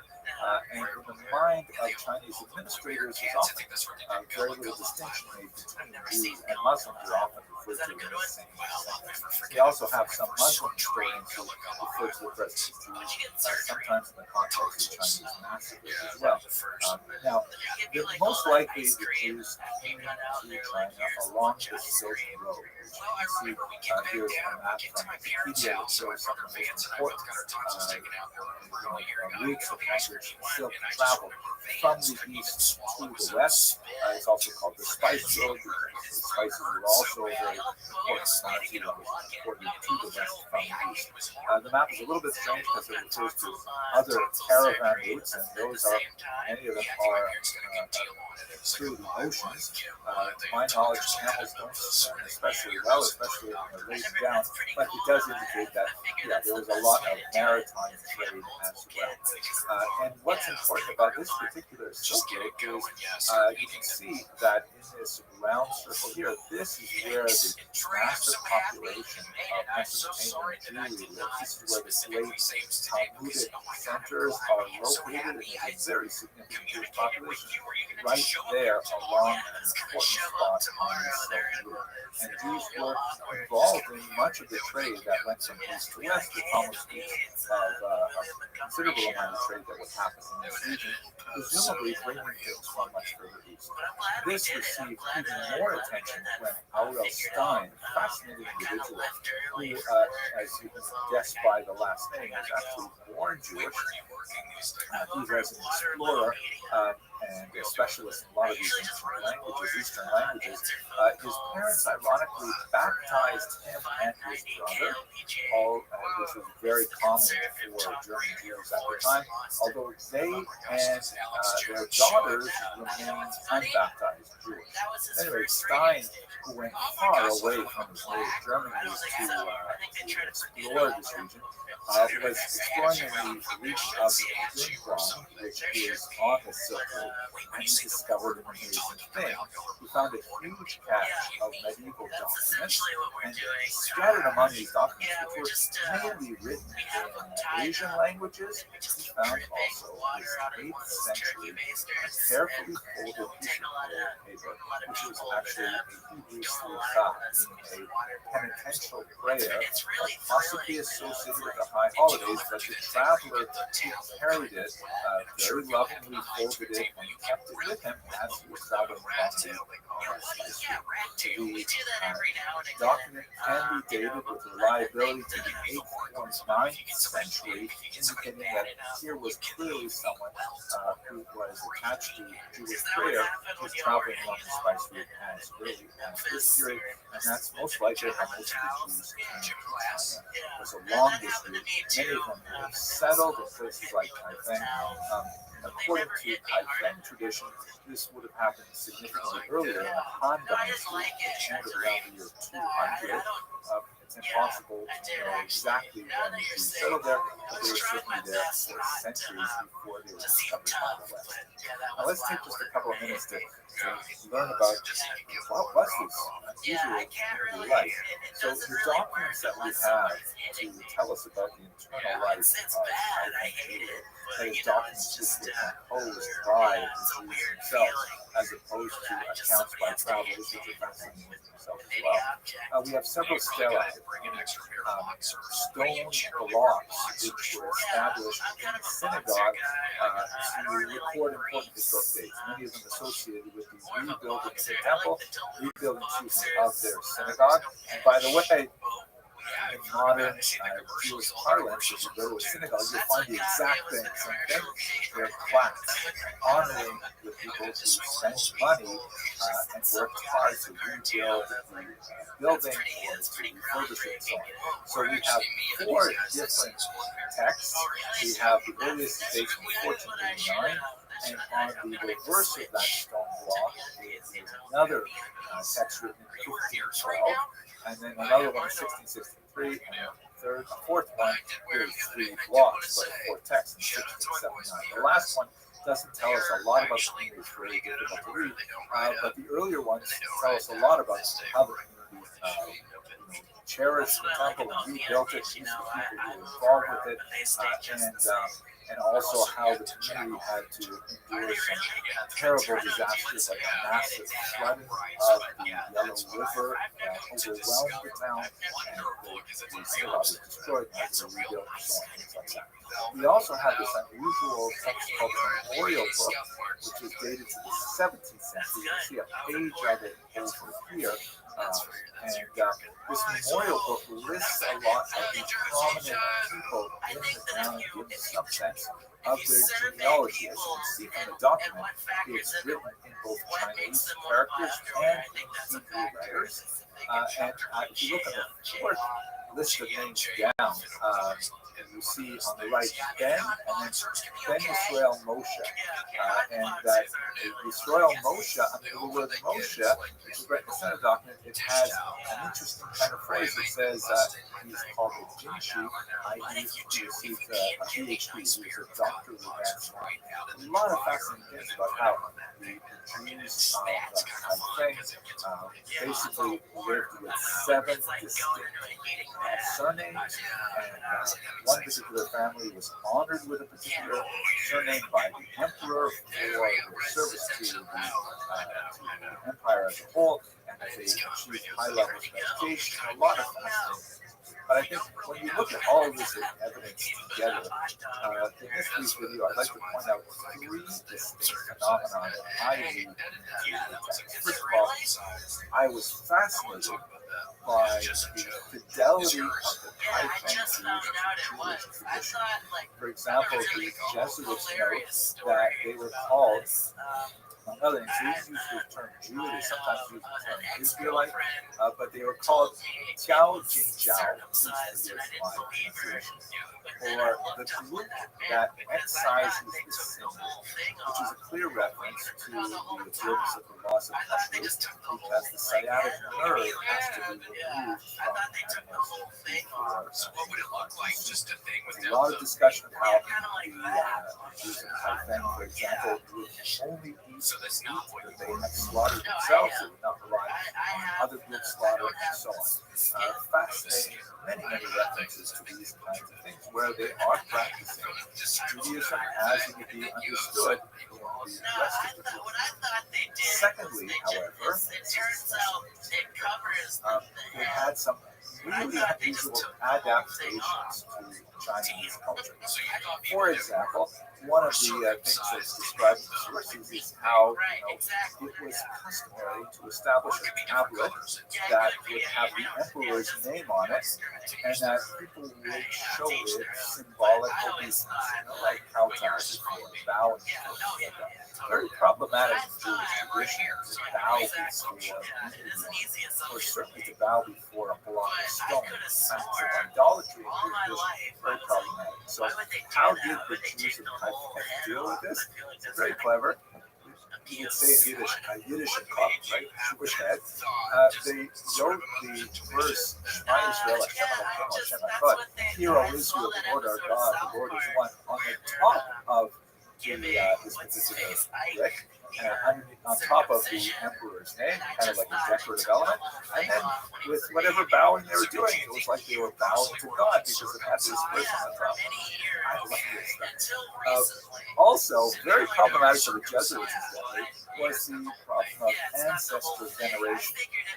Matteo Ricci, he reported to the Pope in Rome that one of the issues is that the Chinese have a very strong ritual of honoring their ancestors, and there was a major debate in the church. The Pope actually went back and forth on this as to whether or not this could be tolerated. For many of the more doctrinaire Catholics, this also smacked of idolatry to worship dead ancestors. Whereas Ricci and others were arguing, no, it's just the culture, they're just respecting them, and so on. So for the Jews, it was no problem because, of course, this is really baked into Jewish thought. Not necessarily worshiping the ancestors, but appealing to God on the merit of the ancestors. And Hebrews, that's a very, very traditional thing. You look at Jewish prayers and there's constant references, so to speak, reminding God that Jews are the descendants of Abraham, Isaac, Jacob, Sarah, Rebecca, Rachel, and Leah. Look at what they did, remember their actions, and so on, and provide kindness for their descendants. So the idea of ancestor veneration was not really problematic to Chinese Jews at all. It's quite fascinating to see how Chinese culture, Confucian culture in particular, and Jewish culture was able to find points of contact and human synthesis. But at the same time, we have to recall that there is significant degrees of assimilation that would be unacceptable, certainly in North Africa or in European Jewish communities. For example, there are many, many examples of degrees of assimilation. The Jews, especially as they were suffering more and more from a lack of leadership and a lack of contact with the outside world, specifically the rest of the Jewish diaspora, they were having problems finding people who could read and write the Torah and interpret it and so on. So they tended to gravitate to neighbors that they had for many centuries, the Muslims. There was a significant Muslim minority in China, and in fact, there are photographs from the 19th, 20th century of Jews of Kaifeng and elsewhere worshiping in Muslim mosques, because after all, they were sort of theologically much closer to Islam than they were to Confucianism. Islam is, of course, intensely monotheistic, worshiping the same God. So the Jews would frequent Muslim mosques, their neighbors. In fact, they were almost indistinguishable in dress, but the Muslims would wear white caps, and Jewish males would wear Philuk caps. So one of the names for Jews was, in fact, Philuk caps, because that distinguishes them from the Muslims. For Confucian Chinese, it was often like, who are these people? And, oh yeah, right, you've got two flavors, you've got the white flavor and the blue flavor. Okay, fine. Also noted in the genealogical tables that they record there, that of those 7 clans, some of them intermarried with Chinese, and it's actually recorded in their genealogical tables. It's unclear to us what sort of conversion process, if any, would happen. We do note that Jewish males were far more likely to marry Chinese women than Jewish women were to marry Chinese males. And in those genealogical tables, there was a clear distinction made between those women who were born Jewish, they were called Bat Israel, right, daughter of Israel, and those women who were born non-Jews were called Bat Adam, the daughter of Adam. They were married, however, and their origins were recorded, and so on. So there's definitely some degrees of assimilation, and it varies. Certain families were far less likely than others to do so, which I guess is probably similar to American Jewry as well. The last thing that it's a sad point in many ways, but the community, of course, fell into significant decline in the early modern and into the 19th, 20th centuries. And one of the saddest things was that they lost the ability to clearly copy their Torah scrolls, to read their Torah scrolls, and ultimately they ended up selling their Torah scrolls to Christian missionaries who then brought many of them back to Western Europe. And in fact, even one Torah scroll is in Toronto. This is an example of a Kai Feng scroll, which is held by the British Library. People who have analyzed their Torah scrolls and the scroll of Esther, the conclusion indicates that they were losing their ability to actually copy the Torah scroll effectively. It's clear from the conclusion of some of the letters that sound very similar, like Tet and Chaf and Aleph and Ayin, that they used a method where one person would read the Torah scroll and the scribe would actually transcribe it based on what he was hearing. Hence, there would be errors between those two letters. By the way, my favorite, we did not find any of the evidence that we were so hoping to find of Christian prefigurements in the Torah that were not extant. The Torahs are identical to Western Torahs, except for these obvious kinds of typographical errors. You know, the letter Vav overused, that's the word and or but, and these confusions of Aleph and Ayin and things like that. So with the loss of these Torah scrolls, the community started to very steep decline, although there are still remnants of the community even into this 21st century. And I think by way of conclusion, it seems to me that we see in the Kai Feng Jews just how important it is for the scattering of Jews to remain connected to one another, and even more importantly, how it's crucial that they remain connected to the core texts of the Bible and the commentaries. And without these two things, it's very difficult for a community to last, although the Taipei and China's Jewry in general demonstrate remarkable resilience over many centuries, and hopefully they will have a resilience. And the last thing I got to say, for those of you who have been following my lectures, I want you to appreciate how hard it has been for me to get through this entire lecture without once mentioning the Jewish Federation for Asian Business. I just want you to know I really respect myself. Okay. Thank you very much for watching. It's not actually your fingers, it's your skin. You can lay it on a stick. Well, P. Diddy can, so actually don't. If you're listening to this, because I think P. Diddy, they would use sticks at their little parties. So actually, don't, because I think it actually be a very serious crime. Yeah, the freak offs. Yeah. So they were using sticks, literally sticks from his backyard. He had some old like oak tree or something, so do the math on that. Wow, that's like bad gnarled sticks. Like sticks, you couldn't even make a play gun. That's terrifying. I'm doing a cough drop, you guys can run.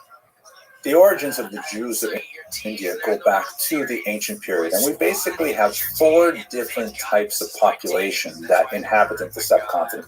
First of all, you have the Cochin Jews, who live on the Malabar coast here in the southern part of the subcontinent, and then you have the B'nai Israel, and they're sort of like circled by this green square box here, and they're primarily a little bit to the north near the city of Mumbai. And then you have the so-called Baghdadi Jews, who are not necessarily all from Baghdad, and they are concentrated in Kolkata, but also located in some of the populations where Jews had previously resided. And finally, the so-called Paradesi Jews, who are spread out in a few centers, also found within the recognized population centers of India. Let's have a look at these four distinct types of Jews in a very quick overview. First of all, let's begin with the Cochin Jews, who are the earliest Jews recorded in India. They certainly date from the ancient period. We know from the text of the Hebrew scriptures, the Tanakh, that there are several words that are related to Sanskrit and Tamil, which are most likely connected to the trade that went on between ancient Israel and ancient India. There are terms primarily for like various goods and gems and things like that. There's also a possibility that this remarkable, mysterious Ophir, that is the source of much of Solomon's wealth, may have been a place called Sutara at the mouth of the Indus River, which also housed a very ancient civilization. But we know from multiple sources, from not only Jewish sources, but Greek sources and Roman sources and so on, that there was significant amount of trade, particularly from the west coast of India and the Middle East. By the time you get to the medieval period, the Radhanite traders, who we spoke about in a previous class, have been traveling all through this route and definitely are engaged in trade all across the European and the Asian continents. And they're described primarily in Arab historians. So we know that there are Jews who are visiting India and who are in possibly setting up kinds of settlements in India. The first of those settlements is the so-called Cochin Jews. Now, we know of their history from their local legends, but one of the most fascinating early documents that we have that specifically refers to them are the series of 3 copper plates that are apparently a type of a charter that were issued to the Jews of Cochin from a local king. And this kind of like sets the tone for much of the history of Cochin Jewry, a remarkable level of coexistence with the local population. One of the things that's quite fascinating about this period is that there seems to have been no indigenous anti-Semitism. I know, right? That's like so hard to believe, but there seem to be very, very few incidents of any kind of organized anti-Jewish impetus. This may be related to the fact that, pagan empires, ironically, tend to be more tolerant of other religions than monotheistic faiths. Perhaps that's because of the approach being, like, we have lots of gods, what's one more anyway, that kind of thing.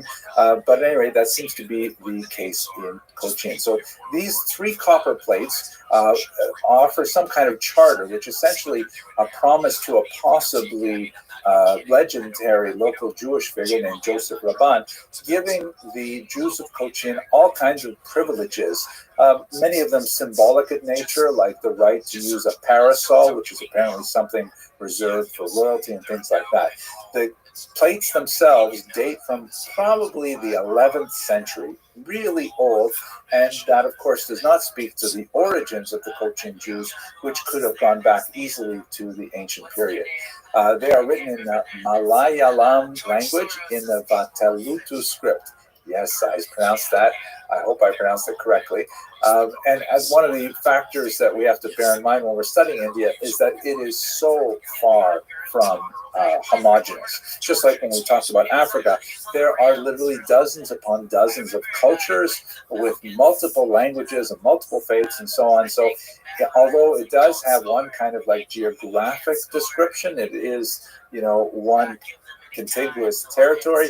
India is really made up of many, many different civilizations. Now, the Cochin Jews were fascinating in that they seem to have not really been deeply connected to the traditional rabbinic or even the later Karaite iterations of Jewish thought, and they seem to have, evolved with a local indigenous leadership that led to a lot of really fascinating kind of local customs. Like, for example, this is a parochas, a curtain that is placed in front of the ark that holds the Torah. This is a common element in synagogues all over the world, and of course harkens back to the temple where a curtain would separate the Holy of Holies from the rest of the temple grounds. But a fascinating element in the Cochin Jewish customs is that they incorporate the skirt or other type of clothing of a bride into the parochet itself, which is a fascinating kind of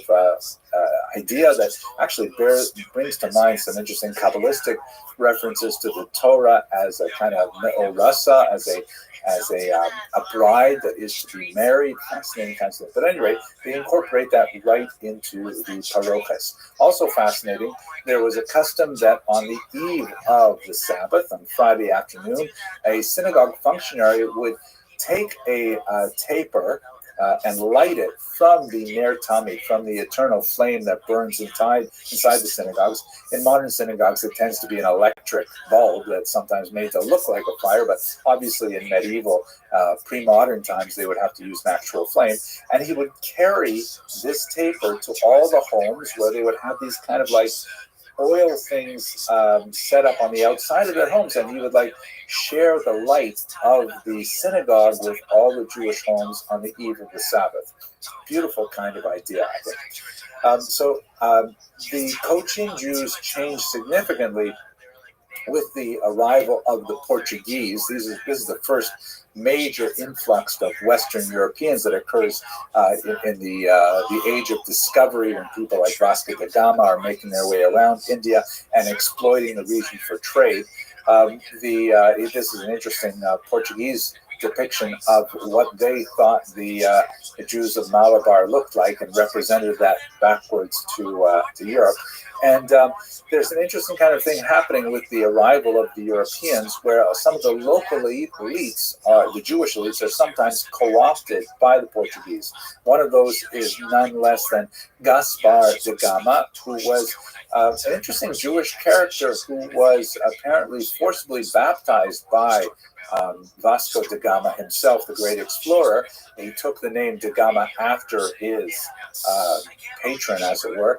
And then he went on to a rather brilliant career as a translator for the Portuguese, helping them negotiate the vagaries of Indian culture and language.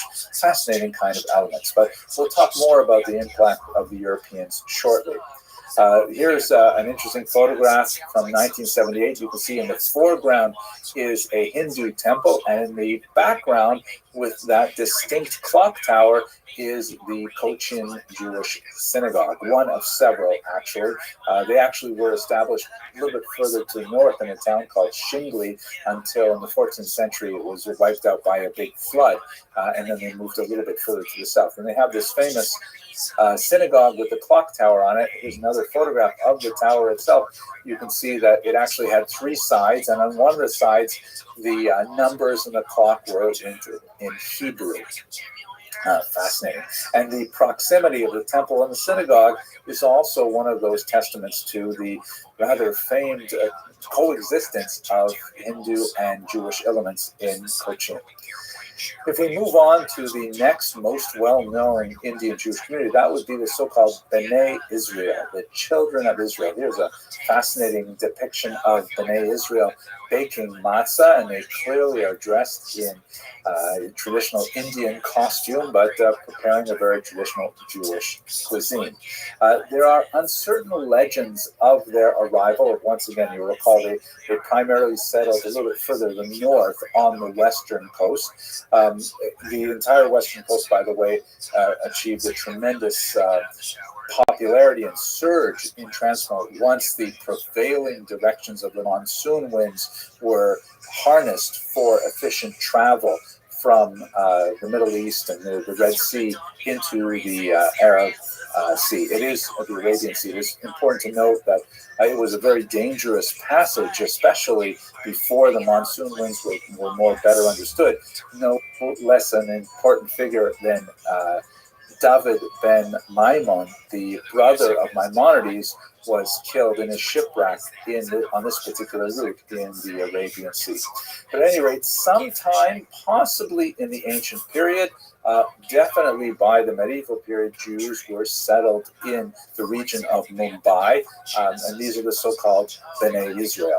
Like the Cochin Jews to the south, they also exercised indigenous spiritual leadership, meaning they did not really rely heavily on imported rabbis, as far as we can tell, at least until the modern period.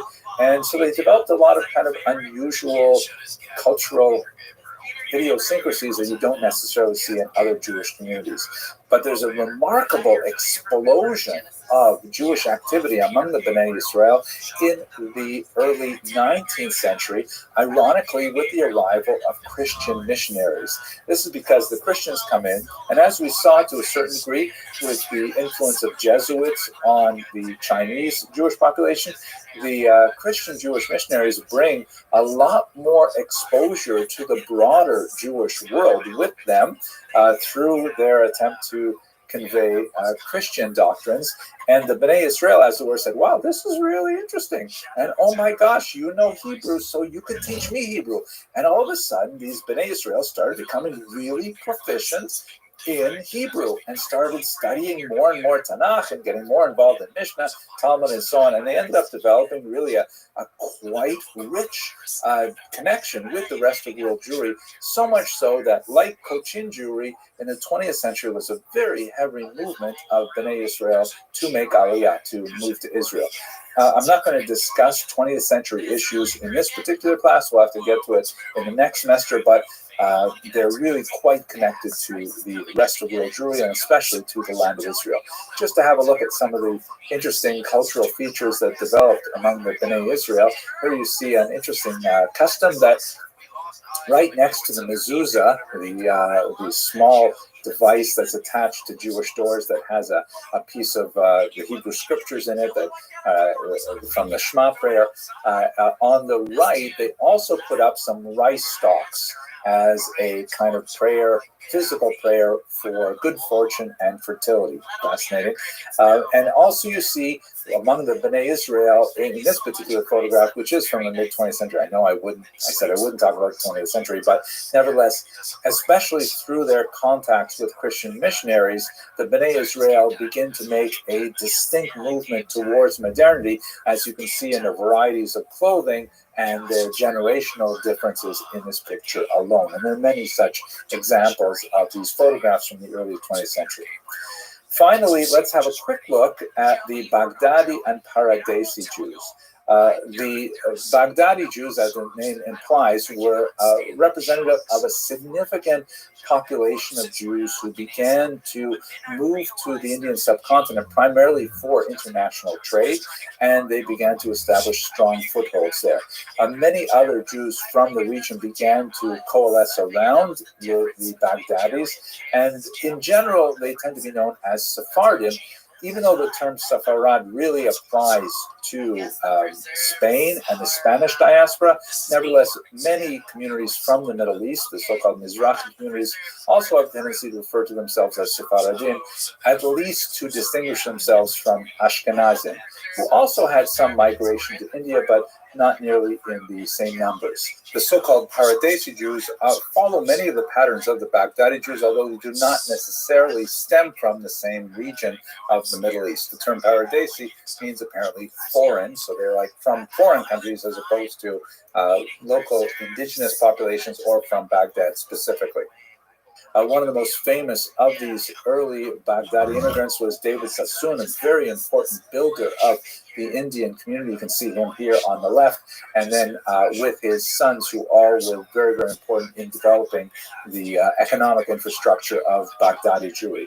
Now, at this point, I'm just going to mention very quickly one kind of passing comment that refers not only to the Cochin and the Bnei Israel populations, who were heavily influenced by Varna, that is the caste system in India, but it was accelerated with the arrival of the British in the 19th century that adds to it classism. And you have this unusual phenomenon where Jews in India will begin to break down in a caste-like status associated with their occupations and sometimes with their racial characteristics as well.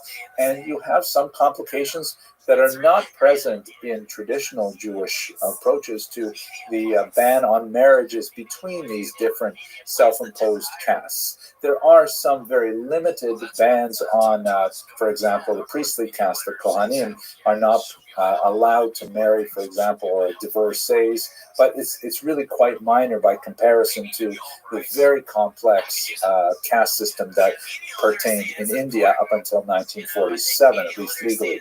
You also have linguistic implications because many of these Jews, particularly those generations who came later, begin to see the British as the power that will offer them the most opportunities for their own economic and social advancement. And so they begin to assimilate themselves or acculturate themselves towards British norms, focusing on the English language rather than local Indian languages and so on. Much more to say about this, but really we're still looking at the early modern period as a terminus, so we'll have to talk about the other elements when we get a little further in the semester. I hope you found this topic as fascinating as I did, and I want to thank you very much for watching, and I hope I'll see you in more videos. Thank you. Yeah, now they're trying to argue like that they didn't. I guess. Well, they're trying to get a clemency. What are they trying to do? So the Menendez, they killed their parents. Nobody's arguing that, but they're saying that their parents, Javier Bardem and Chloe Sevigny, Hollywood royalty, molested them. So they're trying to say that they were molested. Therefore, ergo, justified the murder. So they're trying to get clemency. Is that Chloe Sevigny? Yeah, whatever. The woman from, I think. The woman from the Bunny movie? Brown Bunny. Yeah, with Vincent Gallo. He gave a live blowjob on screen. Chloe Sevigny. Funny story about that scene. One of the first conversations I ever had with my fiance was about Chloe Sevigny on Brown Bunny. Wow, really? Yeah, it's weird how that all comes together. She was. How was it? You knew she was maybe the one. Just like this is cool. Nobody else. She has a lot of darkest moments in movie history. Yeah, nobody else talks about this. I've never had this conversation with anybody else, so I'm gonna marry that one. Well, that's very exciting. Yeah. Are you inviting us to the wedding? Yeah. Y'all actually getting married? So how long have y'all been engaged? We've been engaged about 6 months. We've a little bit shorter than that. Maybe we got engaged, I think, in June. But we're getting married. I've lost track of all the time. All the same. Yeah. But we're getting married in May of 2025. And fiance Lindsay. Very exciting. Lindsay seems very nice. I met her a couple of weeks ago. Yeah. Great time. That was the night of my life, honestly.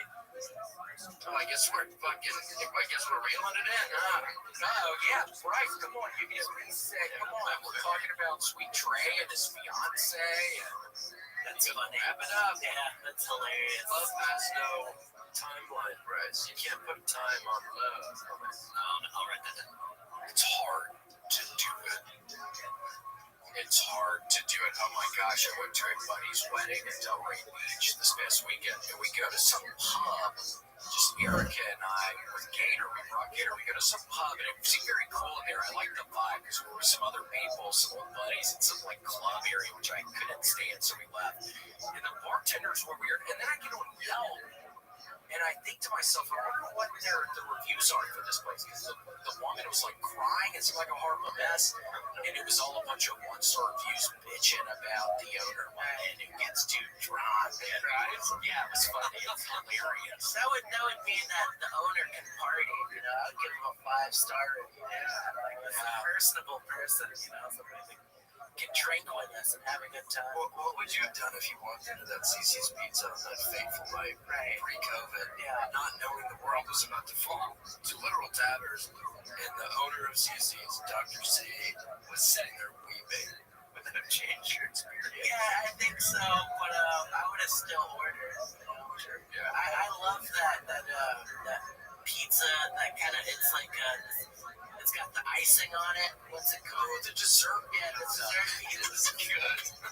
It shouldn't be good, but it is. I love CC's. I'll never say a bad thing about CC's Pizza. And There's one here in Austin. We passed by it the other day. It's kind of far south, but there is one in Austin. Is there really? Yeah. You know what else is in Austin that I just realized? Somebody showed me, I think at work, a Joe's Crab Shack. There's still a Joe's Crab Shack. Oh, yeah. The interstate? I think so. I think it's around in the Pflugerville area. Plugas. Yeah. Somebody showed me. They were like, yeah, there's still a Joe's Crab Shack here.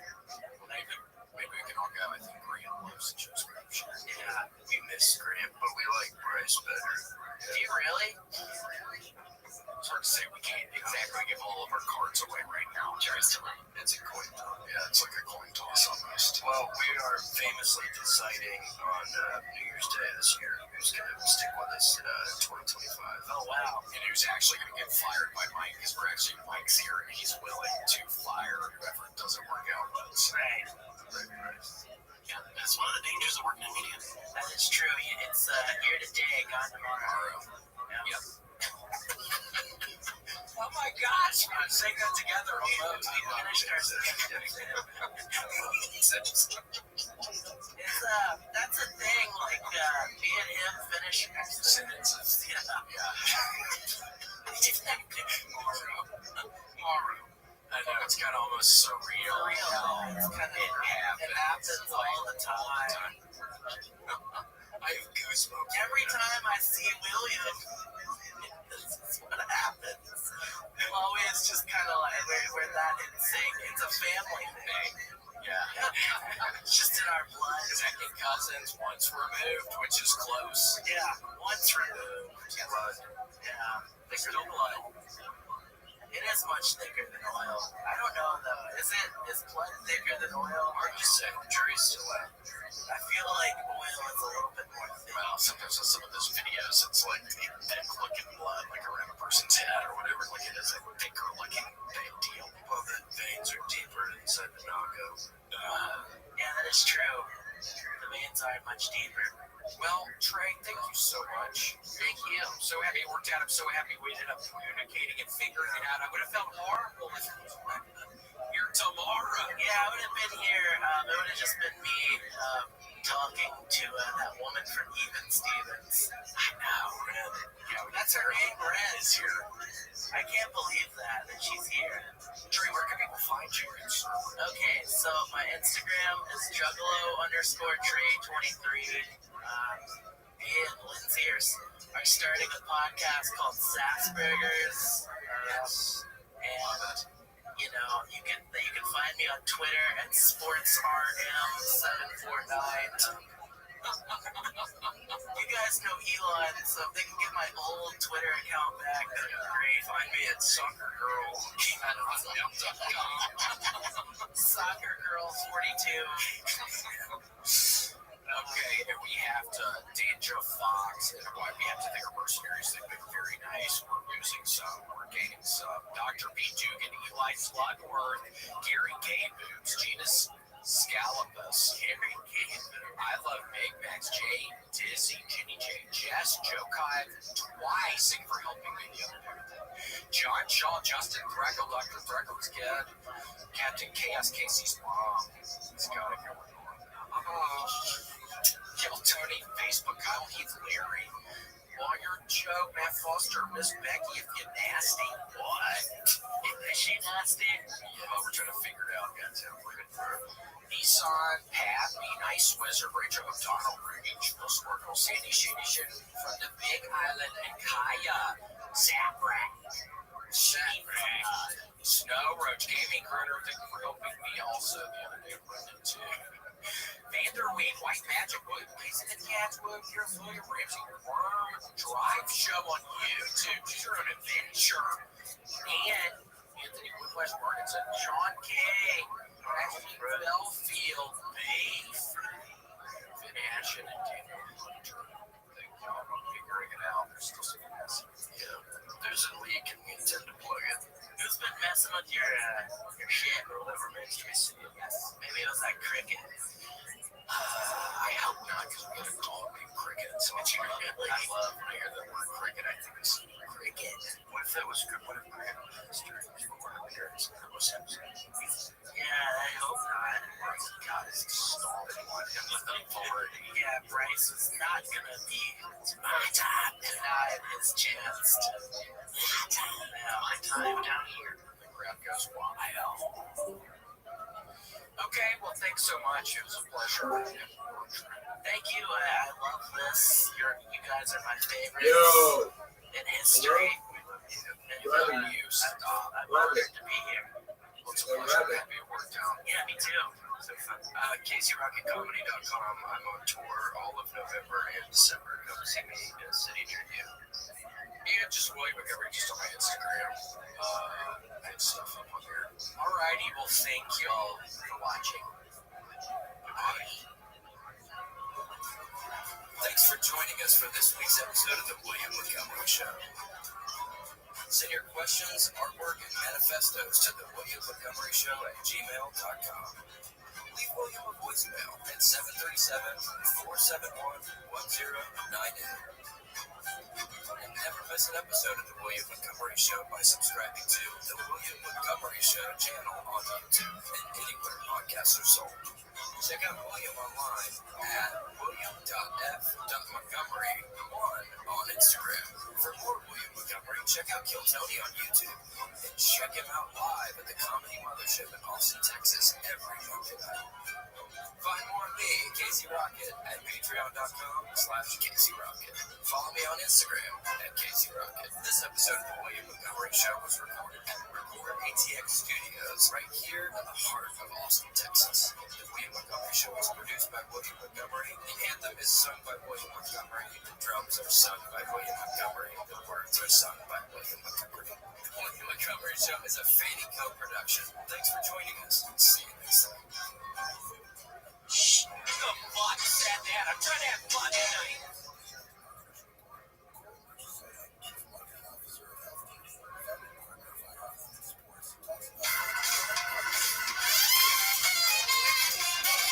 Recorded live in Austin, Texas, USA. It's the William Montgomery Show. Starring William Montgomery and the Dean's Casey Rocket. With the Tony Chin Orchestra. The William Montgomery Junior Dancers. As always, William is joined by the lovely Erica.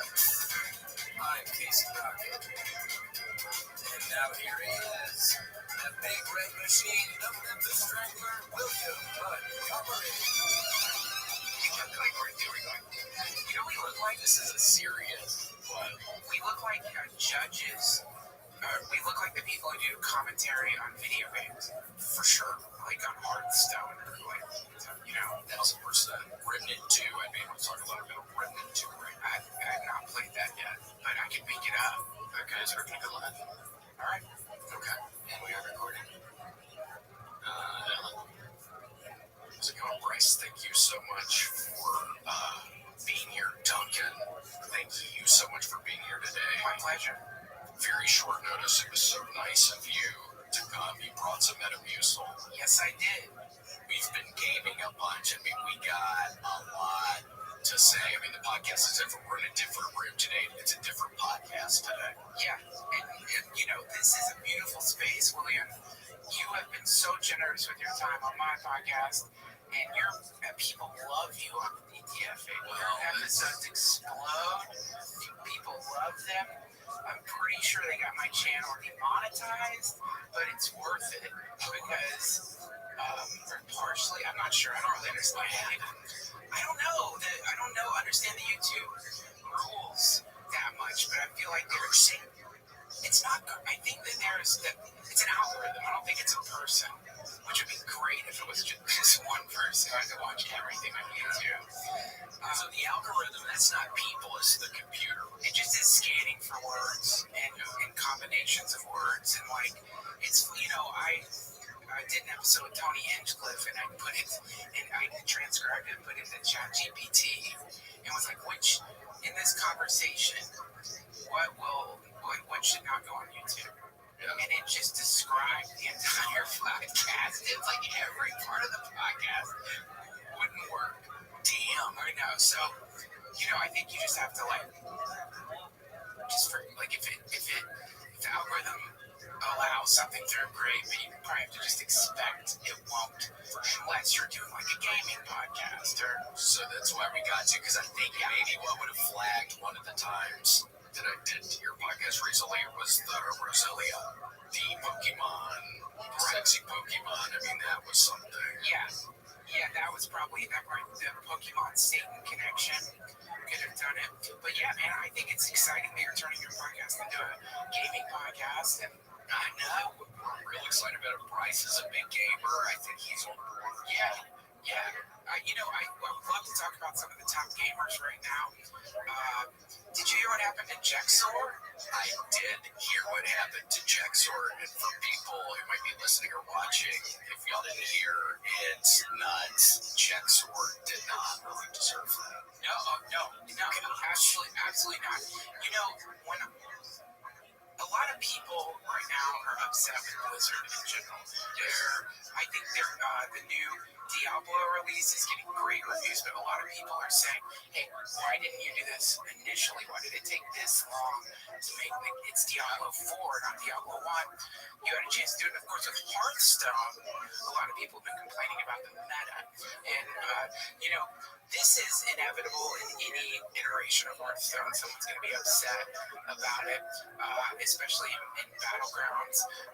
The recent update did get rid of the Beast Frog combo, which was pissing everybody off. Which I liked. You enjoyed that, Bryce? That was nice. That was nice too. Well, it's annoying, and again, I get it. Like my attitude when it comes to Battlegrounds, and of course I'm going to get back to Jexor. My attitude when it comes to Battlegrounds is you're there to win. You're not there to make friends. It's literally Battlegrounds. It's not friendship grounds, and if that means you have to use what is available to you.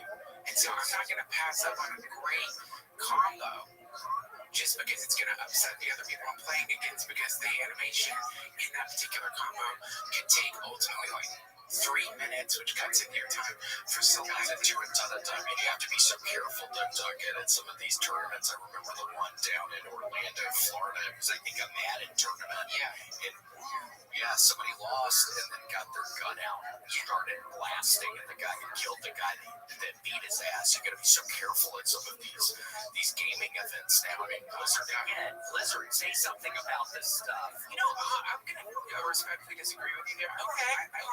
I don't think it's Blizzard's place to state like what is already law. Like Blizzard doesn't need to say, from what you talked about, which is the incident with firearms, to just the pantsing that's been happening in these days. If it's like the whole spectrum of violence, and pantsing is a very violent act. Like pantsing can send you into like a spiral. They say 20% of people experiencing symptoms of schizophrenia were pantsed multiple times in elementary school. Did you know? It's weird you say that, Doug, because I have a specific memory. I think I was in the 7th grade where I'm in gym class and I'm kind of carrying on with my boys, and my arms were up like this because, again, I'm hanging out in gym class. I'm relaxing as the one class out of the freaking day. I can chill a little bit, and something pants me. And it's so interesting you say that about the schizophrenia thing, because I think one of the first times I did acid, I start getting these flashbacks about getting pantsed, and then I start second guessing what I should have done differently. So that brings us to Jexor. Because Jexor, he used a combo that was causing a lot of ill will among players. And he did that, and he blew the party horn thing that he does, which really riled people up, and he won, which is all that matters in Battlegrounds. But then, I guess he was walking to a subway at midnight, and he got pantsed, and Jexor, and again, for anybody listening or watching, we're talking about Jexor right now. Yeah, spray painted a frog on his ass, and to me, I'm disappointed that he is canceling all the engagements he had coming up. Yeah, I was randomly gonna be in Buffalo, New York when he was in Buffalo, New York. I was pumped. I was already coming up with questions and dug it. I swear, I don't generally when I go meet somebody like one of my heroes or something, I generally don't come up with questions, but I had some questions for Jack. Like what? What would you your top 10 questions for Jack? Top 15 questions. How old were you when you started gaming? Is it great or my book? There's a book. He's 12. Is it? He was 12. What else? When did you start? I mean, he's the person who pretty much revolutionized. What was it? The frog and what was that move? The Death Knight combo? Yeah, the Death Knight combo. I think he pretty much was revolutionized. He really got the meta going on that one. Yeah, it's not just the Death Knight combo. It's his ability to pull combos out of nothing, his ability to think ahead, his ability, he has memorized the probability of getting every single card in every single round, and of course his ability to manage economy while understanding like how to get to mid game, which of course gotta get to mid game, still deck defense up, don't be in a hurry. But also if you're being presented with potential combos that late game could get you that win, don't play tempo. Yes. And don't do a glass cannon build. No, sir. Don't do a glass cannon build. No, or, and again, like, Jexor loves scam builds. Jexor, and I don't know why I'm saying past tense, I get the sense he's not coming back. No. After they got his ass in the subway, it's probably over for that guy. Yeah, absolutely. And, I don't want to get political, but to address his sympathies with North Korea and the Kim Jong-un, weird position. See, that's something I would ask him. What's up with your love for North Korea? What have they ever done for you? I know, when it came out that he was playing Hearthstone against Kim Jong-un and Vladimir Putin, regularly. Yep. A lot of people, Kim Jong-un, for people that don't know, look at that guy. He is ready. That guy's built. He's a mage. He's a mage warrior. Yeah, absolutely. And he is a huge gamer. He is, and he's good. You gotta give credit where credit is. He does kill a lot of his adversaries. He does a lot of crazy stuff, but he also does a lot of crazy stuff on the screen. It's true. I think that you could argue, and I've watched some of his StarCraft replays that he played against some of the generals in his army. Yes. And I did get the sense that the generals weren't taking advantage of certain strategies that would have easily gotten them a win. But if you look at his international games where, they don't have the reach to arrest people, he's good. He's good and unconventional in his play style. So, and I think we have to be able in this world to sort of understand that when it comes to playing games, I don't care what you are. Are you a communist, capitalist, serial killer, saint? When we play games, you're a gamer. Yes, gamer first and foremost, and that's why I think somebody like Jexor was able to really get a sizable part of the population just kind of on his side again, and then he starts doing this North Korean stuff, and it's like, Jexor, what are you doing walking around New York City by yourself? Yeah, you're telling me you don't even have security? Somebody at your level, I would think would need security. It's very JFK. It's very right around in a convertible, kind of ignore that you've got enemies. And I think maybe that is something when you decide to play at the state level, when you get that invitation from the Russian Federation that Putin wants to play with you, which a lot of gamers have been getting that invitation. You do have to think like they, especially I think more with Russia and North Korea, they have reach. Yeah, for sure. And they're, again,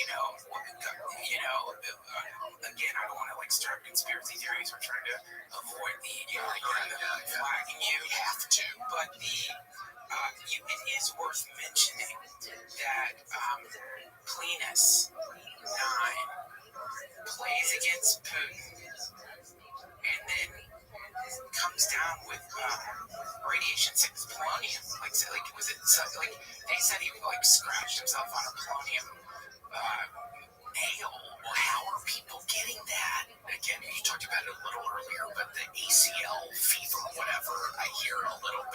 like, did somebody drop some sort of dirty bomb and someone parked this way? They drop dirt.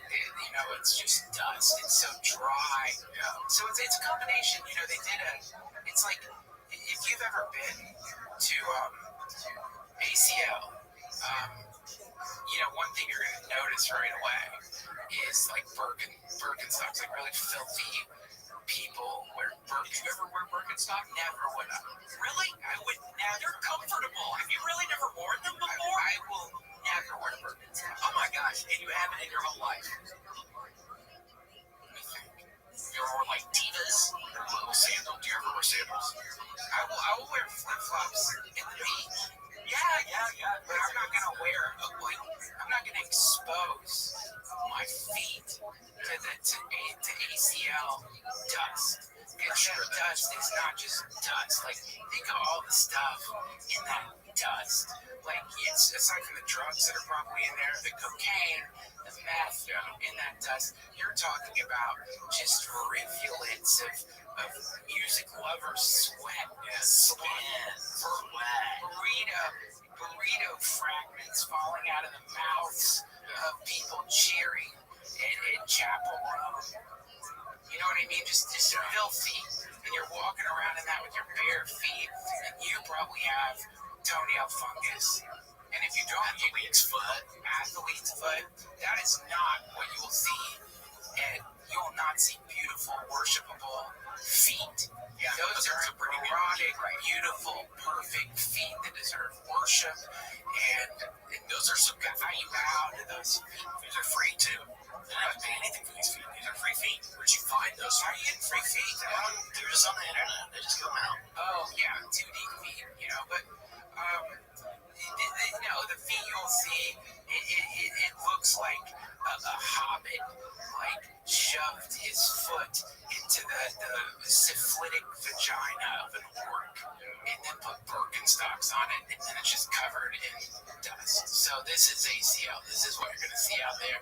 I didn't go. Yeah, I wouldn't go. I wouldn't pay me to go. I would go with a World War II gas mask and that would also be probably a fun look, I think.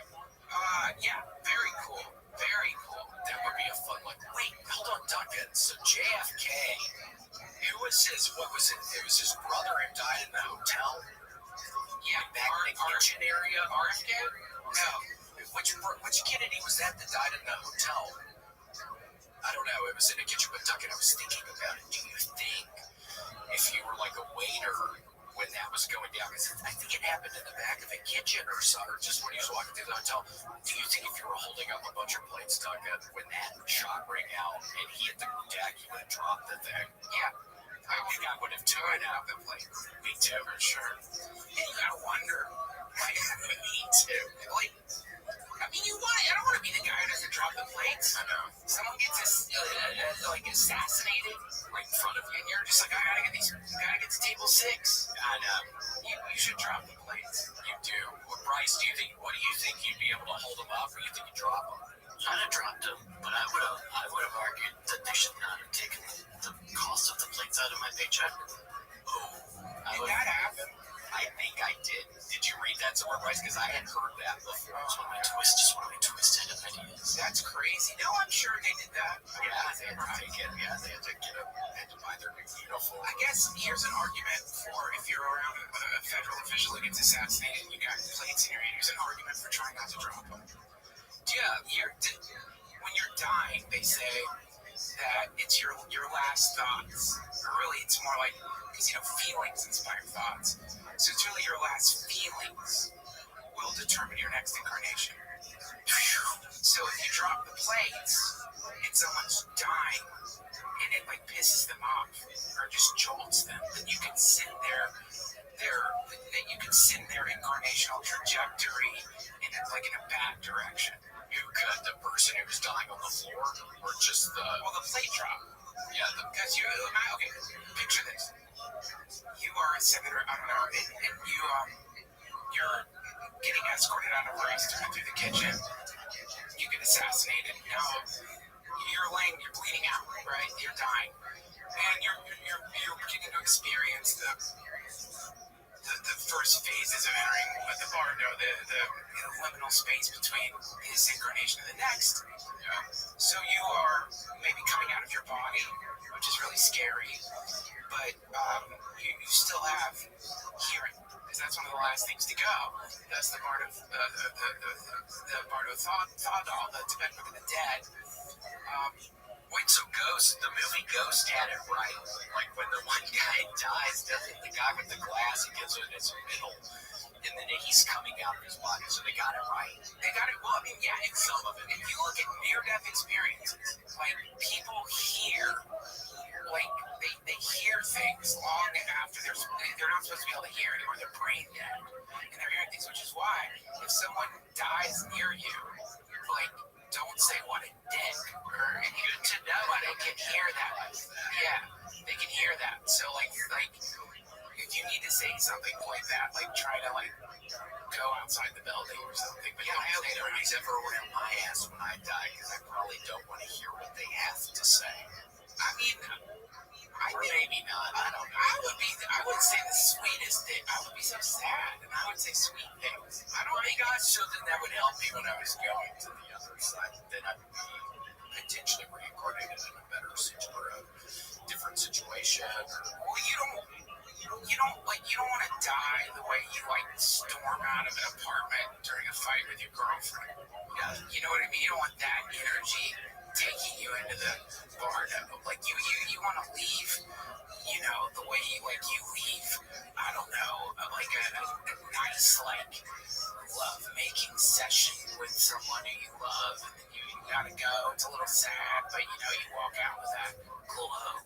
Yeah, that's how you want to die, So then that means the next time you come to Earth, whatever, it can be positive. Well, you gotta be positive.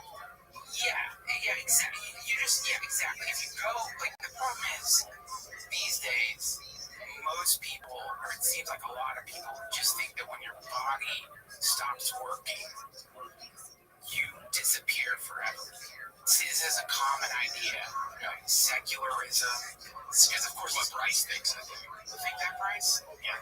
Well, you might be right. I mean, and if you are right, that's incredible. It's like now you're living in Richard Dawkins' land. Death is the anesthesia that saves us from the pain of life. Yeah. So it's great. You sink into life. Exactly. But see, this is the problem. Is you're generally banking on essentially modernity's idea of heaven, which is as unprovable as heaven, because we just have no idea. And every month or so we find out about quantum reality and quantum vacuum, fucking particle entanglement, multiverse shit. So it's it's a roll of the dice. But let's just say you're wrong, Bryce. I don't know, maybe you're right. If you're right, we're all very lucky, because it doesn't matter what kind of monstrous shit you did in your life, because we're just gone. Yeah, gone, beyond gone. You are in heaven, beyond heaven. I mean, if you think about Bryce's heaven versus standard heaven, you still got to deal with people. You got to deal with gaudy aesthetics. You got to deal with what that's like up there. Yeah, what if you don't want to see your family one day? Right. So, exactly. But you got to be nice, probably, because it's heaven. I'm sure it's nice to see them initially, but year 7,000. Saying to my grandmother, but I love my grandmother. I love you. Yeah, I love you. I was heaven bowling today, but I love you. I would want to spend all the time with you, but I'm heaven bowling today. What do you mean heaven bowling? It's like a normal type of bowling, right? It's a ball, 3 holes. Oh my gosh, so you're saying, I can say that maybe to my grandmother. Yeah, me, love you so much, but today I gotta go bowling. I gotta go heaven bowling today. Oh, I can't heaven bowling. My name's on a list. There's a bus waiting for us. I said I already wins, right? Because you're in heaven, so it's not fun. Oh my gosh, that would be like that song. So what if God was one of us? Goose just a stranger from us. Goose trying to make his way home. Maybe something is wrong. And all of us, yeah. By the way, you know what that brings me to? I don't mean to do it's honestly not a plug. Shit sold out. But there's something really exciting I want to talk about. Yeah, oh my as a podcaster, people know me as a trainer, train top athletes. A lot of people don't know that I've did physical therapy before I got to stand up. And seriously, Bryce, did you have any idea? I did not, but you kind of could figure. Thank you, my friend. Yeah, and I deal with a lot of athletes, top tier quarterbacks, tennis players, ice skaters, and there's the most dramatic out of just those three ice skaters. Yes. Well, because they come to you and there's so much stress because this is their life, and it's on ice. I can't even ice skate. It's on ice, and it's it's just you. It's you out there. It's of all the things that remind me of stand-up comedy is ice skating. They don't even have a mic. It's just you and the ice. Which almost makes it even scarier. And to get people to laugh out there, it's so hard. Yeah, I know, but the best ones do it. And so they come in, and so the stress is causing inflammation. And the first step is to get that inflammation down. I won't bore you with the details, but I have a procedure that I use that is successful 90% of the time. It's just stress reduction. Because if I can get them to relax, I can fix the twisted ankle. I can fix the knee. Obviously, if it's like a compound fracture, I can't do anything about it. Or why would you even come to me? They're gonna go to an emergency room. Go to an emergency. Call 911.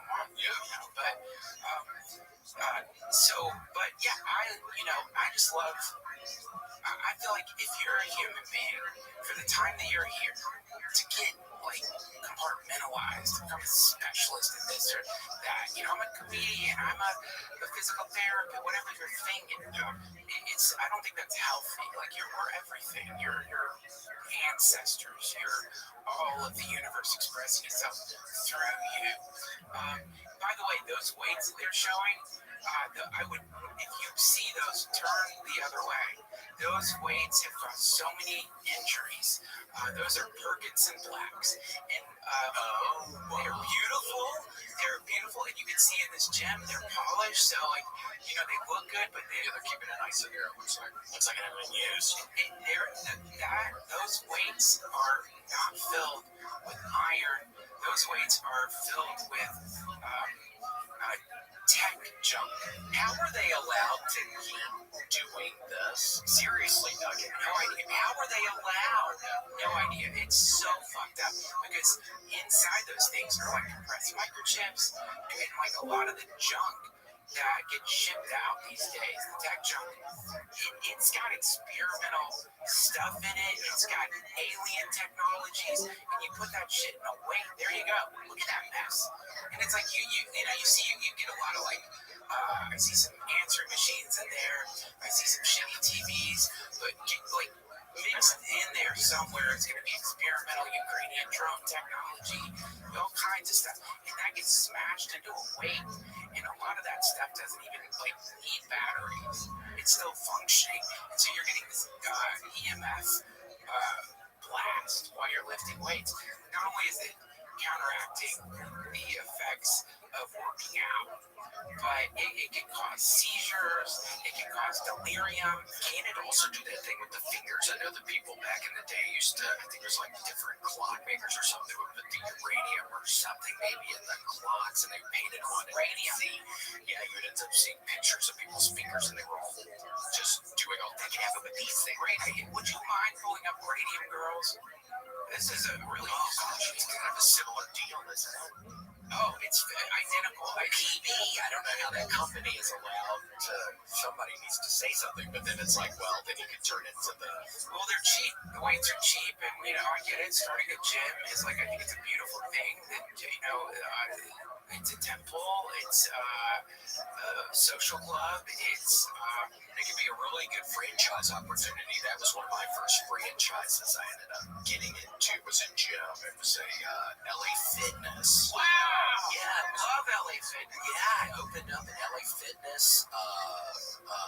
This was in Montgomery. Montgomery, Alabama. It was totally random. Great spot for LA Fitness. Oh my gosh, and it was wonderful. But then it's like, well, you got to be careful because you want to hire people that look like they work out. You want to hire people that work out, but then it turns out that the people that enjoy working out end up taking the workout equipment. So it's like they gotta, people start stealing all the dumbbell. People start stealing it. So this is my recommendation with this problem, which is like it's across the board. Gyms have to deal with people stealing weights. So my recommendation is, and you would be surprised, and go ahead and laugh at this, and call me, like, say you, I know you probably wouldn't want this, but maybe you aren't an athlete, but you can pay your employees in weights. And that is, because what do they do it by weight? So that is that all pretty valuable stuff? Yeah, just, you can come up with your own way of like, do 10 pounds this week. It sounds like a lot. There is a way to come up with an equitable, fair sort of like, I'm going to pay you this much in, U.S. currency, and I'm going to pay you this much in kettlebells. If you have 400 in U.S. currency, 25 kettlebells this month. Is that cool with you? Yeah, or like 1,000-pound kettlebell or whatever. It depends on what the person's trying to do. But ultimately, if you offer, like, if it's a good deal on the kettlebell, in other words, like they're getting because if you're running a gym, you buy this shit wholesale. Yeah, you get it cheap. Though. You get it cheap. That's a big perk. So you have a kettlebell that would sell at Target for like $80, but you bought it for 20. Yeah. So you mark that down to like 50. So in other words, like $50 of their paycheck gets them like an insane kettlebell, and you're still making 30. And you're still, and it turned it. Okay, well, but you're still paying. You're getting, and I don't think you're like this, but try me. Just knowing you, knowing your spirit, knowing your soul, you don't strike me as someone who starts a gym because you want to make money. No, oh my gosh, no. You're right. I had no idea what you were about to say. It's that profit motive, and to me, it's so many entrepreneurs, they want to get into the gym game, and they're not thinking about this. This is potentially going to transform a person's life for the better. This is going to heal people. This is going to maybe, how many love affairs start at the gym? A bunch. I would imagine a bunch of romance. And healthy parents, healthy child. So you're bringing healthy children into the world potentially. Like gyms are to me, the new temple of life. And so when you start a gym because you want to make money, it's like that's not. How do you? To me, that's like a secondary consideration. The value is the for sure. And I think people can see through it. I think people can end up seeing when you're walking around your own gym or whatever, people can sense it off of you. And if it's not a genuine thing, not a genuine reason you open up this gym, people can sense it on you. That's right. And I can feel it out there. I'm not psychic or anything, but I feel people right now watching this and they're thinking, I need to get to the gym. I would like to exercise. I would like to work out. I know that I can feel better, look better, but I don't know how to get out of this seat. I don't know how to get out of the seat and stop playing these video games. Right? Yeah. The games are great. But it's personal responsibility. You've got to match every gaming hour with an hour at the gym, and if you do that, you will be in such great shape. So, schedule your gym time to match your Elden Ring time. Yes. And we're going to get to the place of VR where, you can actually wear suits of armor and move around, and you're going to the gamers will get in shape eventually. But for those of you out there, I would just invite you, number one, stop being so hard on yourself. Stop being so hard on yourself because attacking yourself and to try to get your ass to the gym, looking at yourself in the mirror and saying, look at this big, oily, fat piece of shit. Look at like what a waste I am. Look at my body. Look look at like what a disappointment I must be to my ancestors, and look at like how if everyone teaches via action, what am I teaching people? How to slowly be consumed by one's hedonism to the point of becoming like Baron Harkonnen from Dune. Like, you know what I mean? Don't do that to yourself. What you gotta love yourself, because. By the way, Doug is not only talking to other people out there, he's honestly talking to me right now. Just because if I honestly wasn't for anybody, I gotta say, Jim, man, if I was doing that 1 hour of gaming, 1 hour job would have been at the gym. You got an hour. I would have only been able to sleep 4 hours yesterday because I would have gamed 10 hours, then I would have been at the gym 10 hours, then I would have had 4 hours of sleep. Gotta get to the gym, man. I have to. Please tell me to. It's peak. That's peak. 4 hours of sleeping, 10 hours of gaming, 10 hours of gym. No, but Doug and Sig, I know I need to cut out the 10 hours of gaming, babe. No, bro, you got it right. Oh, yeah. That's the prime. That's a prime day. That is life maxing. That is okay. You may not like it, but this is the ideal human day. Yes, sir, please. That's right. That is the ideal human day. 10 hours in Elden Ring, 10 hours at the gym, 4 hours of sleep, which is 2 hours too much for you, me. And then you are going, like, in a week, you are going to be living in essentially a different universe. Like, you will travel into another dimension where you don't wake up feeling like the sludge on the windshield of God's car. Yeah. Because you're doing all that working out, because again, 10 hours a day of working out, that's a bunch of working out. That's right. And you know, a lot of people don't know that, like, the dexterity in gaming and the physical exercise, this is peanut butter and jelly. Your Elden Ring game is going to improve. Your Hearthstone game is going to improve because the mental clarity that comes from lifting weights, directly connects to gaming. Would you ever tell any of the ice skaters, would you ever get them to game a little bit, or there was more of the ice skaters they're not doing that? Oh my God, you know what's so exciting about ice skaters? They're huge gamers. Really? I have never had an ice skater come into my clinic that wasn't like an incredible gamer. They love Call of Duty. Did you help Michelle Kwan? Yes, I did. One of the people that really got Michelle Kwan out of you, because she was in a little funk. That's what I was reading. I think you helped her. That's so cool. I didn't help her. She helped herself. You know, I do not take credit. You cannot take credit for healing. You know, that is a universal, like, that is the arc of the universe. You know, in my book, I don't want to plug too many. No, you need to, because is it out now? Yeah, Weight Games is what it's called. Weight Games. Yeah, and it's just it's like my entire philosophy and methodology for, not just healing any physical injuries, but for improving your like overall gaming experience, and of course to get those win rates up.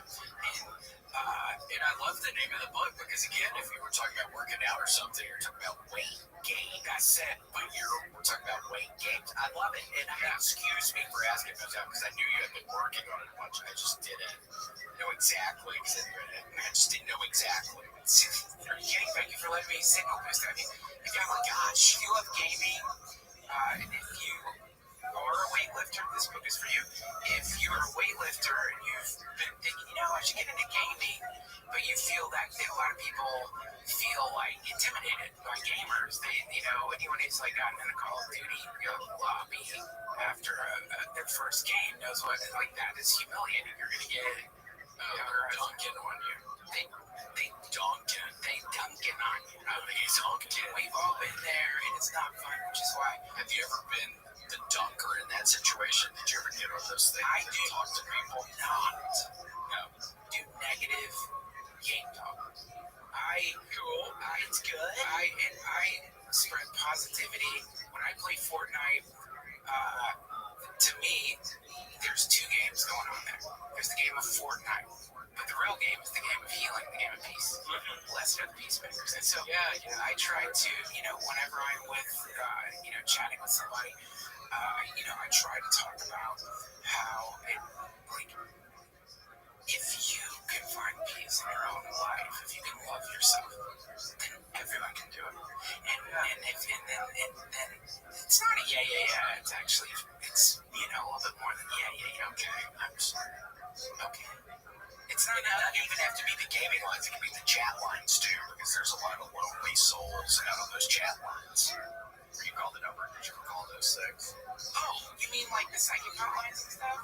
Yeah, but there was ones I remember in LA, I would call them sometimes when I'd be all drunk and on cocaine, and I'd just get on the chat lines. Were these chat lines? Or I don't know, maybe you'd meet up with people. I didn't know exactly. No, they're wonderful. And, here's the thing. What you just said, being drunk and on cocaine. Yeah. If we look, and I'll just take one of the great, religious texts. I'm non-denominational. I love all religions, almost all religions. But the sidewalk. What? No, I'm kidding. That's a great book of poetry. Shel Silverstein, you could say, was a prophet. I know that was in Rothschild. You got it. And the predictions in that book are coming true today. When you look up the Shel Silverstein, When the Towers Fall. I go to school today, said little Becky Ann McKay. Yep. I have the measles and the mumps, a gash, a rash, and purple lumps. Yeah, and what is it? And though today I turned 7, the date is 9/11. See, predicts it. So that picture, famous picture of them looking over the edge there. If you look closely, what is it? It's an airplane. Yeah, exactly. And that skyline, I think at one point you would have seen the Twin Towers. But they're no longer big. Yeah, but you look at that, that's the New York skyline. Just they took it out. And look, it's the poor souls. It's all of us. We're just looking over the edge, not having any kind of direction at all. It's a giant tragedy. It's just occurred on American soil. Now we're going to literally where the sidewalk ends, not having any idea what to do. Yeah, it's. Why don't we read the poem together? Can you mind pulling up the poem where the sidewalk ends? Yeah, this is, my feeling is, I don't care what it is. I don't care if it's Spider-Man. I don't care if it's the Tao Te Ching, Ant-Man. I don't care if it's Marvel. I don't care if it's DC. Everything is a scripture, if you read it the right way. And Shel Silverstein, he, like many great prophets, he brought something much more than what people think. Maybe we'll switch paragraphs. You read the first one. Yeah. And again, this is for anybody watching or listening, this is the namesake to where the sidewalk ends. This is the actual poem. Nucleus. Yeah. Is this book. And, when you hear it, instead of just thinking this is like a kid's boardroom, I have a dude who hung out at the Playboy Mansion all the time and just fucked all day long. Instead of thinking about that, think about this as a prophecy. Think about this as Shel Silverstein talking about the impending singularity disclosure and the emergence of quantum computers, which will completely make all forms of encryption irrelevant, and of course the very real possibility that these quantum computers already reached that place and no one's data is safe. And by the way, Cat Stevens was on. I think he and Cat Stevens were really good friends, and Cat Stevens was talking about a lot of this stuff as well in the songs. I mean, it's not every generation. Yeah, Moon Shadow. I mean, it's like Lady Dabbert-ville. Moon Shadow. I'm being fooled by Moon Shadow. Moon Shadow, by the way, in the 60s, that's what they call the fat. That's what now they call them glowies. Are you serious? No, Moon Shadow, everyone thinks is this, happy song, but it's like, the moon, it means he feels like he's being followed by a Fed. Whoa, by CIA. So he's being monitored by the CIA, called the Moon Shadows. I'll listen to that song differently. I knew Cat Stevens and Shell were good buddies. I didn't know that connection. Because I love that song. I love that song. Yeah, leaping and hopping on a moon shadow. That's him. That's a threat. So that's catching the person. Beating him down. That he's going to beat the guy down. Yeah, leaping and hopping on a moon shadow, jumping up and down on a CIA agent that he took out. Which he did do that apparently in his biographies. Cat Stevens is why he had to change his name.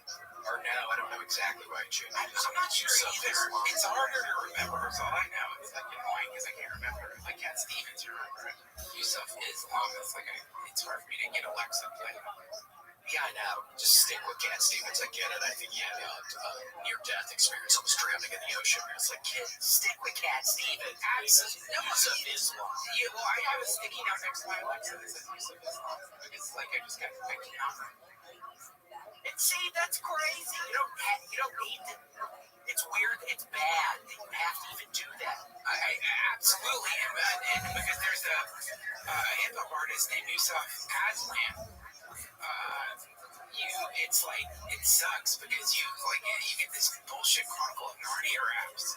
Gosh, I know. You just want to hear father and son. Or boarding has broken. Oh, very young, Lord, will you leave us this time?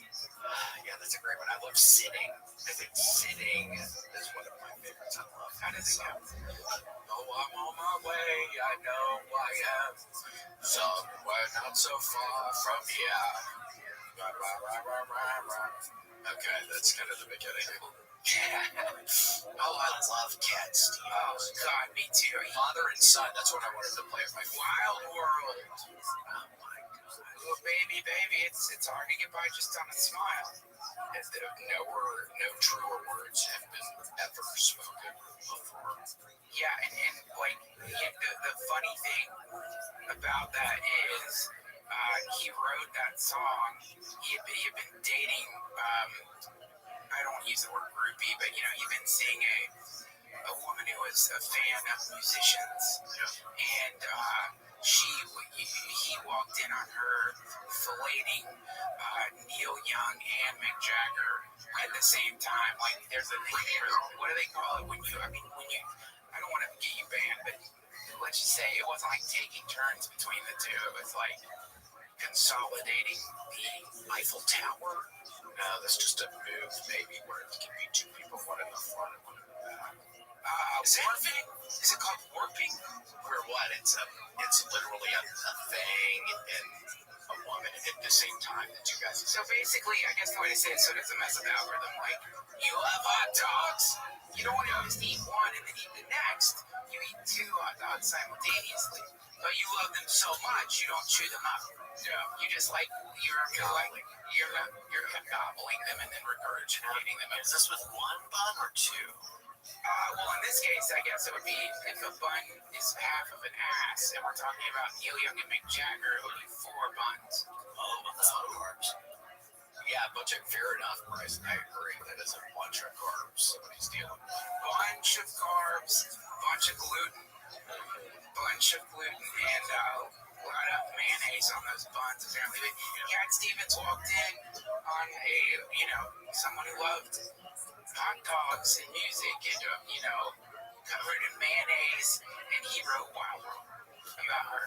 Hard to get by just upon a smile. What, did he let her go? Yeah, he probably just walked out of the door just feeling dejected. The story goes, he did not walk out of the room.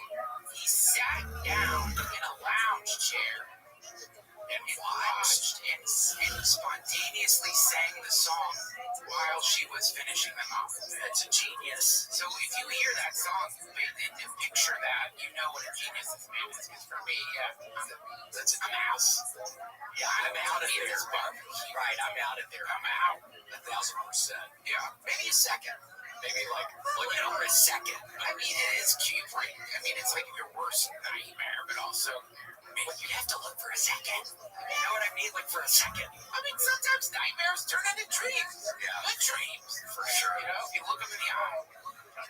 I gotta get better at that because all of my nightmares just end up being nightmares. But I need to get better at that. You're so hard on yourself, just I gotta get better. Have your hell dreams. Yeah. Okay, so this, by the way, we already did a little karaoke. So I'm super excited. Not only do I do physical therapy, I'm a visual artist. Yes. And I have been, since I was about 4, got accepted in the Juilliard at 12. And pretty unbelievable, huh, Bryce? But it's true. Yeah, and it wasn't an easy few years. They did not treat me any differently than the other students. and you're young, it's like duty out. And you know, a lot of people don't know Juilliard does hazing just like any other school, and they were like when they accepted me, they're like, we're going to treat you like an 18-year-old. And that's when it was legal to hate. That's when you were allowed to hate. Oh, it was not now. Back then. So yeah, back then, it was legal. It was enthusiastically encouraged. What was some of the stuff they were doing to your little ass? See, it makes me even sad. I almost don't even want to hear it. You didn't deserve that. You were so young, but I know, man. It's awful. They just they would like kick you in, like while you're painting, they just kick you in the balls. And it fucks up your, obviously, it's like your mid-brush stroke. I can't imagine. I'm already so bad at painting and drawing that would really mess up. What's crazy is there's this artist, Garrison Prince, who realized that the art, those accidental brush strokes from the getting kicked in the balls, were making like really great art. So like Picasso could. No, like what's crazy, he does. It's hyper-realistic art. And so he somehow, he has like his 3 assistants. They know how to kick him in the balls in just the right way to cause the next perfect stroke for like these photorealistic paintings. And you know what he paints? The human scrotum. And it's hyper-realistic. It's so neat. Does he at least get to wear like a cup or something, or he's just going full throttle, no cup? You know, the paintings he did with a cup are significantly less interesting than the ones he did without a cup, and less value. Like they sell for much less. So he like, you know when you're buying one that was with the cup, and you know it's like essentially a print, basically. It's not a real thing. No offense, I knew ever a Bob Ross painting I get on eBay sometimes, but I don't think they exist. I think they're somewhere. I think they're locked away somewhere is what I heard. I don't know if that's true. Is that true? I would swear Ross is true. I've seen the Bob Ross vault, but they wouldn't let me in. You saw it? Where was it? It was in Is it guarded? It's got 2 guards. If you think 2 guards is guarded, it's guarded. I think 4. I think you can need 4 guards to be guarded. I guess 2 guards. Isn't that all that was guarding Jesus when he was in the... was it 2 guards or no? Jesus had guards. No, after they killed him and he was in the tomb. Yeah, that was 2 guards instead of connections.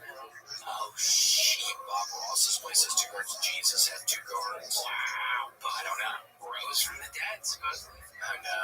Do you believe that shit? I don't believe that. I want to believe it. Gosh, Duncan, I want to believe it more than anything. You gotta hold out hope sometimes with me. They buried him. They didn't put him in a tomb. They buried Bob Ross like in a casket. I know, and I'm sure he wasn't doing good there at the very end. As none of us would have been. I mean, I'm sure he was doing really bad. I'm sure he was really frail. I'm sure it was working out. That's, obviously Jesus is the Son of God. But he was lucky that they didn't tomb. Because, like, if they buried his ass, would have been more difficult. Yeah, how did they get him out from how does 60 still be down there? It would have messed up everything. It'd be like there's some version of reality where Jesus is like just under a bunch of like rubble and Middle East. I wonder what that reality's like. It would be horrible, claustrophobic. Like imagine being like buried for hundreds of years. I can't imagine. I'm mortal. I can't even imagine. Okay, can I show you this? So I'm really excited about this. So you're going to see some of these images, some of these paintings I did, and you might think, I want to buy them, but they're you selling them. Well, they're sold. They sold. But I'm doing a showing in New York City. Damn. So that's almost like full circle. I know you've been there a lot, but Juilliard, young age, going back there, selling your artwork. I mean, that must be a good feeling. It is a good feeling and a great feeling. Yeah. I can only imagine. I mean, getting hazed at Juilliard as a young guy. I can only imagine now being able to sell your stuff. It's already all sold. All sold. Right. So this is a first one. What is? I already love it. So this is a series I'm doing. It's called I Love Karaoke, and it's just a celebration of karaoke. celebration of the mainly like the ladies who love karaoke, and I know some of those women are so good at singing karaoke. I know, like, why did you never get on American Idol or America's Got Talent? It's like, guy, you're so good at singing and karaoke. Why didn't you ever do anything with that? And as a man, nothing makes a man happy. And when his girlfriend, wife, mistress invites him out for a night of karaoke. Oh, it's the best. It's so fast. The feeling of going to do karaoke with your girlfriend and hopefully her girlfriend's hopefully it's a crew of people. Crew or the better. Go karaoke. Then everything about, like, one of my favorite things, and sadly it hasn't happened to me as much as I'd like, but end of the day, you're getting home, you're ready to turn on the TV, smoke a joint or whatever, and your girlfriend says, hey, honey, let's go do karaoke with my girlfriend. And your night goes from just kind of a bummer getting high, watching Clint Eastwood movies, to like, just crazy. Broadway. It's to me, there's no difference between Broadway and karaoke, for sure. These are the hidden talents of the world. Like, fuck American Idol. Fuck, the top 100 music on Spotify. Fuck Lady Gaga. Fuck David Bowie. These are, I have seen people 100 times better than them. No, me too. And karaoke night. Just at a random karaoke night. And for anybody wondering, curious, do I have to drink? Do I have to have fun to do karaoke? Just from my personal experience, because that was one of my big worries when I was like, okay, I'm going to take a break with the caffeine and drinking. Seriously, one of my biggest worries was, am I going to enjoy karaoke as much? Because I associated alcohol so much with the karaoke, but weirdly enough, praise be to God, when I went back the first time with not drinking, it was actually even more special, even more intimate. It was, and don't get me wrong, I still, again, love drinking a bunch, going to the karaoke, but I swear it's almost more intimate, almost spiritual. Spiritual's the word. Seriously, if I even may be so bold as to say that, I swear it's almost more of a spiritual thing, because you're all there, you can really hear everybody singing, and so what? Some people say, well, what about people that maybe aren't good? Well, everybody's good in their own way. Everybody's trying. Some are better than others, yes, fair point. But everybody's trying. If you get up on that karaoke stage, I'm cool with it. I'm gonna cheer. I don't care if you shriek like a banshee. I'm gonna cheer, because the courage to get up in front of a bunch of strangers in a freaking bar setting doing the karaoke, it's something else. And I'm gonna be honest, the only times I've done it, Duncan, were when I'm drinking. So it did kind of take away. I don't have the courage anymore. I haven't been doing it. Right. And seriously, it's sad. So it is. I did leave something behind with that, but I have a better time, but I just don't sing anymore. I have an idea. I don't want to put you on the spot. But what, without music, because I know that can trigger some stuff on your YouTube. What if we pull up the lyrics to Cat Stevens' Moonshadow and you sing it a cappella? Yeah, oh my gosh, yes, let's do that. We still have to read where the sidewalk is. Oh, yeah. Finish it all. Okay, great. We have to read that. Let's get you back. Yeah, okay. This is like, your audience is like, it would be like doing karaoke at Carnegie Hall. You think of all the people that are about to listen to you sing this beautiful song, a cappella. Everybody, welcome. Coming up to perform Shadow at the Internet Karaoke Club. It's William Montgomery. Yes, I'm being followed by a moon shadow. Moon shadow, moon shadow. Leaping and hopping on a moon shadow. Moon shadow, moon shadow. And if I ever lose my hands, lose my plow, lose my land. Oh, if I ever lose my hands,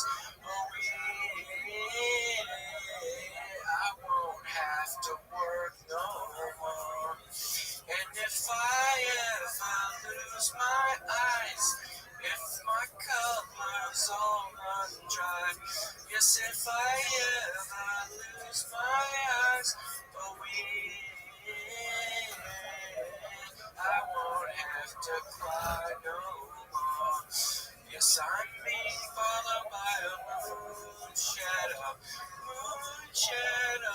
shadow, leaping and hopping on a moon shadow, moon shadow, moon shadow. And if I ever lose my legs, I won't moan and I won't beg. Oh, if I ever lose my legs, oh, I won't have to walk no more. Oh my God, Doug, you might have awoken it, and Christ, thank you for being nice about that. You might have just broken me out of my funk. Out of the tomb, baby. Out of the tomb. I might have just walked out with an angel there. On the third day, he sang again. Thank you. Thank you. I seriously, I feel better. Thank you. Thank you for that. Thank you for being so vulnerable. Thank you for sharing that with us. And also, hold on, Bryce, can we read really quick? We do need to read where the sidewalk ends, just where, again, it's all, it's again, the namesake for the freaking book, Elias on the cover, it's pretty much there's a lot of prophecy, there's a lot in here, and it's a rabbit hole, so, the sidewalk ends in a rabbit hole, basically, so if you don't want to, get your mind blown, just skip the word, because it's weird. You want to start? I can start, just different. We'll do the here. There is a place where the sidewalk ends and before the street begins, and there the grass grows soft and white, and there the sun burns crimson and bright, and there the moonbird rests from his flight to the golden peppermint wind. Let us leave this place where the smoke blows black, the dark street winds and bends.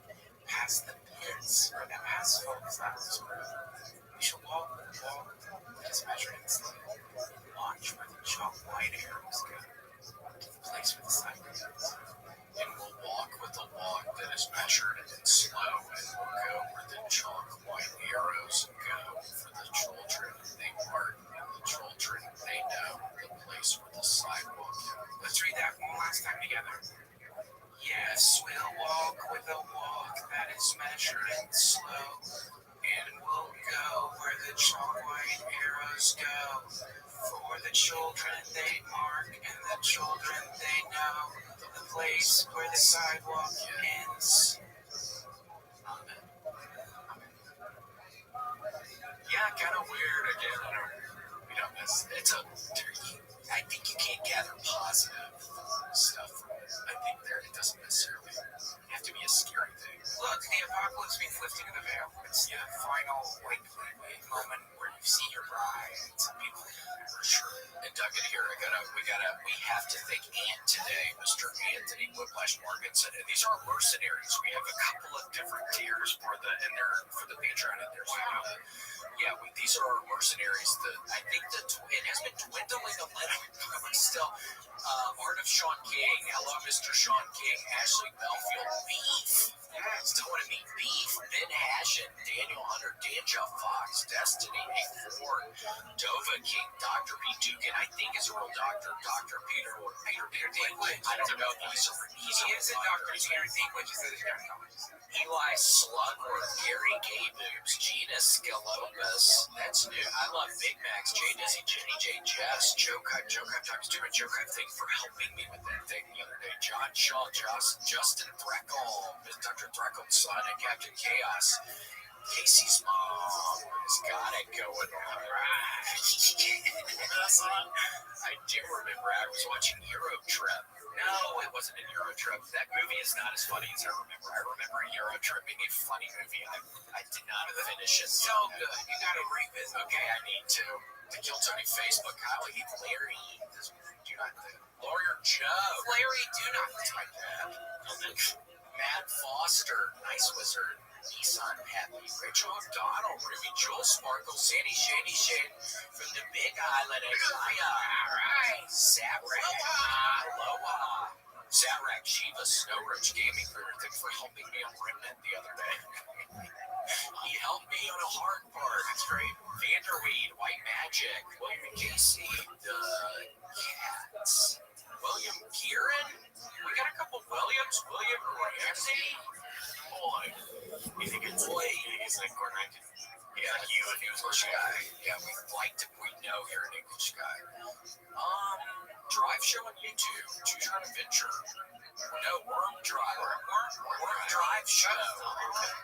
Choose your own adventure. You remember the books? That's what this says. Cool. Back Dan. All right. Well, thank you all so much. What about it flipped? And then it flipped. Oh, that's cool, man. Yeah, thank you all so much. And Duncan, thank you so much. Anytime. Man, I love cutting it up with you, William. Yeah, my God. It was a pleasure. Well, thank you so much. And then also the book, what was it called again? Weight Games. You can find, it's only, right now it's only available on Social, but, what kind of work do we have to come up with? Walgreens? I don't know if that's true. Walgreens or CVS. I will put a copy if I go to Walgreens. So maybe, if you go to Walgreens in Austin, you might find a copy there. Cool. I gotta get to the library though. Well, sounds good. Well, thank you so much for being on, Duncan. Thank you for having me. Alrighty, and thank you, Bryce. Thanks, Bryce. William. Thanks, Duncan. Alrighty, well, that's it. Bye. If you're watching, we're tuning out. Have a good rest of your day. Bye.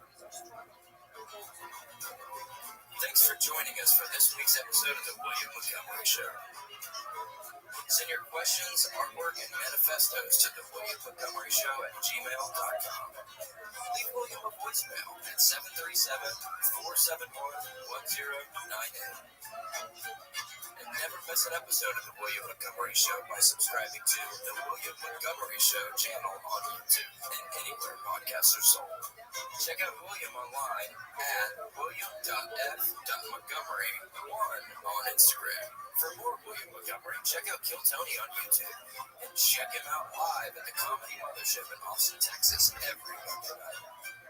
Find more of me, Casey Rocket, at patreon.com/Casey Rocket. Follow me on Instagram at Casey Rocket. This episode of the William Montgomery Show was recorded at Record ATX Studios, right here in the heart of Austin, Texas. The William Montgomery Show is produced by William Montgomery. The anthem is sung by William Montgomery. The drums are sung by William Montgomery. The words are sung by William Montgomery. Thanks for joining us. See you next time.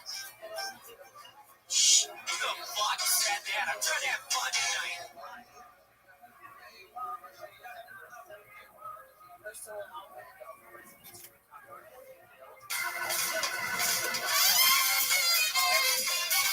Recorded live in Austin, Texas, USA.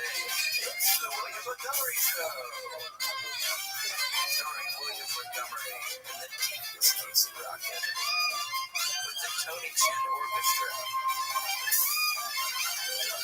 The William Montgomery Jr. Dancers. As always, William is joined by the lovely Erica. I'm Casey Rocket. And now here he is, the big red machine, the Memphis Strangler, William Montgomery. Any more requests for this? So this little Cliff Bar, kids Cliff Bars. Yeah, it's just we're good. It was like oatmeal. Do you have some? 3. Okay. Maybe even 4. Yeah. Oatmeal cream pie. No, I miss those things. Macaroni. Oh, they're so good. What do they call? They're called kids. They're called kids.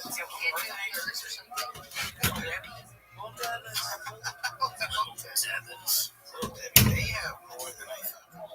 You would think. They have a lot of offerings. Yeah. What do you have? You got moon pie? No, moon pies is not one of them. That thing up. Thanks a lot. How about that? No, Z-Bar. Z-Bar. Cliff Kids. It's Cliff, but for kids. Z-Bar, Cliff Kids. Iced oatmeal cookie. It's for Y'all, we are recording, but I don't have us live yet. You guys ready to go live? Hit it live. Please. We're going.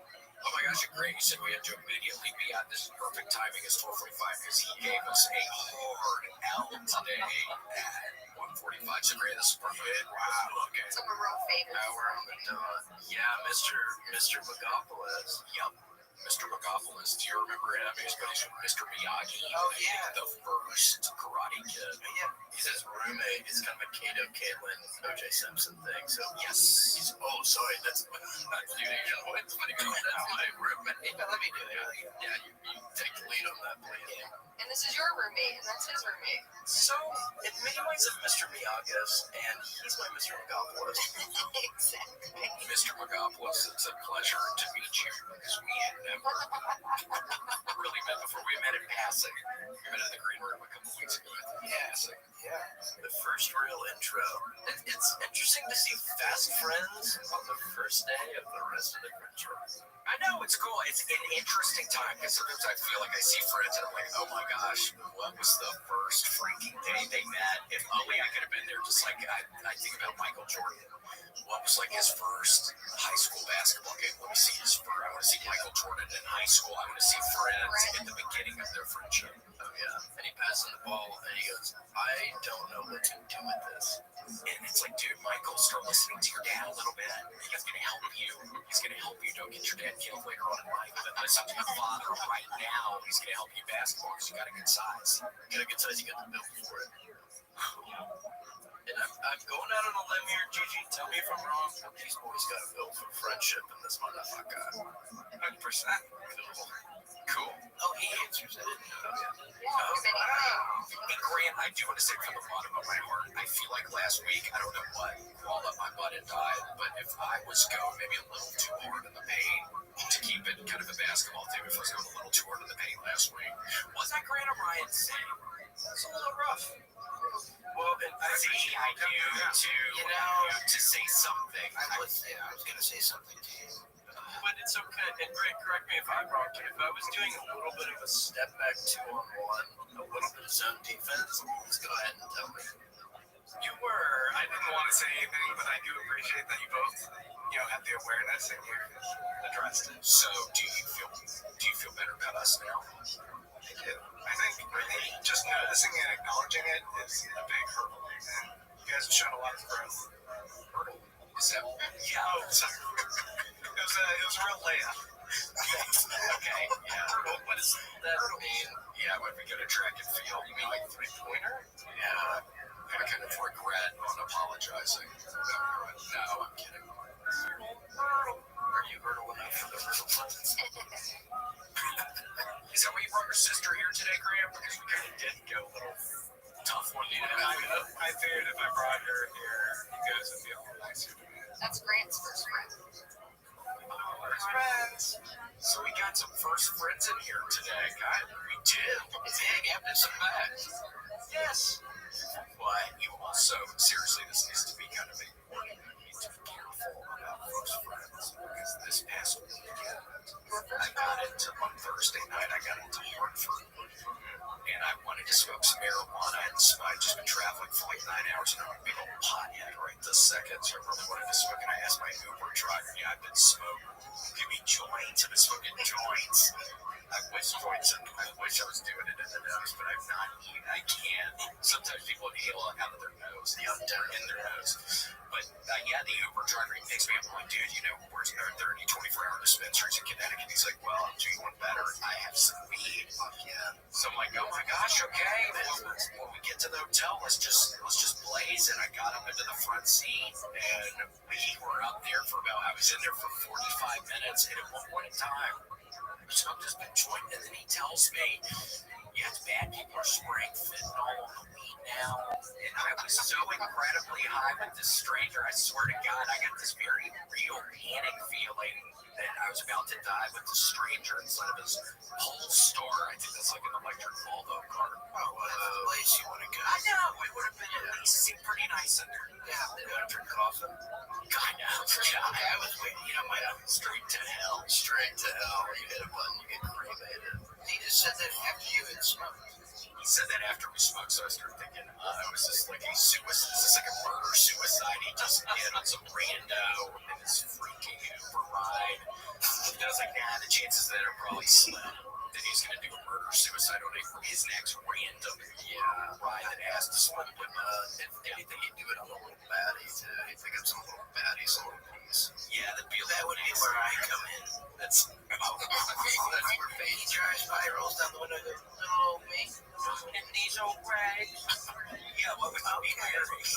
I would be wearing probably some kind of a tank top, and maybe some Daisy Dukes. A little kill. I'd be walking around my cat, my dog, and yeah, you can guess what happens next, will you? Hey, young thing. Ooh, yeah, get your thing back in your shorts, man. Hey, how you doing? Yeah, penis is out. He's hollering at you to put your penis up. I want nothing to do with it. Your penis is out. Yeah, dude. Your penis. You're just walking in. Yeah. God, well, truth be told, if I were to wear Daisy Dukes, that wouldn't necessarily have to worry about my penis. My thing coming out from underneath them. You wouldn't necessarily have to worry. Just. Alright. Okay, Grant, edit that out, I guess. I don't know why I said Grant, my job says leave it in. Hey, Grant, get in here. I want to show you something. No, Grant, don't get in here. You're going to want to keep your distance, actually. Oh. Yeah. Should just. Yeah. Is it real? Open your eyes right now. Open your eyes pretty. Hold on. Hold on. Well, it's a damn. If you know how to do it right, it'll make a big crack. If you made it crack. Not really. Okay, what's the fight with the whip? Okay, the whip. She really loves them, especially when they're little. Oh, kind of looking shirt. I'm kidding. It almost the see through this big thing of stripper. That's what I meant when I said top. Yeah, just mash through. Like that. Grant, edit whipping sounds when I'm snapping. Thank you, Grant. Try it again later. Wait, can you hold on? Can you snap? Yeah, snap it, dude. I bet you can snap it. I remember my cousins had a couple whips, and we would pop those fucking things, and I would be scared to get my eyeball.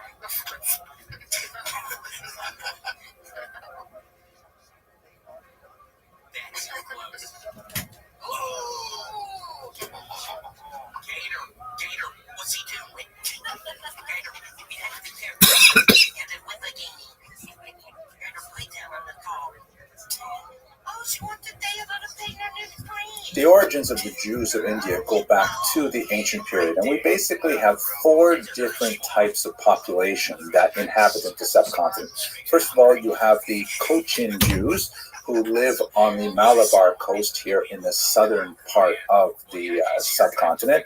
And then you have the B'nai Israel, and they're sort of like circled by this green square box here, and they're primarily a little bit to the north near the city of Mumbai. And then you have the so-called Baghdadi Jews, who are not necessarily all from Baghdad, and they are concentrated in Kolkata, but also located in some of the populations where Jews had previously resided. And finally, the so-called Paradesi Jews, who are spread out in a few centers, also found within the recognized population centers that we noted. Let's have a look at these 4 distinct types of Jews in a very quick overview. First of all, let's begin with the Cochin Jews, who are the earliest Jews recorded in India. They certainly date from the ancient period. We know from the text of the Hebrew Scriptures, the Tanakh, that there are several words that are related to Sanskrit and Tamil, which are most likely connected to the trade that went on between ancient Israel and ancient India. There are terms primarily for like various goods and gems and things like that. There's also a possibility that this remarkable, mysterious Ophir, that is the source of much of Solomon's wealth, may have been a place called Supara at the mouth of the Indus River, which also housed a very ancient civilization. But we know from multiple sources, from not only Jewish sources, but Greek sources and Roman sources and so on, that there was significant amount of trade, particularly from the west coast of India and the Middle East. By the time you get to the medieval period, the Radhanite traders, who we spoke about in a previous class, have been traveling all through this route and definitely are engaged in trade all across the European and the Asian continents, and they're described by an Arab historian. So we know that there are Jews who are visiting India and who are in possibly setting up kinds of settlements in India. The first of those settlements is the so-called Cochin Jews. Now, we know of their history from their local legends, but one of the most fascinating early documents that we have that specifically refers to them are the series of 3 copper plates that are apparently a type of a charter that were issued to the Jews of Cochin from a local king. And this kind of like sets the tone for much of the history of Cochin Jewry, a remarkable level of, coexistence with the local population. One of the things that's quite fascinating about this period is that there seems to have been no indigenous anti-Semitism. I know, right? That's like so hard to believe, but there seems to be very, very few incidents of any kind of organized anti-Jewish impetus. This may be related to the fact that, pagan empires, ironically, tend to be more tolerant of other religions than monotheistic faiths. Perhaps that's because of the approach being, like, we have lots of gods, what's one more anyway, that kind of thing. But anyway, that seems to be the case in Cochin. So these 3 copper plates offer some kind of charter, which essentially promise to a possibly legendary local Jewish figure named Joseph Laban, giving the Jews of Cochin all kinds of privileges, many of them symbolic in nature, like the right to use a parasol, which is apparently something reserved for royalty and things like that. The plates themselves date from probably the 11th century, really old, and that, of course, does not speak to the origins of the Cochin Jews, which could have gone back easily to the ancient period. They are written in the Malayalam language in the Vatelutu script. Yes, I pronounced that. I hope I pronounced it correctly. And one of the factors that we have to bear in mind when we're studying India is that it is so far from homogenous. Just like when we talked about Africa, there are literally dozens upon dozens of cultures with multiple languages and multiple faiths and so on. So although it does have one kind of like geographic description, it is, one contiguous territory. India is really made up of many, many different civilizations. Now, the Cochin Jews were fascinating in that they seem to have not really been deeply connected to the traditional rabbinic or even the later Karaite iterations of Jewish thought, and they seem to have, evolved with a local indigenous leadership that led to a lot of really fascinating kind of local customs. Like, for example, this is a paroches, a curtain that is placed in front of the ark that holds the Torah. This is a common element in synagogues all over the world, and of course harkens back to the temple where a curtain would separate the Holy of Holies from the rest of the temple grounds. But a fascinating element in the Cochin Jewish customs is that they incorporate the skirt or other type of clothing of a bride into the parochet itself, which is a fascinating kind of idea that actually brings to mind some interesting Kabbalistic references to the Torah as a kind of me'orasa, as a bride that is to be married, fascinating kind of thing. But anyway, they incorporate that right into the paroches. Also fascinating, there was a custom that on the eve of the Sabbath, on Friday afternoon, a synagogue functionary would take a taper and light it from the Ner Tamid, from the eternal flame that burns inside the synagogues. In modern synagogues, it tends to be an electric bulb that's sometimes made to look like a fire, but obviously in medieval, pre-modern times, they would have to use an actual flame. And he would carry this taper to all the homes where they would have these kind of like oil things set up on the outside of their homes, and he would like share the light of the synagogue with all the Jewish homes on the eve of the Sabbath. Beautiful kind of idea, I think. The Cochin Jews changed significantly with the arrival of the Portuguese. This is the first major influx of Western Europeans that occurs in the age of discovery, when people like Vasco da Gama are making their way around India and exploiting the region for trade. This is an interesting Portuguese depiction of what they thought the Jews of Malabar looked like, and represented that backwards to Europe. And there's an interesting kind of thing happening with the arrival of the Europeans, where some of the local elites, the Jewish elites, are sometimes co-opted by the Portuguese. One of those is none less than Gaspar de Gama, who was an interesting Jewish character who was apparently forcibly baptized by Vasco da Gama himself, the great explorer.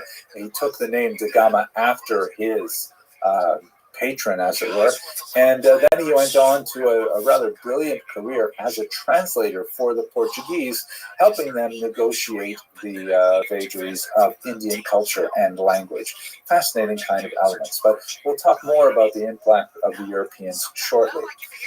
Here's an interesting photograph from 1978. You can see in the foreground is a Hindu temple, and in the background, with that distinct clock tower, is the Cochin Jewish synagogue, one of several, actually. They actually were established a little bit further to the north in a town called Shingli, until in the 14th century it was wiped out by a big flood, and then they moved a little bit further to the south. And they have this famous synagogue with the clock tower on it. Here's another photograph of the tower itself.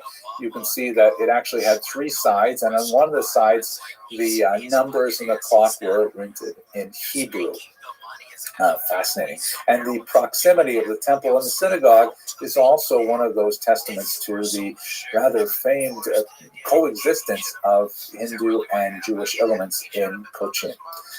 If we move on to the next most well-known Indian Jewish community, that would be the so-called B'nai Israel, the children of Israel. Here's a fascinating depiction of B'nai Israel baking matzah, and they clearly are dressed in traditional Indian costume, but preparing a very traditional Jewish cuisine. There are uncertain legends of their arrival. Once again, you recall they primarily settled a little bit further to the north on the western coast. The entire western coast, by the way, achieved a tremendous popularity and surge in transport once the prevailing directions of the monsoon winds were harnessed for efficient travel from the Middle East and the Red Sea into the Arab Sea. It is the Arabian Sea. It is important to note that it was a very dangerous passage, especially before the monsoon winds were more better understood. No less an important figure than David ben Maimon, the brother of Maimonides, was killed in a shipwreck on this particular route in the Arabian Sea. But at any rate, sometime possibly in the ancient period, definitely by the medieval period, Jews were settled in the region of Mumbai, and these are the so-called B'nai Israel.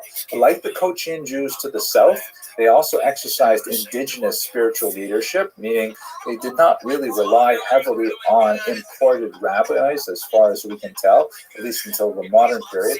And so they developed a lot of kind of unusual cultural idiosyncrasies that you don't necessarily see in other Jewish communities. But there's a remarkable explosion of Jewish activity among the B'nai Israel in the early 19th century, ironically with the arrival of Christian missionaries. This is because the Christians come in, and as we saw to a certain degree with the influence of Jesuits on the Chinese Jewish population, the Christian Jewish missionaries bring a lot more exposure to the broader Jewish world with them through their attempt to convey Christian doctrines. And the B'nai Israel, as they were, said, wow, this is really interesting. And oh my gosh, you know Hebrew, so you could teach me Hebrew.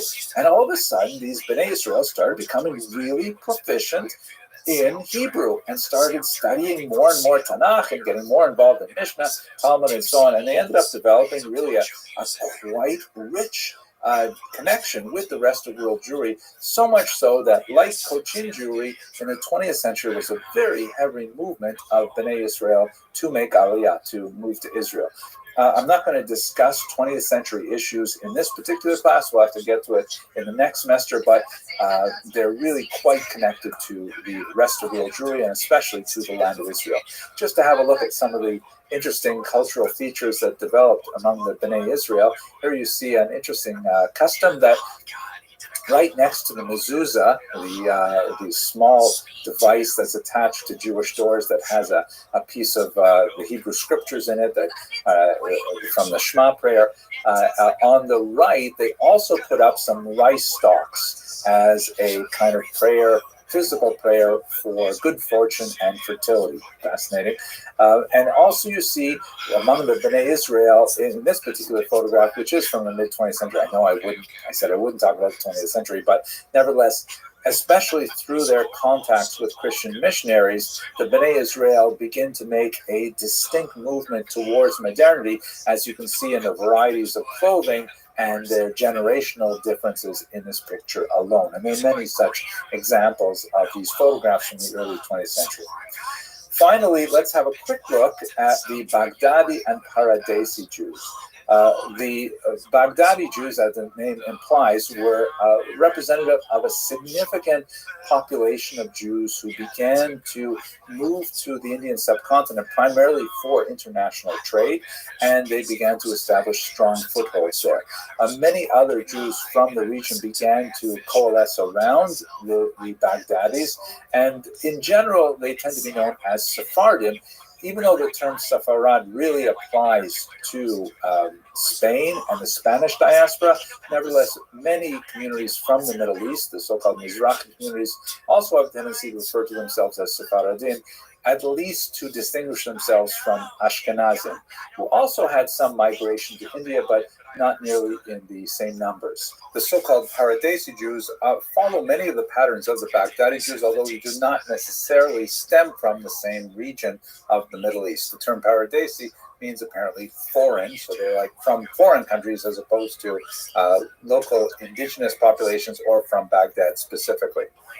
One of the most famous of these early Baghdadi immigrants was David Sassoon, a very important builder of the Indian community. You can see him here on the left, and then with his sons, who all were very, very important in developing the economic infrastructure of Baghdadi Jewry.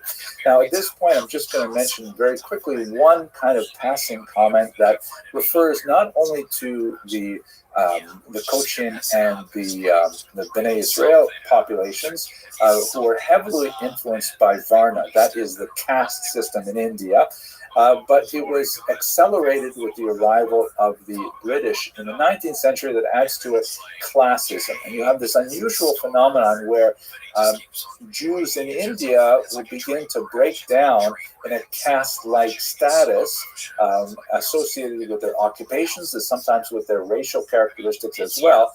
And you have some complications that are not present in traditional Jewish approaches to the ban on marriages between these different self-imposed castes. There are some very limited bans on, for example, the priestly caste, the Kohanim, are not allowed to marry, for example, divorcees, but it's really quite minor by comparison to the very complex caste system that pertained in India up until 1947, at least legally. You also have linguistic implications because many of these Jews, particularly those generations who came later, begin to see the British as the power that will offer them the most opportunities for their own economic and social advancement, and so they begin to assimilate themselves or acculturate themselves towards British norms, focusing on the English language rather than local Indian languages and so on.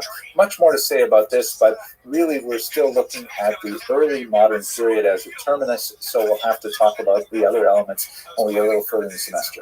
I hope you found this topic as fascinating as I did, and I want to thank you very much for watching, and hope I'll see you in more videos. Thank you. Sorry about the bad dreams, Grant. Oh, hey, are you eating peanuts before you go to sleep? I've heard that nuts give you weird dreams. Sounds like a peanut dream. You haven't eaten nuts before you go to sleep? Yeah. What do you put them in your bottle of Coca-Cola?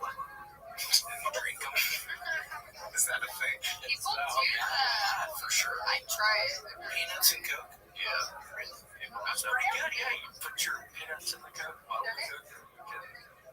You haven't eaten them. I've been pretty good when I play my red. Let us resume our discussion of modernity in Jewish history by looking at the Sephardic diaspora.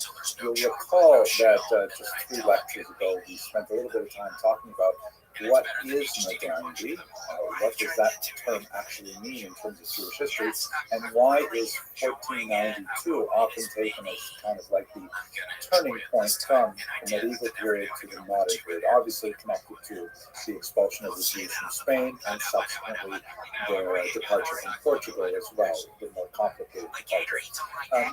What I really would like to emphasize today is not so much the elements of modernity that advanced with the Sephardic diaspora, but just to get a little bit of a better sense of where did the Sephardim go, and just a hint of how they were such a disruptive element and pushed Jewish history into an entirely new direction, the modern period, as we discussed a couple of lectures ago. So first of all, let's start with who exactly are we talking about? Who are the Sephardim?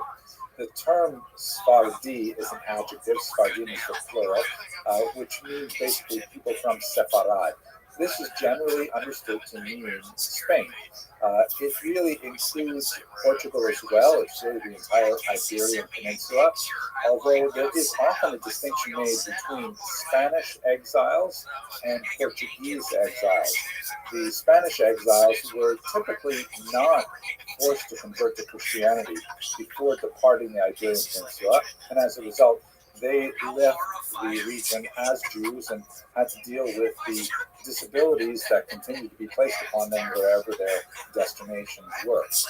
Portuguese Jews, on the other hand, were subject to a mass forced conversion in 1497, and so as a result, they occupied a very unusual space in Jewish and European history, because here were people who considered themselves to be at heart and in their core identities clearly Jewish.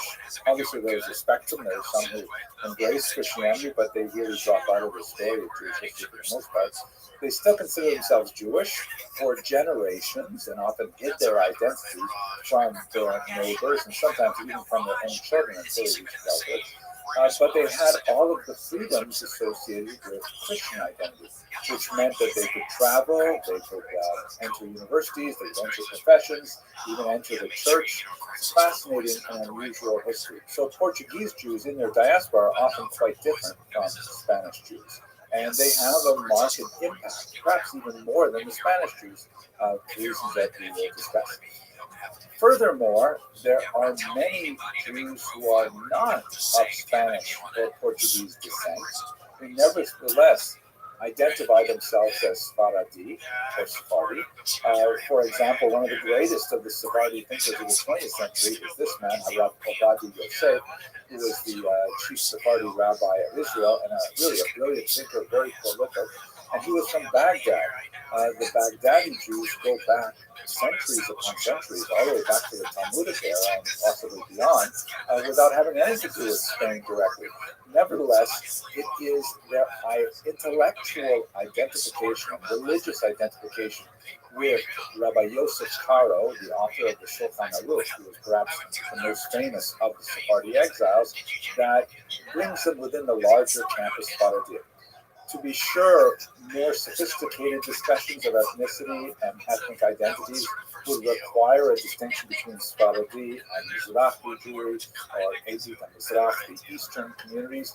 But many Jews who kind of attach themselves to that Sephardi intellectual religious tradition call themselves Sephardim, even though ethnically they're really more Middle Eastern than Spanish. Another interesting kind of example where you might see this is, for example, there are significant populations of non-Eastern European Chabad Jews. So they identify as Chabad, which is a very kind of Ashkenazic movement, but they are not Ashkenazic.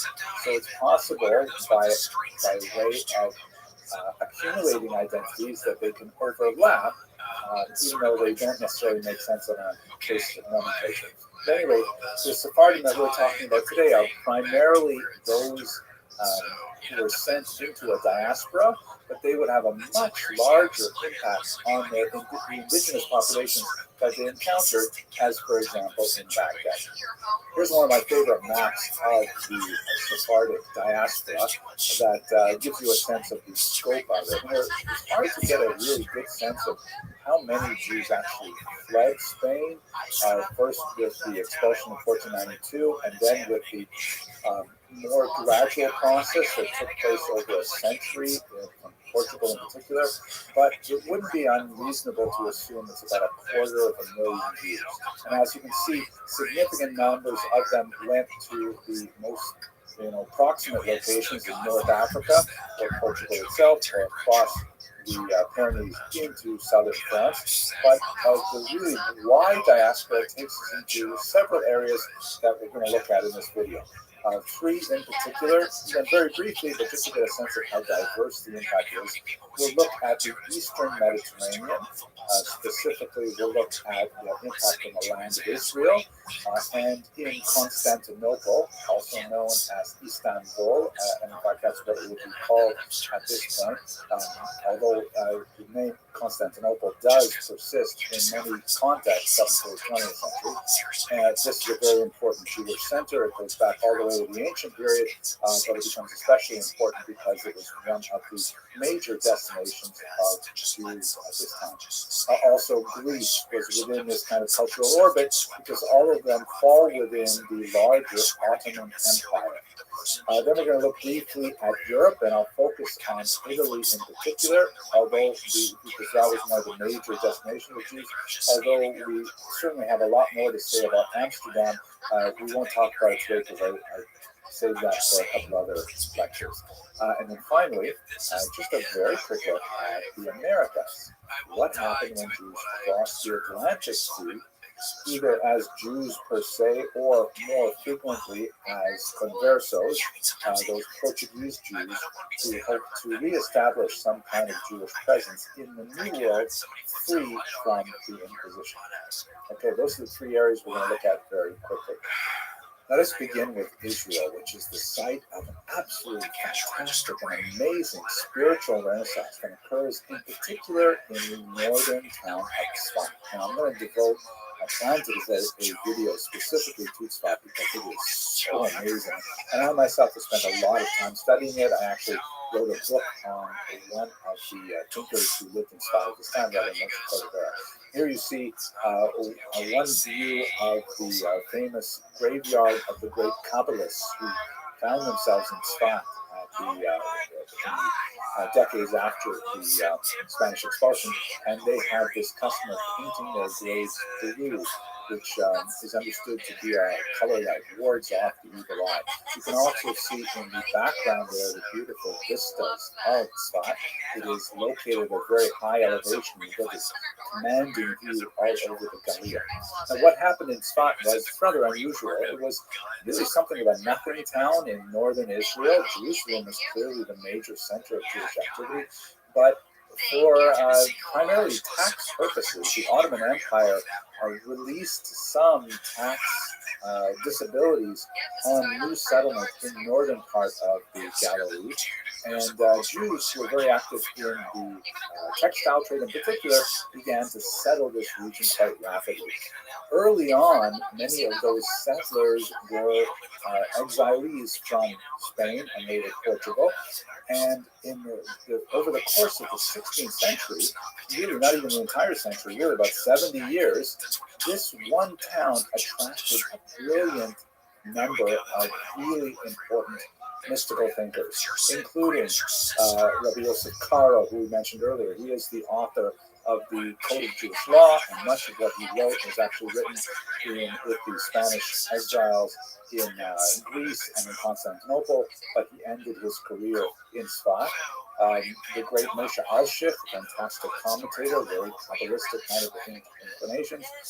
Rabbi Moshe Cordovero, the figure who occupied so much of my own energies, the author of Pardes Ramonium, Talmud Devorah, other great classics, and his very brief student, because they only spent less than a year together, the great Arizal, who was not Sephardic in origin, he actually came from Egypt. They were all concentrated in Sfat in this very short period of time, creating an incredible explosion of Jewish creativity in a literary realm that also coincided with the availability of much cheaper printing with the invention of the printing press that suddenly made Sfat just kind of like this flash on the horizon of great creativity that still continues to reverberate throughout the centuries. It ended with some disasters. There were plagues that afflicted the region. There were earthquakes that affected Sfat, and it went into a significant decline at the end of the 1500s, but nevertheless, really important transformative moment in Jewish intellectual history as a result largely of the Spanish exiles coming here. And I think one of the things that drove their thinking and made it such a powerful moment is that they really had this tremendously apocalyptic vision of what the exile from Spain meant. That it was, nigh on the Messianic era, and that how Jews reacted to it would be crucial and so on. If you look, I mentioned Chabad earlier. Chabad is also very useful in this context because they follow the Lurianic system of Kabbalah, which also has a very strong inherence in human behavior and its relationship to the impact on the cosmos as a whole. Very, very dramatic, very motivational, very inspirational, and so on. Much of this really stems from that huge burst of energy that comes out of Sfat. We also see in Constantinople, here's a postcard that depicts the glorious interior of the Hagia Sophia, first built as a church, then later converted to a mosque by the Muslim invaders. These are postcards from the 19th century, I believe. And in Constantinople, there was a tremendous number of Jews settling there, primarily because it was the capital of the Ottoman Empire, the great administrative center. And the Sultan of the Ottoman Empire laughed at Spaniards openly, saying, "Why are you expelling the Jews? They are incredibly useful. They are literate, numerate, they are well connected internationally because of their earlier diaspora," and he invited the Jews to the Ottoman Empire, to places like Sfat, to the capital city of Constantinople. So there is a huge surge of Jewish activity in Constantinople as a lot of the Jewish exiles make their way there. You also see Jews in some of the most important centers, such as, for example, Greece and the Balkans. Here's a fascinating picture from 1846, very early, from Thessaloniki, Salonika, one of the most important Jewish centers of Greece, and it represents three women in traditional costume. On the left, a Muslim woman; in the center, a Jewish woman who is wearing absolutely amazing sheitel, and a Bulgarian woman who I imagine is Christian, although it's unusual to see a Christian woman veiled like that. I don't know enough about the history of costumes, but I thought it was a really fascinating photograph. So the Jews of Thessaloniki really get a huge boost from the Spanish exiles as well. So that's kind of like looking at some of the impact on the Ottoman Empire, where they brought a modernizing, westernizing, but at the same time deeply mystical approach to Judaism and the outside world. Looking at Europe, Italy was one of the most important destinations of the Sephardic exiles, and they were extremely creative there, reflecting backwards on their past. On the right here, you see a gorgeous translation of the Bible into Spanish, Hebrew Bible into Spanish, by these Portuguese exiles. It's called the Ferrara Bible, named after Ferrara, a city in Italy, where there are significant settlements of these exiles, many of them who brought significant wealth with them, and they supported scholarship, in particular two women who we'll discuss in just a second. On the left, you see a Portuguese document, The Consolations for the Tribulations of Phrygia.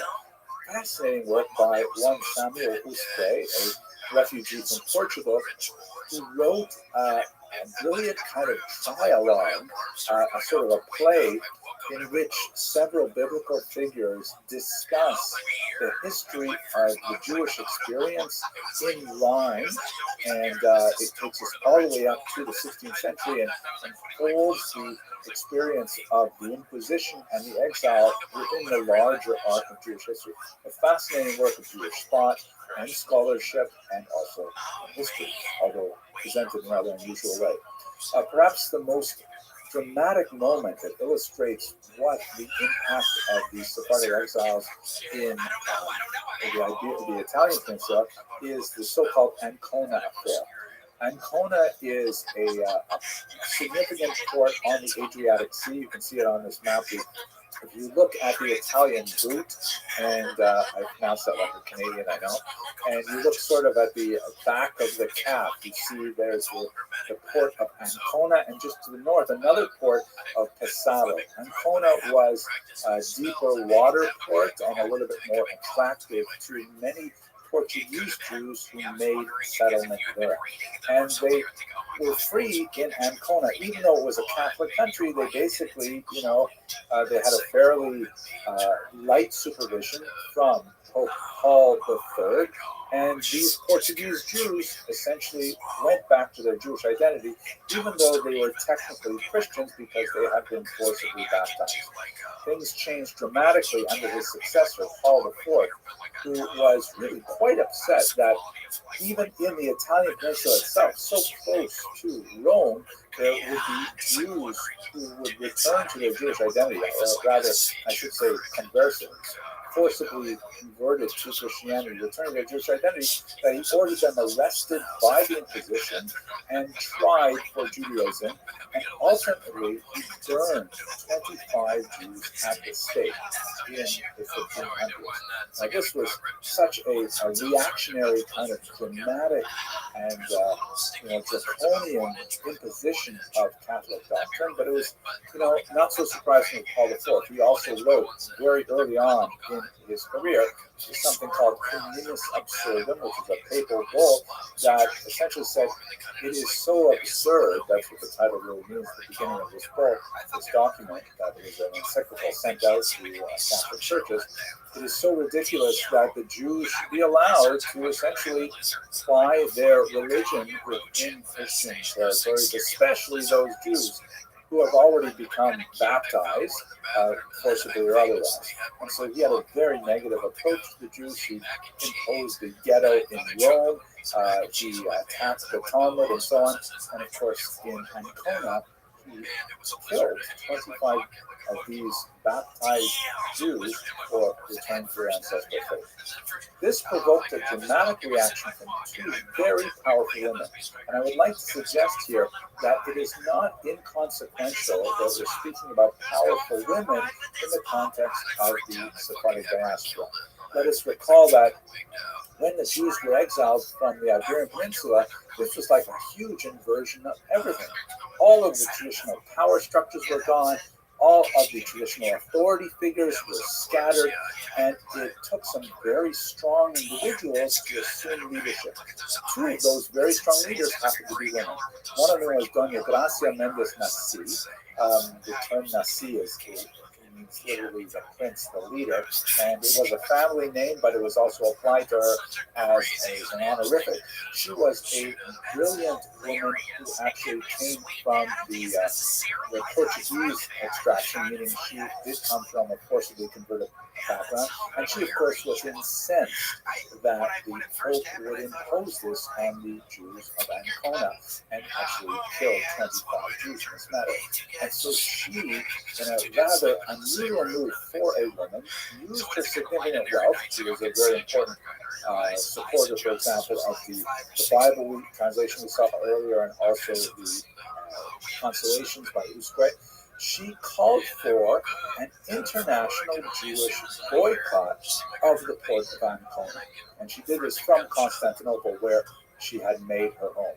And this was like earth-shattering, that Jews should, for the very first time, since they lost their homeland 1,500 years earlier, she was saying they should internationally organize to exert their collective pressure on the church to abandon these anti-Semitic policies. Amazing, audacious, outstanding. And by the way, this is a very dramatic portrait of her that we don't exactly know what she looks like. This is a modern portrait. I like to think she does look something like this. We do have a portrait that is made from a medallion that does not represent Doña Gracia herself, but rather her niece, who had the same name. So perhaps it does look a little bit like her. Unfortunately for this movement, which did gather significant steam within the Ottoman Empire, she was opposed by another very powerful woman named Benvenida Abravanel, from the famous Abravanel family that fled Spain. And the fact that Doña Gracia was from the Portuguese extraction and Benvenida Abravanel was from the Spanish extraction is not inconsequential. This is also not a picture, actually, of Benvenida Abravanel. It is a portrait, a very brilliant, glowing portrait, I think, of her student, Eleonora of Toledo, a non-Jewish woman, but I think it's still worthwhile including her here, not only because it's so beautiful, but also because Benvenida was chosen because of her superior social skills and etiquette to be the tutor to the young Eleonora of Toledo. It was believed that this Jewish woman knew more about how to behave in polite society than any Christian tutor, so she was so chosen. At any rate, Benvenida, also a very wealthy woman, also very well connected and very much supportive of Jewish scholarship and so on, she disagreed with Doña Gracia. Two female titans disagreeing in a moment of great consequence for Jewish European history. She said that if the Jews were to boycott Ancona, then all the Jews living in Catholic countries, in particular in the Papal States where she was at the time, they would suffer an anti-Semitic backlash. And furthermore, the port that would have been possibly an alternative to Ancona in northern Italy and Pesaro, it was not nearly as good a port as Ancona, and the Duke in charge of the region, the Duke of Urbino, also had a pretty nasty anti-Semitic history himself. So Benvenida respectfully but forcefully disagreed with Doña Gracia on her idea of a boycott, and unfortunately it just ran out of steam as a result of this conflict. So we see that even though it didn't succeed, nevertheless, all of a sudden, Jewish women are able to exert power on an international level, totally unprecedented and completely related to the disruptive nature of the Sephardic diaspora. Again, there's a lot more to say about Europe. I'd love to talk more about Holland and Amsterdam in particular, but I'm going to save that for a little later. Let us just conclude this lecture with a very brief look at the Americas. Some Jews felt that the best way to escape the clutches of the Inquisition was to adopt a very traditionalist approach and run very, very far away. The furthest away they could run was the newly discovered territories in the Americas. And although ultimately many of these Jews would settle in America itself, in the United States of America itself, you can see here this beautiful piece of the sheet music that captures a little bit of the way in which Jews regarded the United States. It was literally called in Yiddish, the Golden Medina, the Golden Land, because of its welcoming nature. The famous poem, the New Colossus, that graces the Statue of Liberty, was of course written by a Sephardic Jew, Erasmus.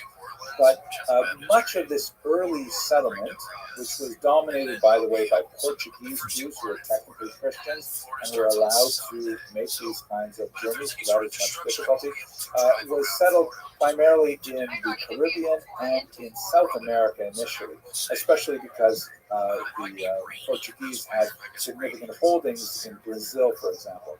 Jews were very active in many of the new industries that were developing, such as sugar, very heavily connected with the sugarcane industry and the processing industry and bringing it back to Europe. There's also some involvement, unfortunately, of Jews with the slave trade. Not in any way disproportionate to their numbers in terms of the small trickle of immigration to the New World, but nevertheless, it is part of the overall trade, and Jews were involved in it just as much as Christians were. So These communities would grow significantly, particularly when we get to the end of the 19th century in the United States of America, but that's going to have to wait for a review. For now, we've got a little bit of a sense of the scope of the Sephardic diaspora. I hope you enjoyed this video, and I hope you will continue with us as we go on to discuss further details. Thank you for watching. God, they probably have voodoo shops. Oh yeah, voodoo. Ooh, I get to go do True Detective stuff. It's right by Lake Charles, where the majority of the Yellow Kings are crashed. The Yellow Owl. Goggles. Yeah. Soak a white bait. You didn't do your special tomorrow. How do I need to do it? Just okay. Grant, if I can get that close. Much quicker for him, Grant. What the hell? Yeah, we apologize to you. I had to tell you that. We said sorry. So this guy is too creepy. Hello and welcome to Jewish History Lab. Today we're going to look at the origins of Polish Jewry, really the origins of the entire Eastern European Jewish population, but Poland is one of the most central and memorable of the countries that we'll be looking at.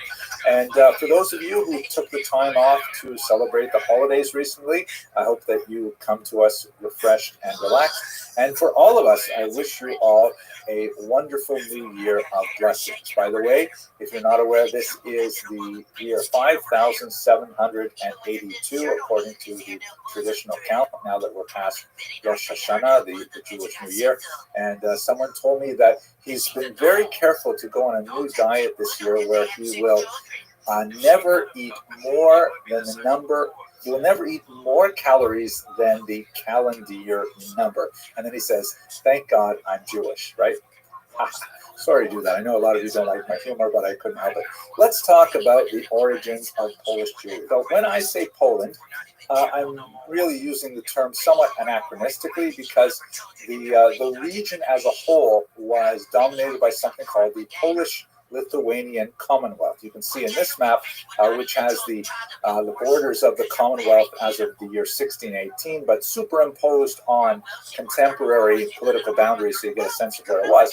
It was this massive territory. Poland was at sort of like the southwestern core of it, but after this dynastic union with Lithuania, it spread really to a massive area, almost stretching from the Baltic Sea to the Black Sea, well into European Russia, down into the East Central European countries as well. And so the material that I'm discussing today does not really apply, strictly speaking, to Poland as we understand it by 21st century boundaries, but to this larger entity, which includes, of course, Ukraine and Belarus and Lithuania, where there are very, very large numbers of Jews residing. The southern part of Latvia is also very important because it was part of the Russian Pale of Settlement, which we'll get to in a few lectures from now. But at any rate, where did the Jews come from in this region, which became the dominant center of the world Jewish population in the early modern period? So there is a small migration that extends back really to the first centuries of the Common Era, perhaps even a little bit before the Common Era. And these are Jews that come from Byzantine lands and make their way through the Khazarian Empire as well. The extent of Khazarian influence is very, very difficult to quantify. It appears to have been minuscule. There are occasional references to Khazarian Jews, for example, in one of the early Russian chronicles, the Povest Ramenya Fliat, which not strictly speaking Russian, but refers to Kiev and Rus, the region as it was known at that time. And there's references to Jews from Khazaria being involved in Kiev in particular. And they left behind, as we discussed in previous lectures about Khazaria, they left behind very, very little trace of their presence, either in cultural aspects, literary aspects, and so on. We don't really know a lot about how extensive this penetration was and how much it affected the later dominant Polish Jewish population.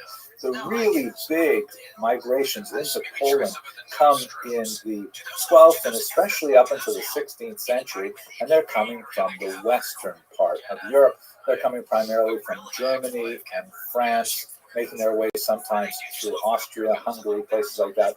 But that's really where you have the dominant Polish population of Jews.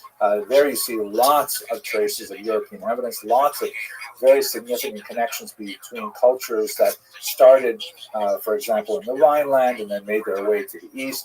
Yiddish, of course, is the overwhelming lingua franca of the Jews, and that is basically a medieval German dialect written with Hebrew letters.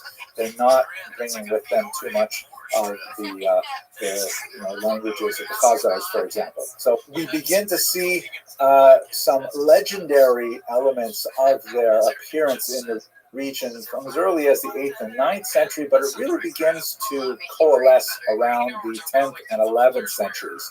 And one of the things that we see them doing, for example, in a very early period, is that Jews are serving as royal minters, meaning they're making money. Here, have a look at these coins. I mean, literally making money, like producing money, things to be used as money, not necessarily making money for themselves, which I'm sure goes hand in hand with it.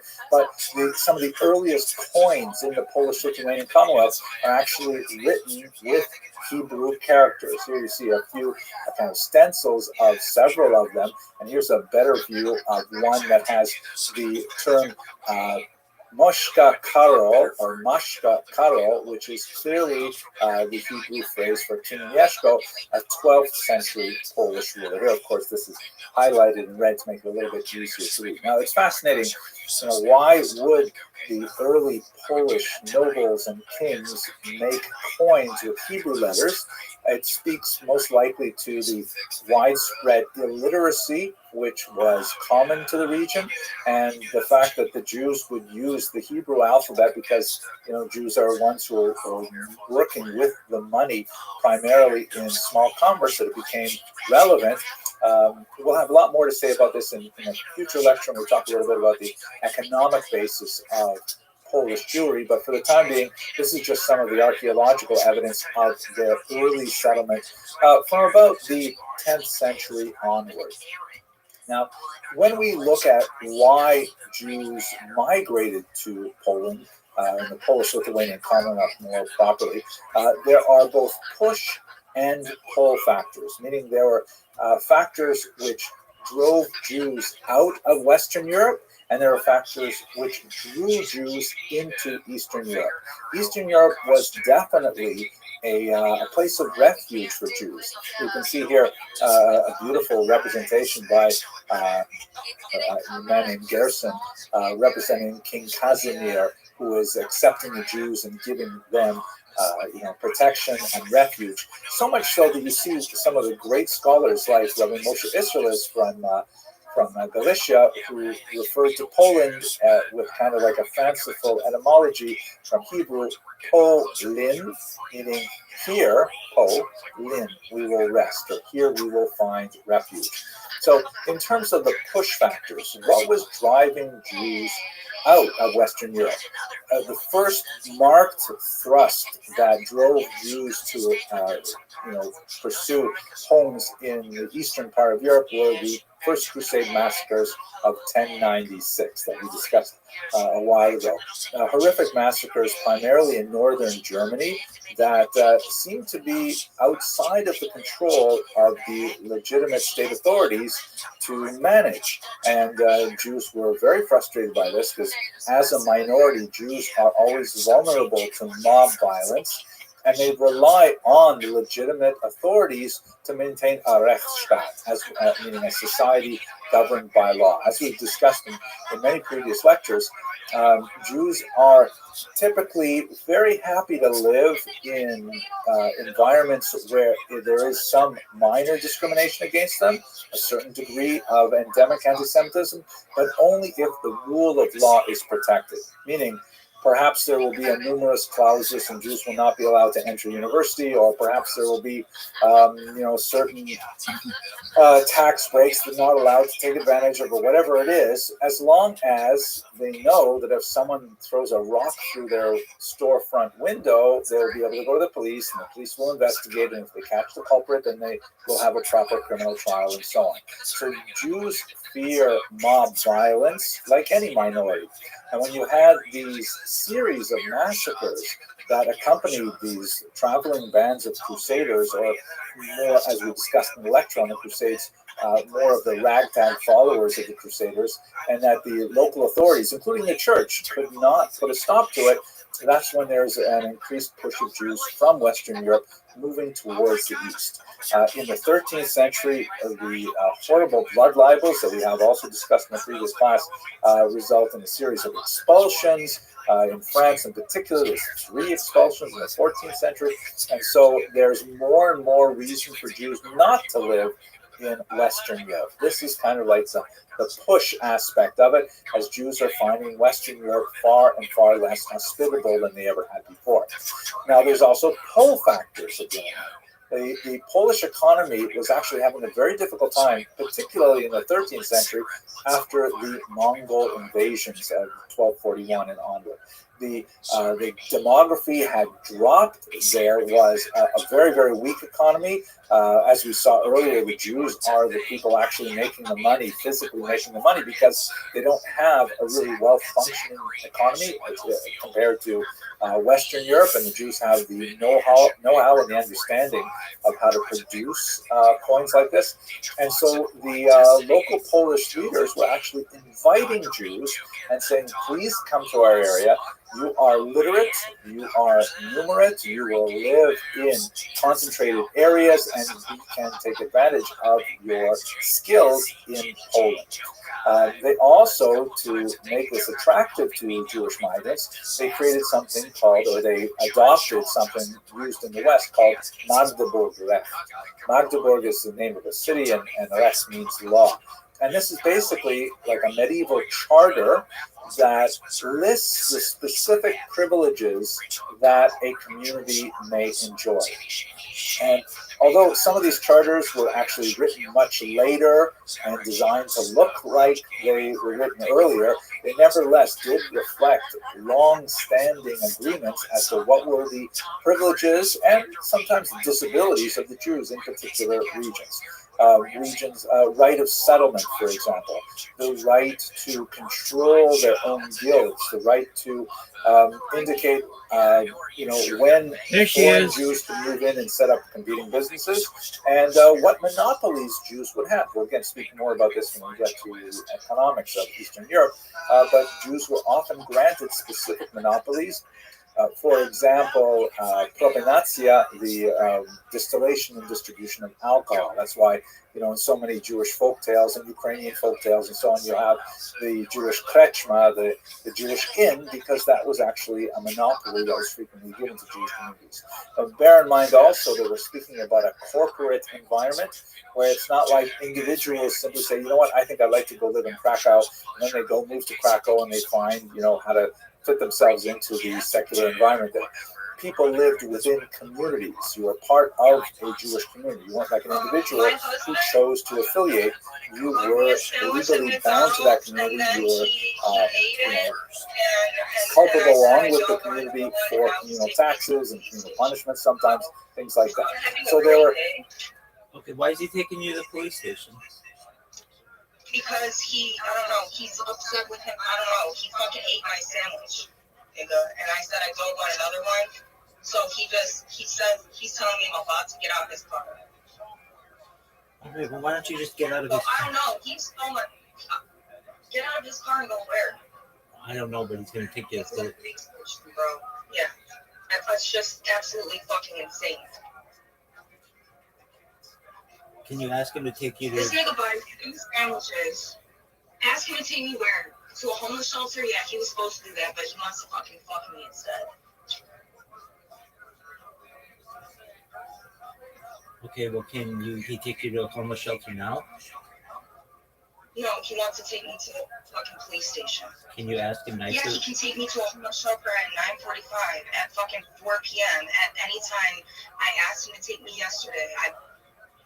Can you ask him nicely, would you please take me to the homeless shelter? Rabbi, it doesn't matter what the fuck is going on, what I ask.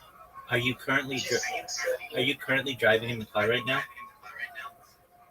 I'm not in the car. We're at the police station, and he just walked in. Okay. To act like there's something wrong with me. And, it was fucking ridiculous. Did you do anything wrong? No, I didn't do anything wrong. He literally got both of us food. He walked into his house with his, and I was like, hey, would you not eat yours because I want to eat it with you? And then he came back out. I noticed he had eaten. You know, but this is just all like too much, really. And that's the point, is that it doesn't make any sense at all. Yeah. Okay, can you get away?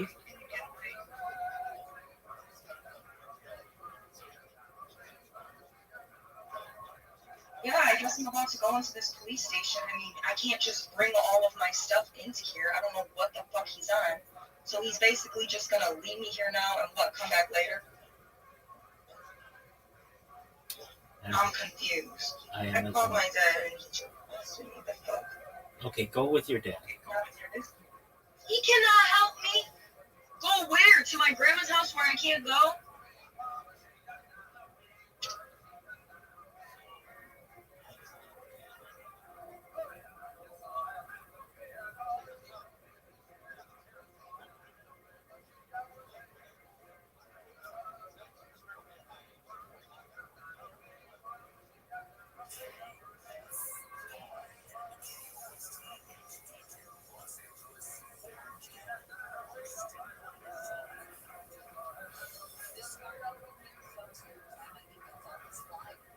So I'm asking where he's going, and he's just saying, what difference does it make? I say, because my life depends on it. This is my life.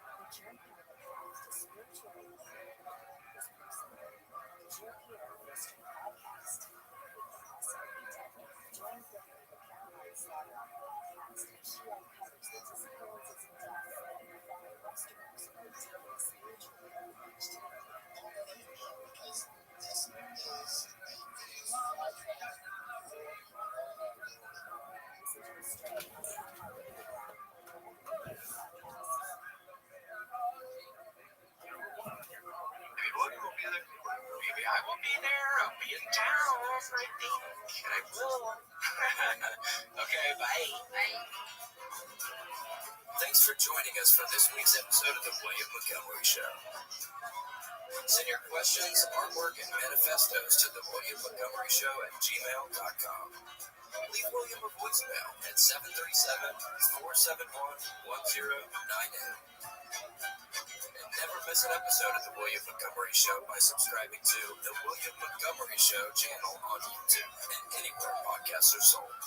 Check out William online at william.f.montgomery1 on Instagram. For more William Montgomery, check out Kill Tony on YouTube and check him out live at the Comedy Mothership in Austin, Texas every Monday night. Find more of me, Casey Rocket, at patreon.com/CaseyRocket. Follow me on Instagram at Casey Rocket. This episode of The William Montgomery Show was recorded at Record ATX Studios right here in the heart of Austin, Texas. The William Montgomery Show is produced by William Montgomery. The anthem is sung by William Montgomery. The drums are sung by William Montgomery. The words are sung by William Montgomery. Thanks for joining us. See you next time. Shh, who the fuck said that? I'm trying to have fun tonight.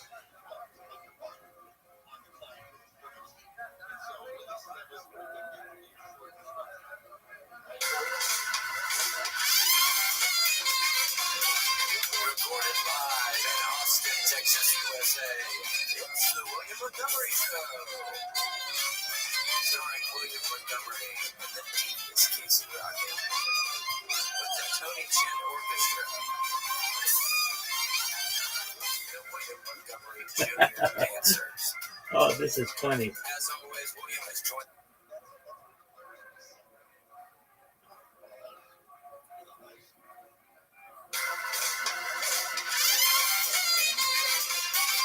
Recorded live in Austin, Texas, USA. It's The William Montgomery Show. Starring William Montgomery and the deepest Casey Rocket. With the Tony Chin Orchestra. The William Montgomery Jr. Dancers. As always, William is joined by the lovely Erica. I'm Casey Rocket. And now here he is. The big red machine, the Memphis Strangler, William Montgomery. See a lady with the dark brown hair who was doing those shows kind of like Maury at that point in time. Well, Ricky Lake. No, Ricky Lake was the blonde. Sally Jesse Raphael. Well, no, Sally Jesse Raphael looked like the weakest white lady. Yeah. Fair enough. Brown hair? It might have been, no, Ricky was black hair, right? Ricky Lake. Brunette? Hard to say. Yeah. What's up with Brand? What did Tyra Banks? Good luck, Brand. It's a Tyra Banks. Yeah, Ricky Lake. You might have been thinking Ricky Lake. Well, there's a lot of those folks. Oh gosh, when is the new season of Drag? Have you ever watched that Drag Race? No, the show business. It's not cars. Yeah, it's not a car racing show. Oh, Do you know what it is? it's the pretty days that dress and Yeah, the drag queens. Okay, we have. Yeah. We have. Did you know